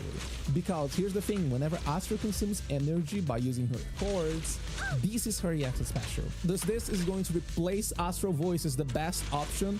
Well, honestly, yes. for the average player, for the more basic player that just want to play the game, Moonlight Lullaby is amazing. Should you farm Moonlight Lullaby and Dawn's Bloom? No. It's better for you to just farm something else that is way more efficient, such as, once again, Branch and Blade Song and Astral Voice 1. Destroy things that you don't like and craft the pieces of this set that you want. And that's why I saying that I don't want you to spend your batteries on something that is not going to be good for you. Okay, Dawn's Bloom is bad. This is really bad. If you decide to jump right here and you just want a TLDR, see this thing right here? Don't farm it, okay? Don't waste your battery on this thing. Here are the numbers, okay, as you can see once again, and that's it, okay? So yeah, that is it for today's video. Really short, kind of please share around the video to avoid wasting battery on something that is not going to be that good. Okay, I'm pretty sure you probably have good woodpecker pieces. Just use these instead of Dawn's Bloom. It's not worth it farming this new set, okay? And if you're still confused on why basic attack is the same thing, I highly recommend checking this video that is going to pop up on your screen right now, so you can understand the damage formula, how it works, and how you can optimize your damage to get better scores on Deadly Assault, faster clears on shield defense. Anyway, that's it for today. Thank you so much for watching. Have a good day, and I'll see you next time. Bye-bye.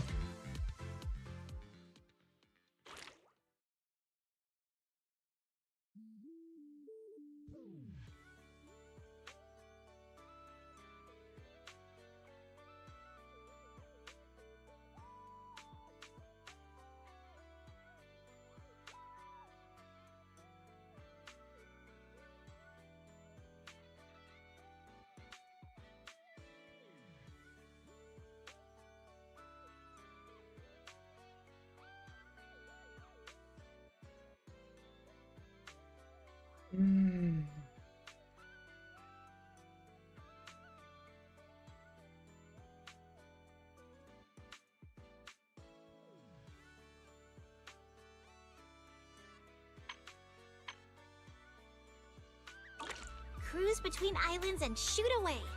Aren't you curious what that feels like?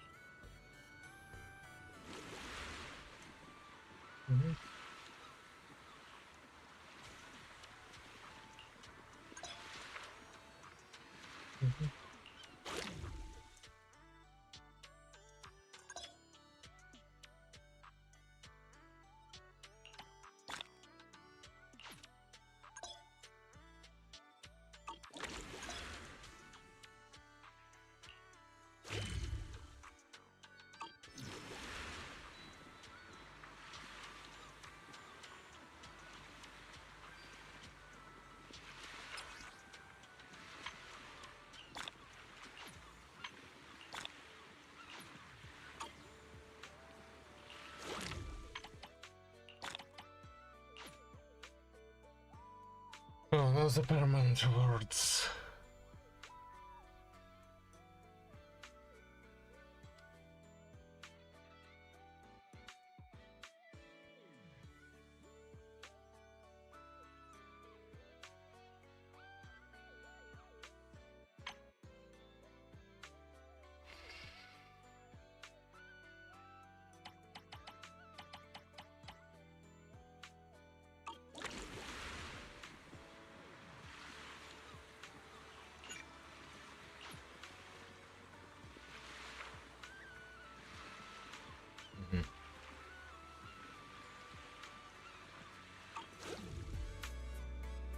If you have any questions or need anything, just let me know.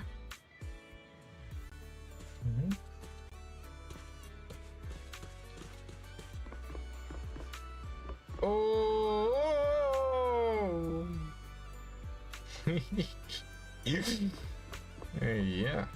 I'm gonna make another photo, but first... let's just... Oh... Chill out for a moment. While watching a video about a final video edited by Alex Tille.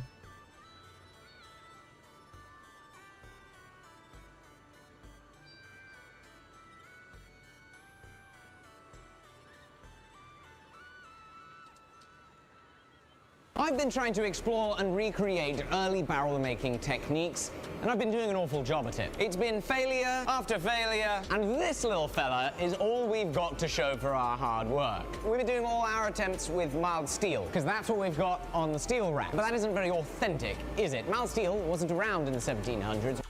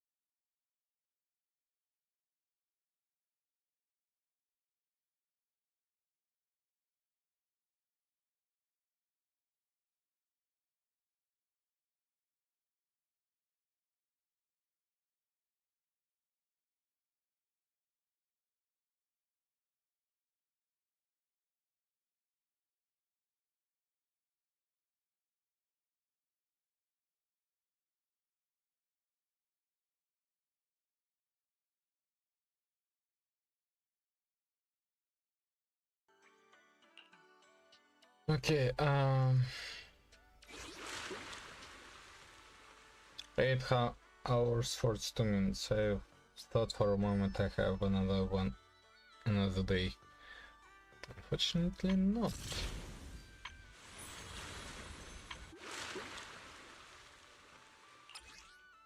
I need to complete the missions.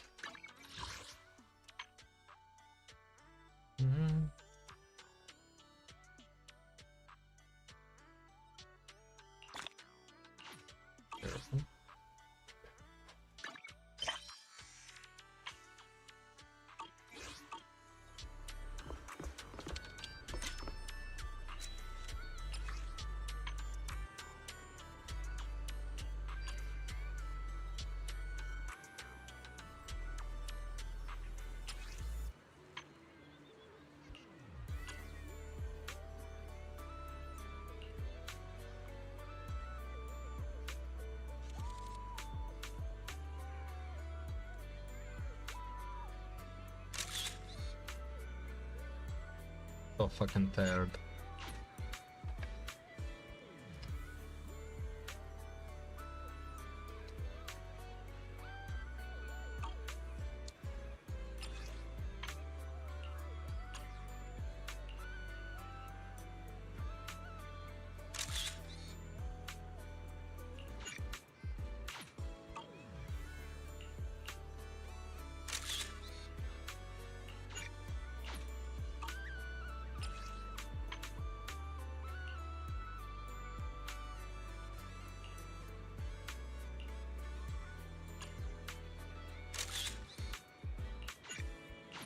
Hello.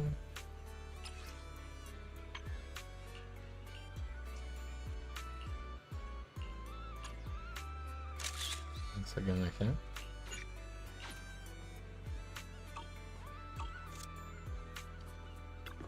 The chat. Turn invisible. It's moving target, seriously. I've never heard of anything like that.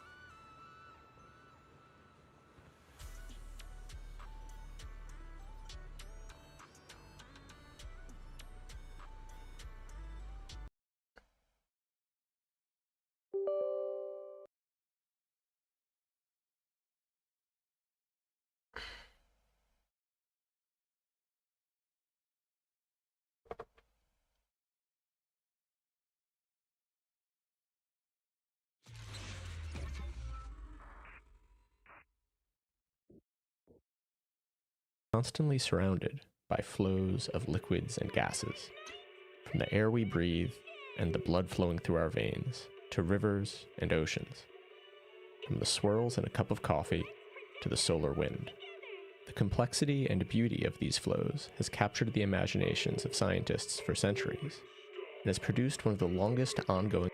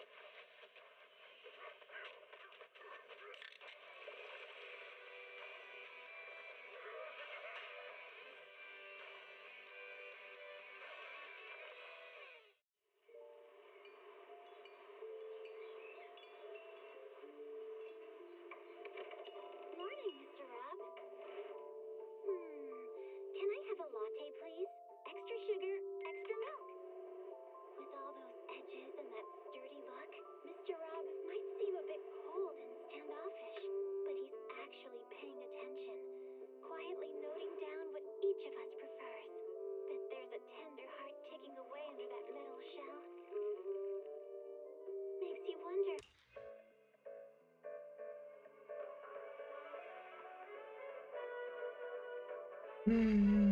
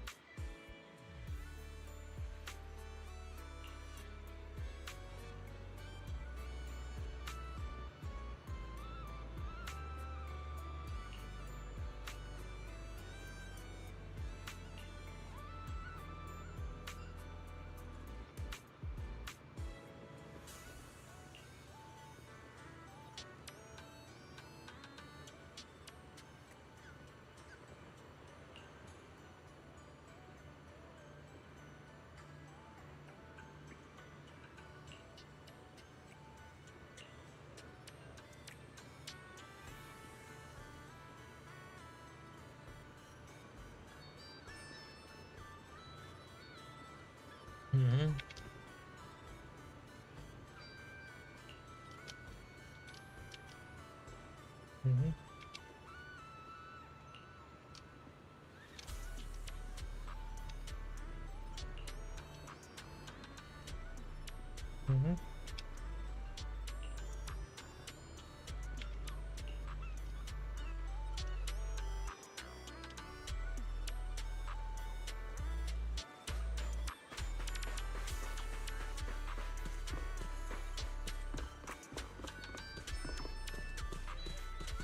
Mm-hmm.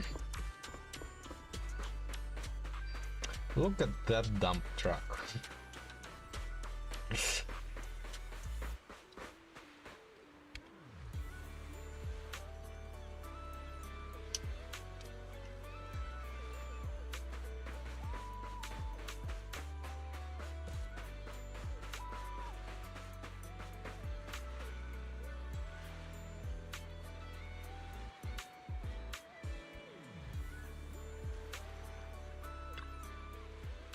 Mm-hmm.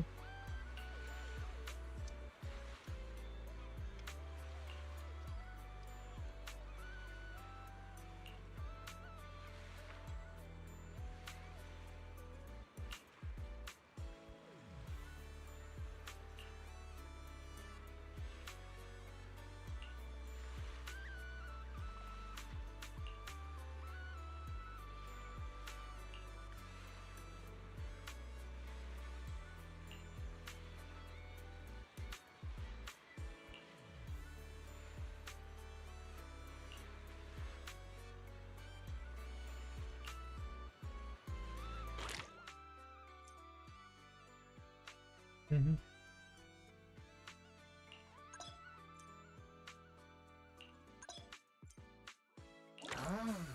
Like that.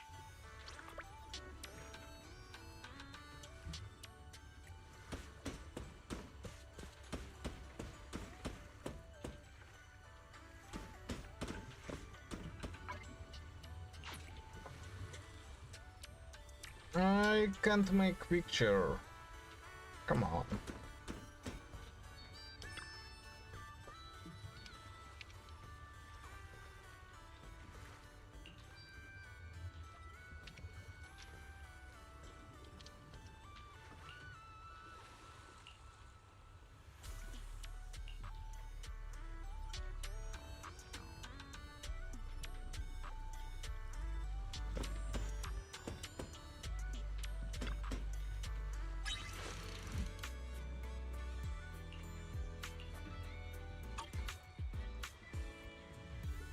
I'm feeling pumped.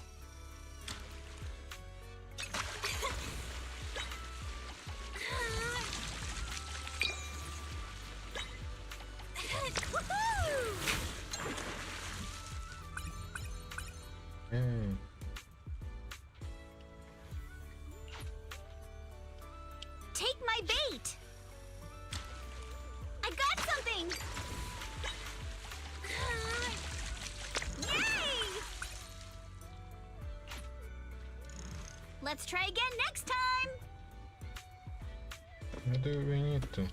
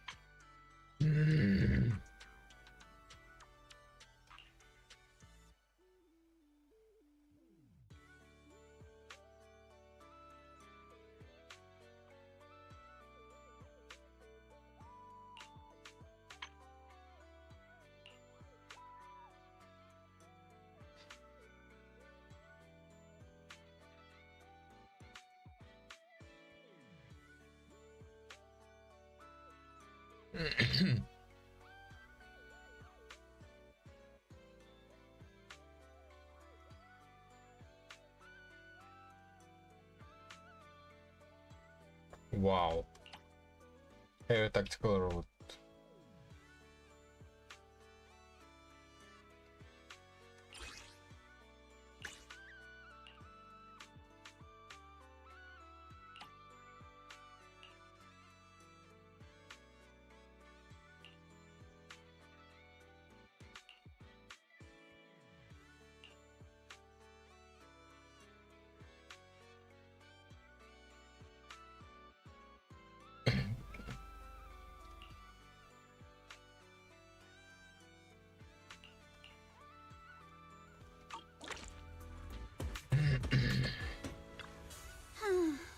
This sea breeze feels so refreshing.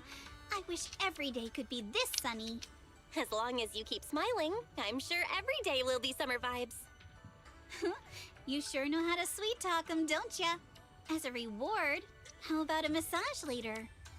Huh? What's with that face?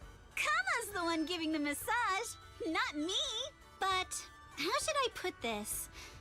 I just wanted to say thanks, you know? For what? The breeze is picking up a little. Wanna scoot a bit closer? Belle, thanks for sticking around and spending this summer with us at the resort. So, You didn't get this resort just to have fun, did you? It's for Alice, right? So you noticed, huh? Well, after everything that's happened, she's been kind of down lately. I thought bringing her to the beach, letting her take a break from all the real-world stress, might help ease her worries, at least a little. But what about you? I want to see you drop the tough act and give us a real, honest smile for once. Thanks for caring about me, too. But don't worry. Right now, I'm enjoying the most ordinary, yet most beautiful summer vacation. Belle, you might just be the best spooky story I've stumbled upon this summer. Oh, what an honor. Should I expect myself to show up on Spook Shack's Internaut page next? Let me think. Nah, better not. That'd be way too embarrassing.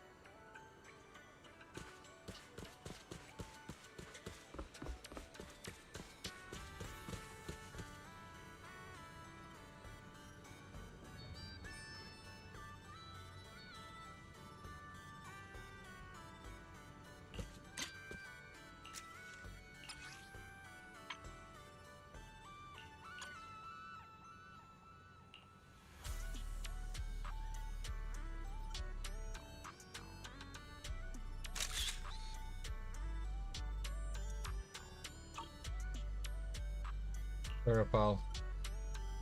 Right.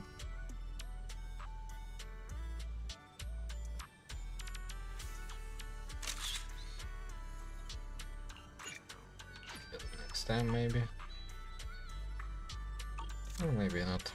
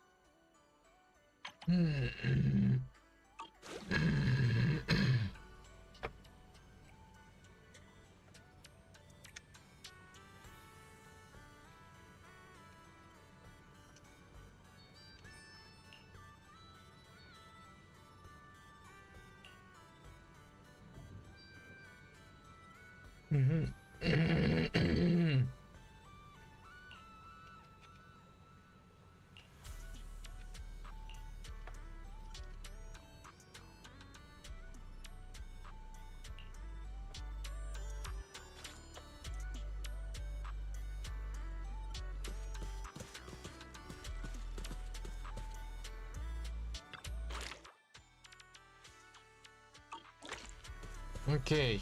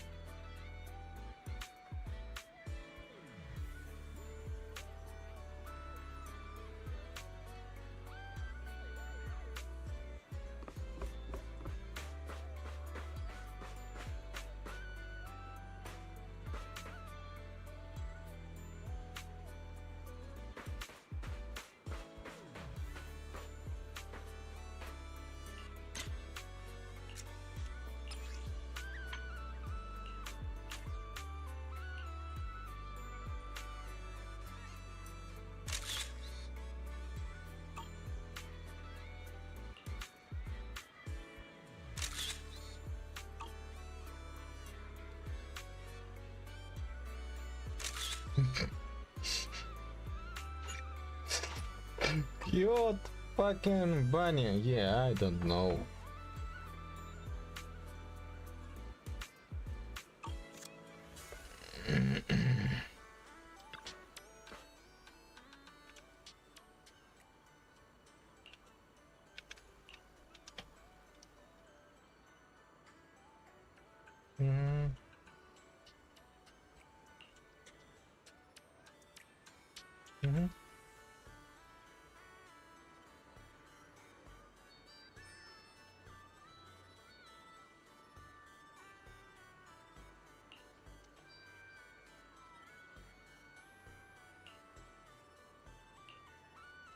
I understand your concern, but I assure you, what you're describing is simply not possible.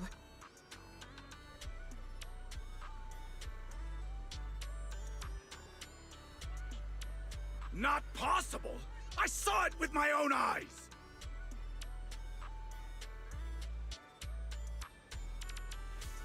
So fucking weird.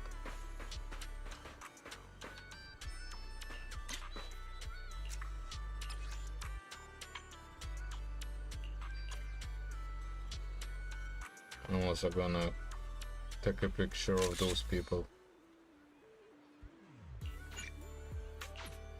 Just to document that everything works.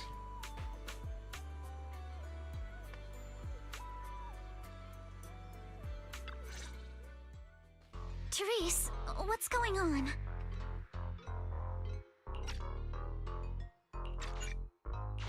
Alice, there's a group of troublemakers who've been causing a scene, scaring away all the visitors. Troublemakers? What do you mean? I'm a paying customer here for some honest fun. Your place is haunted and we can't even talk about it? Y'all saw that, right? This place is straight up haunted, and look at how the resort management's handling it. If I wasn't strong and in perfect health, that ghost would have scared me to death! Whoa, whoa, whoa, haunted? Tell us all about it. If this is for real, that's some serious stuff. I was just taking a walk here and thought I saw a figure in the window display, so I went to check it out. And on the other side of the window, I saw,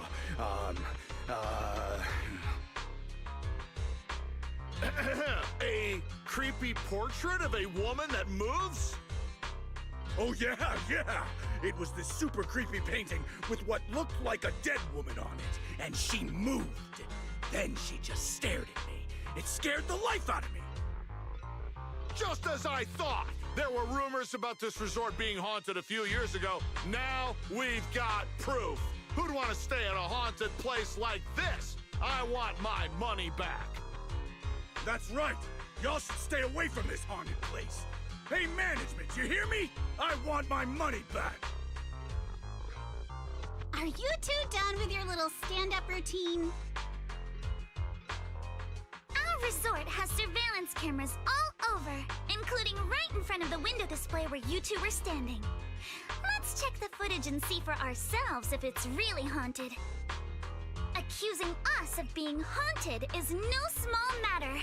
If the surveillance footage proves there's nothing out of the ordinary, you two will have to face consequences. Are you threatening me? Who's to say you didn't tamper with the cameras beforehand? I know what I saw. Just because it's not caught on camera doesn't mean it didn't happen.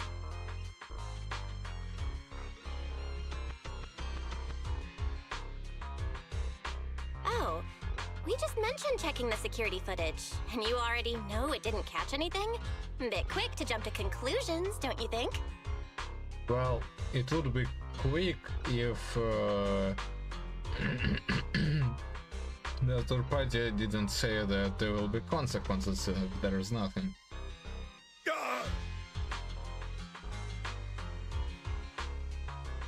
Keep your mouth shut. Anyway, let's check the security footage first. If these two customers still have any objections about what's on camera, we can ask public security to come sort this out. You're okay with that, right? Like I said, your footage can't be trusted. What part don't you get? Keep playing games with me, and you're gonna regret it. Dear guests, if you're feeling sick, I've got some meds right here. And if that can't fix your problems, resorting to violence won't either. Don't say I didn't warn you. Violence? I didn't intend to get violent.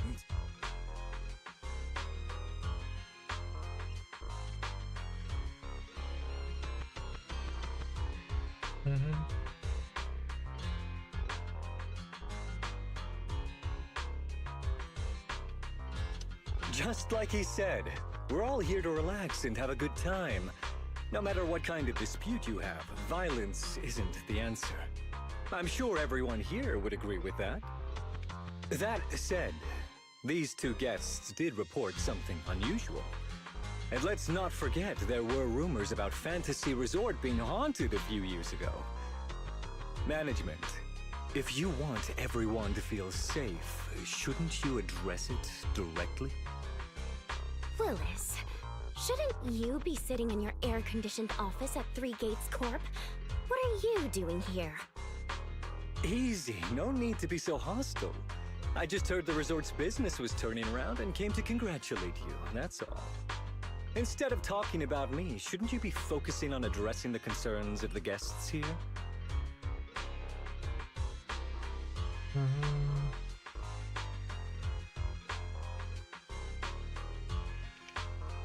To all our guests at Fantasy Resort, please allow me to formally address these so-called haunting rumors. When this resort first opened a few years ago, there were indeed rumors. A few guests claimed they saw ghosts, but none of them could provide any solid evidence. There was no way to prove it. No one was injured. We contacted public security immediately and filed a detailed report. In the years that followed, nothing like that has ever happened again. So please, rest assured. The way you said that sounds like you're calling those guests liars. The ones back then and the two today.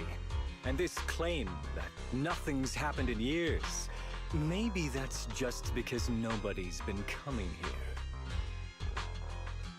It was because of you. You planted those rumors right after we opened, scared people off, and wrecked the business. Once the place was dead, you didn't need to keep stirring things up. Now that we're finally getting back on our feet, here you are, pulling the same trick again, having your goons dress up as visitors to smear us. They don't. They look like goons.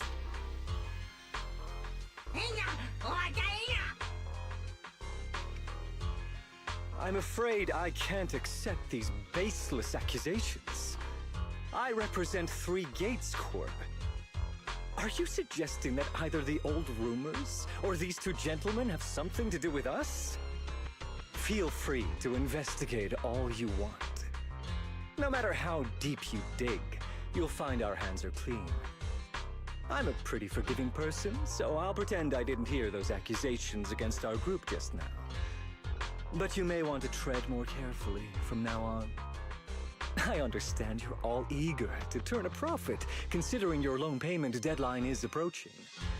But as your creditor, I really can't encourage putting visitors in danger with this haunted house business, just to make a quick buck. So this resort's drowning in debt? No wonder only ghosts would want to come here. That's not all. Spiders have made themselves at home here too. Guess where? Right in the cash register.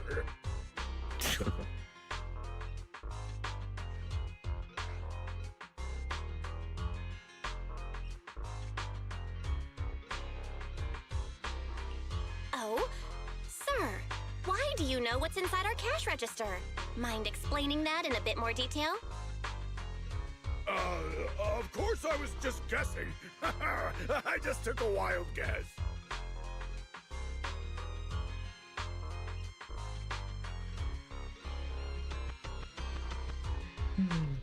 Oh yeah? Then I'll go take a look inside the register. You don't mind, right? What do you mean by that? He was just taking a guess. Is it really necessary to be this suspicious? Right, Mr. Willis? Sorry, do I know you? The staff here can do whatever they want. It's their right. And if something has gone missing from the cash register, I think a search would be totally justified. Looks like this whole dispute was just a misunderstanding. Well, I've got things to take care of, so I'll be on my way. As expected of someone from Tops, always quick to cut ties when things go south. Well then, if there really has been a theft, would you two be willing to submit to a quick search? Damn it, you just can't keep your mouth shut, can you? What do we do now? No one's backing us up anymore. What else? Break through! Move, now!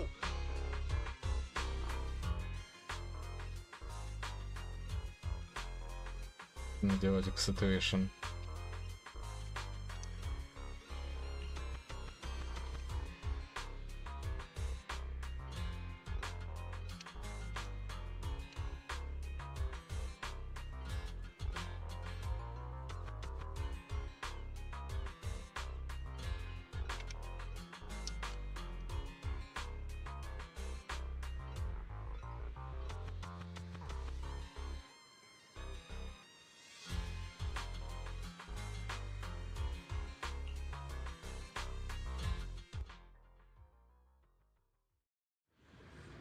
Alright, let's go.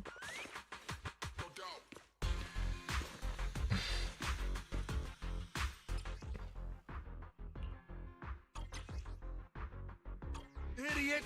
The job was simple, but you just had to get greedy and steal stuff.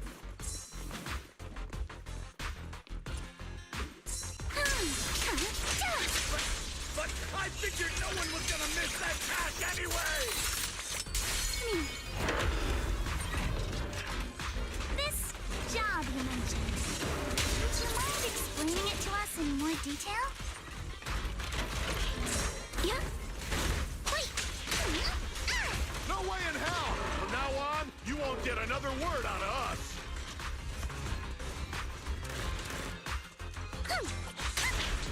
Oh yeah? Then get ready to cry like a baby. This is gonna sting.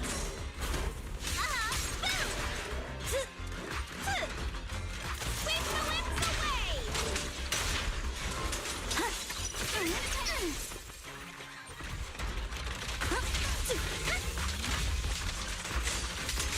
Keep it up!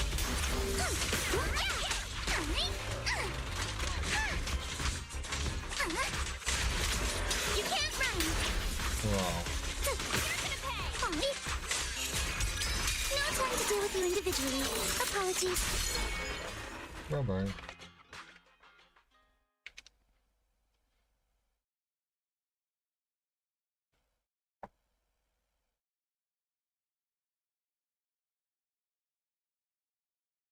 Oh.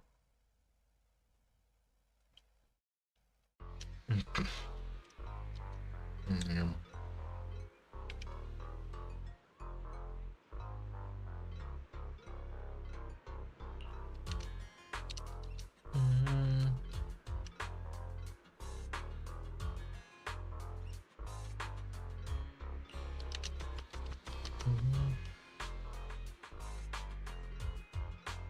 Totally gives off sleazy in suit vibes.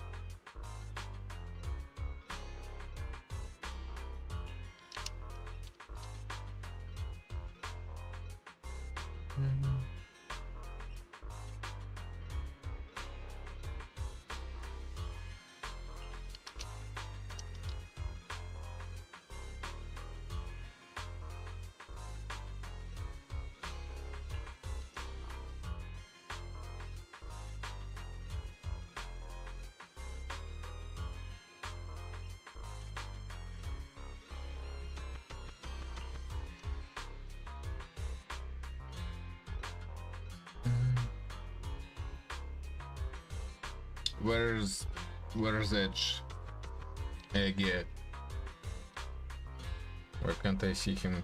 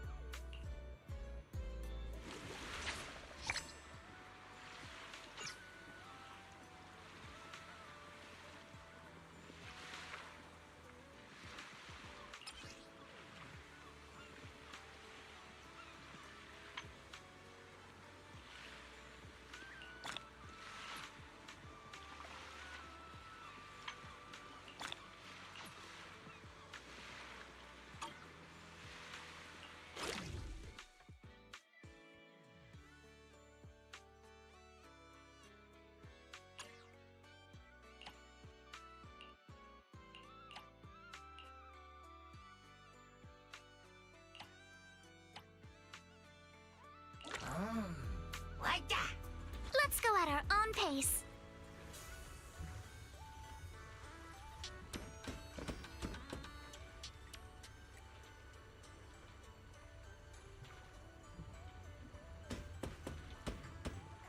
Oh, here you are.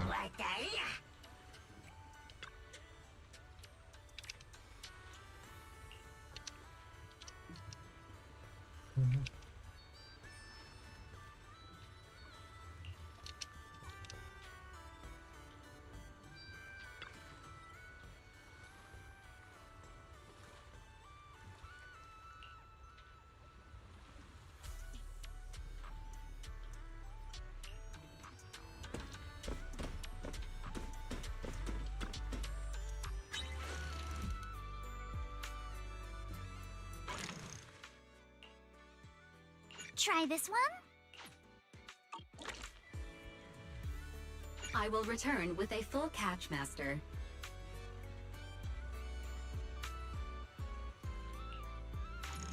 Let's go back and rest.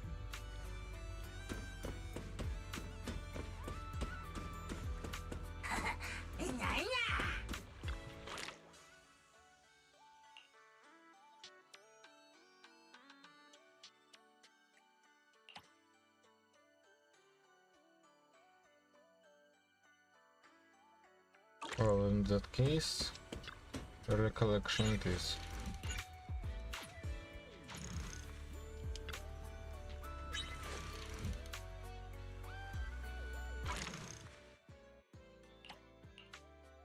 This one's not bad.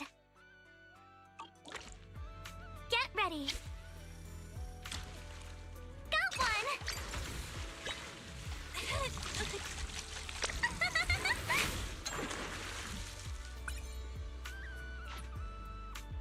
Focus. I got something! Spot on!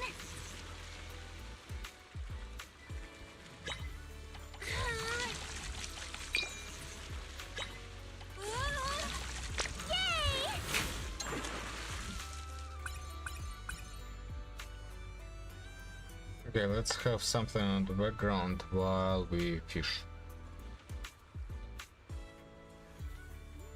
Does quantum physics make sense yet? Jim Al-Khalili. Video by Alex O'Connor. Jim Al-Khalili, welcome to the show. Pleasure to be here. Once upon a time, when doing a lecture at the Royal Institution, you spoke about the famous double slit experiment, this strange quantum phenomenon whereby something sort of appears to light appears to act as a wave and a particle at the same time. Yeah. And you issued a challenge. You said, now if anybody thinks that they can offer a commonsensical explanation for this kind of thing, then do send me an email. How did that work out for you? I wish I hadn't done that. I'd forgotten that I wasn't just talking to the 300 or 400 people in the audience at the Royal Institution, but obviously it gets recorded and goes out on their YouTube channel. To this day, I mean, that's about 10 years ago now. To this day, I receive, on average, 1 or 2 emails a week from people saying, I've solved the two slits mystery, you know, where's my Nobel Prize? Oh, no, we've tried that. There's a lot that's strange about quantum mechanics. Maybe we'll get into a few more of those things later on. But the great American physicist Richard Feynman said that the two-slit experiment is sort of encompasses the central mystery of quantum mechanics. That we know that when you send light through two slits and you get interference patterns, light and dark fringes.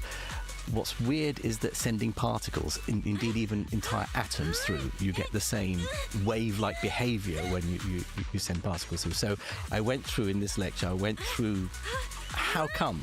You know, we understand quantum mechanics is this wonderful, powerful theory that has revolutionized the world, helped our understanding of the subatomic world, and yet at its heart there's this counterintuitive idea manifesting in this two-slit experiment that we still can't explain properly.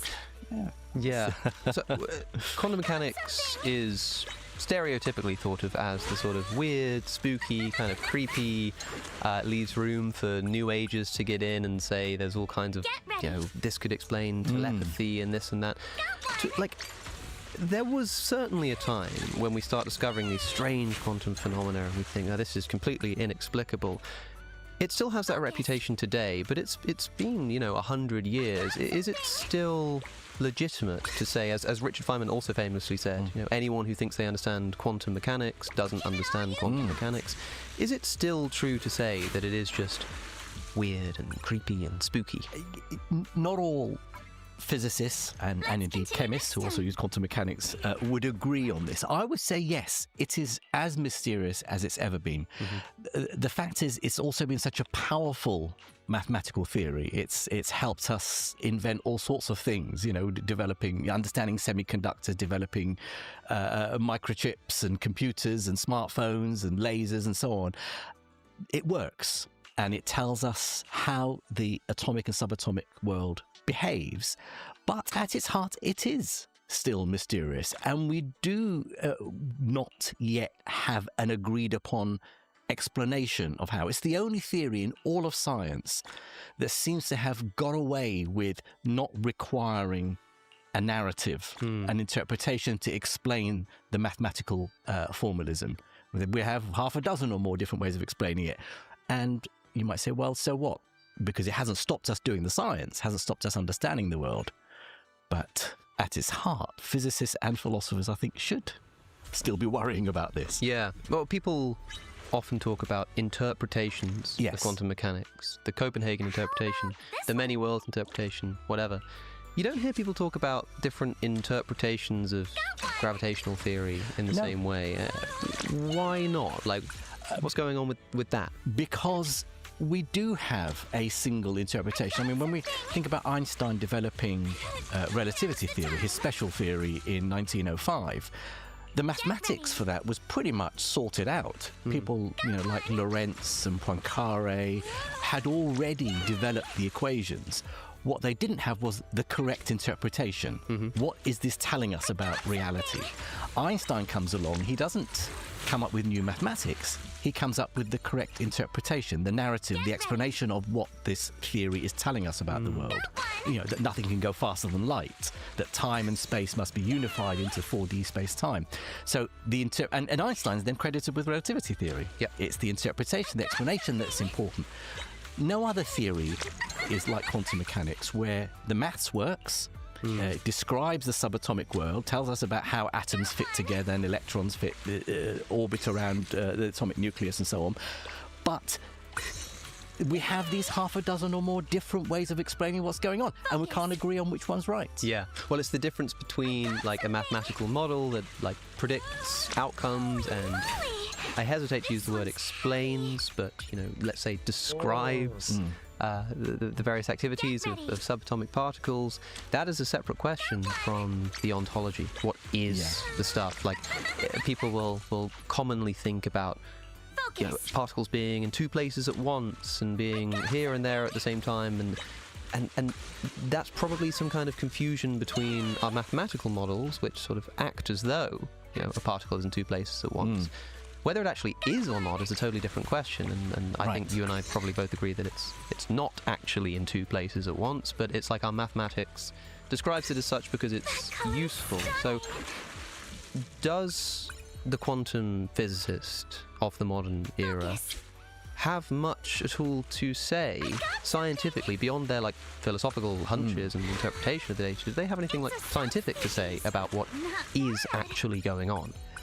More so now than a generation or two or three ago. Sure. I mean, certainly when I started as a PhD student in the 80s, it was very much the case that, look, quantum mechanics is a mathematical theory. It works. If you want to do philosophy, go and do philosophy. But a physicist uses it. So this is the Copenhagen view. Sometimes it's simplified into the shut up and calculate interpretation. It works, don't worry your pretty little head about how and why. We can't say, Copenhagen view says we can't say anything more about the quantum world beyond what we can measure and observe. What's going on behind the curtain before we look, we have nothing to say about it. Not that it doesn't so much exist, but we have nothing to say about it. Yes.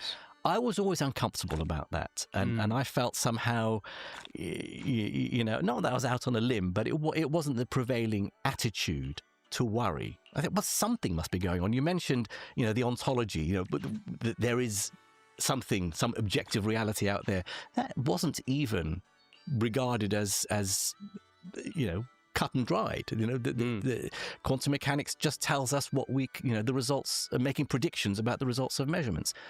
Most physicists today, I would say, maybe not my generation, but younger than me, are a bit more concerned. There is something going on.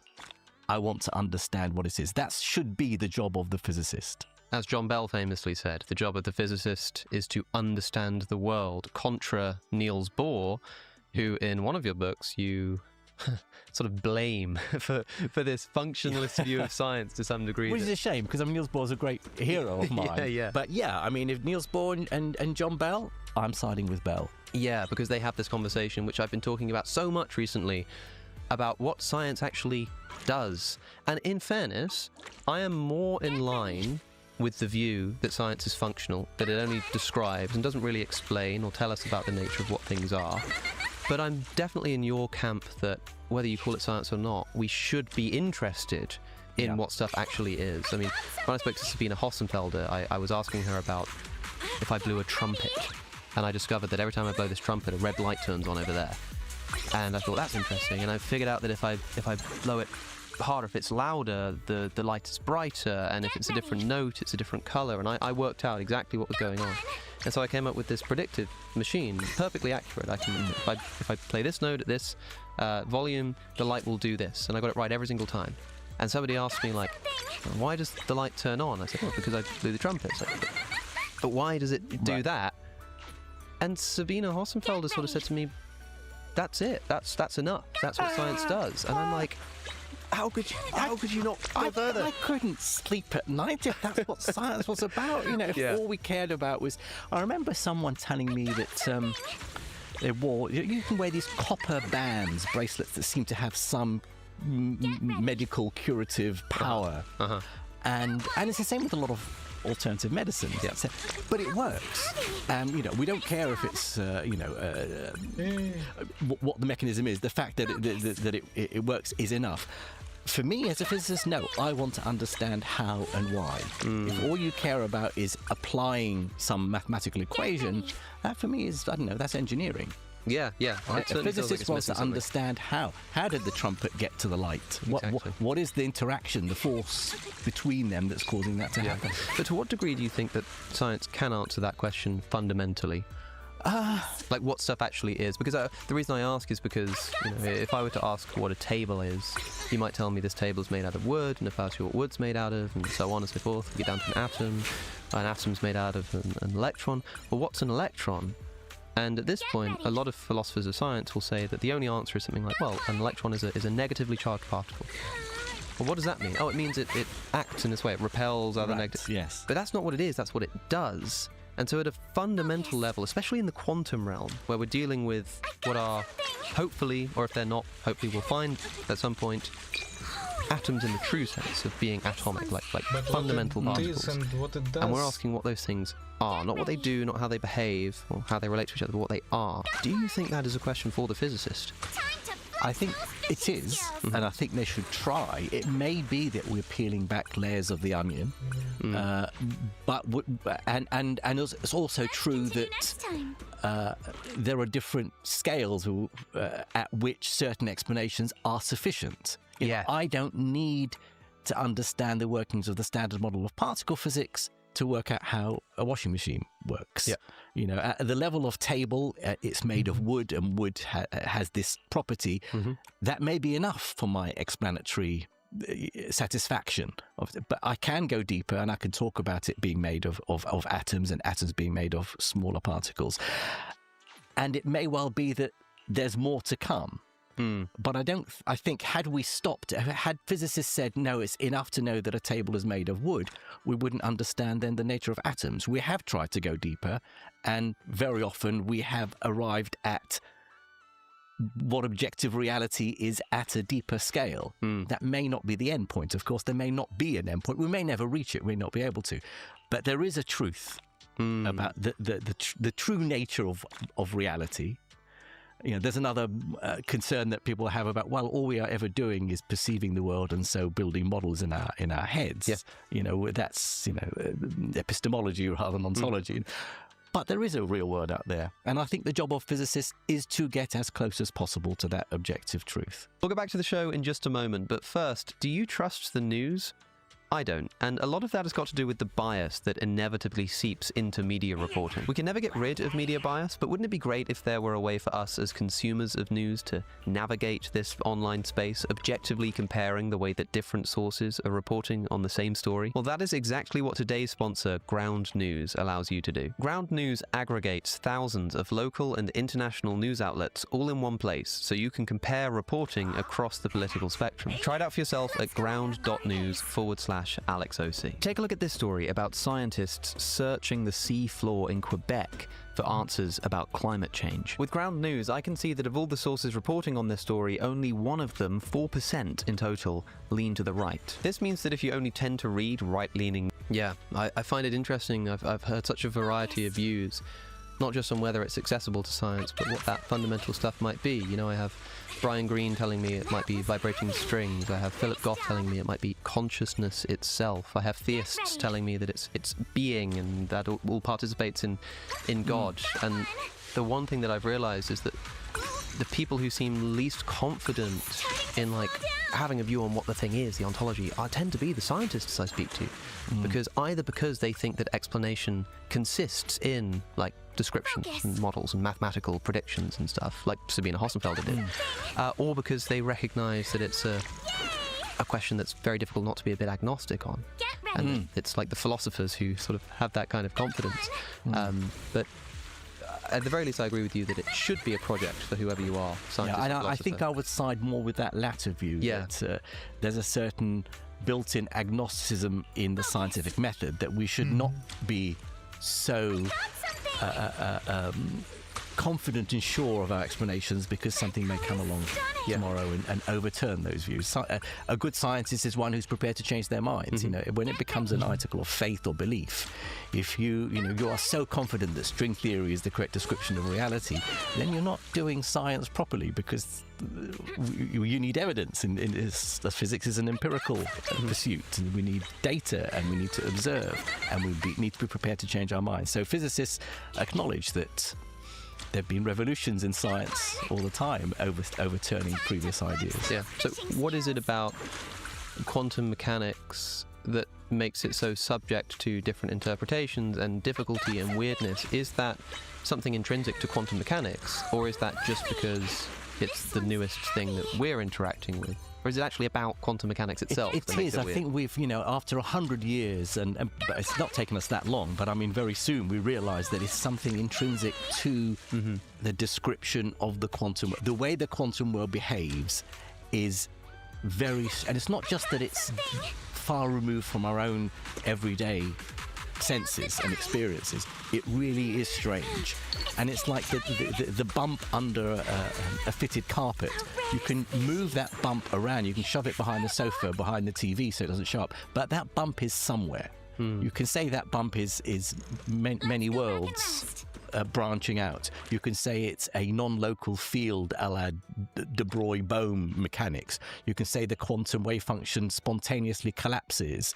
There are lots of ways of explaining, but that weirdness is there. It's where you leave it, where you decide the weirdness originates, is what we can't agree on. Yes, and so people will have ideas. There'll be people listening who are super familiar with quantum mechanics, and some who think to themselves, okay, I know about quantum mechanics. I've heard of the double slit experiment. Something about particles and waves at the same time, two places at once, entanglement.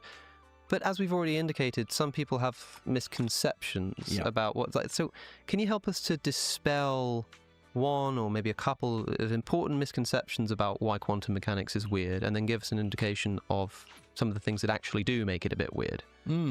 Well, I mean, very often one of the most often asked questions I get when I give public lectures is quantum mechanics and consciousness.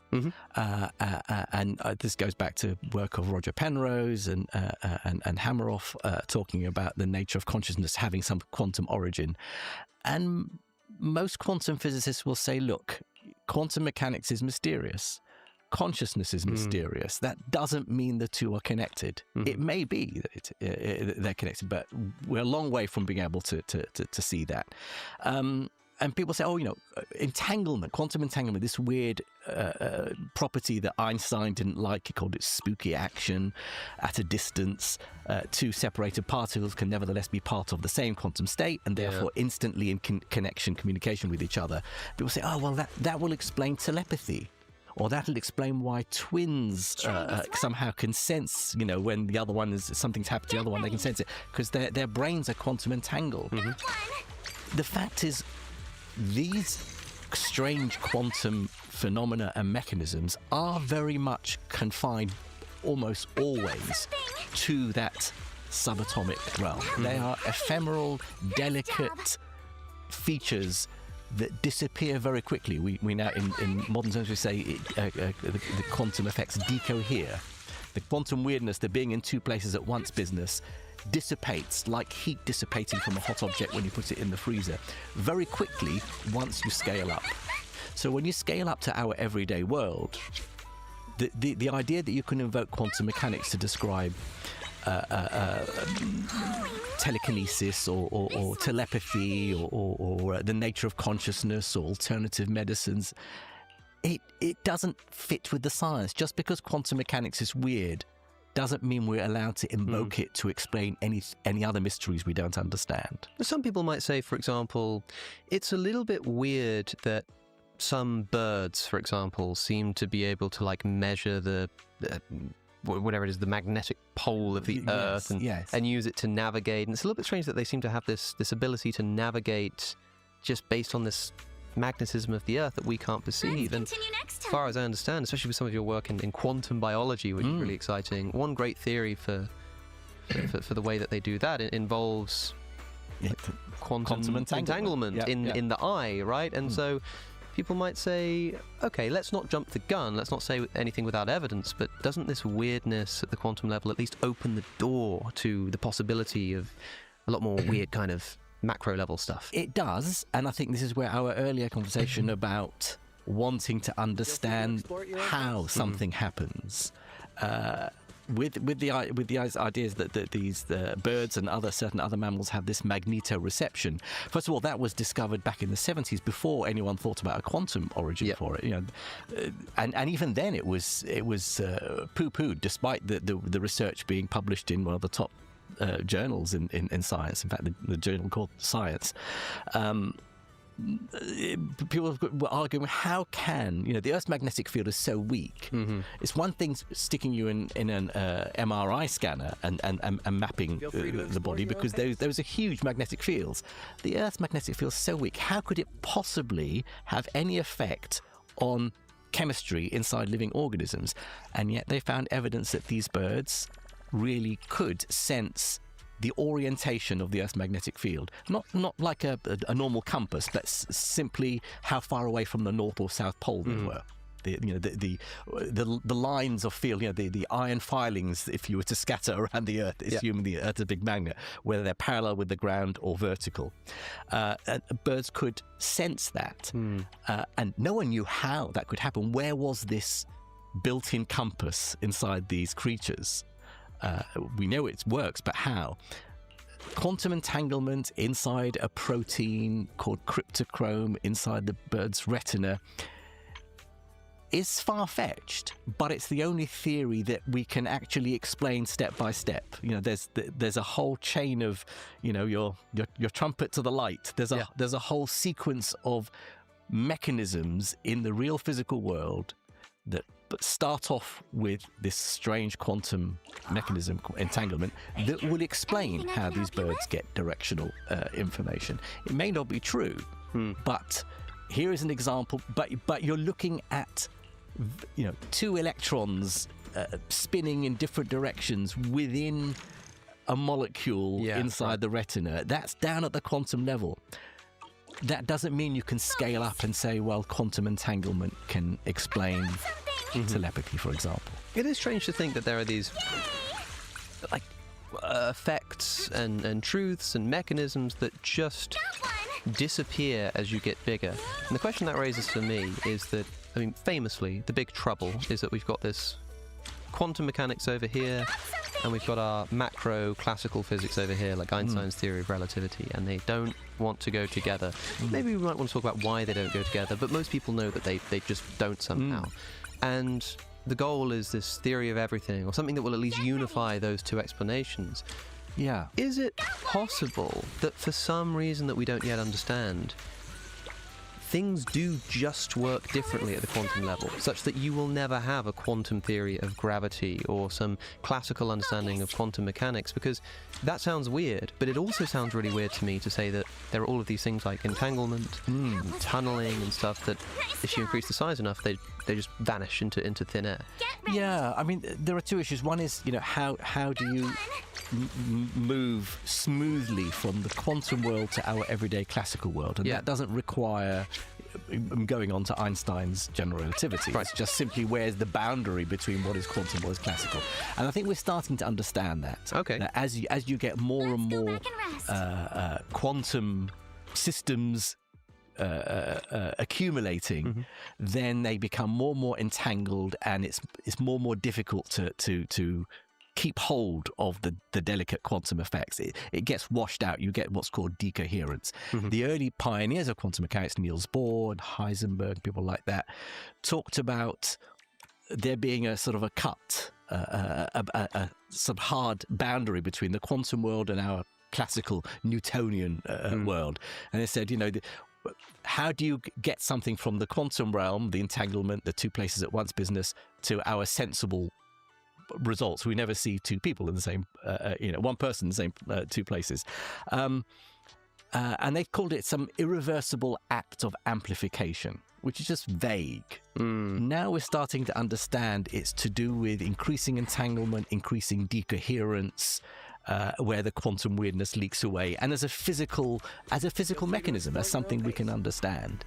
What we don't yet know is how to unify quantum mechanics with the more accurate picture of the large-scale reality, which is Einstein's general theory of relativity, Einstein's theory of gravity. And there, it doesn't work simply because the mathematics, the theories are very different. They just don't mesh together. It's an interesting point that you mentioned, that maybe they don't. Maybe each to their own domain, and we have to live with that. But there are situations where you would want both to explain what's going on. For example, the singularity at the center of a black hole, or the Big Bang, or even, if you think about it, imagine a single electron in superposition, a quantum superposition of being in two places at once. Essentially, you're saying it's not the electron is doubled up. It's one electron, but its quantum state is spread out. One electron has mass, and we know from general relativity that mass causes space-time to bend. Ever so slightly for the case of an electron, because it's a very tiny mass. Nevertheless, that would mean that space-time is in a superposition of bending in two different places. Now, if we want to talk about space-time, we need general relativity, curvature of space-time, general relativity, and yet the superposition thing is quantum mechanics. So there's an example, even though it's be far too tiny to actually check experimentally. Theoretically, in principle, you need both theories to explain it. That's interesting. And so you can't just say, well, we'll never have to worry about general relativity. Maybe in practice we never will, but in principle, we should always need some combined theory. I've never considered the effect of the mass of quantum particles. I read it. I read it somewhere. Someone else very clever pointed this out. Cool to think about. Good example. I'll use that. But then, some people might say, there are all kinds of paradoxes of space which seem to indicate that maybe there is just a smallest possible distance, and maybe that's somehow related to space-time, and that if you get small enough, or if you get to the smallest possible distance, it's also the smallest possible unit of space-time, and therefore it can't be bent or shapen in any way because it's as small as it can get. At the very least, it's a bloody mystery, isn't it? I mean, it is, and we have ideas, and people can spend their whole careers pursuing a particular way of explaining things, whether it's something like string theory or what goes on down at this so-called Planck scale. But the deeper you go, the harder it is to test your ideas. And ultimately, as I mentioned before, physics is an empirical science. We need data, observation, experimental evidence to tell us that our theory is on the right tracks. We don't know how to do that when we are probing reality at such a scale.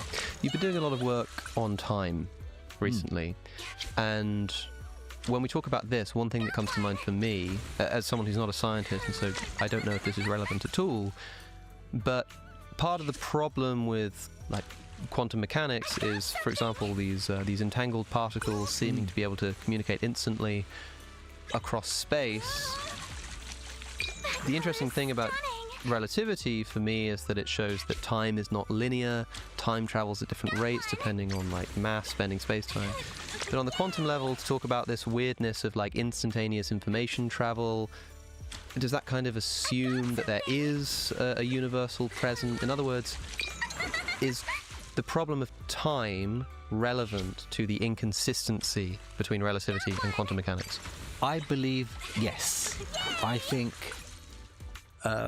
we're struggling to reconcile not just quantum mechanics with general relativity, but also with the other big idea in physics, thermodynamics. And it's strange that each of those three big pillars of physics describes time in a different way. So quantum mechanics, like Newtonian mechanics, in fact, classical mechanics that we learn at school, regards time simply as a label, as a parameter. It's called coordinate time. So it's basically, here's an equation that describes how something changes. I can work out what its state is at a particular moment. Then if I change that t in the equation, t for time, to some other value, I can crank the handle and work out what that system's doing at that later time or at an earlier time. That's all time is. It's just a parameter that goes into an equation. General relativity says, no, time isn't just a number. Time is a dimension. It's part of the fabric of four-dimensional space-time. It's a real thing. In fact, it's, all times coexist. And then thermodynamics says, no, time isn't a dimension. It's not a number. It's an arrow. It's a direction pointing from past to future in the direction of increasing so-called entropy. So I think until we reconcile these very, very different pictures of physical time, we're not going to be able to reconcile those theories themselves together. I think time may not be the central thing that needs to be solved and to get it, but I think it's part of that question. Until we understand these disparate, different ways of describing time, we're not going to come up with a theory of everything. Yeah, I mean, time sort of looms over everything. You can always forget that it's there for something like when you're talking about atoms and how they interact and stuff, and suddenly you realise that all of that is happening, and the conversation that we're having is also happening through time. Aristotle famously said that when he's not asked to define it, he knows what time is. But the moment someone asks him to explain it or say it or define it, he's like, I haven't the foggiest. Yeah, I think it's quite boring when people bring physicists on podcasts and ask them things like, do aliens exist? Or why is quantum mechanics so weird? And one of the questions that's along that line is like, what is time, man? But I think unavoidably, and I'm not necessarily asking for an overview of the philosophy of time, but for you, with the work that you've been doing, what do you think time is? How can we start talking about it? Well, I start with, what a number of philosophers do, which is to divide it into two categories. There's physical time, which is the time that appears in quantum mechanics and relativity and thermodynamics. It's the objective, the time that's out there that we try to understand. And then there's what we call manifest time, our psychological time. And it's one of those subjects, we're embedded in time. It's so difficult to extract yourself from it and look at it and study it objectively. We can't help but being embedded in time. And it's the manifest time, psychological time, that gives us this notion that time flows. That there's a now that's real, and that the past has gone and the future has yet to exist. And it's, I think, one of the main problems is, how do you reconcile our psychological perception of time, this manifest time, with physical time? Physical time says there's no such thing as flow. That's just an illusion. But then some physicists and philosophers will go even further and say, look, the whole time itself is just an illusion. Some will even go as far as saying time is just something we invented to order events or to measure intervals between one event and another. I think I don't agree with that. I think time is real. I think it exists in the same way that space exists, but not in the way that Newton believed, which said that time was absolute. There's some cosmic clock ticking by the seconds, minutes, and years independently of us. Certainly within relativity theory, which probably is our best theory of time, space-time is real. It's a fabric of reality. Reconciling that with the idea that the equations of physics are time symmetric, and that the time comes in just as a parameter, or that time has a direction from past to future, that is still a problem in studying the nature of time, and it has been since Aristotle and before. Yeah, and it's funny because, you can say all of that, and I still feel like I'm left with this question, but what is it? What is the thing that we're talking about? Like you say that, well, there's this idea that we move through time. Okay, well, if time is a dimension like space is, well, I can kind of feel like I can move through space. I can move through space. I can see what that's like. I'm moving my hand, but I feel like I'm moving through time. But if I try to pay attention to what's it like? What's it like to wave my hand left and right? Well, I can feel it. I can move it. What's it like to move through time? Maybe because we can't turn it off. It's kind of impossible to know. So I'm not sure what even mental image to have. Like when I think of space-time, for example, in the physical sense of the 3 dimensions of space and being warped by objects of mass. I imagine, as I imagine most people do, like a bunch of lines running through space, like making all these cubes that grow and expand. And that's probably not accurate, right? But it's close enough that I can kind of think about things in that term. But when someone says time, and you picturing in your head like moving through time, literally, like what imagery are you thinking of? What kind of thing are we getting at here? Yeah, I mean, typically in physics we talk about 4D space-time, or what we do is throw away one of the dimensions of space. Yeah. So we only have 2 dimensions of space and one of time. So then we have a 3D block. It's called the block universe. Yeah, right. That allows us then to maybe get a sense of what space-time, 4D space-time means. That's before you even start bending it, warping it due to gravity. But in that picture, you're right. You know, you can look at space and say, well, I can get from one place to another. I can be over here. I can be over there. I can get over there. I can go back there again and at a different time. But you can't visit different times, and yet the block universe would say all times coexist just as all points in space coexist. So what is it about what we call now, that the present moment that seems to us, according to manifest time, to be drifting along, flowing along the time axis? Yeah. That is all we can do. And then even when we think about in cosmology, we talk about, the universe entirely is described by general relativity, 4D space-time. So yeah, but the universe is expanding. Well, it's space that's expanding, not time. And the only way to get that picture is you start off with Einstein's equations and you manipulate them to get a new equation called the Friedmann equations, which has space stretching over time. And that's an equation like Newton's equations or equations of quantum mechanics. Their time appears as like a coordinate. Yeah, right. That shows it. So we have to revert to things changing over time in order to get any sense of them. What general relativity tells us about time is not something we can visualize, other than mathematically. And so much about how we understand these things, I think, is down to how we visualize it. I mean, at one point, in somewhere, I'm sure it was you who wrote about this. I thought it was quite funny, where you said, well, one thing we know about time is that, time seems to move forward.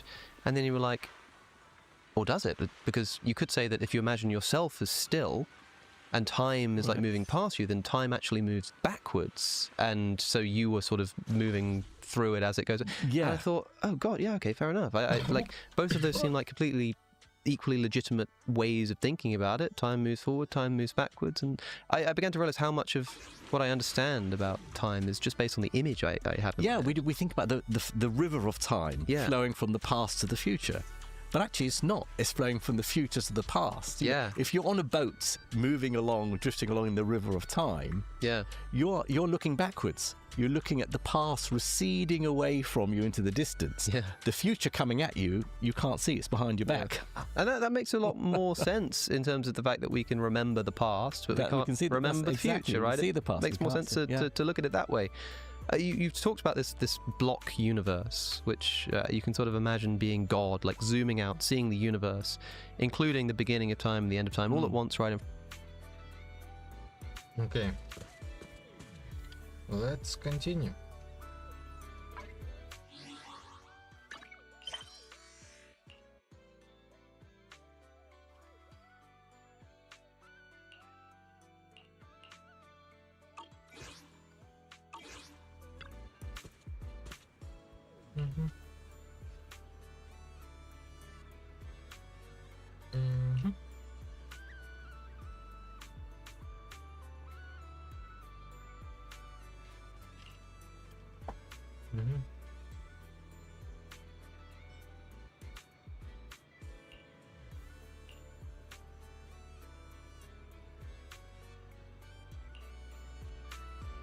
Hope you have a wonderful holiday with us.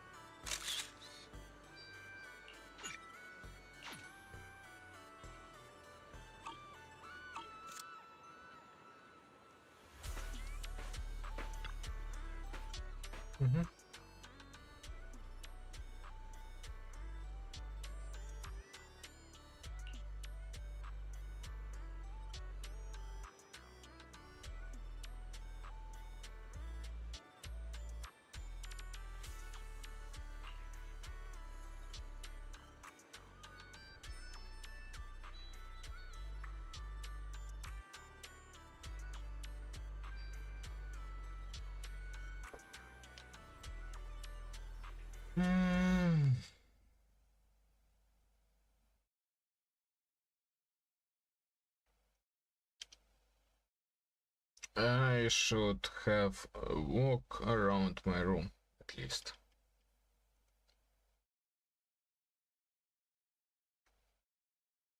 Ugh.